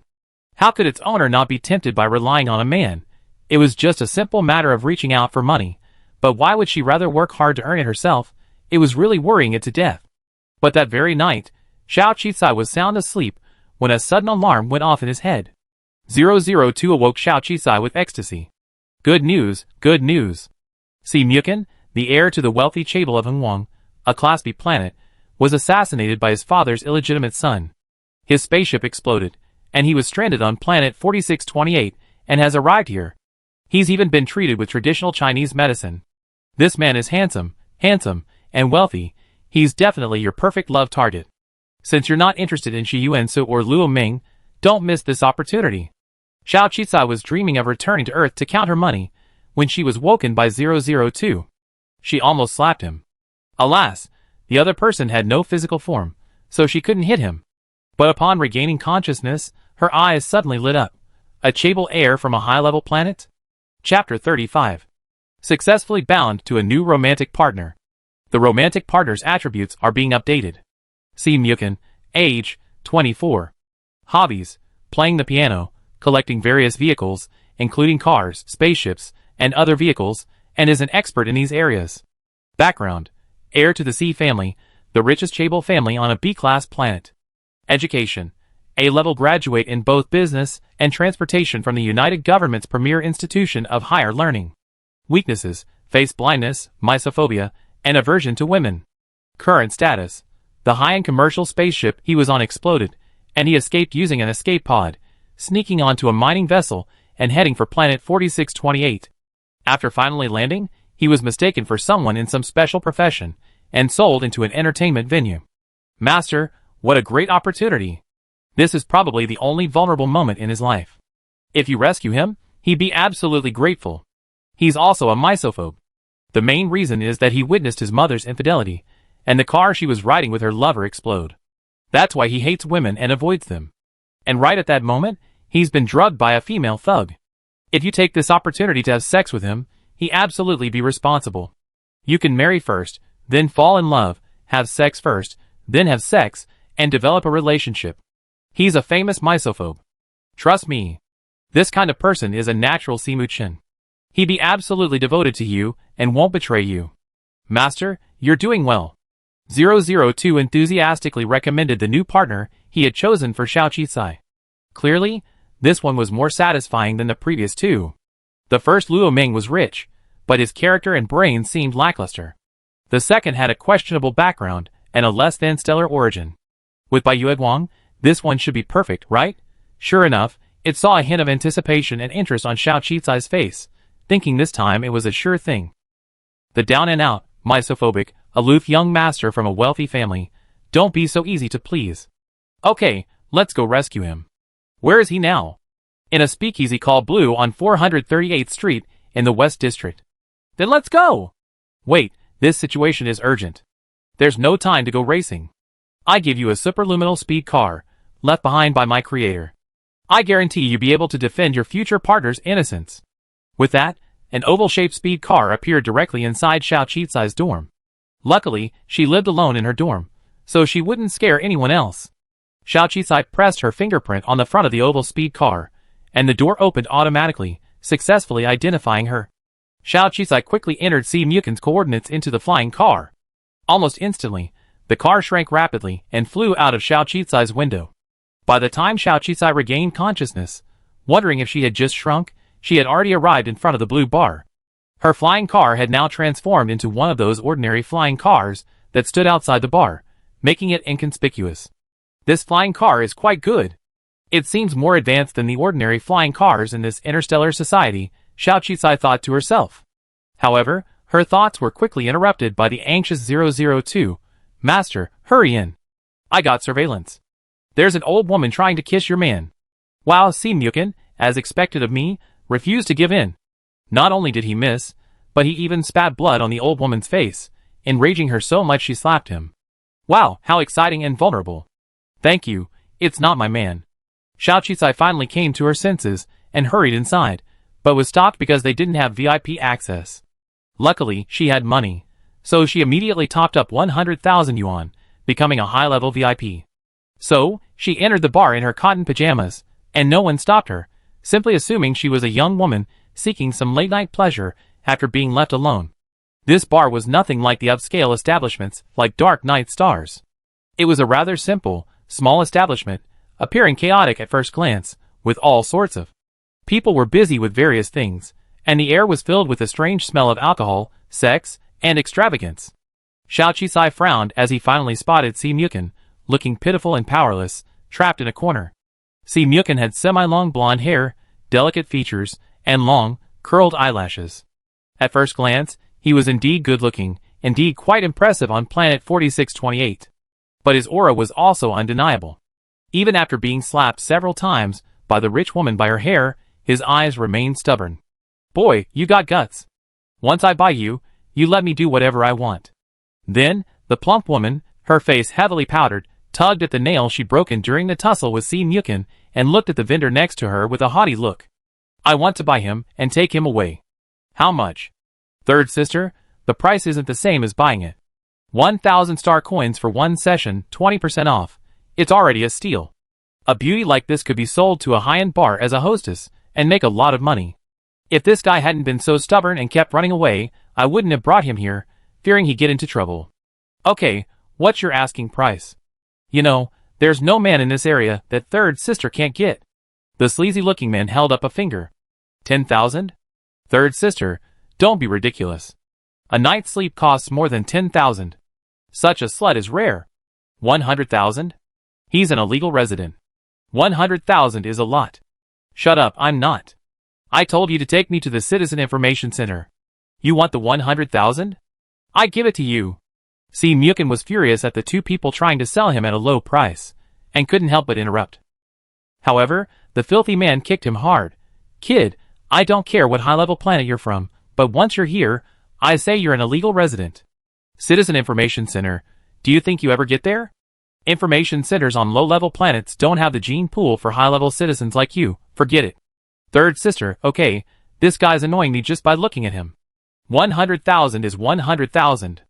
I can buy him, but I'm going to grind off all his fingerprints and cut off half his tongue so he can't talk nonsense anymore. Do you know how much trouble I put into catching him? He's nearly killed me time and time again. I'm lucky I can keep him alive. The woman named Third Sister hesitated when Xiaoqi finally approached. So you kidnapped this person? According to the basic civil rights law, the illegal trafficking and kidnapping of normal citizens carries a minimum prison sentence of 100 years, right? Xiaoqi's sudden interruption successfully attracted the attention of several people. Little girl, where did you get your psychopath? Talking like that here? On our low-level planet, who cares about this? Finally, a good girl has arrived. Little girl, you're not interested in her, are you? Are you going to compete with me, your third sister, for her? The third sister frowned as she studied Xiaoqi. Xiaoqi was wearing a mask and pajamas. Although his features were unclear, his figure and eyes suggested he was young. No, he's someone I know, so I'm taking him away, Xiaoqi said. Someone I know? Impossible. He's an illegal immigrant from a high-level planet. There's no way you know him. The sleazy man firmly denied. At this moment, Si Mukun was also studying Xiaoqi. He couldn't imagine how he ever even met such a young girl, let alone someone from such a low-level planet. Don't worry about whether I know you or not. I give you 100,000 each. Get out of here. I give you this guy. You, what gives you the right? The two were furious. Little girl, don't be so arrogant. This bar belongs to my third sister. No matter how rich you are, I won't let you go. If you don't have any connections, it's best not to hang out in places like this. As the third sister spoke, she winked, and several burly men near the bar immediately ran over. Xiaoqi thought for a moment, and called Zhuang Fin on the terminal. I'm in trouble at the blue bar. Brother, can you bring some people over? What, a bar? Zhuang Fin was also dazed. He hadn't expected his sister to call him in the middle of the night. She already gotten him into trouble before they even met. And he knew what kind of place the blue bar was. It was where women went for pleasure. A college student, instead of sleeping at school, went to a place like that in the middle of the night. No wonder she refused to stay home. It must have been a night out. Just as he was about to explode in anger, Xiaoqi softened his tone. Brother, don't let me get carried away. I'm not here for pleasure. I met someone I know, and was sold here. I wanted to pay him to redeem himself, but the bar owner wouldn't let me leave. Your acquaintance? Zhuang Fin, then project it and show me. Zhuang Fin said, quickly getting out of bed and getting dressed. Because he was wearing pajamas, a large area of muscle and scars on his chest was exposed. Xiaoqi quickly activated the projection, and a 3D projection of Zhuang Fin, a menacing figure, immediately appeared before his eyes. At the sight of Zhuang Fin, third sister's legs weakened. And the human trafficker naturally knew the local boss. He pointed at Xiaoqi in horror, his earlier arrogance completely gone. You, who the hell are you? Zhuang Fin scanned the scene before him, frowning and gruffly saying, Who is she? She's my sister. What are you trying to do? Kidnapping my sister's friend? At that moment, looking at the submissive Si Mukun, he assumed he was Xiaoqi's classmate. He didn't think much of it. Neither third sister nor the man were good people, so he decided to stand up for his sister. With Zhuang Qi's appearance, things became much easier. Xiao Qisai successfully escorted the person away, and Zhuang Qi hung up the terminal. After helping the person onto the flying car, it rapidly expanded, transforming into a spherical shape once again. Then, in a flash, they returned to Xiao Qisai's dormitory. But as the car door opened, Xiao Qisai kicked Si Mukin out. "Are you a starving ghost reincarnated? I'm your savior, and you're taking advantage of your savior." Si Mukin was kicked to the ground, his head hitting the floor, and finally regained some consciousness. He was still in a state of disarray, his whole body radiating heat, and some parts of his body were even beginning to feel strange. He looked up at Xiao Qisai, and a moment of clarity crossed his mind. Yes, this woman had saved him from the human trafficker and the female gangster. He had never imagined that he would end up in such a miserable state. He had never been interested in women, viewing them as wolves and tigers, but at this moment, a strange, desperate plea welled up in his heart. The clean, beautiful girl before him seemed to exude endless temptation. A blazing light flashed in his cold eyes. That's it, that's it! 002 screamed in Xiao Qisai's mind. A handsome man and a beautiful woman meet, a night of passion, an endless love affair. Quick, quick, master, don't be shy, take him. 002, you know, if sex is done against one party's will, it's considered rape. It's obvious he's just drugged and doesn't want to have any sex with me. You know, I won't break any laws. Secondly, I don't want to sleep with a stranger, even if he's handsome and, as you say, clean. Xiao Qisai looked at the man coldly, his face catching his well-maintained hands, as if he were examining a commodity, perhaps even assessing its value. Si Mukin felt a chill run through his body. This look, even more so than the lewd one from the third sister just now, sent a chill down Si Mukin's spine. But soon, he lost all thoughts again. Waves of heat surged through his body, threatening to consume his sanity. His eyes blazed red, and with a bestial roar, he charged toward Xiao Qisai. The next second, Si Mukin was once again awakened by a basin of cold water. Almost instantly, Xiao Qisai, with chains seemingly unseen, bound Si Mukin and threw him against the wall. "Calm down. You've been poisoned. I don't want to be your victim. You want me to save you? No, I already saved you once, but I hear this poison, if not taken, will cause you to explode and die. What do you want?" Si Mukin finally lost control. Xiao Qisai waited for him to say this. From the virtual network terminal, she immediately projected a long debt agreement, which she had edited on the way. "Sign this IOU for 10 billion, and I save your life. How's that? Isn't that a good deal?" Chapter 36. Si Mukin was stunned. The next second, the heat in his body nearly consumed him. He felt as if he had become a madman controlled by desire. Some disgusting images flashed through his mind again, causing him to feel a physical revulsion. And there was only one salvation for him, the cold and heartless girl before him. Her eyes were incredibly beautiful and clear, like those of an innocent young woman uneasy about the world.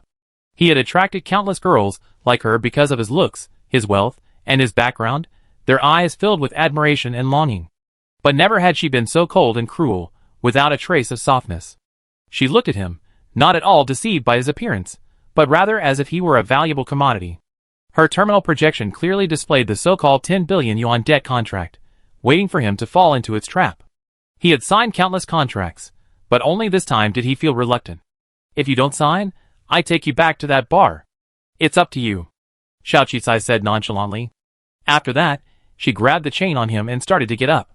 Clearly she could do it. Finally, Si Mukin gritted his teeth and said, "I sign." Xiao Qisai breathed a sigh of relief at that moment, then poured another bowl of ice water over Si Mukin's head, helping him regain some clarity. Then, taking this opportunity, she had him press his fingerprints, sign his name, and confirm it with his iris scan. He signed the 10 billion yuan IOU, which he hadn't even had time to read. After signing, Si Mukin finally couldn't resist the effects of the drug and pounced on Xiao Qisai again. But she poured another bucket of cold water on him. "This is the money you earned from selling your body, not mine. I will save you, but I didn't say how." Si Mukin, shock. Xiao Qisai grabbed the chains on him and dragged him onto the speeding car. He was petite, yet seemed incredibly strong. He even chattered non-stop. "Aren't you face-blind? Then aren't my third sister and I the same in your eyes? Why do you still refuse to obey the ugly ones, but just sleep with the pretty ones? You're such a jerk. What do you mean by misophobia? You should be a total misophobia. You're just a fake misophobia. Don't ever call yourself in misophobia again. People, sometimes you have to recognize the situation. See Mukin's face flushed even more at Xiao Qicai's taunts. He felt so ashamed that he suddenly felt his body cooler. He wanted to die. But Xiao Qicai seemed to see through his intentions. Don't die. You still owe me 10 billion. You have to believe you're worth that much. Don't worry, medical care is so advanced these days. I definitely save you.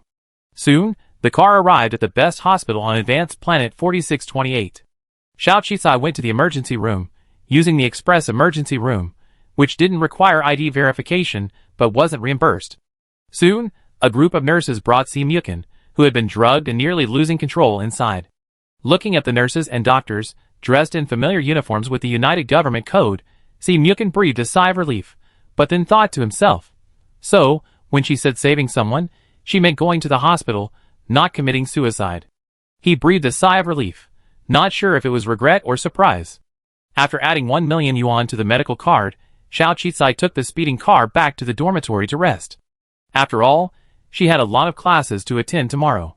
She had no time for any melodramatic drama with Si Mukin in the hospital, no relationship or companionship.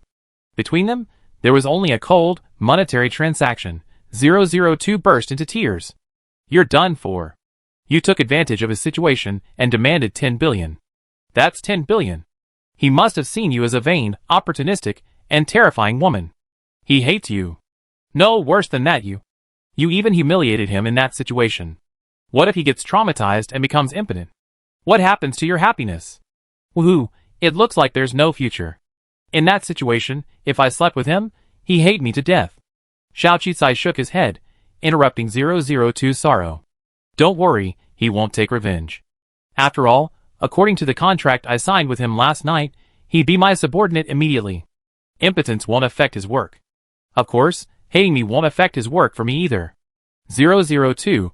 What a heartless person.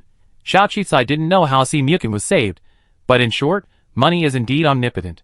Interstellar society has a high level of medical care, even on lower-level planets. So I don't know why Interstellar society would even bother with a plot about a Chinese medicine practitioner offering her body for love. It's a bit of a myth. When she woke up the next day, she received a terminal message from the hospital saying that the person she had sent the night before was out of danger after undergoing emergency treatment, chemotherapy, and a series of purification measures. Just cleanse the body of the drug and it will be fine. She also reminded her that her remaining balance of 1 million yuan had reached its limit, and that if she wanted to stay in the hospital, she would have to renew the bill. Renewal was impossible. After class that morning, she asked Qin Senwan to help her get some fried rice in the cafeteria while she went to the hospital and handled Si Mukin's discharge procedures.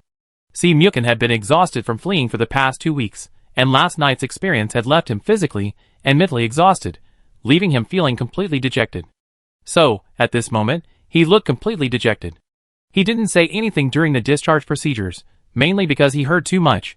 The nurses had been gossiping all night yesterday, saying he was a male lover bought by a wealthy woman and had been corrupted, so they sent him to the hospital.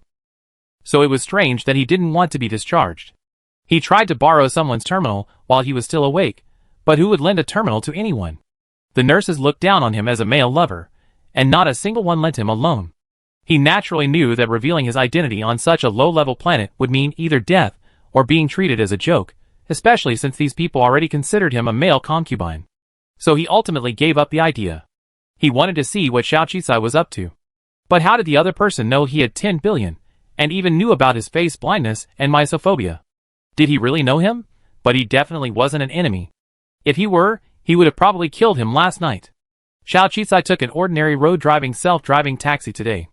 This type of land-based taxi has become obsolete on higher-level planets because it's slow and dangerous.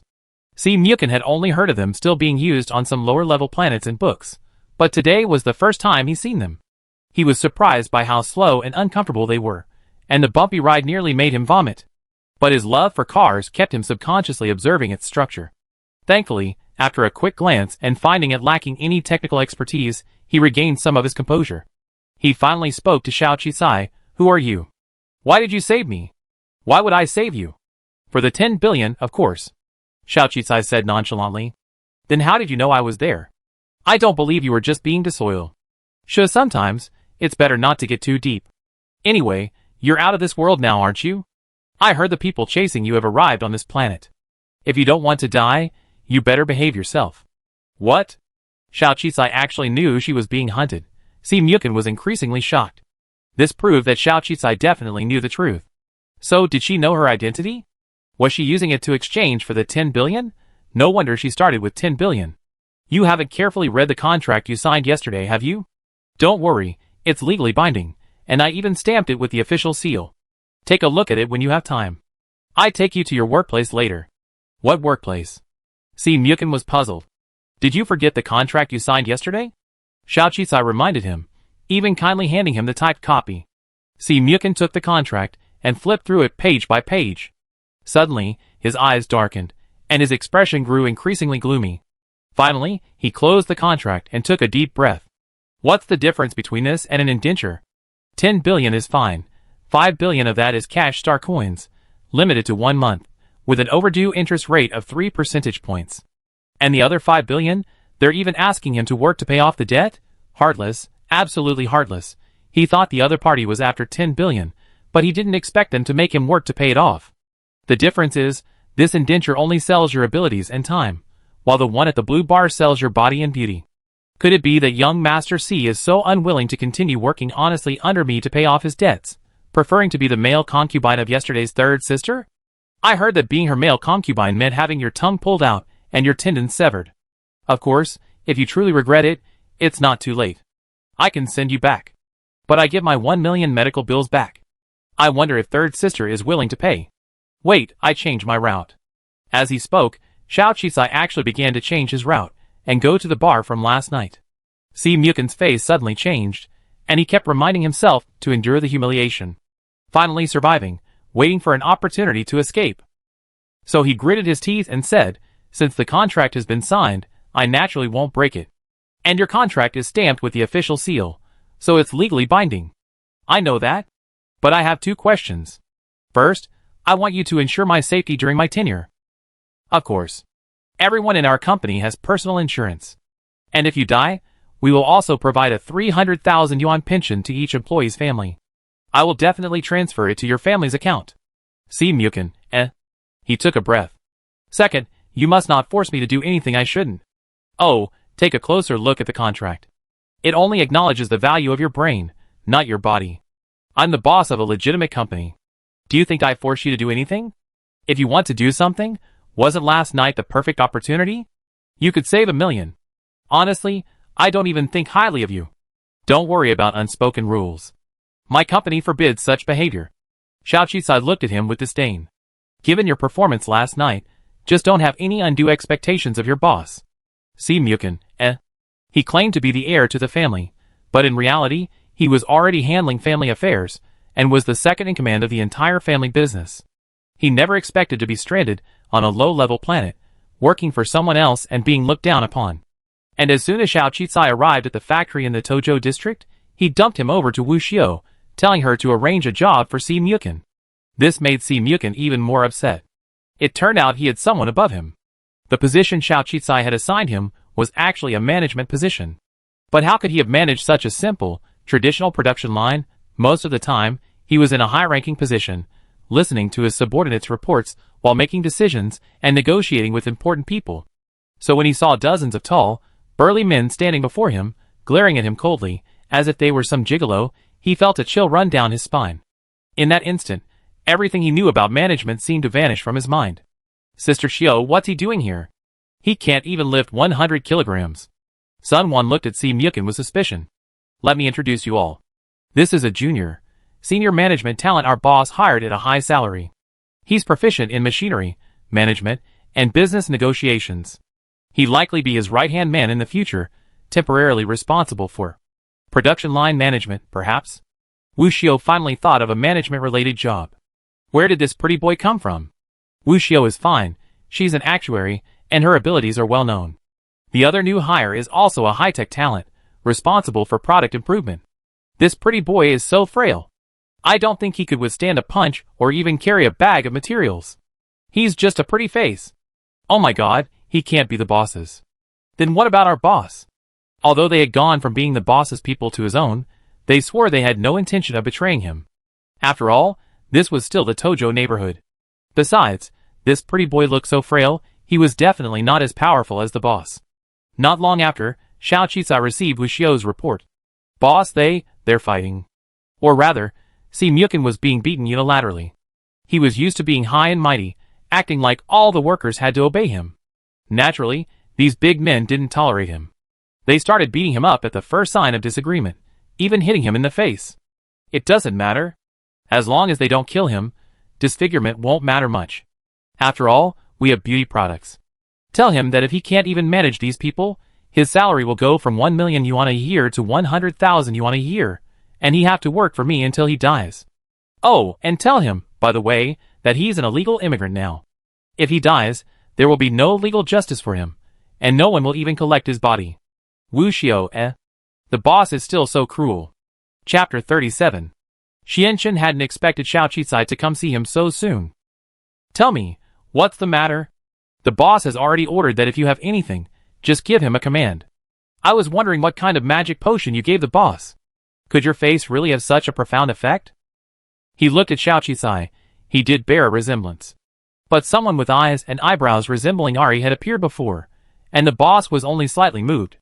By now, the boss's feelings for Xiao Qisai had evolved from being slightly moved to treating her specially, to now practically having the entire Dark Star obey her every word. He swore that if Xiao Qisai hadn't given the boss a magic potion, then she was using some means to control him. No requests, I just came to report. I recently rescued someone and left him in my factory. He might have gotten into some minor trouble. If anyone ungrateful comes looking for trouble, please keep a close eye on him and make sure they don't get him killed on my property. Ah, I heard it was a gigolo. You're not going to abandon our boss. Xianchen's eyes were filled with resentment. The boss is willing to make unlimited concessions for you, and you're still looking for a gigolo. Feeling Xianchen's gaze, as if he were looking at a scumbag, Xiao Qi sighed. That's not a gigolo, that's a walking 10 billion. Just wait, after the third batch of beauty potion is sold, I give you an extra 100 million as protection money. I don't think it'd be long, definitely no more than a year. 100 million a year. Xiancheng was instantly excited. Okay. I promise that on our territory, no, on the entire 4,628 planet, as long as he doesn't commit suicide, nothing will happen. That's fine. Xiao Qisai nodded, breathing a sigh of relief. As for the 100 million yuan protection fee, it would, of course, be paid by Si Mukin. Barring any unexpected events, he should be able to pay her back 10 billion yuan. For now, just keep him quiet. Otherwise, if he gets killed, all her efforts will be in vain. Xiao Qisai had originally scheduled Buishuan to visit the factory today, so she asked teacher when for leave, and went to Dongju Street in advance to set up the factory area. She even hired people from Dark Star to maintain security. This made Si Mukin scornful. Isn't she just the daughter of a CEO from a low-level planet? What's there to greet? For this, Xiao Qisai rolled his eyes, telling him to stop being a good person. However, as time passed, no one showed up. Instead, a message suddenly arrived from Buishuan's terminal. Said today's activities had changed, and they should schedule another time. Xiao Qisai found it strange. She remembered correctly, Buishuan had always had a strong sense of time. Why would she suddenly change the date? She also remembered that Buishuan was very interested in promoting her beauty potion. She even had 3 plans A, B, and C, ready to leverage the CEO's influence to further promote it and expand the market. Something must have happened. But the school had been peaceful since those 3 evils were eliminated, so nothing should have happened. So, she quickly called Sun Tzu's terminal. Yes, we were all ready. I was going to accompany the president, but the president received a call from the CEO at the last minute and left in a hurry with a sullen face. Sun Tzu shook his head and lowered his voice. It seems someone from a high-level planet has arrived. The CEO has always wanted the president to find an opportunity to pass the entrance exam and attend a high-level school after graduation. No, marry someone from a high-level planet. I just heard the CEO ask the president to dress nicely. It said a prominent figure has arrived. Xiaoqi frowned upon hearing this. She could discern some of Buishuan's ambition, even sensing a similar presence in her. But she hadn't expected that even her father, the highest-ranking CEO on the planet, would resort to selling his daughter. As expected, women, whether in developed or underdeveloped societies, are inevitably used as tools to curry favor with men and gain the upper hand. After hanging up the terminal, Xiaoqi immediately searched for interstellar docking routes for planet 4628. Sure enough, the A-Zone terminal airspace had been declared blocked. High-level planets rarely come, and with such a large presence this time, it must be a significant force. Could it be someone from the Bayou or Luo families? Xiao Qisai frowned. After a moment's thought, she replied to Buishuan's text. President, I heard you're going to receive distinguished guests. Is there anything I can help you with? Buishuan replied quickly. No, but Mr. Wen from your academy will be accompanying you. Xiao Qisai, shock. Without a second thought, she immediately called Mr. Wen's phone. Sure enough, he was dressed in formal attire, a rare sight, and was riding in a car to a certain destination. Senior brother Guofenghua was also following behind her, no longer looking disheveled, but sporting the rare, polished demeanor of a young talent. You called, just in time. I thought you had something important to ask for leave, so I didn't dare disturb you. A big shot has arrived on the advanced planet. While the chances of him investing in actuary assessment equipment are slim, I'm going to give it a try. Where are you? I pick you up, Teacher Wen said. I know where you're going. I'm coming to the outskirts of Area A's terminal airspace, Teacher Wen. We meet there. You got the news too, didn't you? Then hurry up. We're heading this way. After hanging up the terminal, Xiaoqi immediately used the advanced flying car provided by 002, entered the target location, and quickly headed towards Area A's terminal airspace. The entire area was sealed off, so no one was allowed to pass within the security airspace. She was stopped as soon as she approached it. She didn't trespass, but waited patiently. Not long after, Teacher Wen and his group arrived. Several D-level teachers, a rare leadership position within the 46th Advanced Academy, had all arrived, including Teacher Wen. They frowned slightly upon seeing Xiao Qisai, but after a few whispers, they beckoned Xiao Qisai over. One of the female teachers handed Xiao Qisai a piece of gauze, and asked her to conceal the terminal slightly. Oh, Xiao Qisai finally understood. They were looking down on her low citizen status, and worried about offending the people from the higher-level planets above. But at this moment, she didn't care. She tied the scarf around her wrist, and stood silently behind Teacher Wen. Soon after, another group of important figures arrived. They were the high-ranking officials of Planet 4628. The one leading them was probably Bu Yishuan's father, Bu Hongqing, the planet's CEO. Bu Yishuan, unusually dressed in a white, elegant dress, stood obediently behind Bu Hongqing, her face lightly made up, a stark contrast to her usual demeanor. But her expression looked deeply unhappy. Yishuan, watch your expression, CEO Bu Hongqing warned. Bu Yishuan then managed a forced smile, a smile uglier than tears. The CEO shook his head. The two groups were united, and the CEO gave a casual greeting to the group of high-paying teachers, barely glancing at the students behind them. He simply urged the teachers to manage their students well, and not overdo things. The widest aisle in the terminal was covered in luxurious carpet. After a long wait, the high-end interstellar spaceship, seen only in magazines, finally landed. A group of people gradually approached to greet it. There were already 30 or 40 people aboard.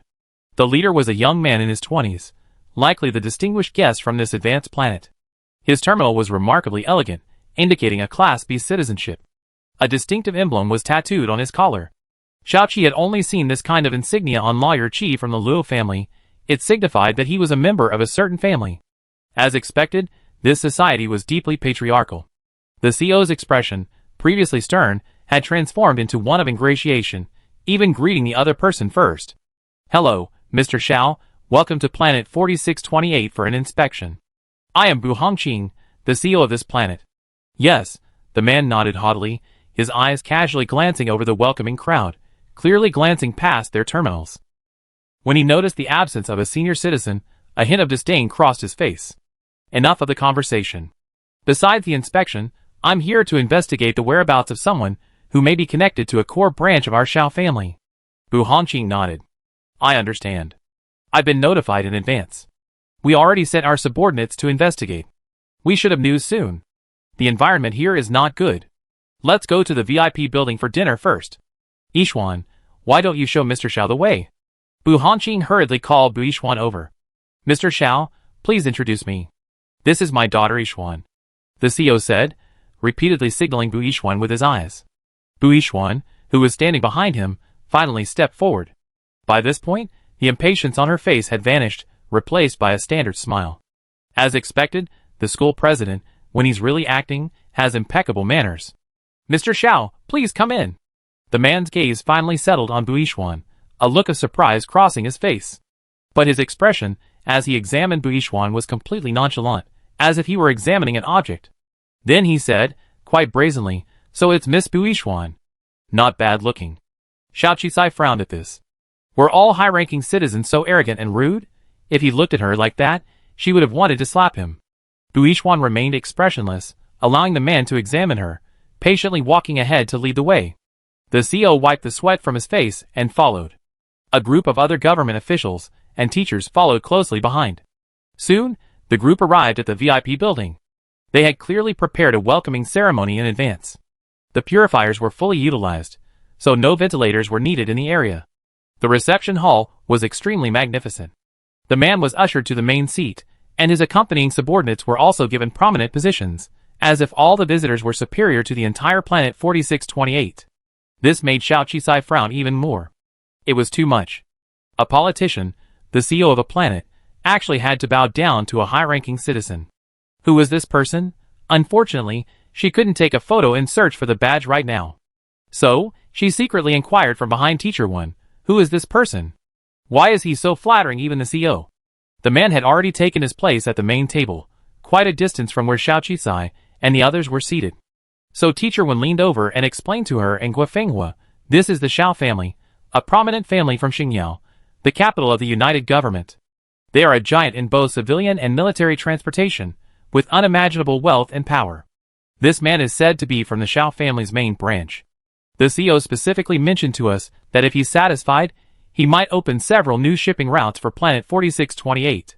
At that point, the fate of Planet 4628 would be completely changed. As long as he agrees to improve Planet 4628's infrastructure, the actuary assessment system wouldn't be a problem either. That's why I'm here today to join in the fun. Transportation? The development of interstellar society relies on a variety of interstellar spacecraft and equipment. Xiao Qisai knew the importance of transportation without even having to look it up, not to mention that the Xiao family was involved in both civilian and military transportation equipment.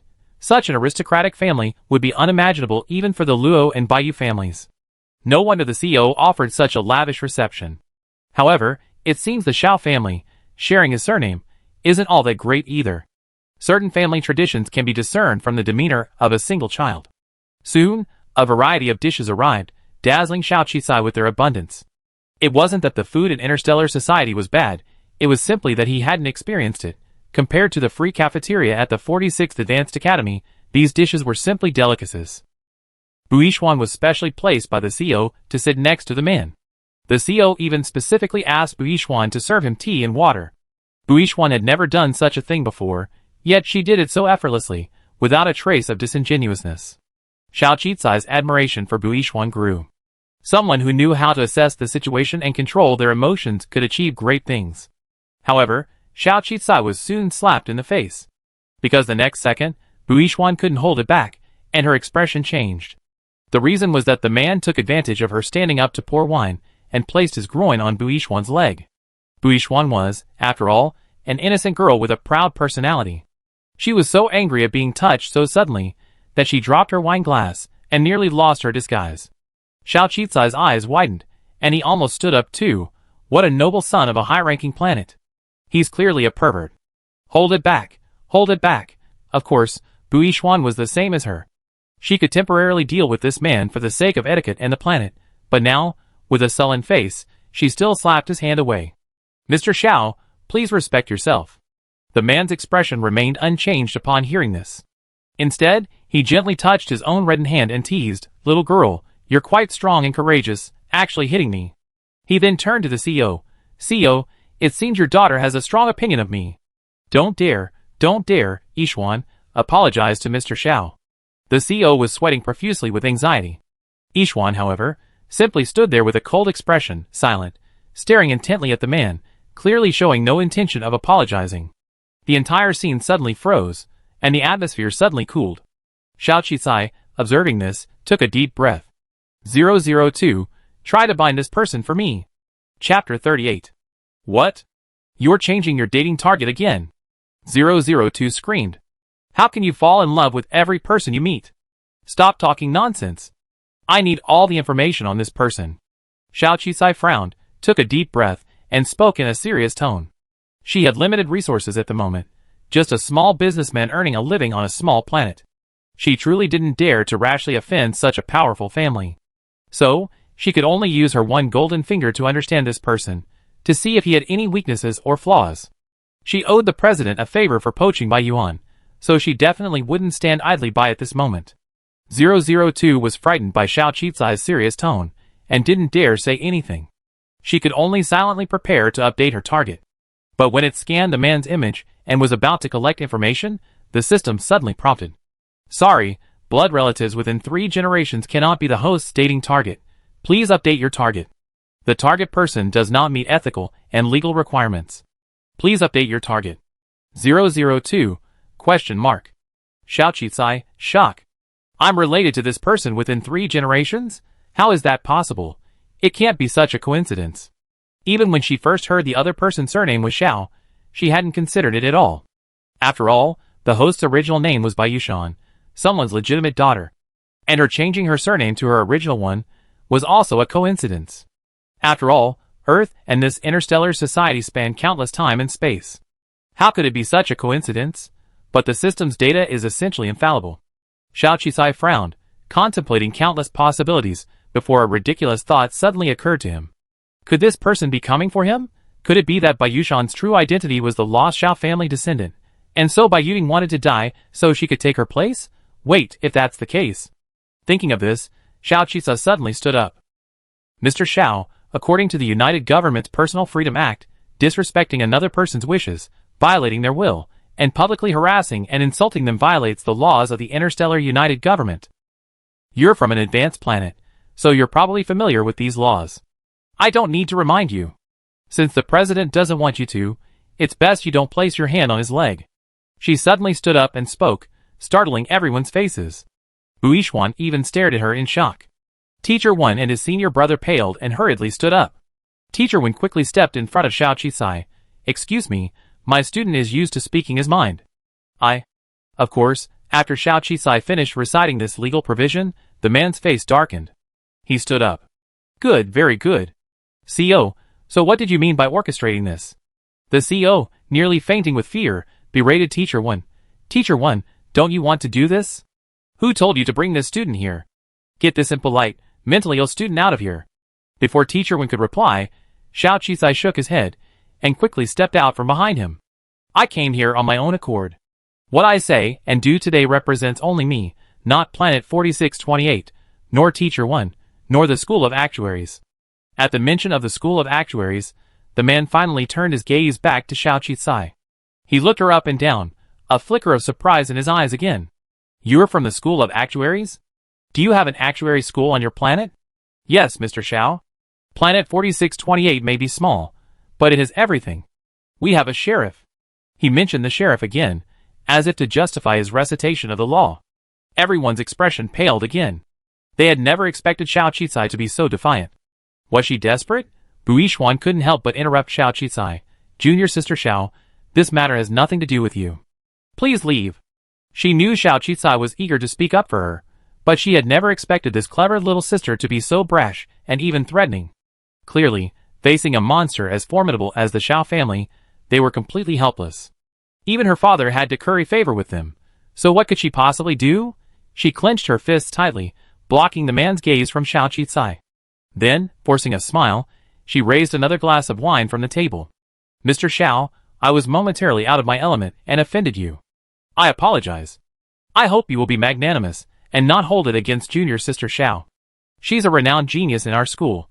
She has a promising future. She just has a slight mental issue. As you know, most actuaries are geniuses, and geniuses, to a certain extent, have some flaws. Seeing a cold, beautiful woman bowing to him, her apologies and flattering words filled Xiao Yu with a burst of satisfaction. But now that he had set eyes on Xiao Qizai, he would never let her go. Xiao Yu had never imagined that a D-class planet like 4628, where the air was rife with toxins, could produce such a beauty. Having finally made it here, he naturally wanted to enjoy himself. One was cold and icy, the other pure and beautiful. He wanted both. A flicker of determination flashed in his eyes, and he changed his tone. It's okay, it's all a misunderstanding. I'm not such a petty person. I was just being presumptuous just now. Since this little sister is a genius in your academy, let her show off some of her talents. I forgive her offense." Everyone breathed a sigh of relief, and everyone turned their gazes back to Xiao Qi. The CEO's face was sweating profusely. "Student, what you just said was extremely disrespectful to our distinguished guest. Come over here and perform a talent for us, and we won't take it seriously." Luckily, the offender was a beautiful woman, so the men didn't mind. This was everyone's thought. Xiao Qi seemed to walk obediently until she reached the main table, Xiao Yu's. A faint smile crossed her face, but she didn't perform anything. Instead, she asked Xiao Yu, "I heard our distinguished guest is here to find someone. Did you find them? Rather than just enjoying a show or flirting with a beautiful woman, I believe there must be something more important that would bring a distinguished guest like you to such a lowly planet. Is a talent show more important than your business?" Xiao Qi's words successfully reminded Xiao Yu of the purpose of his visit, and his cousin's cold admonitions resurfaced in his mind. For some reason, as he got closer, besides her beauty, the girl before him felt familiar, even reminding him of his cousin, Xiao Wei, the head of the Xiao family. He had originally wanted to relax while Xiao Wei was away, but he hadn't expected to encounter such a tough opponent on this low-level planet. His face turned cold again, and he lost the mood to flirt with the beautiful woman. "Forget it, I won't bother with you." "CEO, didn't you just say that someone would quickly investigate that matter? Where's the person? Where's the information?" The master said, "We want to see her alive or dead." The CEO hadn't expected Xiao Qi's few words to divert Xiao Yu's attention. He immediately wiped the sweat from his face. "Quick, I just received news." "No, wait, all the information indicates that the person you're looking for is dead. Since she was an unregistered resident before her death, her body was disposed of. So her body should be recycled. No, there's confirmation that her body was buried in the wasteland by the disposal workers. Perhaps it was eaten by wild animals or swallowed by poisonous water." "Recycled? Eaten by wild animals or swallowed by poisonous water? Is that how you dispose of bodies on your planet?" Xiao Yu frowned. "What about the bones? At least I want the bones. I don't believe all the bones have been eaten. But you know, in a wasteland like this, there are things that can corrode even bones. And, with countless unidentified bodies being disposed of every year, finding them is indeed difficult, you see. Keep fishing. At worst, I have to dig deep into the wasteland. I'm determined to find the remains, even if it's just a small piece." Thinking of Xiao Wei's tactics, he couldn't help but tremble. If he fails to complete his mission, expect to be locked up in the dark room. I send a few people with the most advanced equipment to help you. Now, send someone to look for her. Even if they have to dig deep, you have to find her. And, perhaps you can explain why she became an illegal resident?"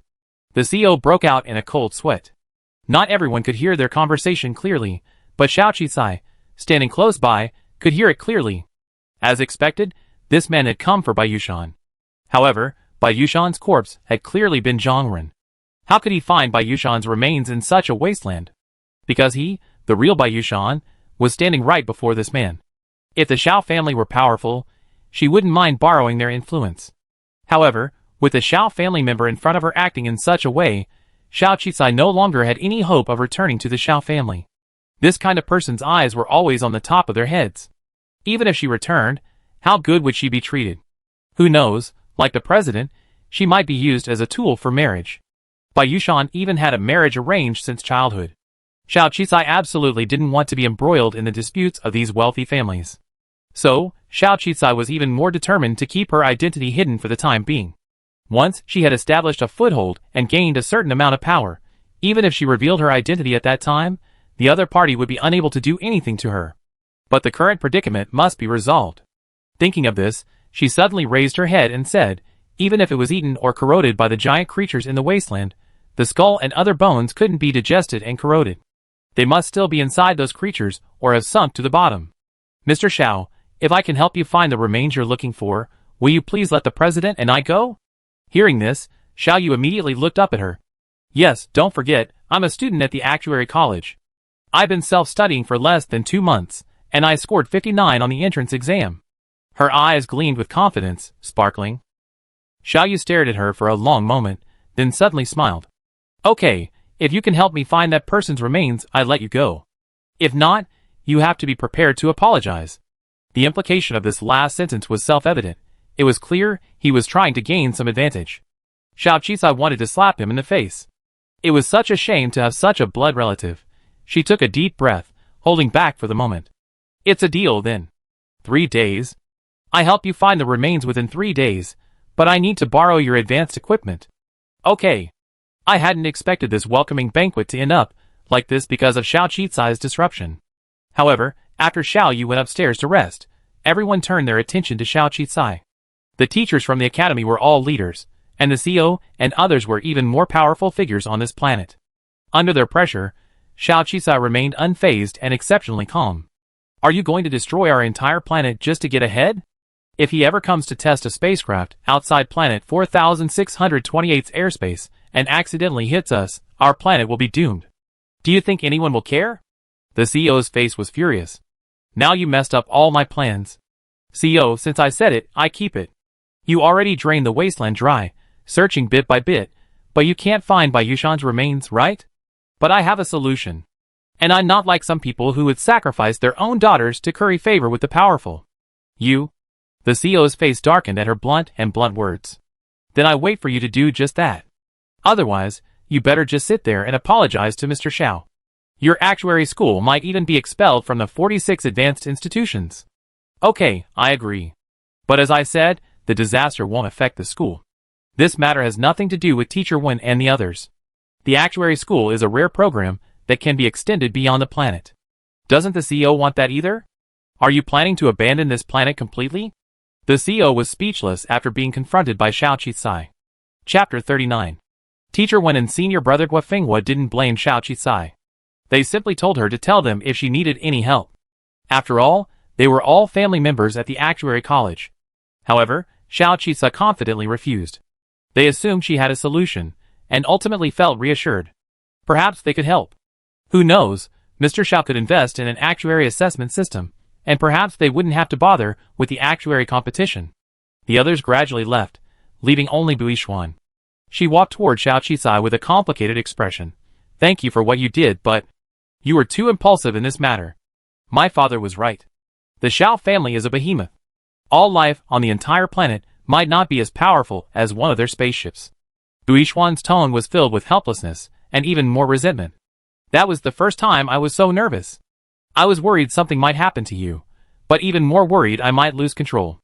Xiao Qicai shook his head. It's not all about you. You just saw it. This Xiao family member is clearly a sex-crazed hypocrite. If he ever laid eyes on me during the banquet, he wouldn't let me go. People like that have no respect for women, they're obsessed with playing with them. You were the first, I'd be the next. And, President, trust me, I find a way.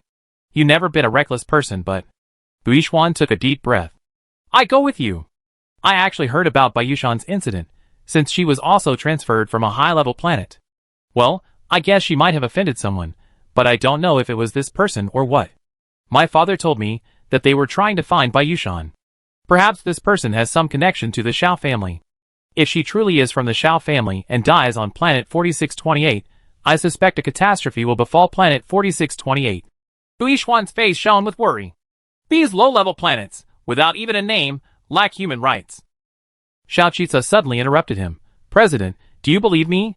I won't let this happen. Buishuan paused for a moment, then suddenly smiled. The icy beauty's smile melted like blooming mountain flowers, a radiance of trust and expectation. Yes, I am willing to believe you. Xiao Qicai searched the virtual internet for information about the Xiao family, but all she could find was that the current leader was a young man named Xiao Wei. There was very little information on any of the relevant personnel, and no information on the man from planet 4628. But this gave a glimpse into the Xiao family's power. The Xiao family owned many businesses, the primary core of which was the transportation used by the United Government, almost all of which was manufactured by the Xiao family. Military equipment was kept secret. Information was scarce. After all, her civil rights were limited, and a family like this, one ordinary person would never reach, naturally wouldn't casually post information online. So, the information from 002 was more accurate and detailed. A sudden thought struck her, and she opened the relationship panel again, asking 002 to change her relationship target to Luo Ming. 002 was speechless, but still complied. With the love target constantly changing, host, you become a playboy on the system's part. But useful information did emerge. As expected, Xiao Qicai realized that the misunderstanding between her and Luo Ming had been resolved. Furthermore, she clicked on Bayuding's message and actually saw the love subplot about the supporting actress, Bayuding attempting to impersonate the heroine's identity and thereby frame her. It even suggested that she and Luo Ming resolve their misunderstanding, reconcile, and have Luo Ming help her regain her identity. With this powerful alliance, the Luo family would rise to new heights. Xiao Qicai, It's a truly melodramatic romance system, but based on what she's seen of the Xiao family's behavior so far, she didn't want to go back. However, the Xiao family did have some skills, and the things they brought were indeed quite good. That massive instrument dug deep into the ground, quickly. In that stinking wasteland, it unearthed tens of thousands of unidentified bodies, along with countless scattered remains. This was why the CEO couldn't promise to find Bayushan's remains. Even if they were to use them for genetic verification, it would take a long time, not to mention the sheer number of remains. It simply wouldn't be possible to complete the verification within 3 days. The countless corpses made Xiaoqi realize the cruelty of this world. Without an identity, the dead had no place to be buried, let alone the truth behind their deaths. The planetary government wasn't even willing to expend the energy to dispose of them. This made her realize even more deeply the harsh reality of her place at the bottom of interstellar society. If she didn't climb up, her body would eventually be found in the wasteland swamps. Xiaoqi was silent for a long time, then a thought struck her. She controlled the machine, helping to sort the remains. Then she went to the CEO to request Bayushan's genetic information, stating that she wanted to identify each one individually. The CEO initially agreed, but then hesitated. Why the hesitation? The reason, naturally, was that they didn't have Bayushan's genetic information, and they didn't know what went wrong. The citizen database clearly had Bayushan's information transferred from the Class B planet, even the registration for the public housing she had arranged. However, after the 4,628th transfer, the citizen database was missing information. This made the CEO sweat profusely. Xiao Qicai warned sternly, I use every possible method to quickly eliminate any remains that don't belong to young women but match Bayushan's information. But without genetic data, it's difficult to do anything. The citizen database can also show anomalies. If this were on a higher level planet, you, the CEO, would have been out of the job long ago. It seems it's not that I can't find the exact remains. Come with me to Mr. Xiao and explain. It's that your citizen data cable is missing. That's none of my business. Hearing Xiao Qicai's words, the CEO's face suddenly filled with horror. It's a misunderstanding. Absolutely a misunderstanding. It has nothing to do with me. It must be someone below me who mishandled it. I investigate. The CEO, sweating profusely, hung up the terminal, then lashed out at his subordinates. How could even the citizen database be missing? Investigate. Investigate. Who neglected their duties and tampered with it? The Supreme Executive's stern investigation sent tremors of fear through the ranks, especially the Information Committee staff on duty that day.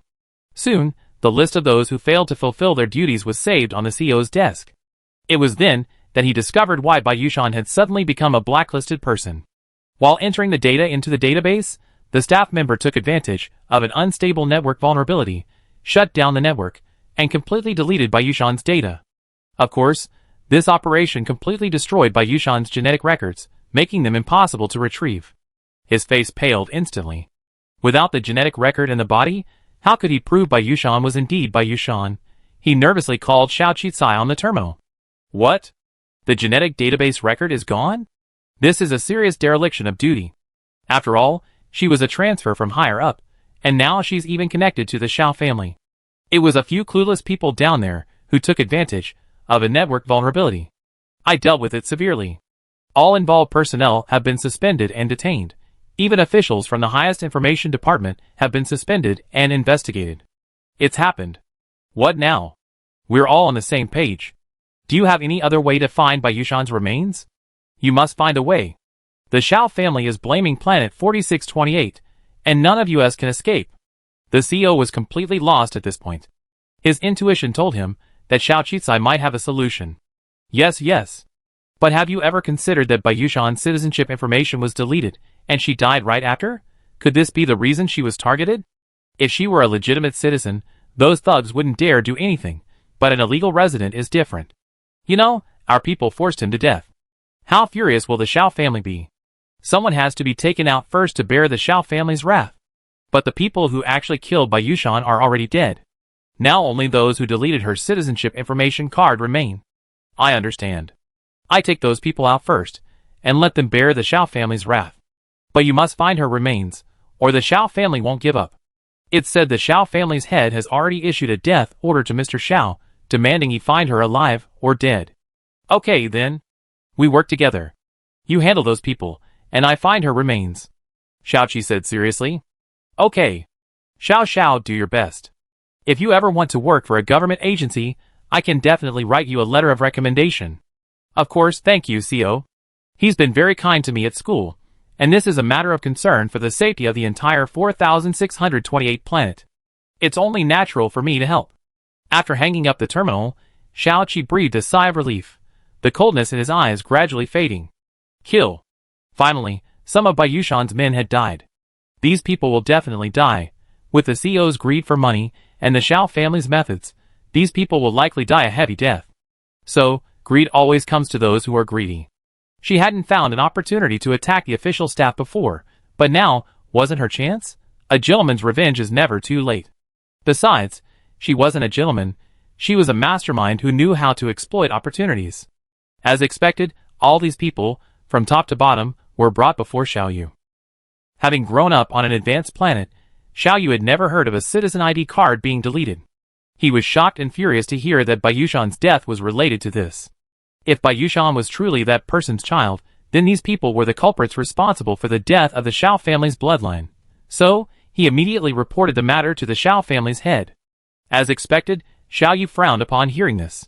Regardless of whether Bayushan is a member of my Xiao family or not, first supervise the CO to deal with these corrupt officials. Such people are unworthy of any position in the coalition government. But if Bayushan is truly dead, then bring back her remains for genetic testing. We can search for the living, but if she's truly dead, then simply confirming her identity will suffice.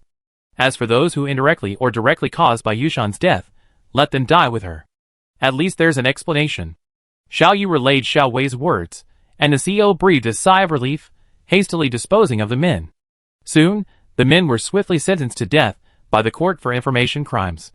The execution was extremely swift, greatly highlighting the efficiency of the coalition government. The day of the execution happened to be the last day Xiao Qisai had agreed to allow Xiaoyu to recover the remains.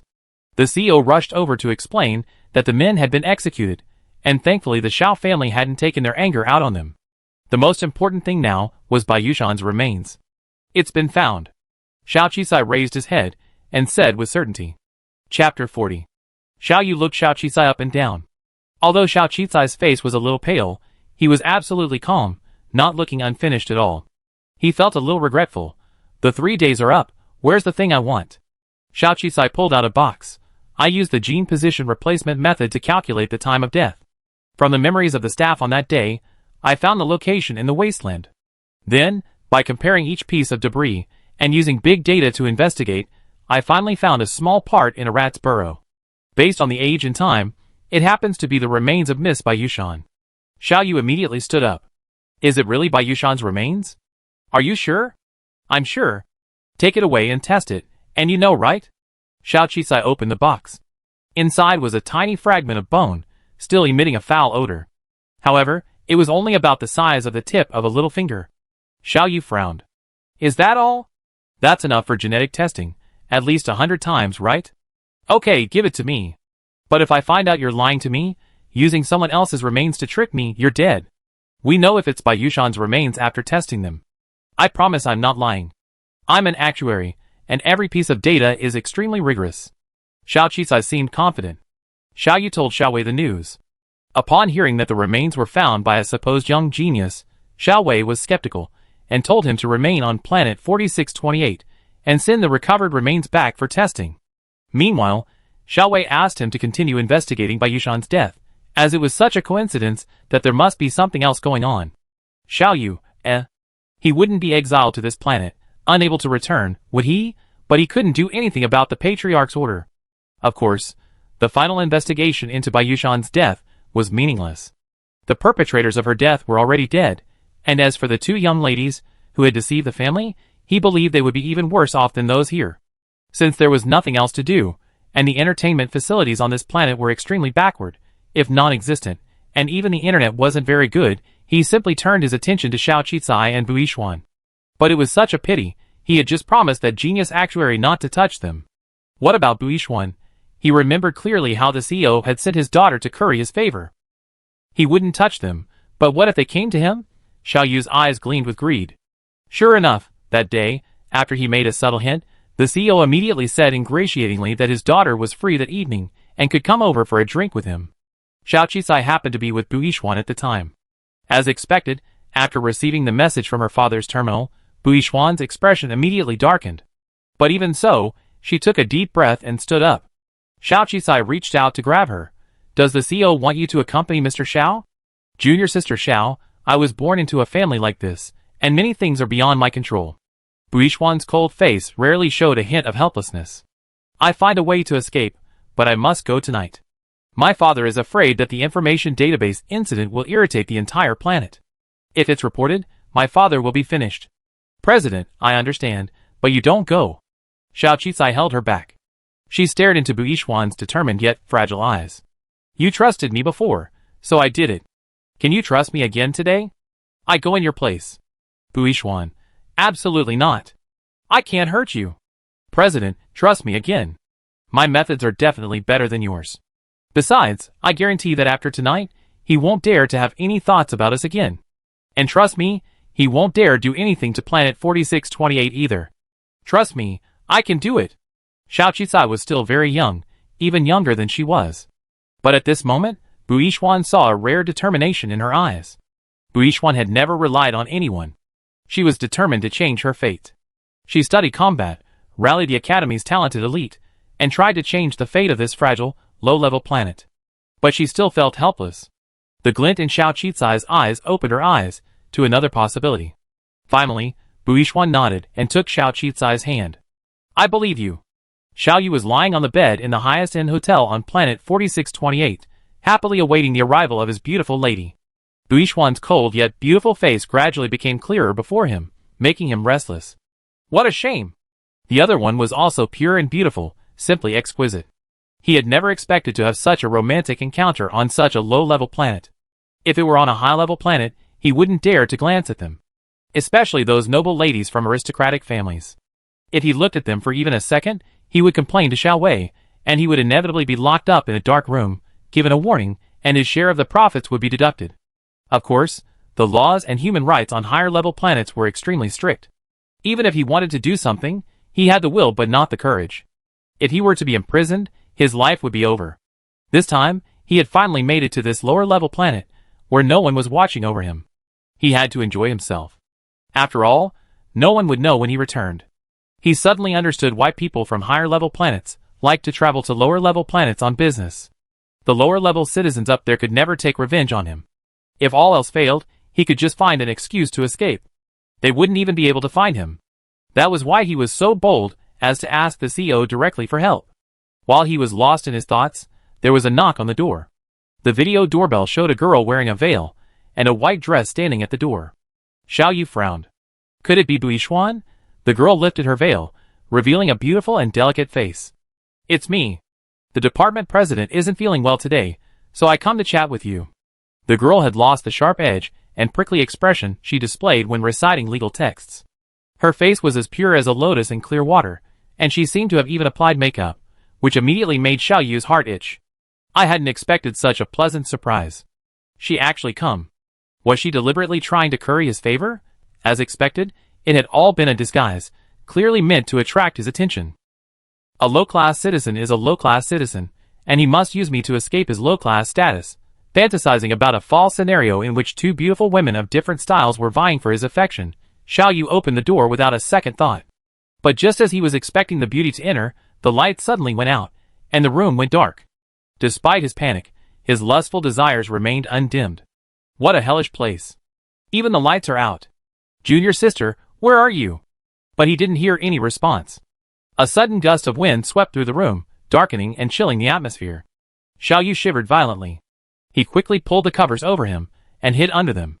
He reached out to try to reach the thermostat, but no matter how hard he pressed, the temperature kept dropping. The room grew colder and colder. He shivered in his pajamas and thin blanket, cursing profusely. What a hellish place. I'm going to report this to the higher-ups when I get back. Planet 4628 has no investment value. It doesn't even have to exist. It can't even handle a hotel room. Where are my people?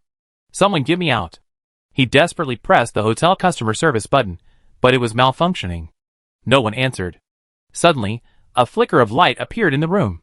He instinctively looked over, only to be greeted by a bloody, horrifying pale face.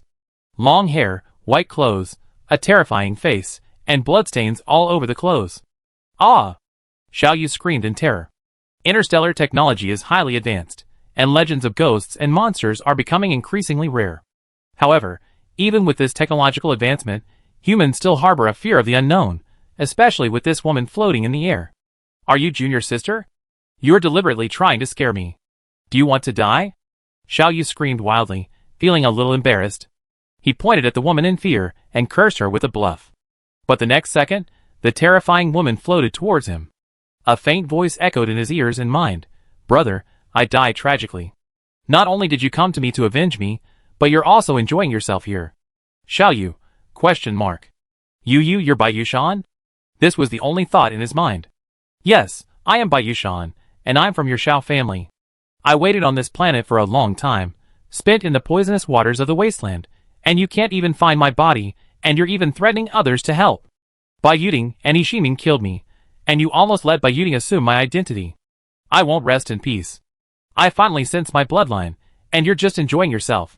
The woman floated towards him, the blood on her face gushing all over Xiao Yu, frightening him so much that he quickly stripped off his pajamas.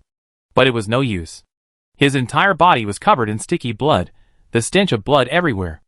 Icy fingers crawled over him, and he felt as if his soul was about to leave his body. The icy chill that surged from his bones left him with no desire at all, only terror.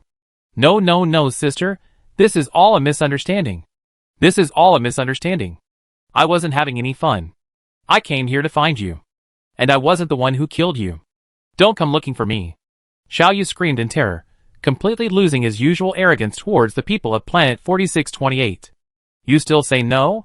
You dare to attack my junior sister who looks so much like me. Aren't you really afraid that my ghost will burst out of the underground and follow you? The bloody wind blew again. The biting cold threatened to freeze him to death. You enjoy playing tricks on me? Then I satisfy you. For a moment, he felt as if he were being held down by a cold, decaying body. The next, he felt countless hands crawling over him, covered in maggots. Xiao Yu's soul nearly fled.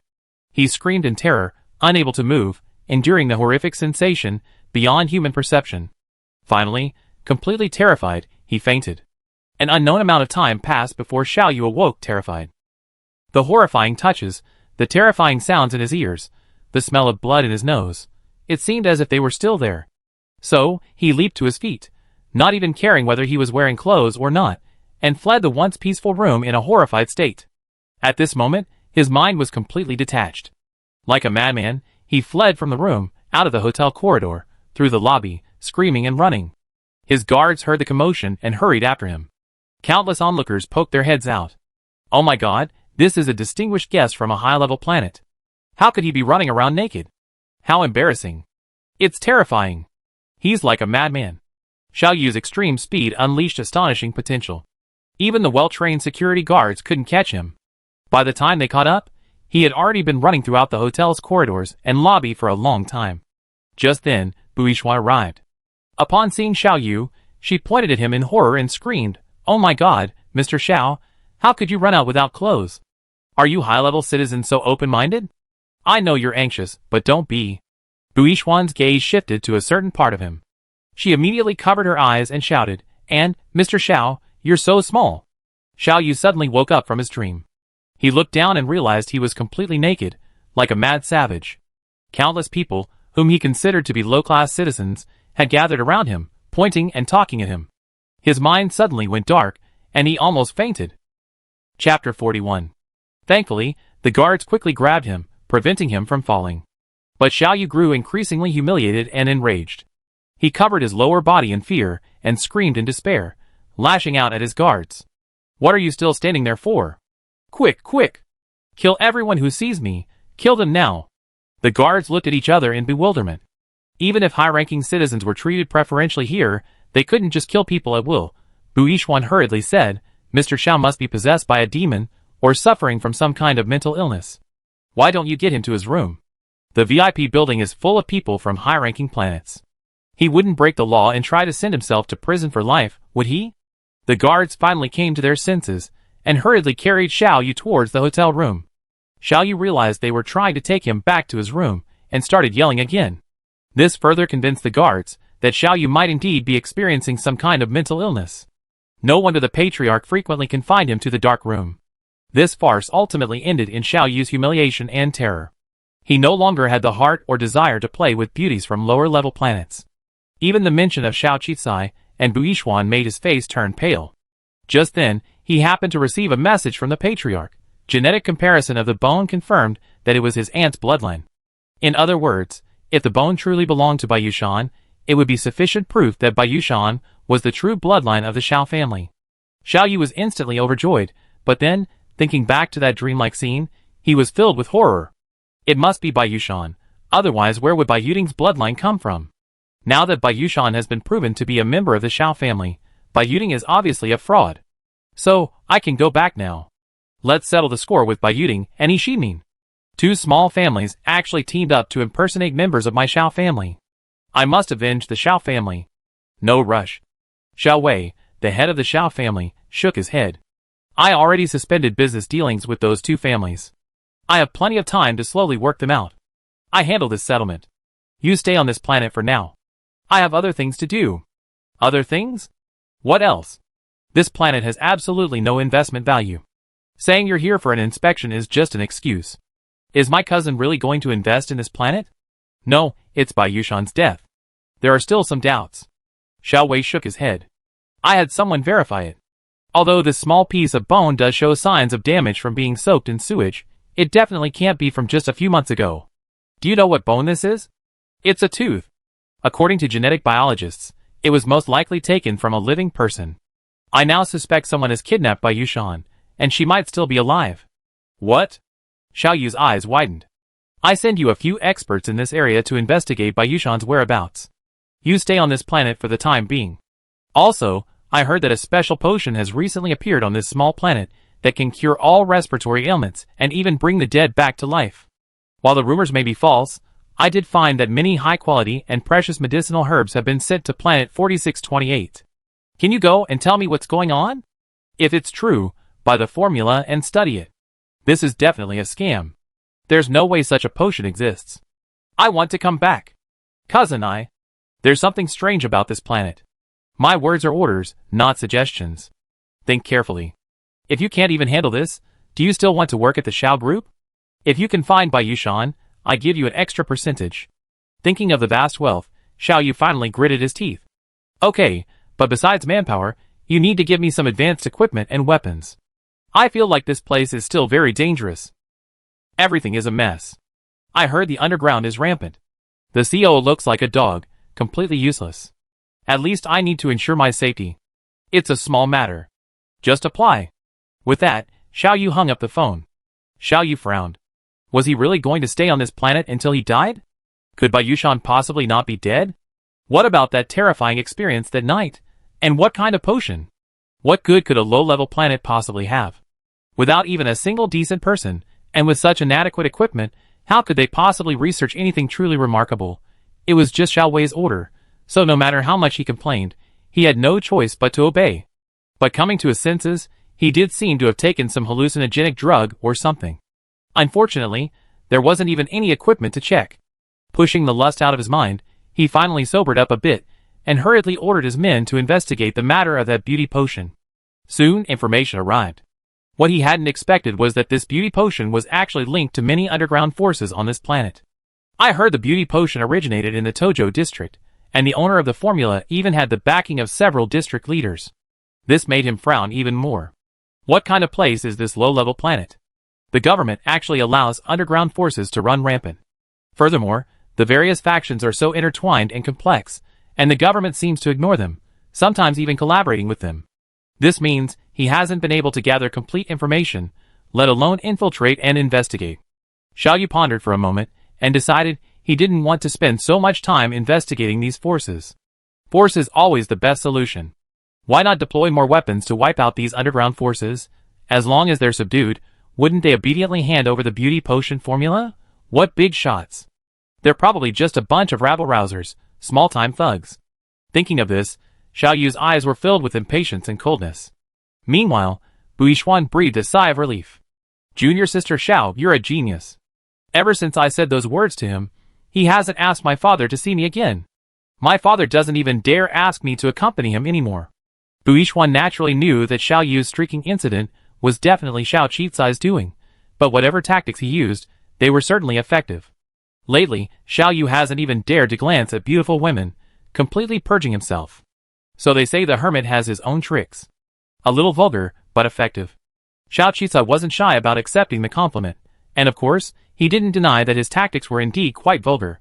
But isn't it reasonable to use vulgar methods against vulgar people? She had already shown mercy by not sending a few men in to let him enjoy himself. However, she had thought Xiao Yu would leave quickly after what had happened, and after receiving Baiyushan's genetic bones, but to her surprise, he didn't. It was a complete waste of her to have two perfectly aligned wisdom teeth extracted. Logically, now that the Xiao family had confirmed Baiyushan's death and understood who had murdered her, they should have sought revenge. Yet, Xiao Yu remained, and her motives were unknown. Is he really going to invest in this low-level planet? Of course, never mind. It wasn't her place to discuss investment. After all, the academy teachers had recently forbidden her from approaching Xiao Yu, fearing she might offend their distinguished guest. And this weekend, Zhuangqi was hosting a family reunion banquet for her. She didn't bother worrying about Xiao Yu anymore. As long as he stopped plotting against her and Buishuan, she was fine. Zhuangqi had reportedly invited the entire underworld, so Xiaoqi planned to take advantage of the opportunity to promote her beauty potion and expand her market. However, there was a dilemma. Since she was officially an orphan, Zhuangqian's mother, Yulanqin, suggested that since she had adopted her as her goddaughter, she link her citizen ID to the Zhuang family's group, so that they could become a true family. She even suggested that if she wanted to change her surname to Zhuang, that would be even better. Linking family members would lead to more conflicts of interest and entanglements, even involving the distribution of family income and inheritance. She knew Yulanqin had good intentions. After all, on paper, the Zhuang family's wealth was undoubtedly greater than Xiao Qizai's. She even suggested that future transfers between family members would be tax-free, making it more convenient. Legally, Xiao Qizai would have a guardian family member, and would no longer be alone. At the very least. If she died, her family could legitimately collect her body and handle the funeral. On planet 4628, many orphans, without family members, even had their bodies disposed of by the United Government. The benefits were indeed numerous, but precisely because of the numerous implications, Xiao Qizai hesitated. Especially since Zhuangqi had a hidden identity. If Zhuangqi was recognized, she would also become a member of the Zhuang family, which would seem like an advantage. Furthermore, a nominal relative and a transferred family member were two completely different things. Since her previous life, her household registration had always been her only member. In this life, although she had the Baiyu family and the Xiao family, neither of them, as she considered them, was a significant source of blood kinship, leaving her with no real regard for family. Furthermore, the Baiyu and Xiao families weren't her own relatives, but rather belonged to Baiyushan. But Zhuangqi and Yulanqin. She shook her head, dodging the question for the first time, neither refusing nor agreeing. However, Yulanqin didn't insist, simply stating that the banker's door would always be open to her. If she didn't want to go through with the formalities, she could stay. Since she had already made an agreement with Shi Yuansu, the top-ranked underground boss, she expected no obstacles. Queen Yexing also had a pleasant cooperation with her, so the other bosses shouldn't have any problems. She felt the banquet would go smoothly. So, Xiaoqi rushed to the Jinghua Hotel, the venue for the family reunion banquet, early in the morning. He wore the same mother-daughter outfit as Yulanqin, and it actually looked like the real deal. Zhuangqi rarely wore formal attire, but his massive build made him look odd in it. It was still the preparation stage, the guests hadn't arrived yet, and everything was in perfect order. The hotel's etiquette staff were reviewing each procedure with him. Just then, Xiao Qizai's phone suddenly rang. It was Buishuan. Because of their joint efforts to deal with Xiao Yu of the Xiao family, her relationship with Buishuan had blossomed, and they felt a certain sympathy. So, seeing it was her call, Xiao Qizai answered without hesitation. Buishuan's voice was a little hurried. Were you at the Jinghua Hotel today? How did you know? Xiao Qizai admitted it without hesitation. Listen to me, leave now. I heard the Jinghua Hotel is holding some important event, bringing together almost all the bigwigs of the underworld. I know you're involved with the Tojo neighborhood, but you absolutely must not get involved in this. Why? Xiao Qisai frowned. After all, they were two completely different factions, so she hadn't mentioned her plans to become Zhuang Qi's adopted sister to Buishuan. She was, in a sense, the protagonist today, the reason for the important event Buishuan had mentioned. It's hard to say, but in any case, you should leave immediately. Xiaoqi finally caught the implication and asked, frowning, is the CEO planning to take action against the underground forces? Not really. For so many years, the two sides have reached a balance, non-interference, keeping to themselves. No, my father never considered breaking off relations with these people. It would only make his management more difficult, and add to the chaos on planet 4628. Buishuan denied it, Planet 4628 has achieved a strange equilibrium precisely because of the balance between the government and these forces. Other lower-level planets are even more chaotic. I won't hide it from you. It's the Xiao family. That man, for some reason, diverted a large number of advanced offensive weapons from the higher-level planets.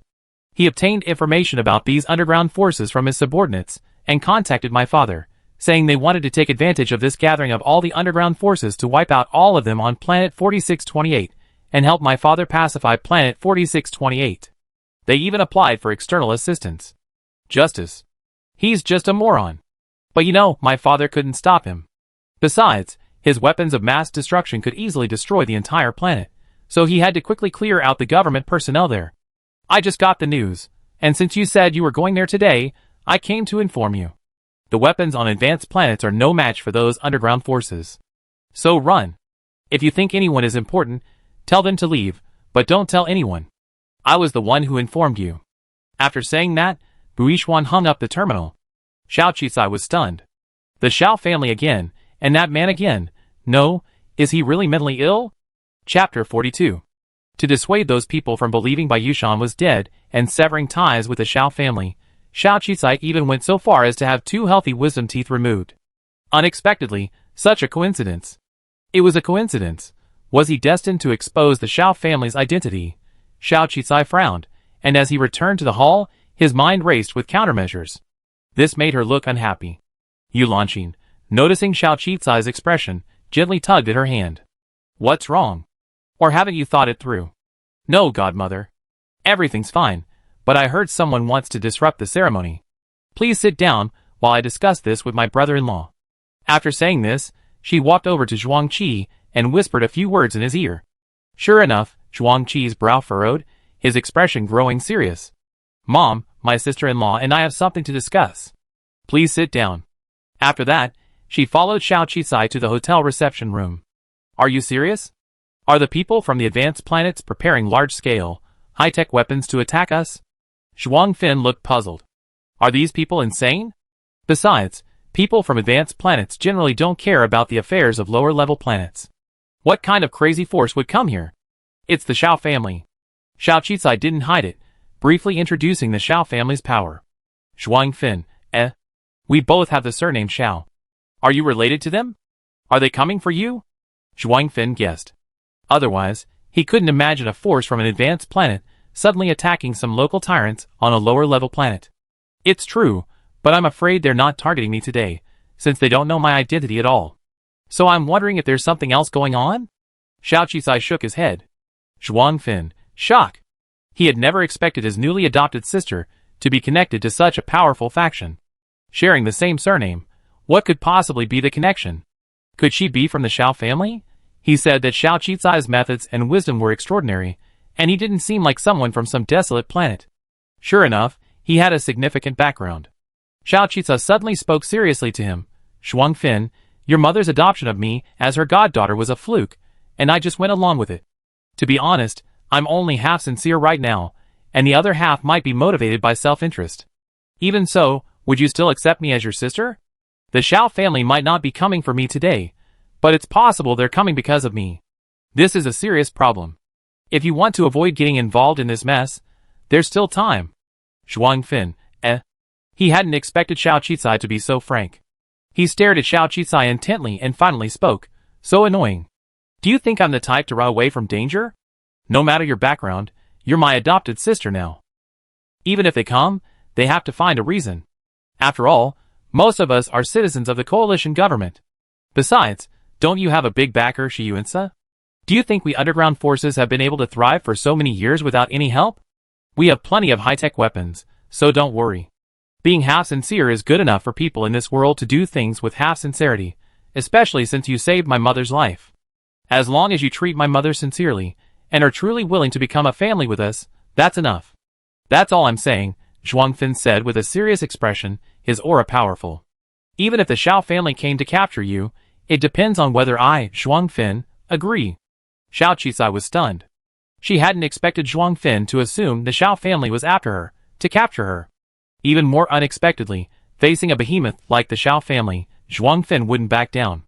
She suddenly understood why so many people under Zhuangfeng's name were so willing to follow him, so wholeheartedly. While chivalry is important, principles are even more crucial. Zhuang Qin's demeanor was never fake. Yu Lanqi was truly a woman who dared to love and hate. Her upbringing, even on a low-level planet, had been excellent. This made Xiao Qi feel even more guilty. Countless thoughts flashed through her mind, and amidst the tangled web, she suddenly looked up, her eyes slightly red. I understand, brother. From today on, you are my true brother. Her tone became resolute.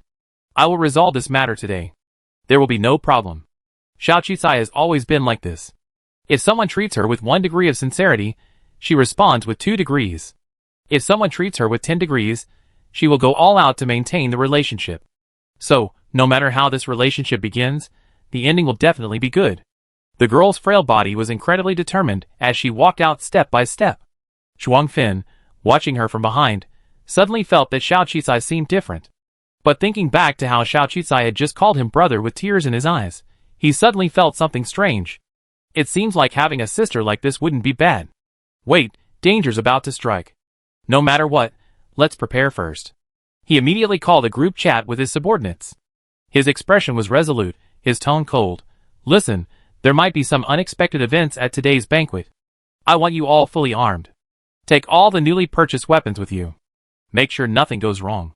As for Xiao Qisai, she walked out of the reception room, out of the Jinghua Hotel, and stood not far from the reception area at the entrance. Then she called Xiao Yu's terminal. The two of them had added each other, when they agreed to find Baiyushan's body within 3 days. Clearly, Xiao Yu hadn't added her for Baiyushan's sake, he had other motives. Today, it came in handy. Xiao Yu was sitting in a high-end flying car, followed by a large group of well-trained Xiao family guards, and other flying cars carrying heavy, high-tech weaponry. Seeing Xiao Qisai's call request, he immediately frowned, his eyes constantly flashing to Baiyushan's face. Baiyushan's photos certainly resembled this junior sister, and it reminded him of the shadows of the hotel. His hair stood on end, as if he had fallen into an icy cellar, just as he had that day in the hotel. He instinctively wanted to hang up, but for some reason, his finger somehow forced the connection. This was a 3-way call, and almost the moment the call connected, Xiao Qisai's familiar face appeared before him. He was about to hang up when Xiao Qisai spoke. Xiao Yu, aren't you looking for Baiyushan? I'm Yu. Xiao Yu's face was immediately startled. What? You? Do you know what you're talking about? How could you be Baiyushan? Do you know why I'm so confident I can find Baiyushan's bone for you? Because that small piece of bone is from a wisdom tooth I recently had extracted at the hospital. If you don't believe me, you can get a genetic test. You're still here and haven't bothered me. Maybe it's because the genetic test on that bone passed, proving Baiyushan is a true member of the Xiao family? Xiao Qisai looked at Xiao Yu with a serious expression. So, stop what you're doing today. If you don't want to be accused of murdering me. Xiao Yu, The development of the matter was completely unexpected. I'm not stupid. I won't believe anything without evidence. Then come here. I can do a genetic comparison with you. I believe you brought the relevant testing equipment, right? So either take your weapon and leave, or attend my banquet as a guest. Xiao Qisai finished speaking, and hung up the terminal. Xiao Yu remained bewildered. The weapons column behind him followed in a mighty procession. He suddenly pressed the pause button on his aircraft. Xiao Yu's aircraft stopped in midair, and the troops following him looked puzzled. Master Xiao Yu, what happened? Why did you suddenly stop? All previous combat deployments are cancelled. You must wait for my orders before proceeding. Do you understand? Yin Yuan, go and get the genetic testing equipment that just arrived. Come with me to the Jinghua Hotel. Everyone was bewildered, but since Xiao Yu was the most respected, they didn't object and waited for Yin Yuan to return. After Xiao Qisai hung up the terminal, her expression had regained its composure. She walked back to the reception area to greet the first guest of the day. Shi Yuan-se. Of course, he was the first to arrive because of his status. Everyone else waited for him to enter first. Shi Yuan-se's gift was simple. He simply opened his terminal and made a face-to-face transfer on Xiao Qicai's terminal. 20 million renminbi was instantly deposited. Are you really determined to acknowledge Zhuang Qin as your sworn brother? Shi Yuan-se asked again. I have information. His background may be complicated and could cause trouble in the future. Xiao Qicai hadn't expected Shi Yuan-se to have discovered something, and even less that he would come to remind her today. But after all, Shi Yuan-se meant well. She nodded. I know, but I thought it through. Xiao Qicai spoke without hesitation. Before today's events, she might have felt conflicted and hesitant, but Zhuang Qi's words today made her reevaluate this relationship. So she was sincere. After hearing her response, Shi Yuan-se stopped questioning. Xiao Qicai had always been a man of his own opinion. He nodded. Congratulations, then. You found a free backer. Thank you, but I still pay your bodyguard fees. No consulting fees. After all, Lord Shi Yuan-se still has absolute authority. Shi Yuan-se smiled, gave her a meaningful look, and walked inside. Soon, Queen Yexing and representatives from various other factions arrived. Zhuang Qi joined Xiao Qicai at the door to greet the guests and introduce Xiao Qicai to them. Of course, the brother and sister's styles formed a stark contrast. One was tall and burly, with a ferocious face, while the other was petite and innocent, looking nothing like brother and sister. However, some had inquired about Xiao Qicai and knew she had ties with several powerful figures. So even knowing she was an orphan, they still didn't dare to look down on her. As the guests continued to arrive, Xiao Yu finally arrived. Thankfully, he didn't arrive armed with high-tech weapons. However, Xiao Yu and the people following him had a completely different aura, both of high-ranking citizens. The conspicuous Class B citizen logo on his terminal stunned everyone, and instantly, countless people gathered to watch the excitement. They had never imagined that this banquet would include not only many powerful figures, but also many undocumented individuals without citizenship status, and even Class B citizens. Xiao Yu didn't exchange pleasantries with Zhuang Fin, but walked directly toward Xiao Qicai. I always thought Buishuan called you junior sister, but it's junior sister Xiao. What a coincidence. You didn't know you were from the Xiao family before, did you? You already changed your last name to Xiao? While waiting for Yan Yuan to retrieve the genetic testing equipment, he had the CEO investigate the relevant information and, naturally, discovered Xiao Qicai's current identity. Bai Yushan, a wealthy young man, alone and stranded on a low-level planet, had somehow managed to rise to prominence, even exploiting a loophole to change his identity and gain admission to the actuary college. The sheer volume of data related to Xiao Qicai brought together a huge question mark between his brows. Especially since Xiao Qicai changed her surname to Xiao. It was such a coincidence, so coincidental that even he suspected a conspiracy. But he couldn't help but admire her. If Xiao Qicai truly was a member of the Xiao family, she would definitely be a formidable competitor for the Xiao family members, as her experience seemed too legendary and her intelligence too profound. And he had indeed come to confirm his identity. As Xiao Yu clapped his hands, someone behind him lifted a highly sophisticated instrument from the middle of the flying car. There are many coincidences in the world, aren't there? For example, Bai Yuding impersonated me and was still accepted by you. Xiao Qicai said calmly. Xiao Yu nodded. Coincidences are fine, as long as you pass the verification.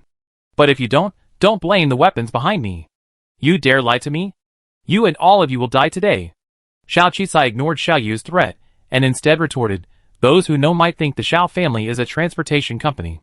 Those who don't might think you're an interstellar anti-government organization. There are countless citizens of the United Government here. How can you kill them at will? And attack with weapons at will? You look illiterate. Do you want me to recite the interstellar citizenship law to you again? Or do you represent the Xiao family's lawlessness? These words succeeded in infuriating Xiao Yu again, his face darkening. I won't be smooth-talking with you. I suffered a loss from you last time. I guess what happened at the hotel that day was also your fault. You dare to humiliate me like this. If you're not a member of the Xiao family, you're dead. What if you are? Xiao Qicai held out his hand. Come on, let's test it. Chapter 43. Everyone was stunned and bewildered by their conversation. Of course, the only guess was that the adopted sister Zhuang Qi was about to acknowledge was incredibly influential. Perhaps from the Xiao family of a high-level planet. Zhuang Qi clenched his fists. He calmly stood in front of Xiao Qicai and said, If you don't want to do the genetic verification, that's fine. Regardless of whether you're from the Xiao family or not, from today on, you're my sister. He had a powerful aura, and his sharp gaze swept over Xiao Yu, making him feel a little intimidated. But when he looked up and saw the F-class citizen emblem on Zhuang Qi's hand, Xiao Yu couldn't help but raise his head proudly. What sister? If she's truly from my Xiao family, how could you possibly be considered one? The two of them immediately became hostile, exchanging sharp words. Xiao Qisai shook his head and tugged at Zhuang Qim. Don't bother with a mentally ill person. Even if I'd been diagnosed with Xiao family today, I wouldn't have gone with him. Based on his behavior, the Xiao family must be pretty bad. I'd probably be bullied if I went back. Besides, it's precisely because I'm of Xiao family descent and have this status that I've fallen to this point, isn't it? Xiao Yu had never expected Xiao Qisai to side with a lowly citizen. His face suddenly turned cold. You better remember what you said. One less person to fight for the family inheritance with him was simply too good to be true. If it weren't for his eldest brother's insistence on following Grandma's wishes and finding Aunt's bloodline, he wouldn't have gotten involved in this mess. And although Xiao Qisai was young and a little girl, her methods and tone irritated him in every way. He felt oppressed in her presence, and she didn't want to go back home with a virgin. Young Master Xiao Yu, let's do the test first, Yen Yuan suggested. The staff member followed his advice and pulled out 2 syringes from the instrument. There's currently no way to get Miss Xiao Qisai and her mother to undergo genetic testing. Therefore, today's blood test will only be done on the 2 of you. If young Master Xiao Yu's blood and Miss Xiao's blood test show a blood relationship within 3 generations, then it can be basically confirmed that Miss Xiao is a member of the Xiao family, Yin Yuan said. Xiao Qisai and Xiao Yu stopped arguing and nodded simultaneously. The staff member then inserted a syringe into each person's palm, simultaneously drawing a portion of blood and a genetic sample. The blood was fed through the transparent tubes into the sophisticated instrument, and the screen immediately displayed analysis in progress. Everyone held their breath, looking up at the machine, awaiting the results. They had never imagined that someone so influential could exist on a Class D planet. It was like something straight out of a novel. Of course, many also cast envious glances at Xiao Qisai. For an orphan to become Zhuang Qi's adopted sister was already a miracle. As long as she didn't act recklessly, she could have lived a comfortable and peaceful life on planet 4628. Unexpectedly, her background was even more powerful, which made many feel fortunate to have given Zhuang Qi a favor. Time passed by minute. 3 short minutes felt like a century. Finally, the test results appeared on the machine's display panel. Analysis of 2 genetic and blood samples revealed a 99.999% plus probability that the 2 individuals who provided the samples were related. As soon as the results came out, Xiao Yu's face suddenly changed. He stared at Xiao Qisai with a complicated expression. Everyone else's faces were filled with shock and envy. Even the presence of Xiao Yu's Class B citizen terminal was enough to shock them. A person from an advanced planet, a Class B citizen they had never seen before, and Xiao Qisai was actually his relative. It was like a fishmonger suddenly becoming a princess of the empire. Who wouldn't be envious? Who wouldn't wish this fairy tale were their own? Xiao Yu stared at Xiao Qisai for a long silent moment. Finally, it was Xiao Qisai who broke the silence. So? I didn't lie to you, did I? So what? Xiao Yu casually glanced at the group behind Xiao Qisai, as if they were trash. Since you've been verified as a member of the Xiao family, go back and compare it with Auntie's genetic backup. Who knows if you tampered with anything? Bai Yuding's blood was tampered with, too. Of course, we Xiao family members will never associate with such scum as yours. Now that your identity has been verified, come here, and I naturally take you away. As for these scum and social scum behind you, I still eliminate them today. Oh, since you think I tampered, that's fine because... Xiao Qisai looked up at Xiao Yu. I don't care about the Xiao family's identity at all, and I never considered going back with you. I'm only going through identity verification with you today because I heard you were planning a massacre against us and all the underground forces of 4628. I'm standing right here, with what you consider a bunch of trash. If you want to attack us, to destroy all the underground forces, then step over my body. Xiao Qisai's tone was serious, as if he was ready to die. Xiao Yu's face suddenly turned pale. You're just a newly confirmed bloodline, not yet recognized by the Xiao family. You're just a low-class citizen with no Xiao family shares. Do you think just because you're confirmed to be a member of the Xiao family, you dare to speak to me like that? I dare. Xiao Qisai's brows were icy. Xiao Yu was instantly furious. With a wave of his hand, countless weapons suddenly emerged from the flying cars behind him, aimed at the entrance of the Jinghua Hotel and everyone in the lobby. In an instant, everyone's face changed drastically. But Xiao Qizai showed no fear. She stood at the front of the group, pointing provocatively at Xiao Yu. "Alright, if you're brave, do it. It would be best if you could kill me too. But do you dare? You ungrateful bastard." Xiao Yu was finally driven to curse by Xiao Qizai. At this moment, he couldn't care less about the patriarch's regard for Bayushan. Only anger filled his mind. He waved his hand and was about to strike, but he saw those men actually draw their weapons, about to attack. Suddenly, Xiao Yu's terminal rang. The familiar ID instantly brought Xiao Yu back to reality, and his face turned pale.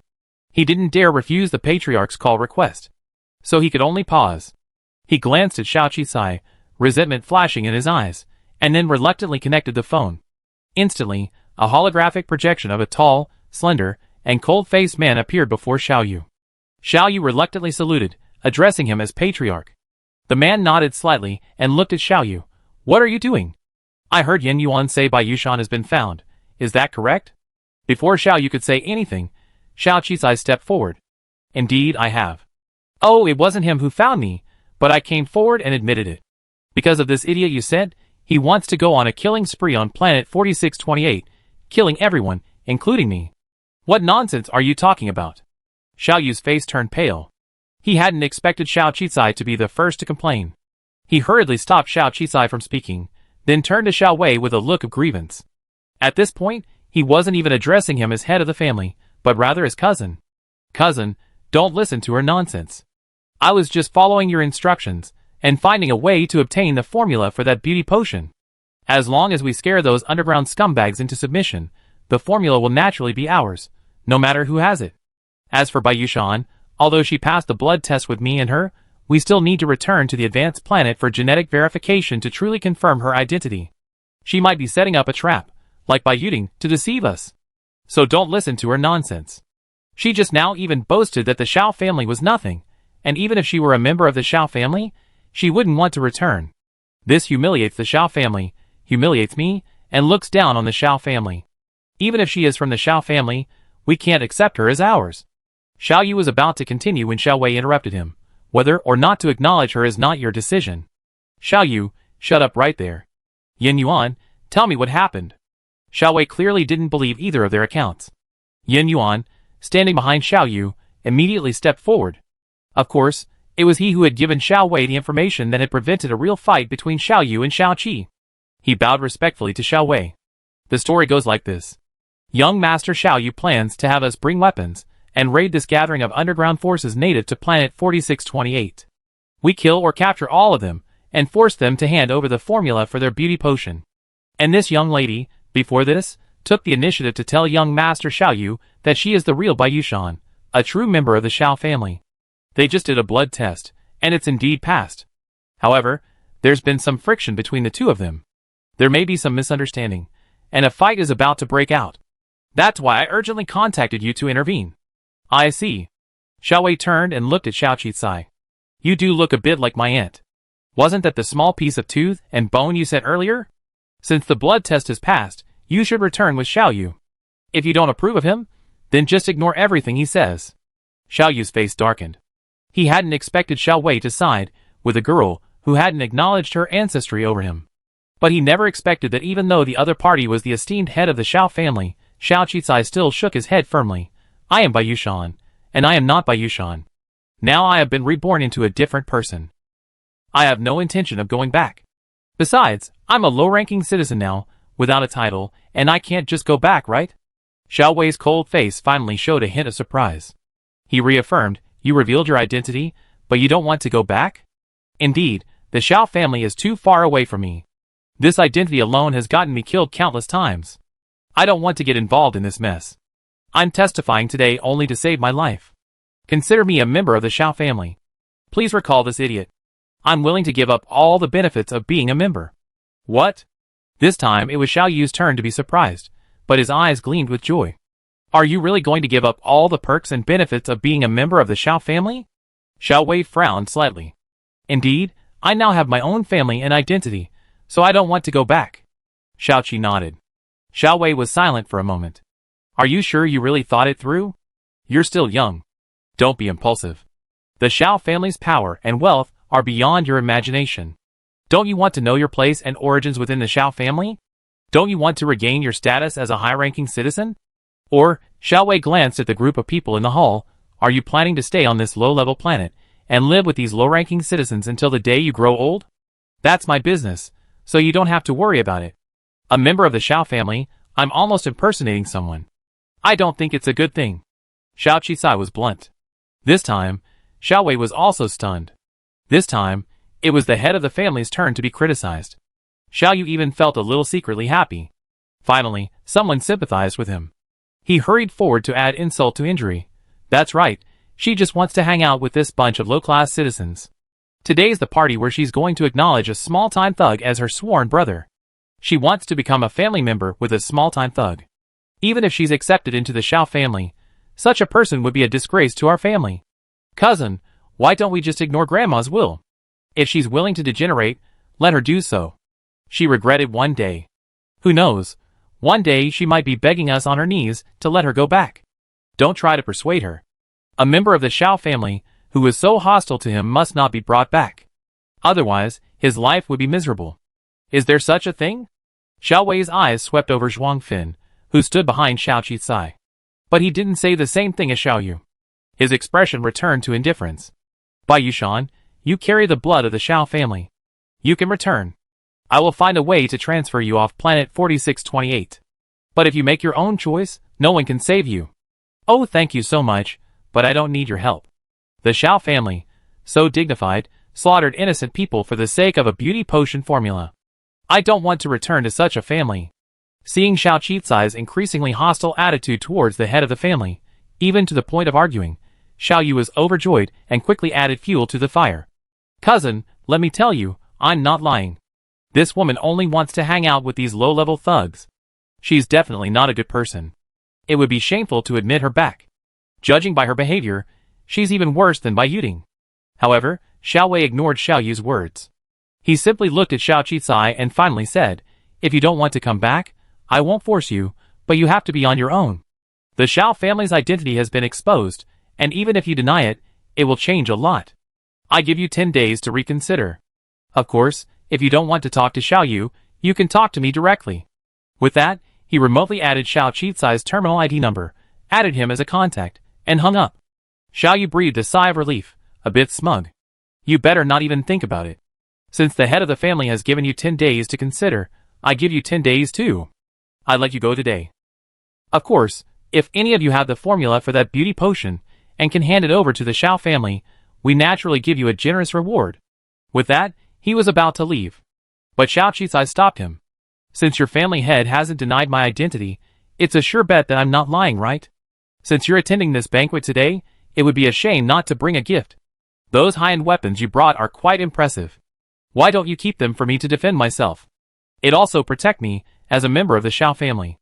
After all, my identity has been exposed, and who knows if the Xiao family has any enemies who could cause me endless trouble. Xiao Yu? Question mark. No, are you crazy? He brought these weapons from a high-level planet specifically to fight these underground thugs. How could they be considered gifts for attending her banquet? This is clearly robbery. He was about to shake them off, but Xiao Qisai's strength was so great that he couldn't shake them off. Instead, he stumbled and nearly fell, nearly ripping his high-end formal jacket off. Such grand gifts are out of the question. I don't want your gift. I want a real present. Xiao Qisai suddenly said with a smile. The crowd erupted in laughter. You. Xiao Yu felt that all the humiliation he had endured in his life had come from planet 4628. No, it was all caused by this despicable woman before him. But before he could say anything, something cold was pressed against his head. He froze, looking up at the person holding the low-level weapon against him. It was Zhuang Qin, the brother Xiao Qisai was going to acknowledge today. Today is my family's big day, and you're disrupting things by trying to steal my sister, but you're not even paying a gift. Isn't that a bitch? Xiao Yu's face suddenly darkened. He had never imagined that a low-ranking citizen would dare to attack a high-ranking citizen. How dare you? Why wouldn't you dare? Didn't you just say we were a bunch of trash? A bunch of damn thugs? With a bang, the bullet pierced the tip of Xiao Yu's ear, leaving a trail of blood. The resounding roar proved the backwardness of Zhuang Qi's weapon, as most handheld firearms are now fully silenced. But that very sound nearly deafened Xiao Yu. It also sent a surge of fear through his heart. Even his legs went weak. Looking at Zhuang Qi's ferocious face, he suddenly realized that this was a low-level planet, with no legal protection, and this was also the lair of this gang of thugs. He had already missed the opportunity, dismounted from the high-level speeder, and separated himself from his high-level weapon. He gnashed his teeth in hatred, not daring to meet Xiao Yu's fierce gaze. He could only glare fiercely at Xiao Qicai. Very good, very good. Helping outsiders to rob our own family, I don't think we need to wait 10 days. You made your decision now, right? You regret it. I don't know if I regret it, but if you don't apologize today, I'm sure you will, Zhuang Fin said coldly. On a good day, bloodshed isn't appropriate, but you're a fool, so you're not afraid. As he spoke, Zhuang Fin fired another shot, this time glancing off Xiao Yu's calf, tearing through his fine clothing and leaving a long, bloody streak on his leg. He finally collapsed to the ground. Give it to me, I give it to you. Yin Yuan, leave these weapons to Bai Yushan. You must report everything today to the head of the family truthfully, so that my cousin will fully understand what kind of person Bai Yushan is. His words represented his complete acceptance of defeat. Upon hearing this, Zhuang Fin immediately waved his hand, ordering his brothers to move the weapons. In the end, they even took away the several high-end flying cars Xiao Yu had brought, leaving the Xiao family guards staring at each other in bewilderment. Xiao Yu was filled with hatred for such a robber's behavior. You taken the things, now it's time for me to leave. Oh, I was just apologizing. I need to give a gift. Outsiders have given tens of millions, so as my blood brother, you should also give a gift, right? Xiao Qicai wasn't about to let him go. Instead, he smiled and pulled him up. Then he pointed at his terminal.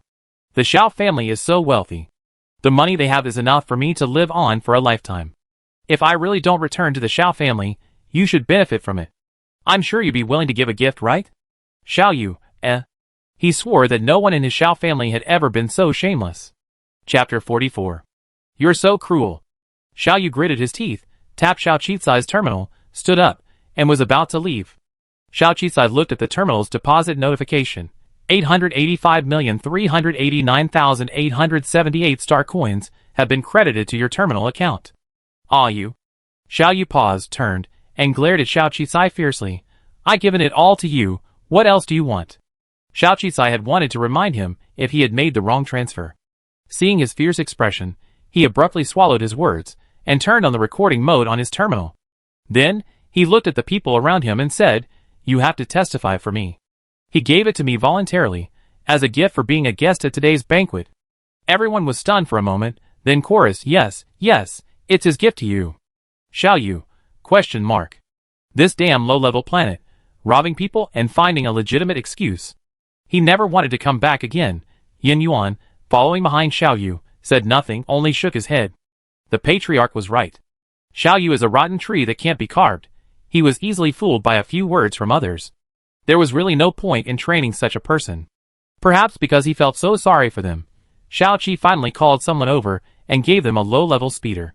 Compared to their high-spirited appearance moments ago, as they rode their high-end cars and armed themselves to crush these underworld thugs, Xiao Yu and his group were now in a state of disgrace. Xiao Yu was even more furious, gnashing his teeth. Okay, he remembered. What the hell was this Xiao family member? He was going to complain bitterly. There was no way this person would ever acknowledge the family, especially since she was from the main lineage. If Xiao Qicai took power in the Xiao family, not only would he not be able to profit at all, he would also be robbed daily. Xiao Yu's heart was filled with resentment, but Xiao Qicai didn't mind at all, as she had never considered returning to the Xiao family. This money was just a windfall. If nothing unexpected happened, the man in charge would take care of it. It could be considered the Xiao family's compensation to her. After all, if it weren't for the Xiao family's status, Bai Yushan wouldn't have died. Furthermore, Xiao Yu's purpose for coming today was even more disgusting.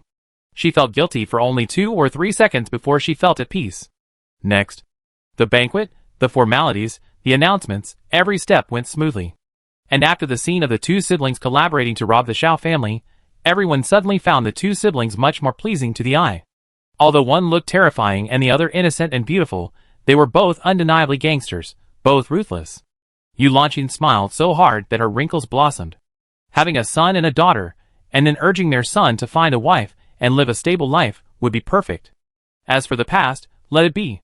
As long as they were happy, what difference did it make between a high-level planet and a low-level planet?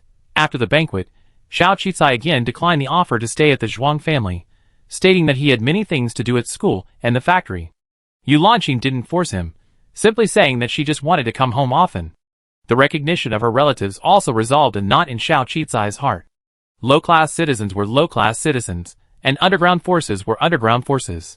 Compared to some of the practices of this planet's corrupt united government, these underground forces didn't seem like the forces she had imagined in her past life. It was just a group of low-income people who wanted to survive, to live with dignity. At the same time, there was another piece of good news.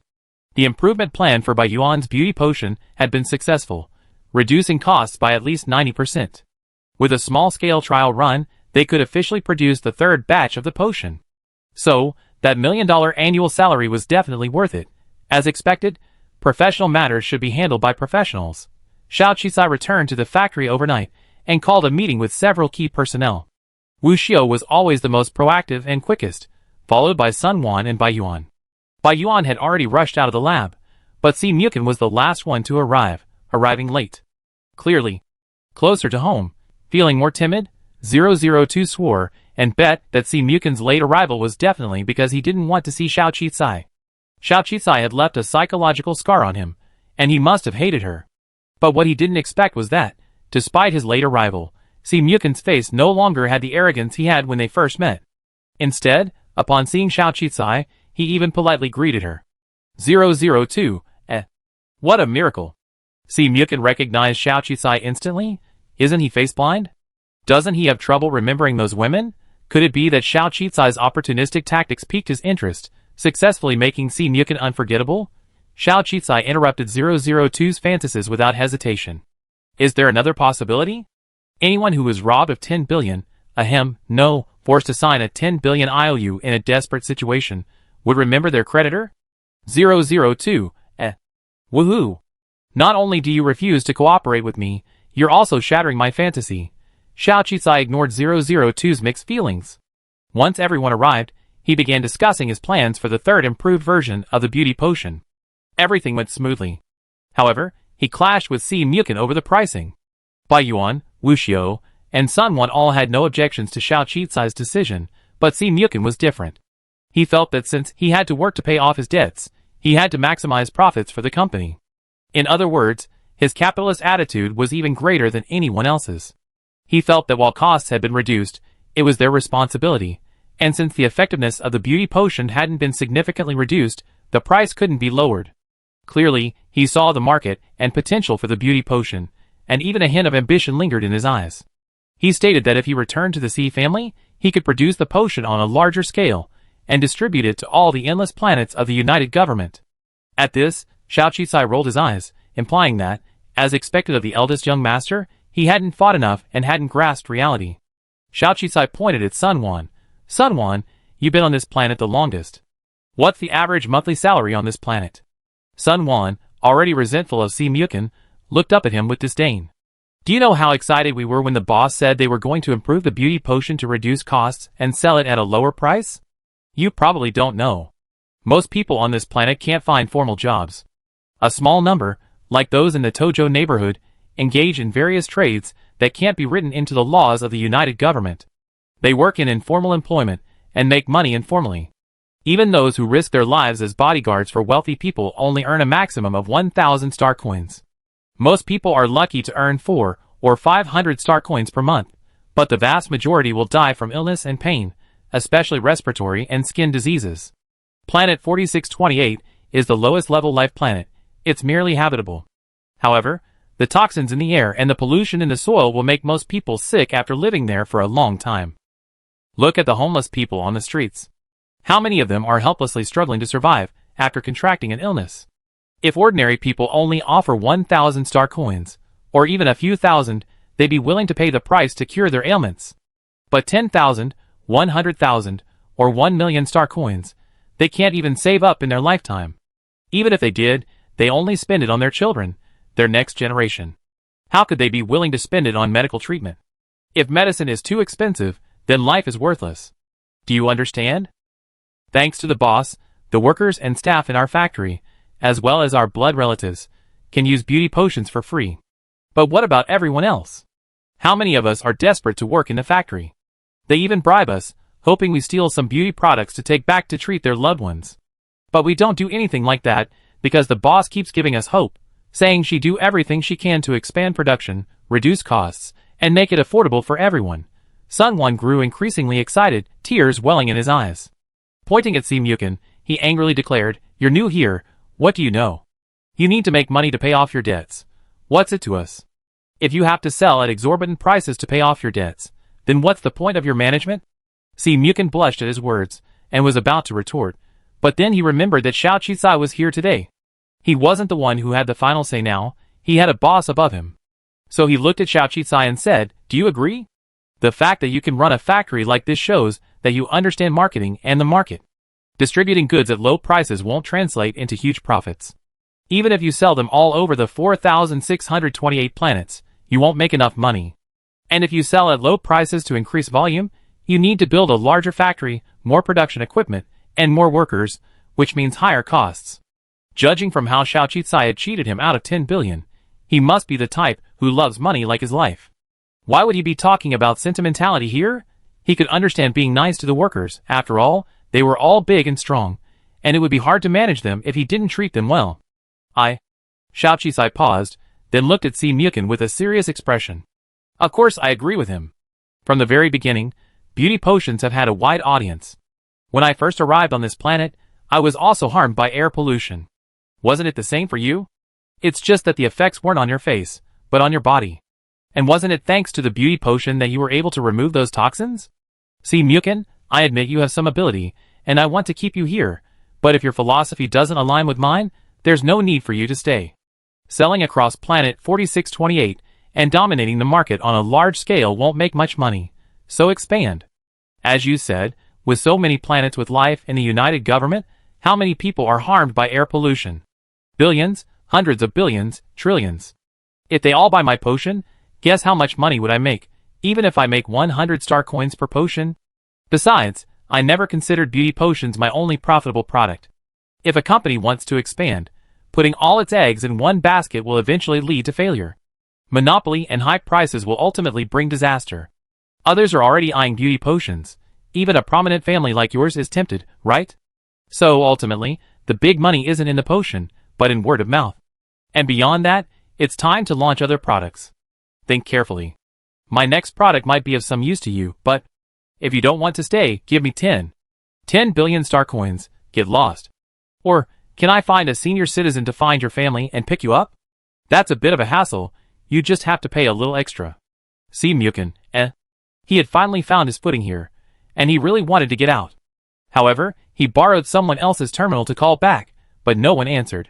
His trusted associates seemed to have disappeared one by one, and as for his father, who was in a high position and busy with his affairs, he simply blocked the call requests from the low-level terminal. As a result, he found that he couldn't even contact anyone who could help him. He finally logged onto the virtual network and discovered that there were almost no regular travel routes on planet 4628, except for those. There were routes for holding criminals, and commercial routes for cargo and minerals. The main reason was, his terminal had also been lost.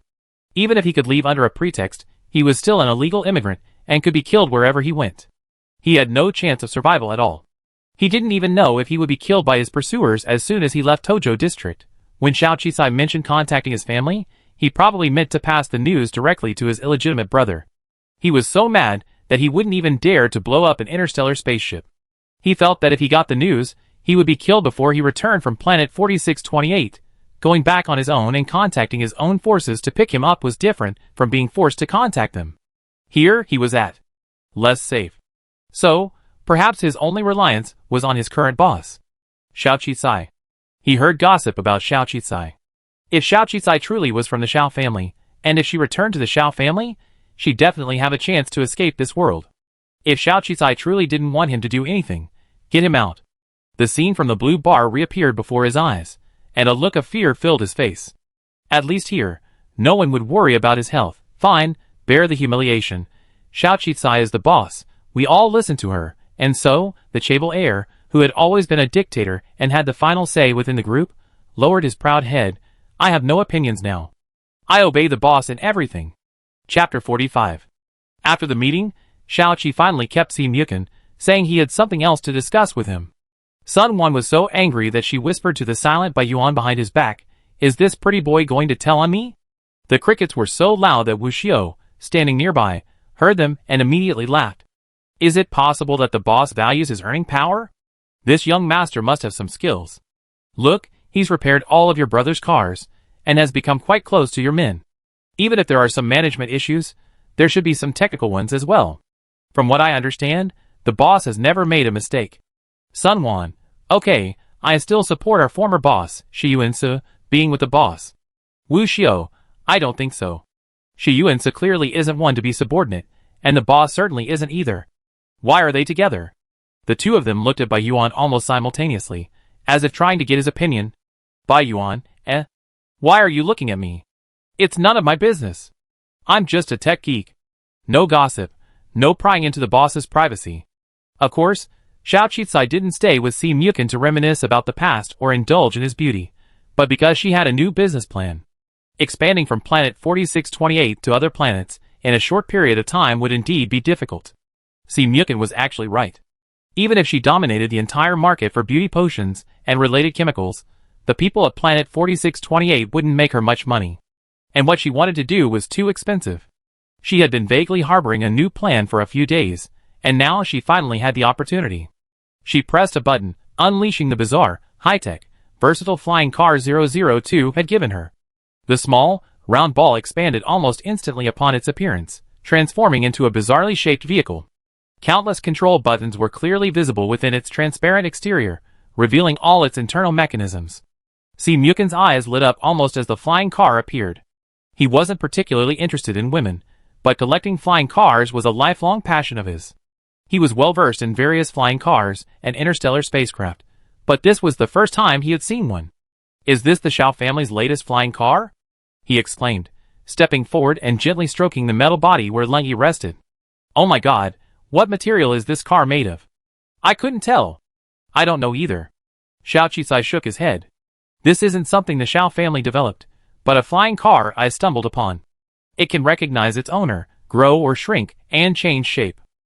I tentatively named it the Transformation Speeding Car. What? There's actually a flying car like this in the world.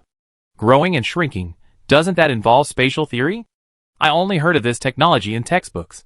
It said it hasn't been applied to civilians yet, only to some military equipment and weapons. Could this be something from the military? His eyes gleamed with excitement, but also with a hint of worry. No way. Had Xiaoqi stolen this from another military base? The beauty potion was also bizarre, a black technology that appeared out of nowhere. In his eyes, Xiaoqi was becoming increasingly mysterious and terrifying.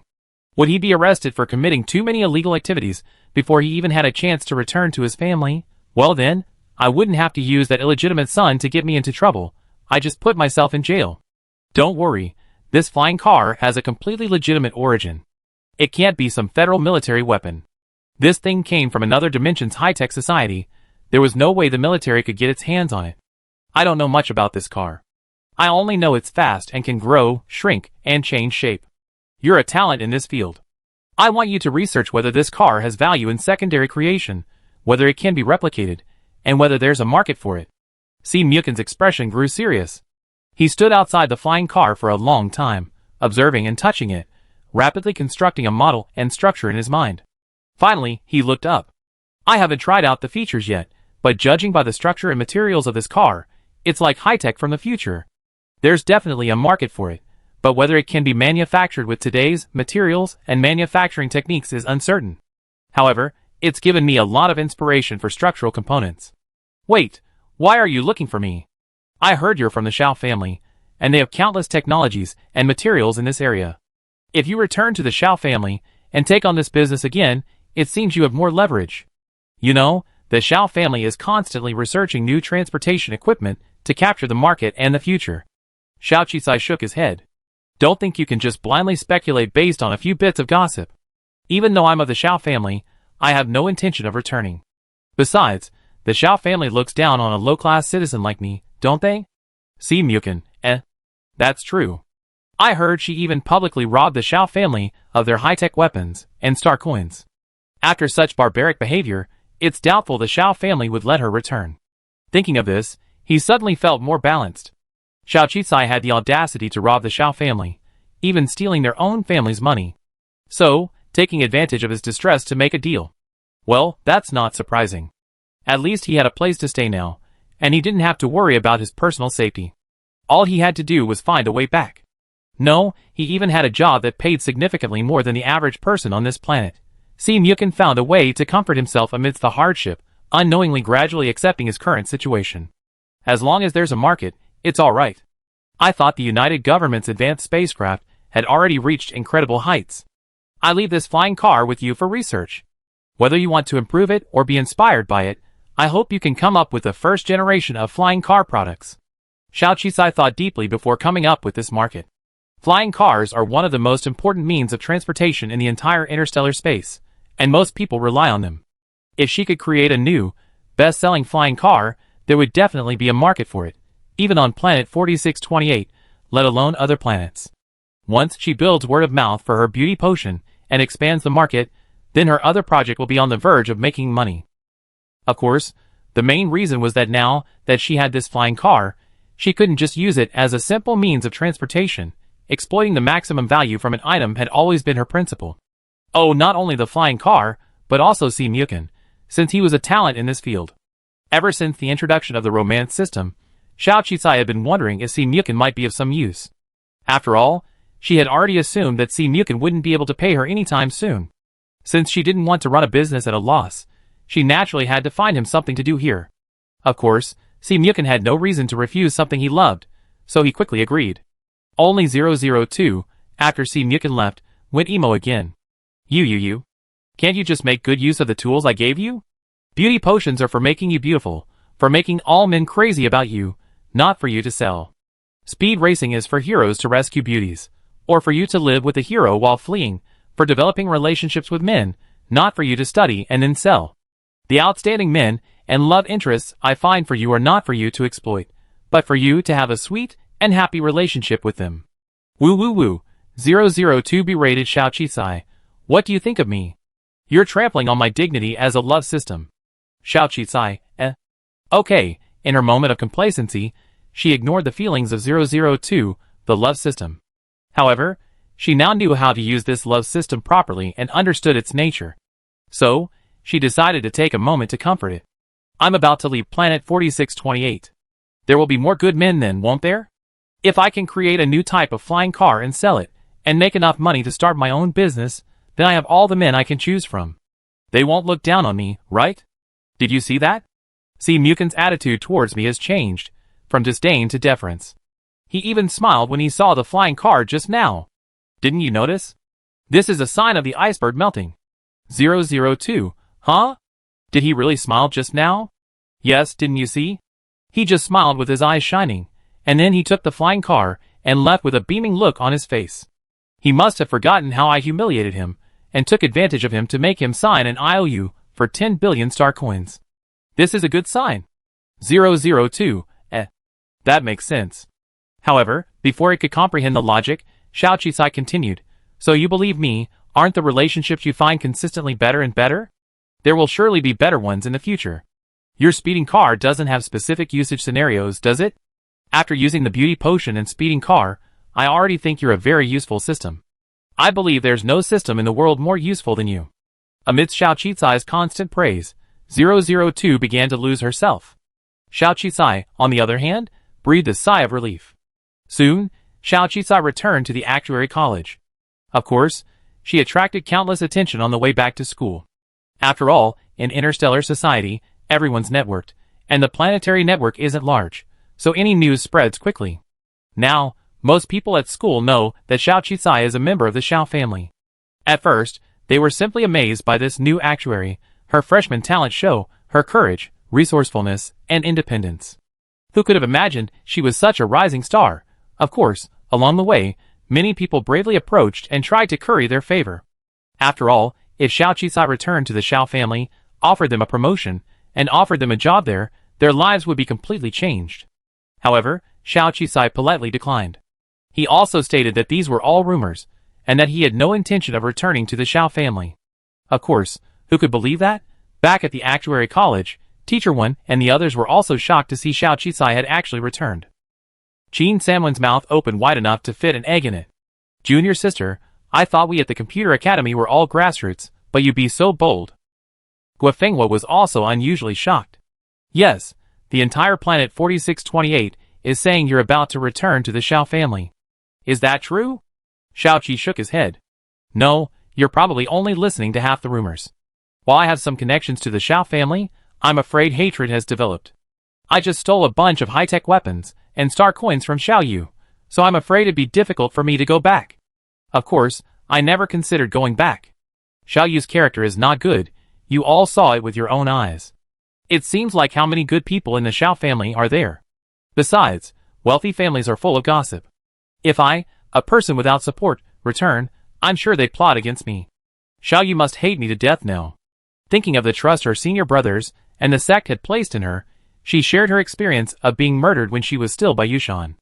After hearing her story, Jean Samwen's face was filled with rage and disgrace. Oh my god, I never thought you'd be tricked here just because you're from the Xiao family. Those people even caused you to lose your citizenship card and nearly die. The Xiao family is so shameless. Xiaoyu actually tried to seduce you, junior sister. Shameless. As expected, wealthy families are dangerous. Junior sister, you're so talented, you don't have to go back. Robbing him was too easy for him. The Xiao family should compensate you for your emotional distress, hundreds of billions of star coins. Guofengwa nodded in agreement. I agree. Teacher Wen paused for a moment, contemplating. I agree too. It's a bit unfair for you to antagonize them like that. You should strive for more benefits. Xiao Qisai, Well, worthy of being the actuary college.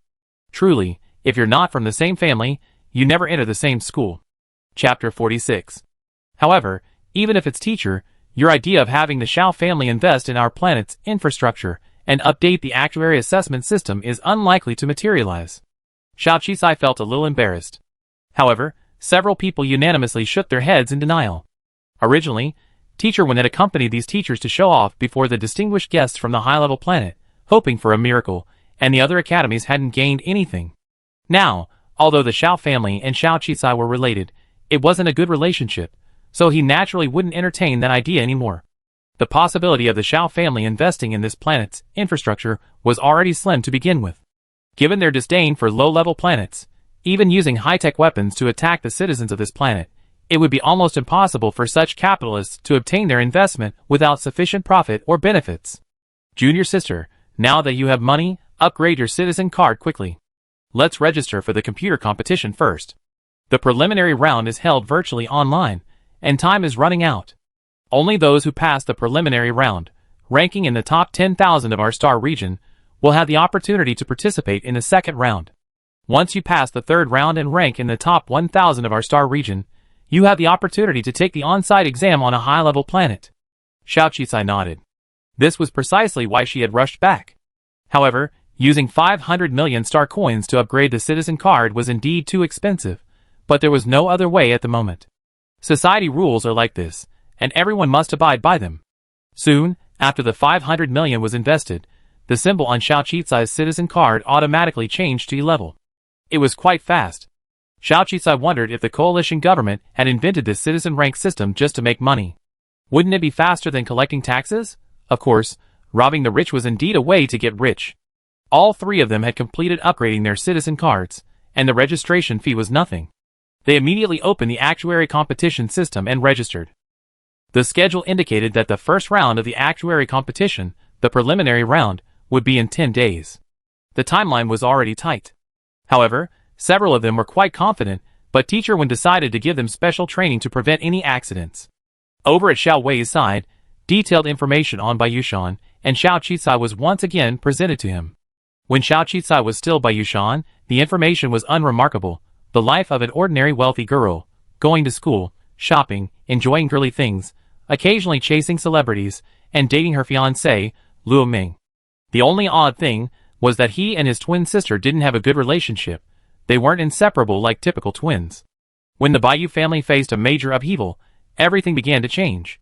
First, Bai Yushan, as a minor, was sentenced to a heavy sentence, stripped of her citizenship card, and exiled to a remote, numbered planet. This was likely orchestrated by Bayuding and others in collusion with the He family. Then, on the lower-level planets, even less information could be uncovered. It seemed that Bayushan had first extorted 100 million yuan to break off an engagement, then exploited the flawed management of citizen information on lower-level planets to change her identity, changing her name to Xiao Qi. She also had intricate ties with some local underground forces. However, the specific events, the alleged transactions, the romantic relationships, and other related details are difficult to investigate.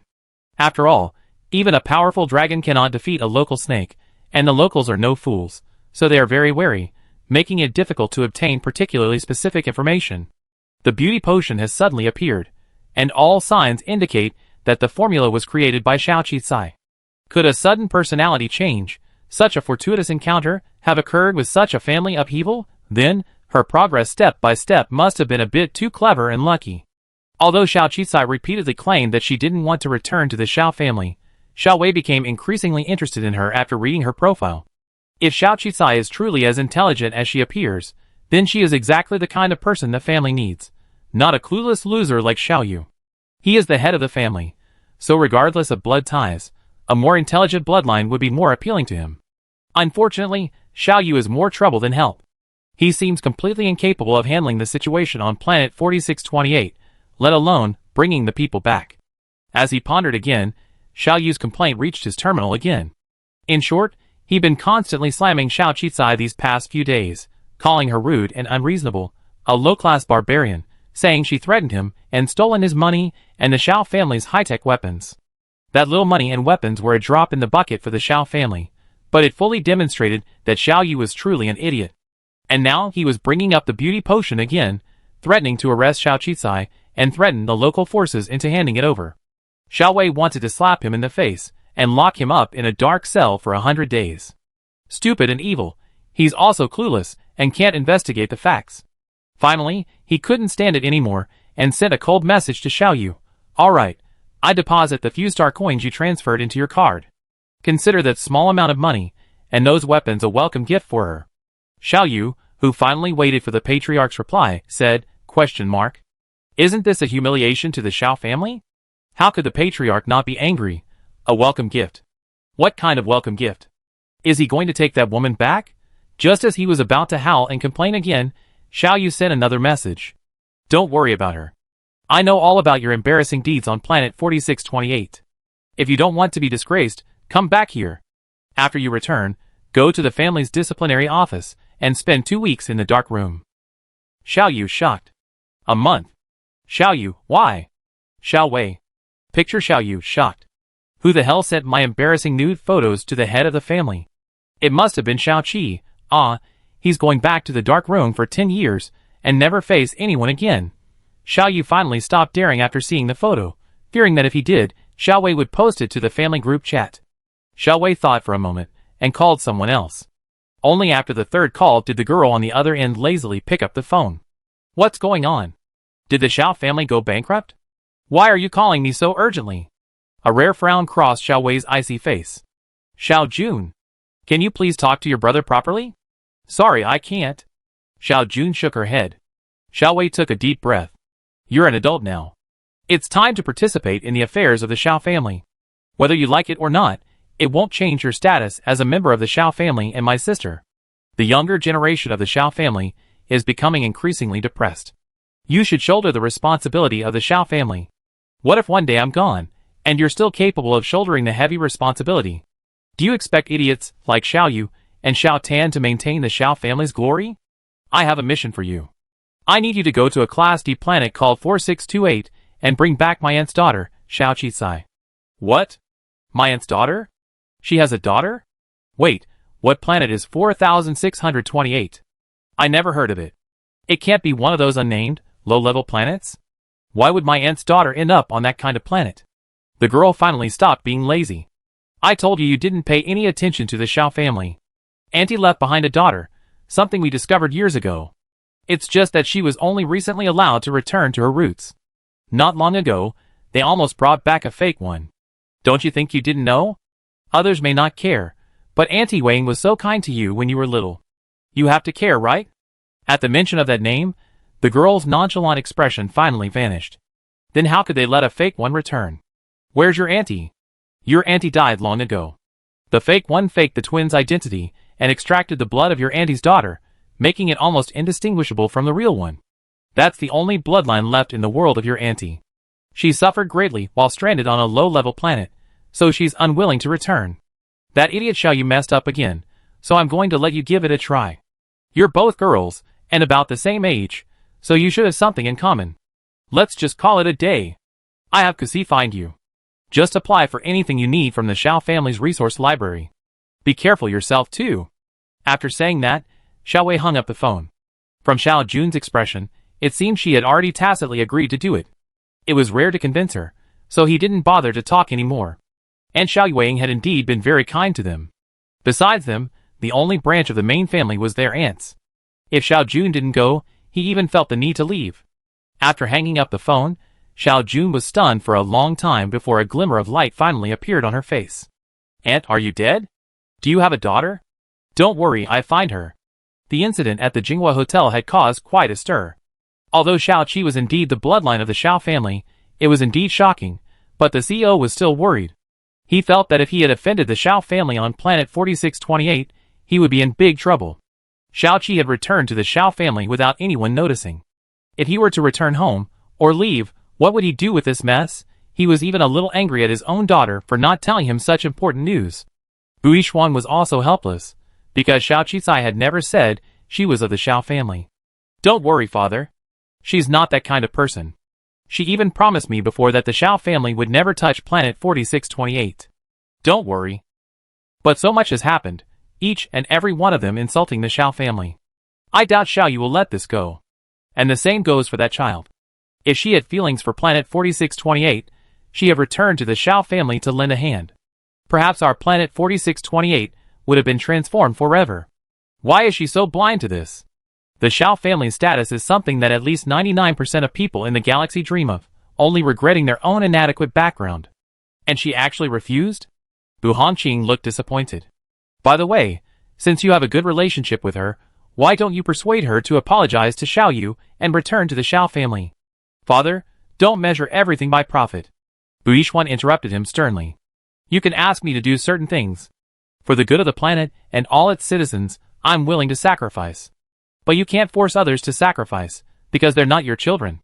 What Xiao Qisai wants to do, whether she wants to return to the Xiao family, is her business. Even though we're friends, I won't interfere with her choice. The Xiao family is certainly powerful. But her choice is more important. And I think Xiao Qisai's future development won't necessarily be worse than the Xiao family's. After this incident, I'm even more convinced of Xiao Qisai. Although she came from a poor family, she's from an aristocratic family, but she's unwilling to associate with them. She'd rather establish a clandestine relationship than associate with a playboy like Xiao Yu. She also helped me in the last incident, proving she's a person of compassion, righteousness, courage, and strategy, definitely no ordinary person. Her low-priced promotional plan for beauty potions has made me even more convinced she's not one for profit. I'm planning to recruit her into my star reversal project. This might be the moment that changes the fate of planet 4628. This usually obedient daughter spoke to Chief Bu Hongqing in such a serious tone, for the first time. Looking at his daughter's determined expression, he suddenly choked up. Forget it, forget it. I don't care. Dad's old. The future of this planet is in your hands. Chapter 47.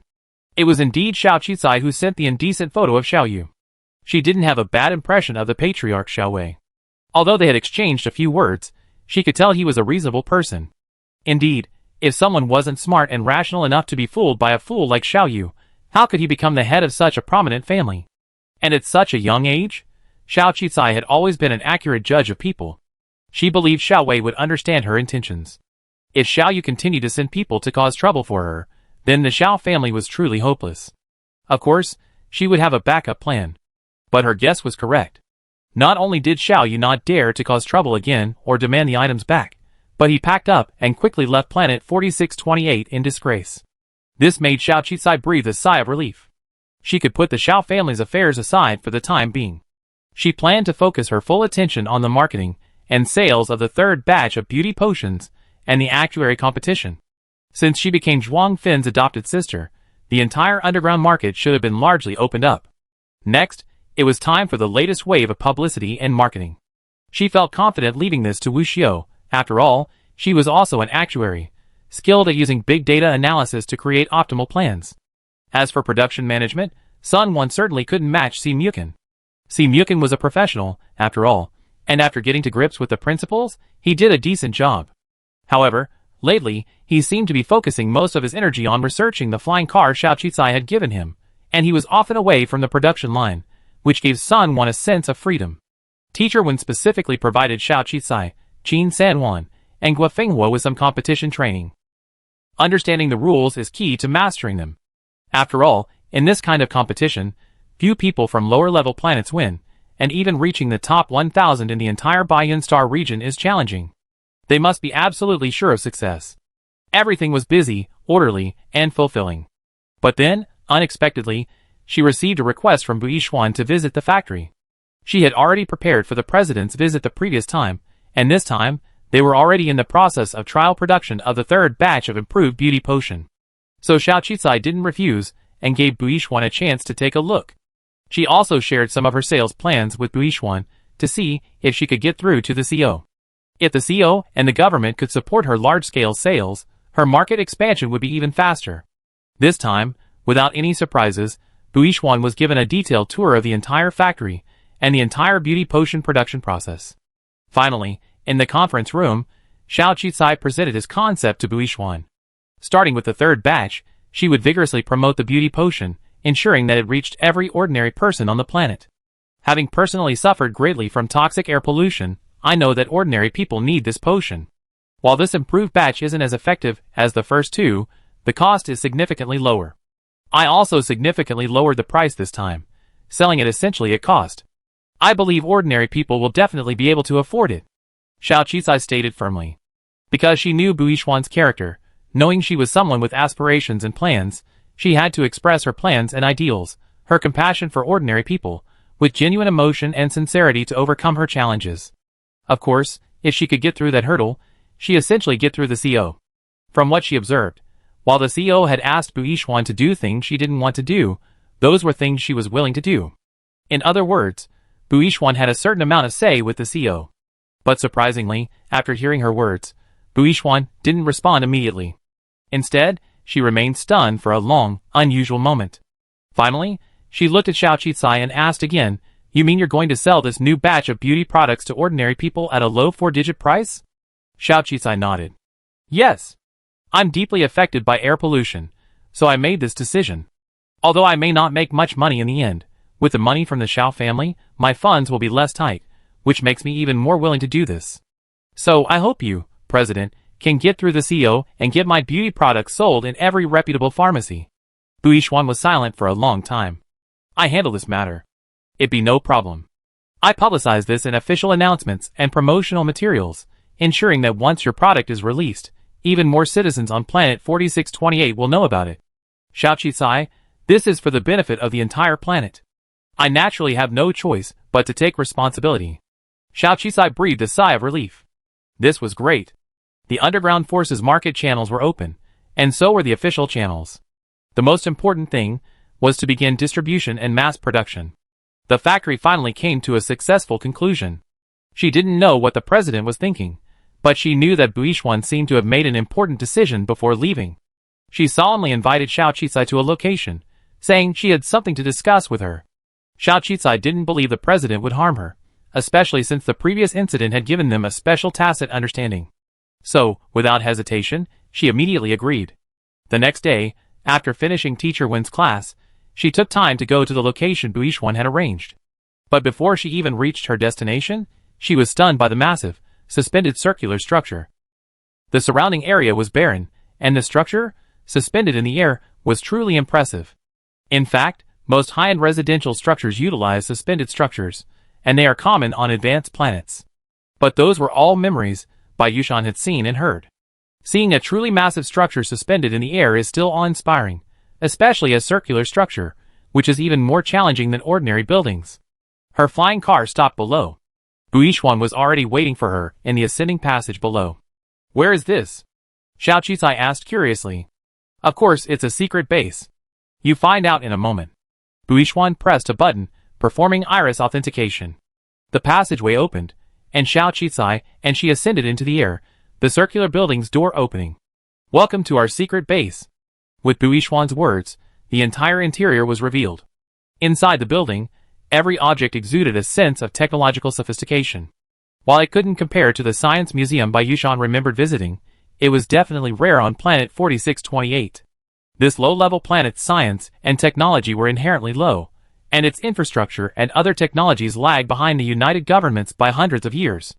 Inside, intelligent robots were working in an orderly manner. Some staff members, wearing badges on their chests, greeted Buishuan politely upon seeing her arrive. Xiao Qisai observed with immense curiosity, and the president didn't stop her. Instead, he attentively introduced her to the various functional areas. This side is the cosmology section, this side is the dynamics section, this side is the mechanics section, this side is the transportation section, and this side is the renewable energy section. After a brief introduction, Buishuan led her to a spacious conference room. There were 5 other young people in the room. When they saw Buishuan and Xiao Qisai enter, they all stood up. "Please take a seat. It's rare for us to be together. Today, I'd like to introduce you to someone. Xiao Qisai from the actuary school. I'm sure you all heard of her. The legendary Xiao family member?" One of the tall young men frowned slightly. "Are you sure she joined us?" Xiao Qisai was also a little confused, but Buishuan shook her head. "I'm not sure, so I called her here today to convince her to join." "President, what do you mean by join? What does that even mean?" Xiao Qisai finally couldn't help but ask. Buishuan invited her to sit down. She activated the virtual projection, and a shining, round star appeared in the center of the conference room. "Let me introduce you. This is Nixing, also the name of our organization. Everyone in Nixing is from planet 4628. Our goal is to free planet 4628 from its D-class status, and help everyone on planet 4268 change their destiny." As Buishuan waved her hand, the projection in the center gradually shifted, and countless nebulae spread out, revealing a magnificent scene. The United Government has 9 star regions. Planet 4628 is an insignificant, low-level life-bearing planet in the Baiyun star region. Its resources are poor, and it has been neglected since its discovery. When the people of the higher-level planets plundered this planet's useful resources, only a shattered planet and a large group of bewildered primitive inhabitants were left. Over the following centuries, countless children of criminals and minor criminals were exiled here. This planet has over 80 million people under the jurisdiction of the United Government, but the infrastructure of this low-level planet has never been upgraded since they plundered the resources they wanted. Even the ruling bodies of the United Government agencies are either political criminals demoted from the upper echelons or local elections. They have no right to advocate for the welfare of planet 4628, including my father, the planet's supreme CEO. Even if the combined wealth of everyone on the planet were combined, it wouldn't be enough to buy an artificial sun or even a single artificial planetary purification system. Under relentless consumption and stagnant development, this planet will eventually die. And that time is less than 100 years away. What awaits us is global migration, but the coalition government will only save so-called worthy citizens, leaving the majority to die. The only way out is self-salvation. So, I united all those who wish to change the fate of this planet, and formed the Reverse Star Project Group. I don't know if I can fulfill this wish while I'm still alive, but I'm willing to unite everyone I see to do this. I know you're a businessman and an actuary, and you're smarter and more calculating than anyone else. But ever since you told me you were going to promote all the beauty potions at a low price, I made up my mind to invite you to join our Reverse Star Project. Especially after observing you these days, and especially after my last time working with you on the Xiao family, I truly recognized your abilities, your resolve, your confidence, and your character. So I sincerely invite you to join the Reverse Star Project and plant the seeds of hope for this devastated planet. Xiao Qisai, are you willing? Almost instantly, the 5 young men stood up again, including Buishuan. They looked at Xiao Qisai expectantly, their expressions filled with hope. There was a light in their eyes that Xiao Qisai had never seen before, the ambition and hope of youth. The projected nebula shifted constantly, shrinking in size until it reached the white cloud star region, then expanded further and further, finally revealing the entirety of planet 4628 in a corner. The holographic projection expanded, and scenes from planet 4628 flashed by rapidly. The bewildered masses, the struggling masses, the lowest classes where poverty and disease spread. Scene after scene unfolded. This impoverished, yet somehow lovely, planet seemed so real and present. She suddenly understood Buishuan's intentions, and suddenly understood what she had been seeing. Yes, she had been too sentimental, and she had repeatedly sided with Buishuan, creating a misunderstanding in her, leading Buishuan to believe she was compassionate, righteous, and compassionate. That's why she shared even the most important secrets with her, and even the organization she had longed to establish sincerely invited her to join. Oddly enough, Xiao Qisai had originally felt no sense of belonging to this planet. After all, she was from Earth. But as the scenes unfolded, and Buishuan's resolute introductions followed, her memory kept flashing back to the people and events she had encountered recently, and a long-lost, rare sense of poignancy emerged in her mind. Is it wrong to be born and raised in the lower class? Is it wrong to want to struggle? Is it wrong to want to change? No, it's not wrong. She had thought that most people on this low-level planet were just idling away their days, that all its geniuses aspired to leave this low-level planet and become citizens of a higher one. It turned out that there were some who hadn't left, but were diligently building their own home, trying to change it, trying to make it better. At this thought, a sea of emotion welled up in Xiao Qisai's eyes. She carefully surveyed the young men standing before her. Her feelings were disguised, but theirs were not. They were determined, earnest, and passionate, completely trusting the people Buishuan had brought in. The lines in her mind began to connect again, and the thickest thread, called self-interest, finally snapped again. What constitutes pretense? But as long as she was willing to pretend for the rest of her life, then her feelings were genuine, and she had never deceived anyone. Under the scrutiny and expectant gazes of the others, Xiao Qisai finally nodded. Then, she raised her eyes, and looked firmly at Buishuan. Yes, of course I wouldn't. I'm willing to do everything in my power for this planet. At that moment, everyone's faces lit up with joy, and Buishuan's eyes even began to well up. She solemnly handed Xiao Qisai a star badge she had prepared long ago. I knew you'd never let me down. Xiao Qisai, welcome to Nixing. Together, we will change the fate of our planet, until no one dares to trample upon the fate of any of us. Chapter 48. 3 people from the Actuary College upgraded their citizen cards this year, and registered for the actuary competition. This momentous news couldn't be concealed. The college was buzzing with discussion. Xiao Qisai must have paid for it. Otherwise, how could these poor, humble-born students from the Actuary College have so many star coins to upgrade their citizen cards? That's right. I heard the Xiao family gave them tens of billions just as a meeting gift. She must be being hypocritical when she says she won't return to the Xiao family. She's actually negotiating terms. The Xiao family is so big, she probably wants to get her actuary certification before returning. That way, she get even more benefits from returning. She's really cunning. Everyone was talking, but in the end, no one believed that 2 insane students who had never graduated could earn 500 million yuan on their own. They all assumed Xiao Qisai must have given Guofenghua and Qin Sanwan the money to upgrade their citizen cards. Xiao Qisai wanted to go out and clarify, but Teacher Wen stopped him. We only need to know the abilities of your senior brothers and sisters. A tree that stands out in the forest will be destroyed by the wind. There's no way to explain this matter. The more we try, the worse it gets. Right now, your focus should be on the actuary competition. After all, the entire Baiyun Star region is brimming with talent. The more geniuses there are than we can imagine. The most important thing is that you successfully qualify for the finals of the actuary competition and reach a higher level planet. Besides, our ultimate goal is the actuary certification. As for Qin Sanwan and Guofenghua, they expressed indifference. If they could just live off their money, that would be even better. So ultimately, the matter was never clarified. Of course, the rumors were fueled by envy. After all, who wouldn't want a classmate who could spend 500 million yuan on them? They also heard that the Xiao family had given Xiao Qisai 10 days to consider his fate. Perhaps after those 10 days, Xiao Qisai, a gifted actuary, would become a member of the Xiao family and be taken back home. It truly made people envious, jealous, and resentful, but after the 10th day, everyone only received news that all 3 students from the Actuary College had simultaneously passed the preliminary round of the actuary competition.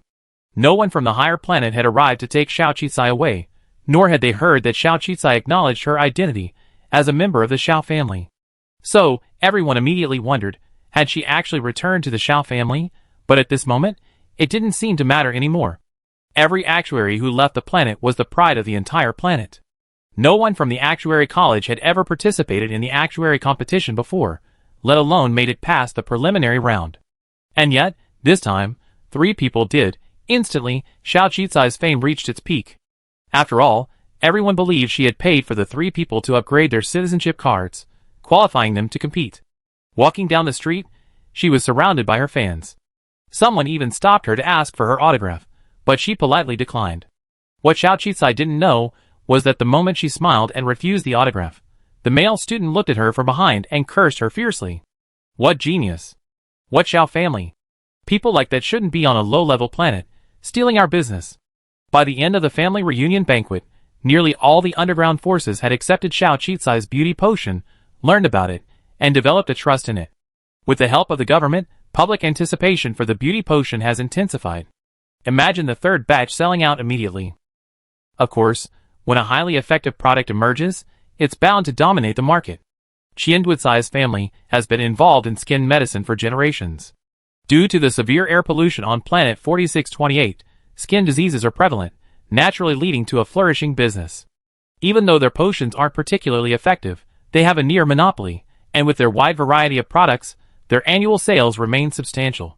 In this market, the Qian family is considered one of the wealthiest families on planet 4628. If Xiao Qizai had simply sold a specially formulated potion and saved Zhuangqi's mother, it wouldn't have had any impact on their family, as they couldn't command such a high price anyway. They tolerated the 2nd batch of beauty potions, as the production volume wasn't high, and the price was surprisingly high, making no difference to them.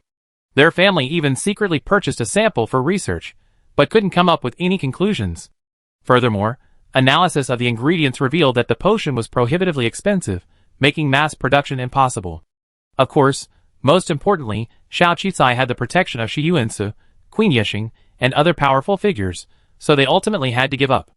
Unexpectedly, Xiao Qizai's company announced that the 3rd batch of their beauty potion would be released soon, an improved version, available to the general public at a reduced price of just 1,000 star coins. Even if a regular skin potion only sold for 100 star coins, this was a huge blow to them. Even before the 3rd batch of the improved beauty potion was released, their sales had already dropped by over 50%. Furthermore, due to the excellent advertising for the 3rd batch of beauty potions, public expectations were even higher, and their sales continued to decline. If this product were truly released, it was unimaginable how disastrous their family business would be. It might even lead to bankruptcy. Qian Duogai had originally intended to sabotage Xiao Qizai by asking for an autograph, but he hadn't expected Xiao Qizai to be so cautious. Undeterred by the flattery at such a young age, she refused even an autograph. Before, with the protection of those underground bosses, their family didn't dare touch her. But now that she was a member of the Xiao family, who would dare? She was even a promising actuary. Did she have all the good things in the world? Qian Ducai's eyes gleamed with resentment. However, the 10th day that the Xiao family patriarch had given Xiao Qizai was completely over, and Xiao Qizai hadn't even announced her return to the Xiao family. In an interview with reporters, she bluntly stated that her beauty potion had nothing to do with the Xiao family, and she had no intention of returning. The Xiao family had already left, and no one else was sent down. This made everyone feel that the rise from humble beginnings was fleeting, that there were actually people who didn't want to be part of a powerful family. However, Xiao Qizai took this opportunity to once again promote her beauty potion, stating that the 3rd batch had successfully completed trial production and would soon be released for mass sales. This attracted even more attention to her 3rd batch of beauty potion. After the money for upgrading her citizen card, Xiao Qizai still had over 400 million yuan in cash, which she planned to invest entirely in the 3rd batch of beauty potion. However, she soon discovered a new problem. The publicity was so effective that the figures far exceeded her expectations. Especially after her and Zhuang Fin's reunion banquet, virtually all of the underground forces channels were opened. With Bui Xuan's help and publicity, official channels were also opened. This led to unprecedented attention for her beauty potion. Combined with the sudden drop in price to 1,000th of the previously rumored price, the analysis data Wushou provided her indicated that, barring any unforeseen circumstances, the 1st batch of potions would generate sales of at least 2 million. This was a very conservative estimate. The average cost of each beauty potion was approximately 800 star coins, so the cost alone reached 1.6 billion star coins. Thus, the company was completely short of funds to operate. On hearing this figure, Xiaoqi took a deep breath. Are you sure it's really that many? Yes, this is a conclusion based on linear statistics. There are 80 million people on the planet, and over 99% of them suffer from various minor skin ailments. Currently, there are almost no completely cures on the market, and even high-tech treatments are not affordable for the average person. So, in reality, the market for our beauty potion is even over 70 million. However, due to price, various factors, and insufficient promotion, by elimination, we can conservatively estimate sales of at least 2 million, and this is just the first batch. Currently, our factory's production capacity is only about 10,000 units per day. To complete this batch of potions, in addition to the costs of raw materials and labor, we may need to significantly expand production lines, staffing, and production equipment, and even upgrade some advanced equipment to increase production capacity. See, Mukin agreed with Wu Xiao's statistics. Equipment is indeed the most important. I already thought of many advanced models to match the needs of the production process, which can greatly increase production capacity. However, the equipment is very expensive. While this batch of beauty potions still has a profit margin, it's not that high. If you factor in the cost of expanding the equipment, expanding the production line and factory, and management costs, the profit from this first batch isn't that much. So are you sure you won't raise the price a bit? See, Mukin still refused to give up. After all, with such a large sales volume, if he could make a little more profit, his commission would be higher and his debt would be paid off more quickly. Besides, selling for 1,000 star coins when the cost is 800 is simply outrageous. Wasn't the original price 1,200? How come Xiaoqi reduced it by another 200 just one day later? It's insane. A conservative profit of 200 star coins could easily lead to a loss. This isn't business, this is charity, and he had no right to object. He contacted several close associates, but they too had lost contact. This made him extremely worried, wondering if they had also been assassinated by that despicable bastard. So, he truly wanted Xiao Qizai to rise to power, perhaps even leveraging the Xiao family's influence. But Xiao Qizai refused to return to the Xiao family, unable to help him. So, perhaps, he could wait a few more years, expand his beauty potions and new flying cars, and extend Xiao Qizai's influence to high-level planets. Only then would he return. He was not short-sighted, he recognized Xiao Qizai's abilities and methods, and so he gradually began to recognize his current role as a laborer. The price won't change, so the main issue right now is money, right? Xiao Qizai asked. Yes. If we have the money to increase production and promote it, a sales figure of 2 million is still a conservative estimate. We can at least start production for the second and third batches, gradually expanding, and profits will increase over time, Wu Xiao said. Xiao Qizai pondered for a moment, then suddenly looked up. I have a plan. Perhaps you heard of the pre-sale system? Others responded with a question mark. Xiao Qizai's much-rumored beauty potion had finally gone on sale, but the sales format was very different from before. Leveraging the influence of those underground power players and the government, Xiao Qizai implemented an online pre-sale system. The pre-sale price was 999 star coins. The spot price after production was 1299 star coins. After confirming the pre-sale, half the payment was required. A month later, when the product was completed, the other half was paid, and the product would be shipped to your home. In reality, pre-sales like this are rare on this low-level planet, as everyone is very tight-fisted with their money and doesn't trust hype. Pre-sales are only offered on high-level planets for valuable, custom-made items. Thus, this is the first time anyone has offered a large-scale pre-sale of a low-priced item. Ordinary people are very careful with their spending, so many are hesitant. But the price difference is 300 star coins. Besides, the potion is rumored to be extremely effective, and everyone suffering from skin ailments and air toxins is eagerly awaiting it. In the end, after much hesitation, they still couldn't make a decision. But Zhao's pharmacy had added a new clause. If the seller failed to deliver on time, not only would all payments be refunded, but they would also receive a 100 star coins compensation for each product. This clause alone instantly attracted countless people to click on the pre-sale offer. For a moment, before production even began, the sales frenzy had already begun. The Qian family was stunned upon hearing this news. As businessmen themselves, they naturally understood the advantages of Xiao Qizai's pre-sale system. First, it alleviated the company's financial difficulties. Second, it allowed them to calculate sales figures in advance. With sales figures in hand, they could purchase raw materials, reducing costs, and even planning production in advance. It was a perfect combination. Although they were shocked by Xiao Qizai's marketing tactics and business strategies, they became even more panicked. It was clear that these customers, who bought the beauty potion, were potential or former customers. Once Xiao Qizai's potion reached the hands of countless ordinary people and completely cured their ailments, their pharmacy would be doomed. The Qian family held an emergency meeting, and Qian Duokai was called in to participate. Qian Duokai and Xiao Qicai went to the same school, so the family couldn't help but ask him, "Are you sure she has no intention of returning to the Xiao family?" Qian Duokai nodded. "I'm sure. She's said more than once at school that she has nothing to do with the Xiao family. The Xiao family has left, and they haven't sent anyone else. It's clear they don't care whether she lives or dies. It's said that she and the Xiao family's head had a fight, and he seemed very upset. It's normal to offend the head of the family. It's just a blood relative, a junior. The Xiao family wouldn't care. Then I'm relieved. No matter what. This concerns the survival of the family. Even if it's someone from the Xiao family, we deal with it." The Qian family's head's face gleamed coldly. "The emperor is far away. Even if the Xiao family reaches out, they can't reach us.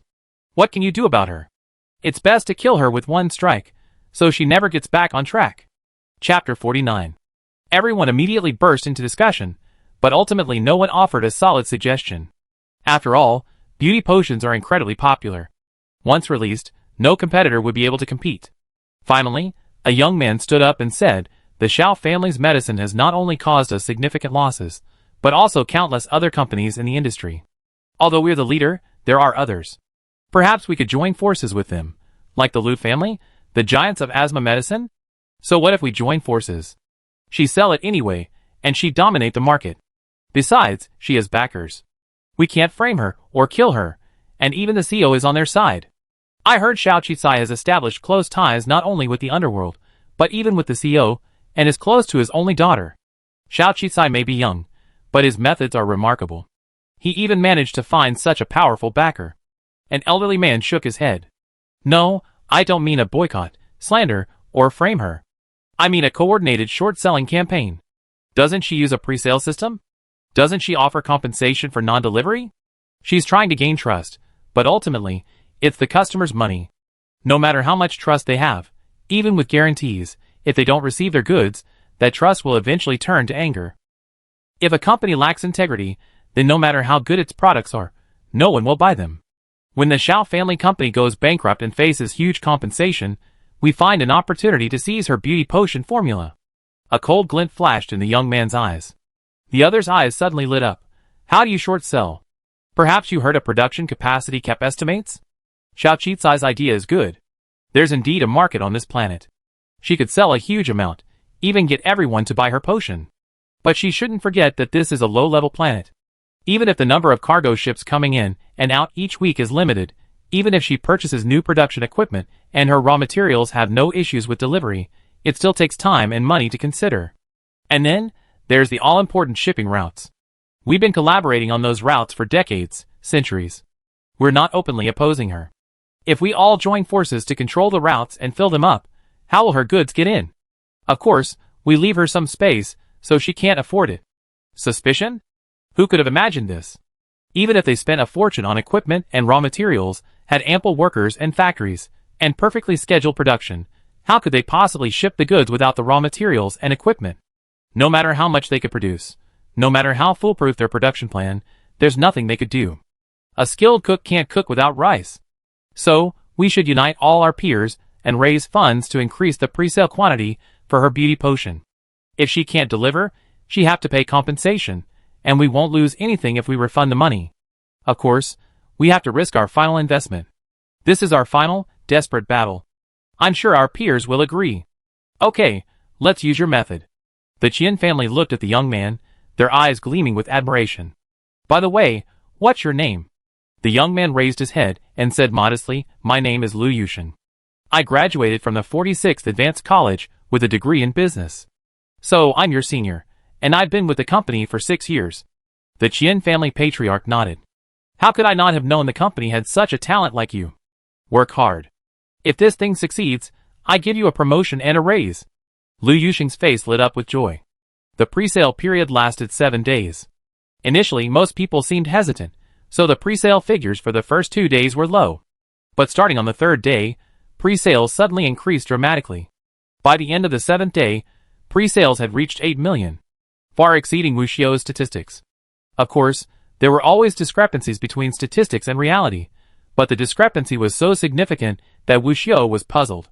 Was it really because of Xiao Qicai's status that everyone trusted the company so much, Or was there something wrong with her calculations?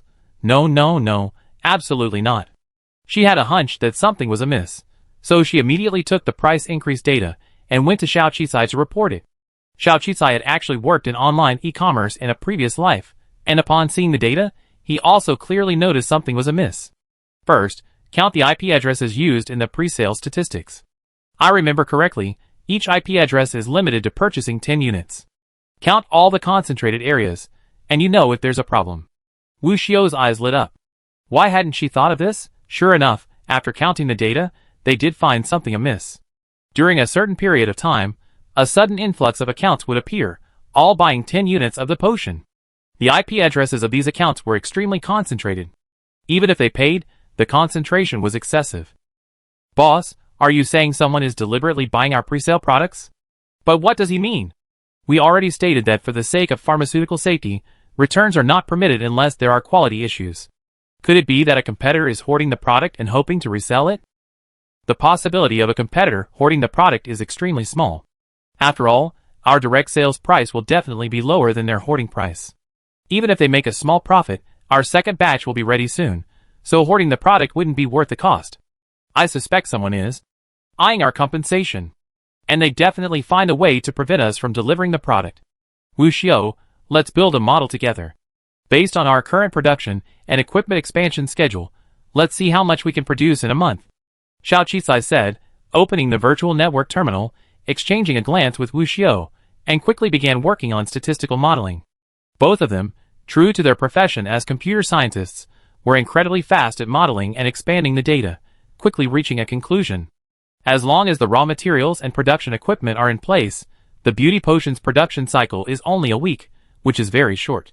This is why they use a 1-month delivery time. A month is already a long time, and they even include the time it takes to purchase raw materials and equipment. But to achieve the sales target of 8 million, including retail sales, this batch must be at least 10 million units. This means purchasing equipment and raw materials, as well as expanding the factory, will have to be much faster. Only then can Xiaoqi enlist the help of his sworn brother, Shi Yuansu, and Queen Yexing. The most important thing is the raw materials and equipment. The 50% deposit was originally sufficient, but if she expanded to a certain scale and her own funds were insufficient, she would face a funding gap. In other words, she wouldn't have enough money to purchase the raw materials and equipment needed to meet her sales targets. I suspect they also calculated our production capacity and financial situation. 50% of the funds, combined with our own funds, would have been enough to meet my previous budget, but now the figure has far exceeded it by many times, so our funding gap is now at least 2.8 billion. Boss, that's a huge sum. Even if we seek a loan from a joint government financial institution, based on our current company size, we can only get a maximum of 800 million, and there's also a hefty interest payment, which our product profits can't sustain. So, with this operation, we have a funding gap of at least 3 billion. If we can't resolve it, we face massive compensation. Even if it's only a few million, at 100 star coins per person, that's 800 million. We go bankrupt. Add to that the impact of our bad reputation, and we be in big trouble. Wu Xiao frowned and analyzed. Xiao Qisai naturally agreed with Wu Xiao's statement, as she also saw the danger. She made a beauty potion, and the first bottle of the life-saving ingredient sold easily through auction. The second batch, with a smaller quantity, was easy to sell. For the third batch, with the previous reputation and publicity, support from underground forces, and the support of the federal government, she felt no one would sabotage it. Unexpectedly, the consequences of expanding the market and implementing the pre-sale system had actually allowed those people to find a loophole. Of course, this incident wasn't anyone's fault. She blamed herself for having such a smooth journey, which led her to overlook something. The best thing to do now is to admit the system error and refund half the orders, Wu Xiao said. No, this is the first sale of our third batch of potions. Refunding the orders will have a negative impact, making it difficult for us to gain market share going forward. I handle the funding. You, Si Myukin, and Sun Wan should handle the company and production line expansion, including compiling a list of all equipment and raw materials and confirming the purchase schedule. Okay. 3 billion. Xiaoqi finally realized that if she returned to the Xiao family and negotiated with the head of the family, she might be able to borrow the 3 billion. But facing her first crisis, was she going to start relying on others? No. There was a way. As long as it involved business means, it could be resolved through business means. If she won this battle, the profits would naturally be enormous. If she borrowed money from Shi Yuan Se, Shuang Fin, and Yi Xian of the Queen of Yexing, she should be able to get a few hundred million, but a few hundred million is still a far cry from 3 billion.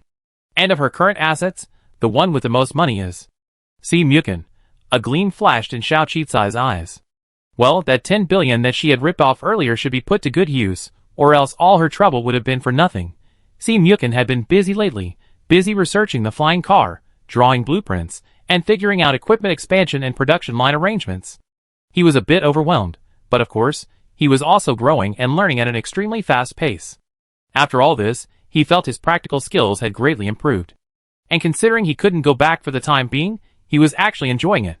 Suddenly, upon hearing Xiao Qicai wanted to see him, he assumed it was another discussion about the production line and equipment, so he came without even changing out of his work clothes. The young man, dressed in a simple white work suit, looked completely different from the embarrassed yet arrogant heir to a wealthy family he had first met at the bar. The first thing Xiao Qicai asked him was, "Haven't you contacted the Si family yet? Has your illegitimate brother already taken over all your family's assets?" Si Mukin, So he wasn't called here to assign him tasks or check on his progress, but to expose his wounds? If he had been more irritable in the past, he would have lost his temper long ago, but now he had learned to be patient, just like his former subordinates. He took a deep breath. "I tried contacting a few of my closest associates, but they seemed under control and didn't respond to my messages. Of course, perhaps it's because their terminals are too high level. The messages I sent were all from low-level terminals, and all the messages were blocked. After all, the highest level terminal I could find was a D-level terminal. Let him be proud for a while. Anyway, my old fox father is in good health and won't die anytime soon. Even if we train that illegitimate child as the heir, he can't seize all of the Si family's wealth in a short period of time. Besides, I'm the legitimate heir. As long as I can return, even if I'm not the heir, just the shares, sooner or later I own more than half of the Si family." "You're thinking clearly." Xiaoqi nodded. "Yes, the boss said that he should recognize the situation and be a wise man. So isn't this just working to pay off my debts first?" Si Mukin smiled bitterly. "Besides, even if he had 5 billion, he couldn't come up with it right now." But his eyes quickly lit up. "Come to think of it, I already finished the first blueprints for a new flying car based on yours. Perhaps the flying car plan you're talking about is actually feasible. It's definitely a major undertaking. Don't tell me to sell such a high-end car for a small profit margin." Xiao Qicai nodded. "Of course. High-end flying cars certainly have to be high-end, and the profits are enormous. That's not what I'm talking about now. I want to ask you, do you want to return to the family soon?" Si Mukin's face was suddenly filled with surprise. The words made him sound as if he were about to be laid off. He felt like he was about to be laid off. He already adapted perfectly to being a part-time employee. "No." Thankfully, Xiao Qicai shook his head, a smile playing on his face. "That's not what you're thinking. I mean, do you want to raise some money to pay off those 5 billion star coins you don't owe me?" Si Mukin, "What do you mean?" Chapter 50. "I collected some photos of your Si family's head appearing publicly. You shouldn't have lost your memory, right? Considering your face blindness, I also selected a few extra photos. Please choose your illegitimate brother from these." Xiao Qicai projected a large row of images and displayed them in front of Si Mukin. Si Mukin, ? What does this have to do with me getting paid? My terminal is damaged, and I need to go to the Citizen Information Office on a higher level planet to get my genetic identity verified before I can get a new one. I know the company's short on cash lately, and you want me to pay you back. I do have a large sum of money in my terminal. How about you take me away from the lower level planets, and take me on a tour of the higher level planets? It does matter. You made the right choice, Xiao Qicai said.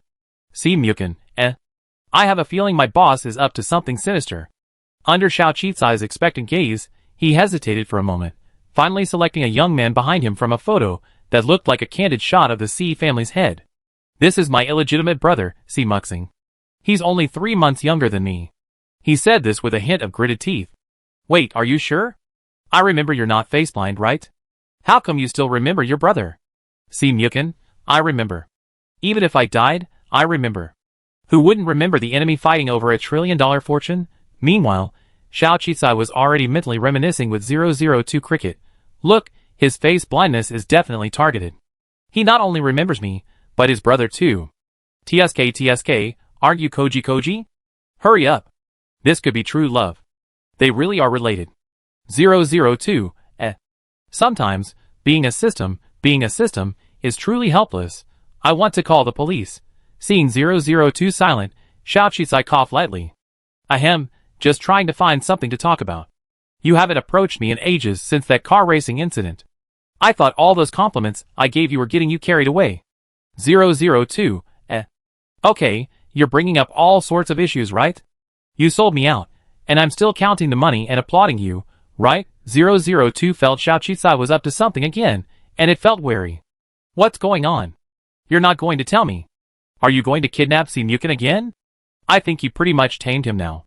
He's enjoying working for you. Are you planning an office romance with him? 002's tone was helpless.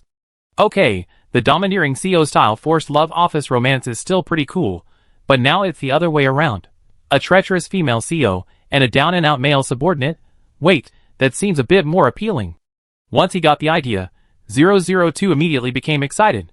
You're trying to help him get revenge and regain his position as heir. Really? I know this. I definitely help you. Recruiting him back won't be a problem at all. No, Xiaoqisai pointed at a photo of Simukin's illegitimate brother, Simuxing. I think I fell in love with him at first sight. Help me bind him. 002, ? You said love at first sight, what the hell? You said that last time? Or you were just trying to get rid of that shameless cousin of yours, trying to trick someone. With this mosaic photo where you can't even make out the face clearly, this photo, you never seen the person, and you just got their name from someone else. How can it be love at first sight? I'd rather you tell me you fell in love at first sight with a roadside flower than try to fool me like this. What's wrong? His name is Simuxing. What a nice name. He's also of the C family. Judging by how he nearly killed Simukin, he's not stupid, and he's not bad looking either. In some novels about real daughters and fake young masters, the fake daughter and fake young master are the protagonists. I think he'd be quite suitable for the male lead. Just tie him up for me, Xiaoqisai advised. 002, I'm a dog if I believe you again. Are you really not going to tie me up? If you don't, I won't be looking for a partner anymore. Do you know how low the chances of me falling in love at first sight are? It's even lower than the chances of me not wanting to make money. Hurry, if you miss this opportunity you miss it. Tie him up, and you see two brothers fighting over the same woman. You have a nosebleed. 002, I have something to say, but I'm not sure if I should say it. Of course, 002 was eventually bound to her. After all, the romance system is based on the owner's will. There seems to be no reason for the system to refuse whoever the host wishes to bind. It's now trying to fix this loophole, but it hasn't responded. Soon, the character on Xiaoqisai's romance system panel changed. Dating target, Simuxing. Age, 24. Identity, illegitimate child of a high-ranking planetary family, the illegitimate child of the C family's head and his mother, Yumini. Currently a deputy manager at a C family branch, he's trying to climb the career ladder. His chances of becoming the C family's heir are 40%. Personality, cruel and vicious, unscrupulous, likes to play the victim. Weakness, claustrophobia. Hobbies, extreme sports, collecting his brother's favorite racing cars. Master, look, he's not even a typical male protagonist. He's clearly a standard supporting character in romance novels, or even pure love stories. I advise you to give up on him.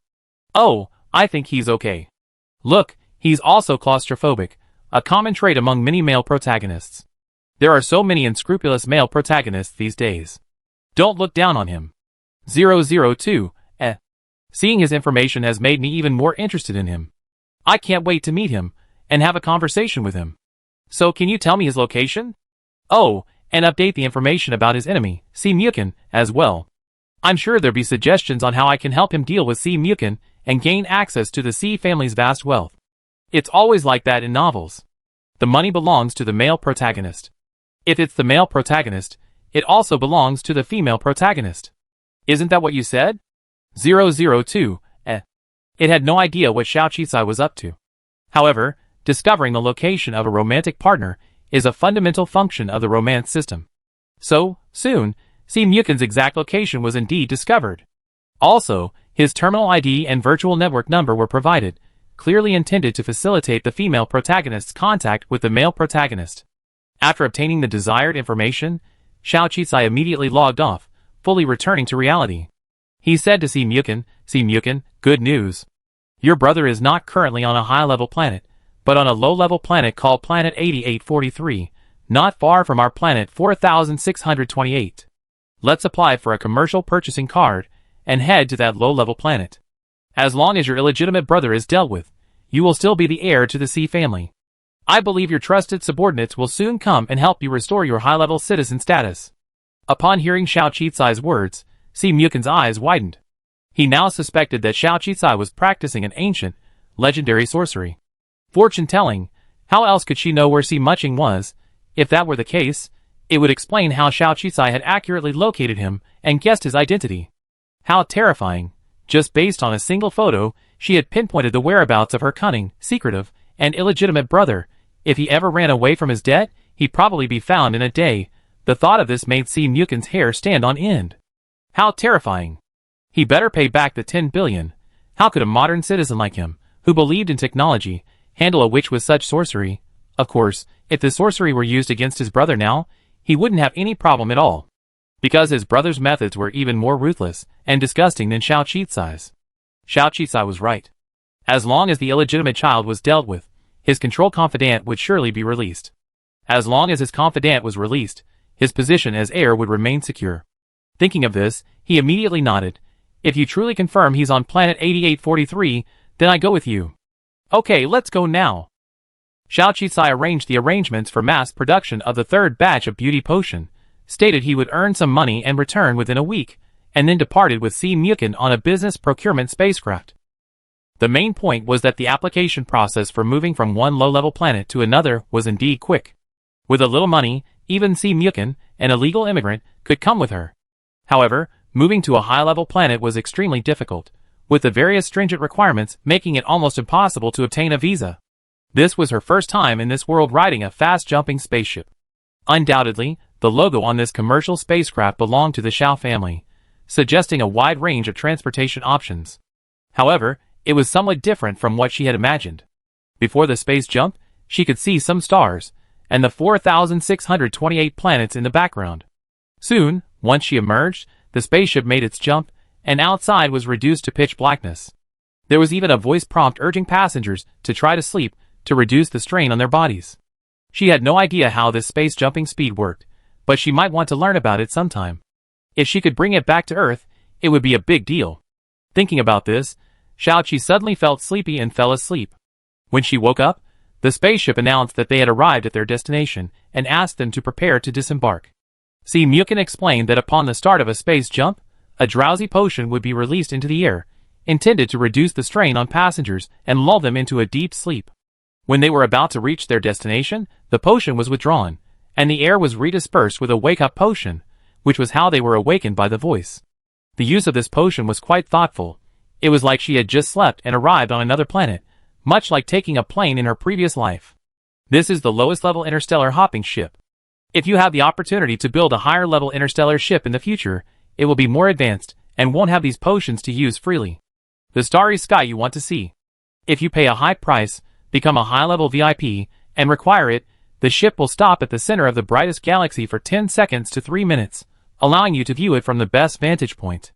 Of course, the time and location depend entirely on your payment, which generally starts at 100 million star coins. Si Mukin explained. Xiao Qizai, Well, how long until she's a capitalist who can afford SSSS VIP? As soon as they disembarked from the spaceship, they were immediately hit by a wave of heat. Even though they weren't wearing much, they were sweating profusely. They hadn't taken a few steps when they saw vendors hawking full-body sun-protective and cooling clothing. Although her initial research had indicated that the weather on this planet was relatively hot, she hadn't expected it to be this hot. She had no choice but to spend 50,000 star coins a set on cooling sun-protective clothing for herself and Si Mukin. Except for the eyes and nose, everything else was covered.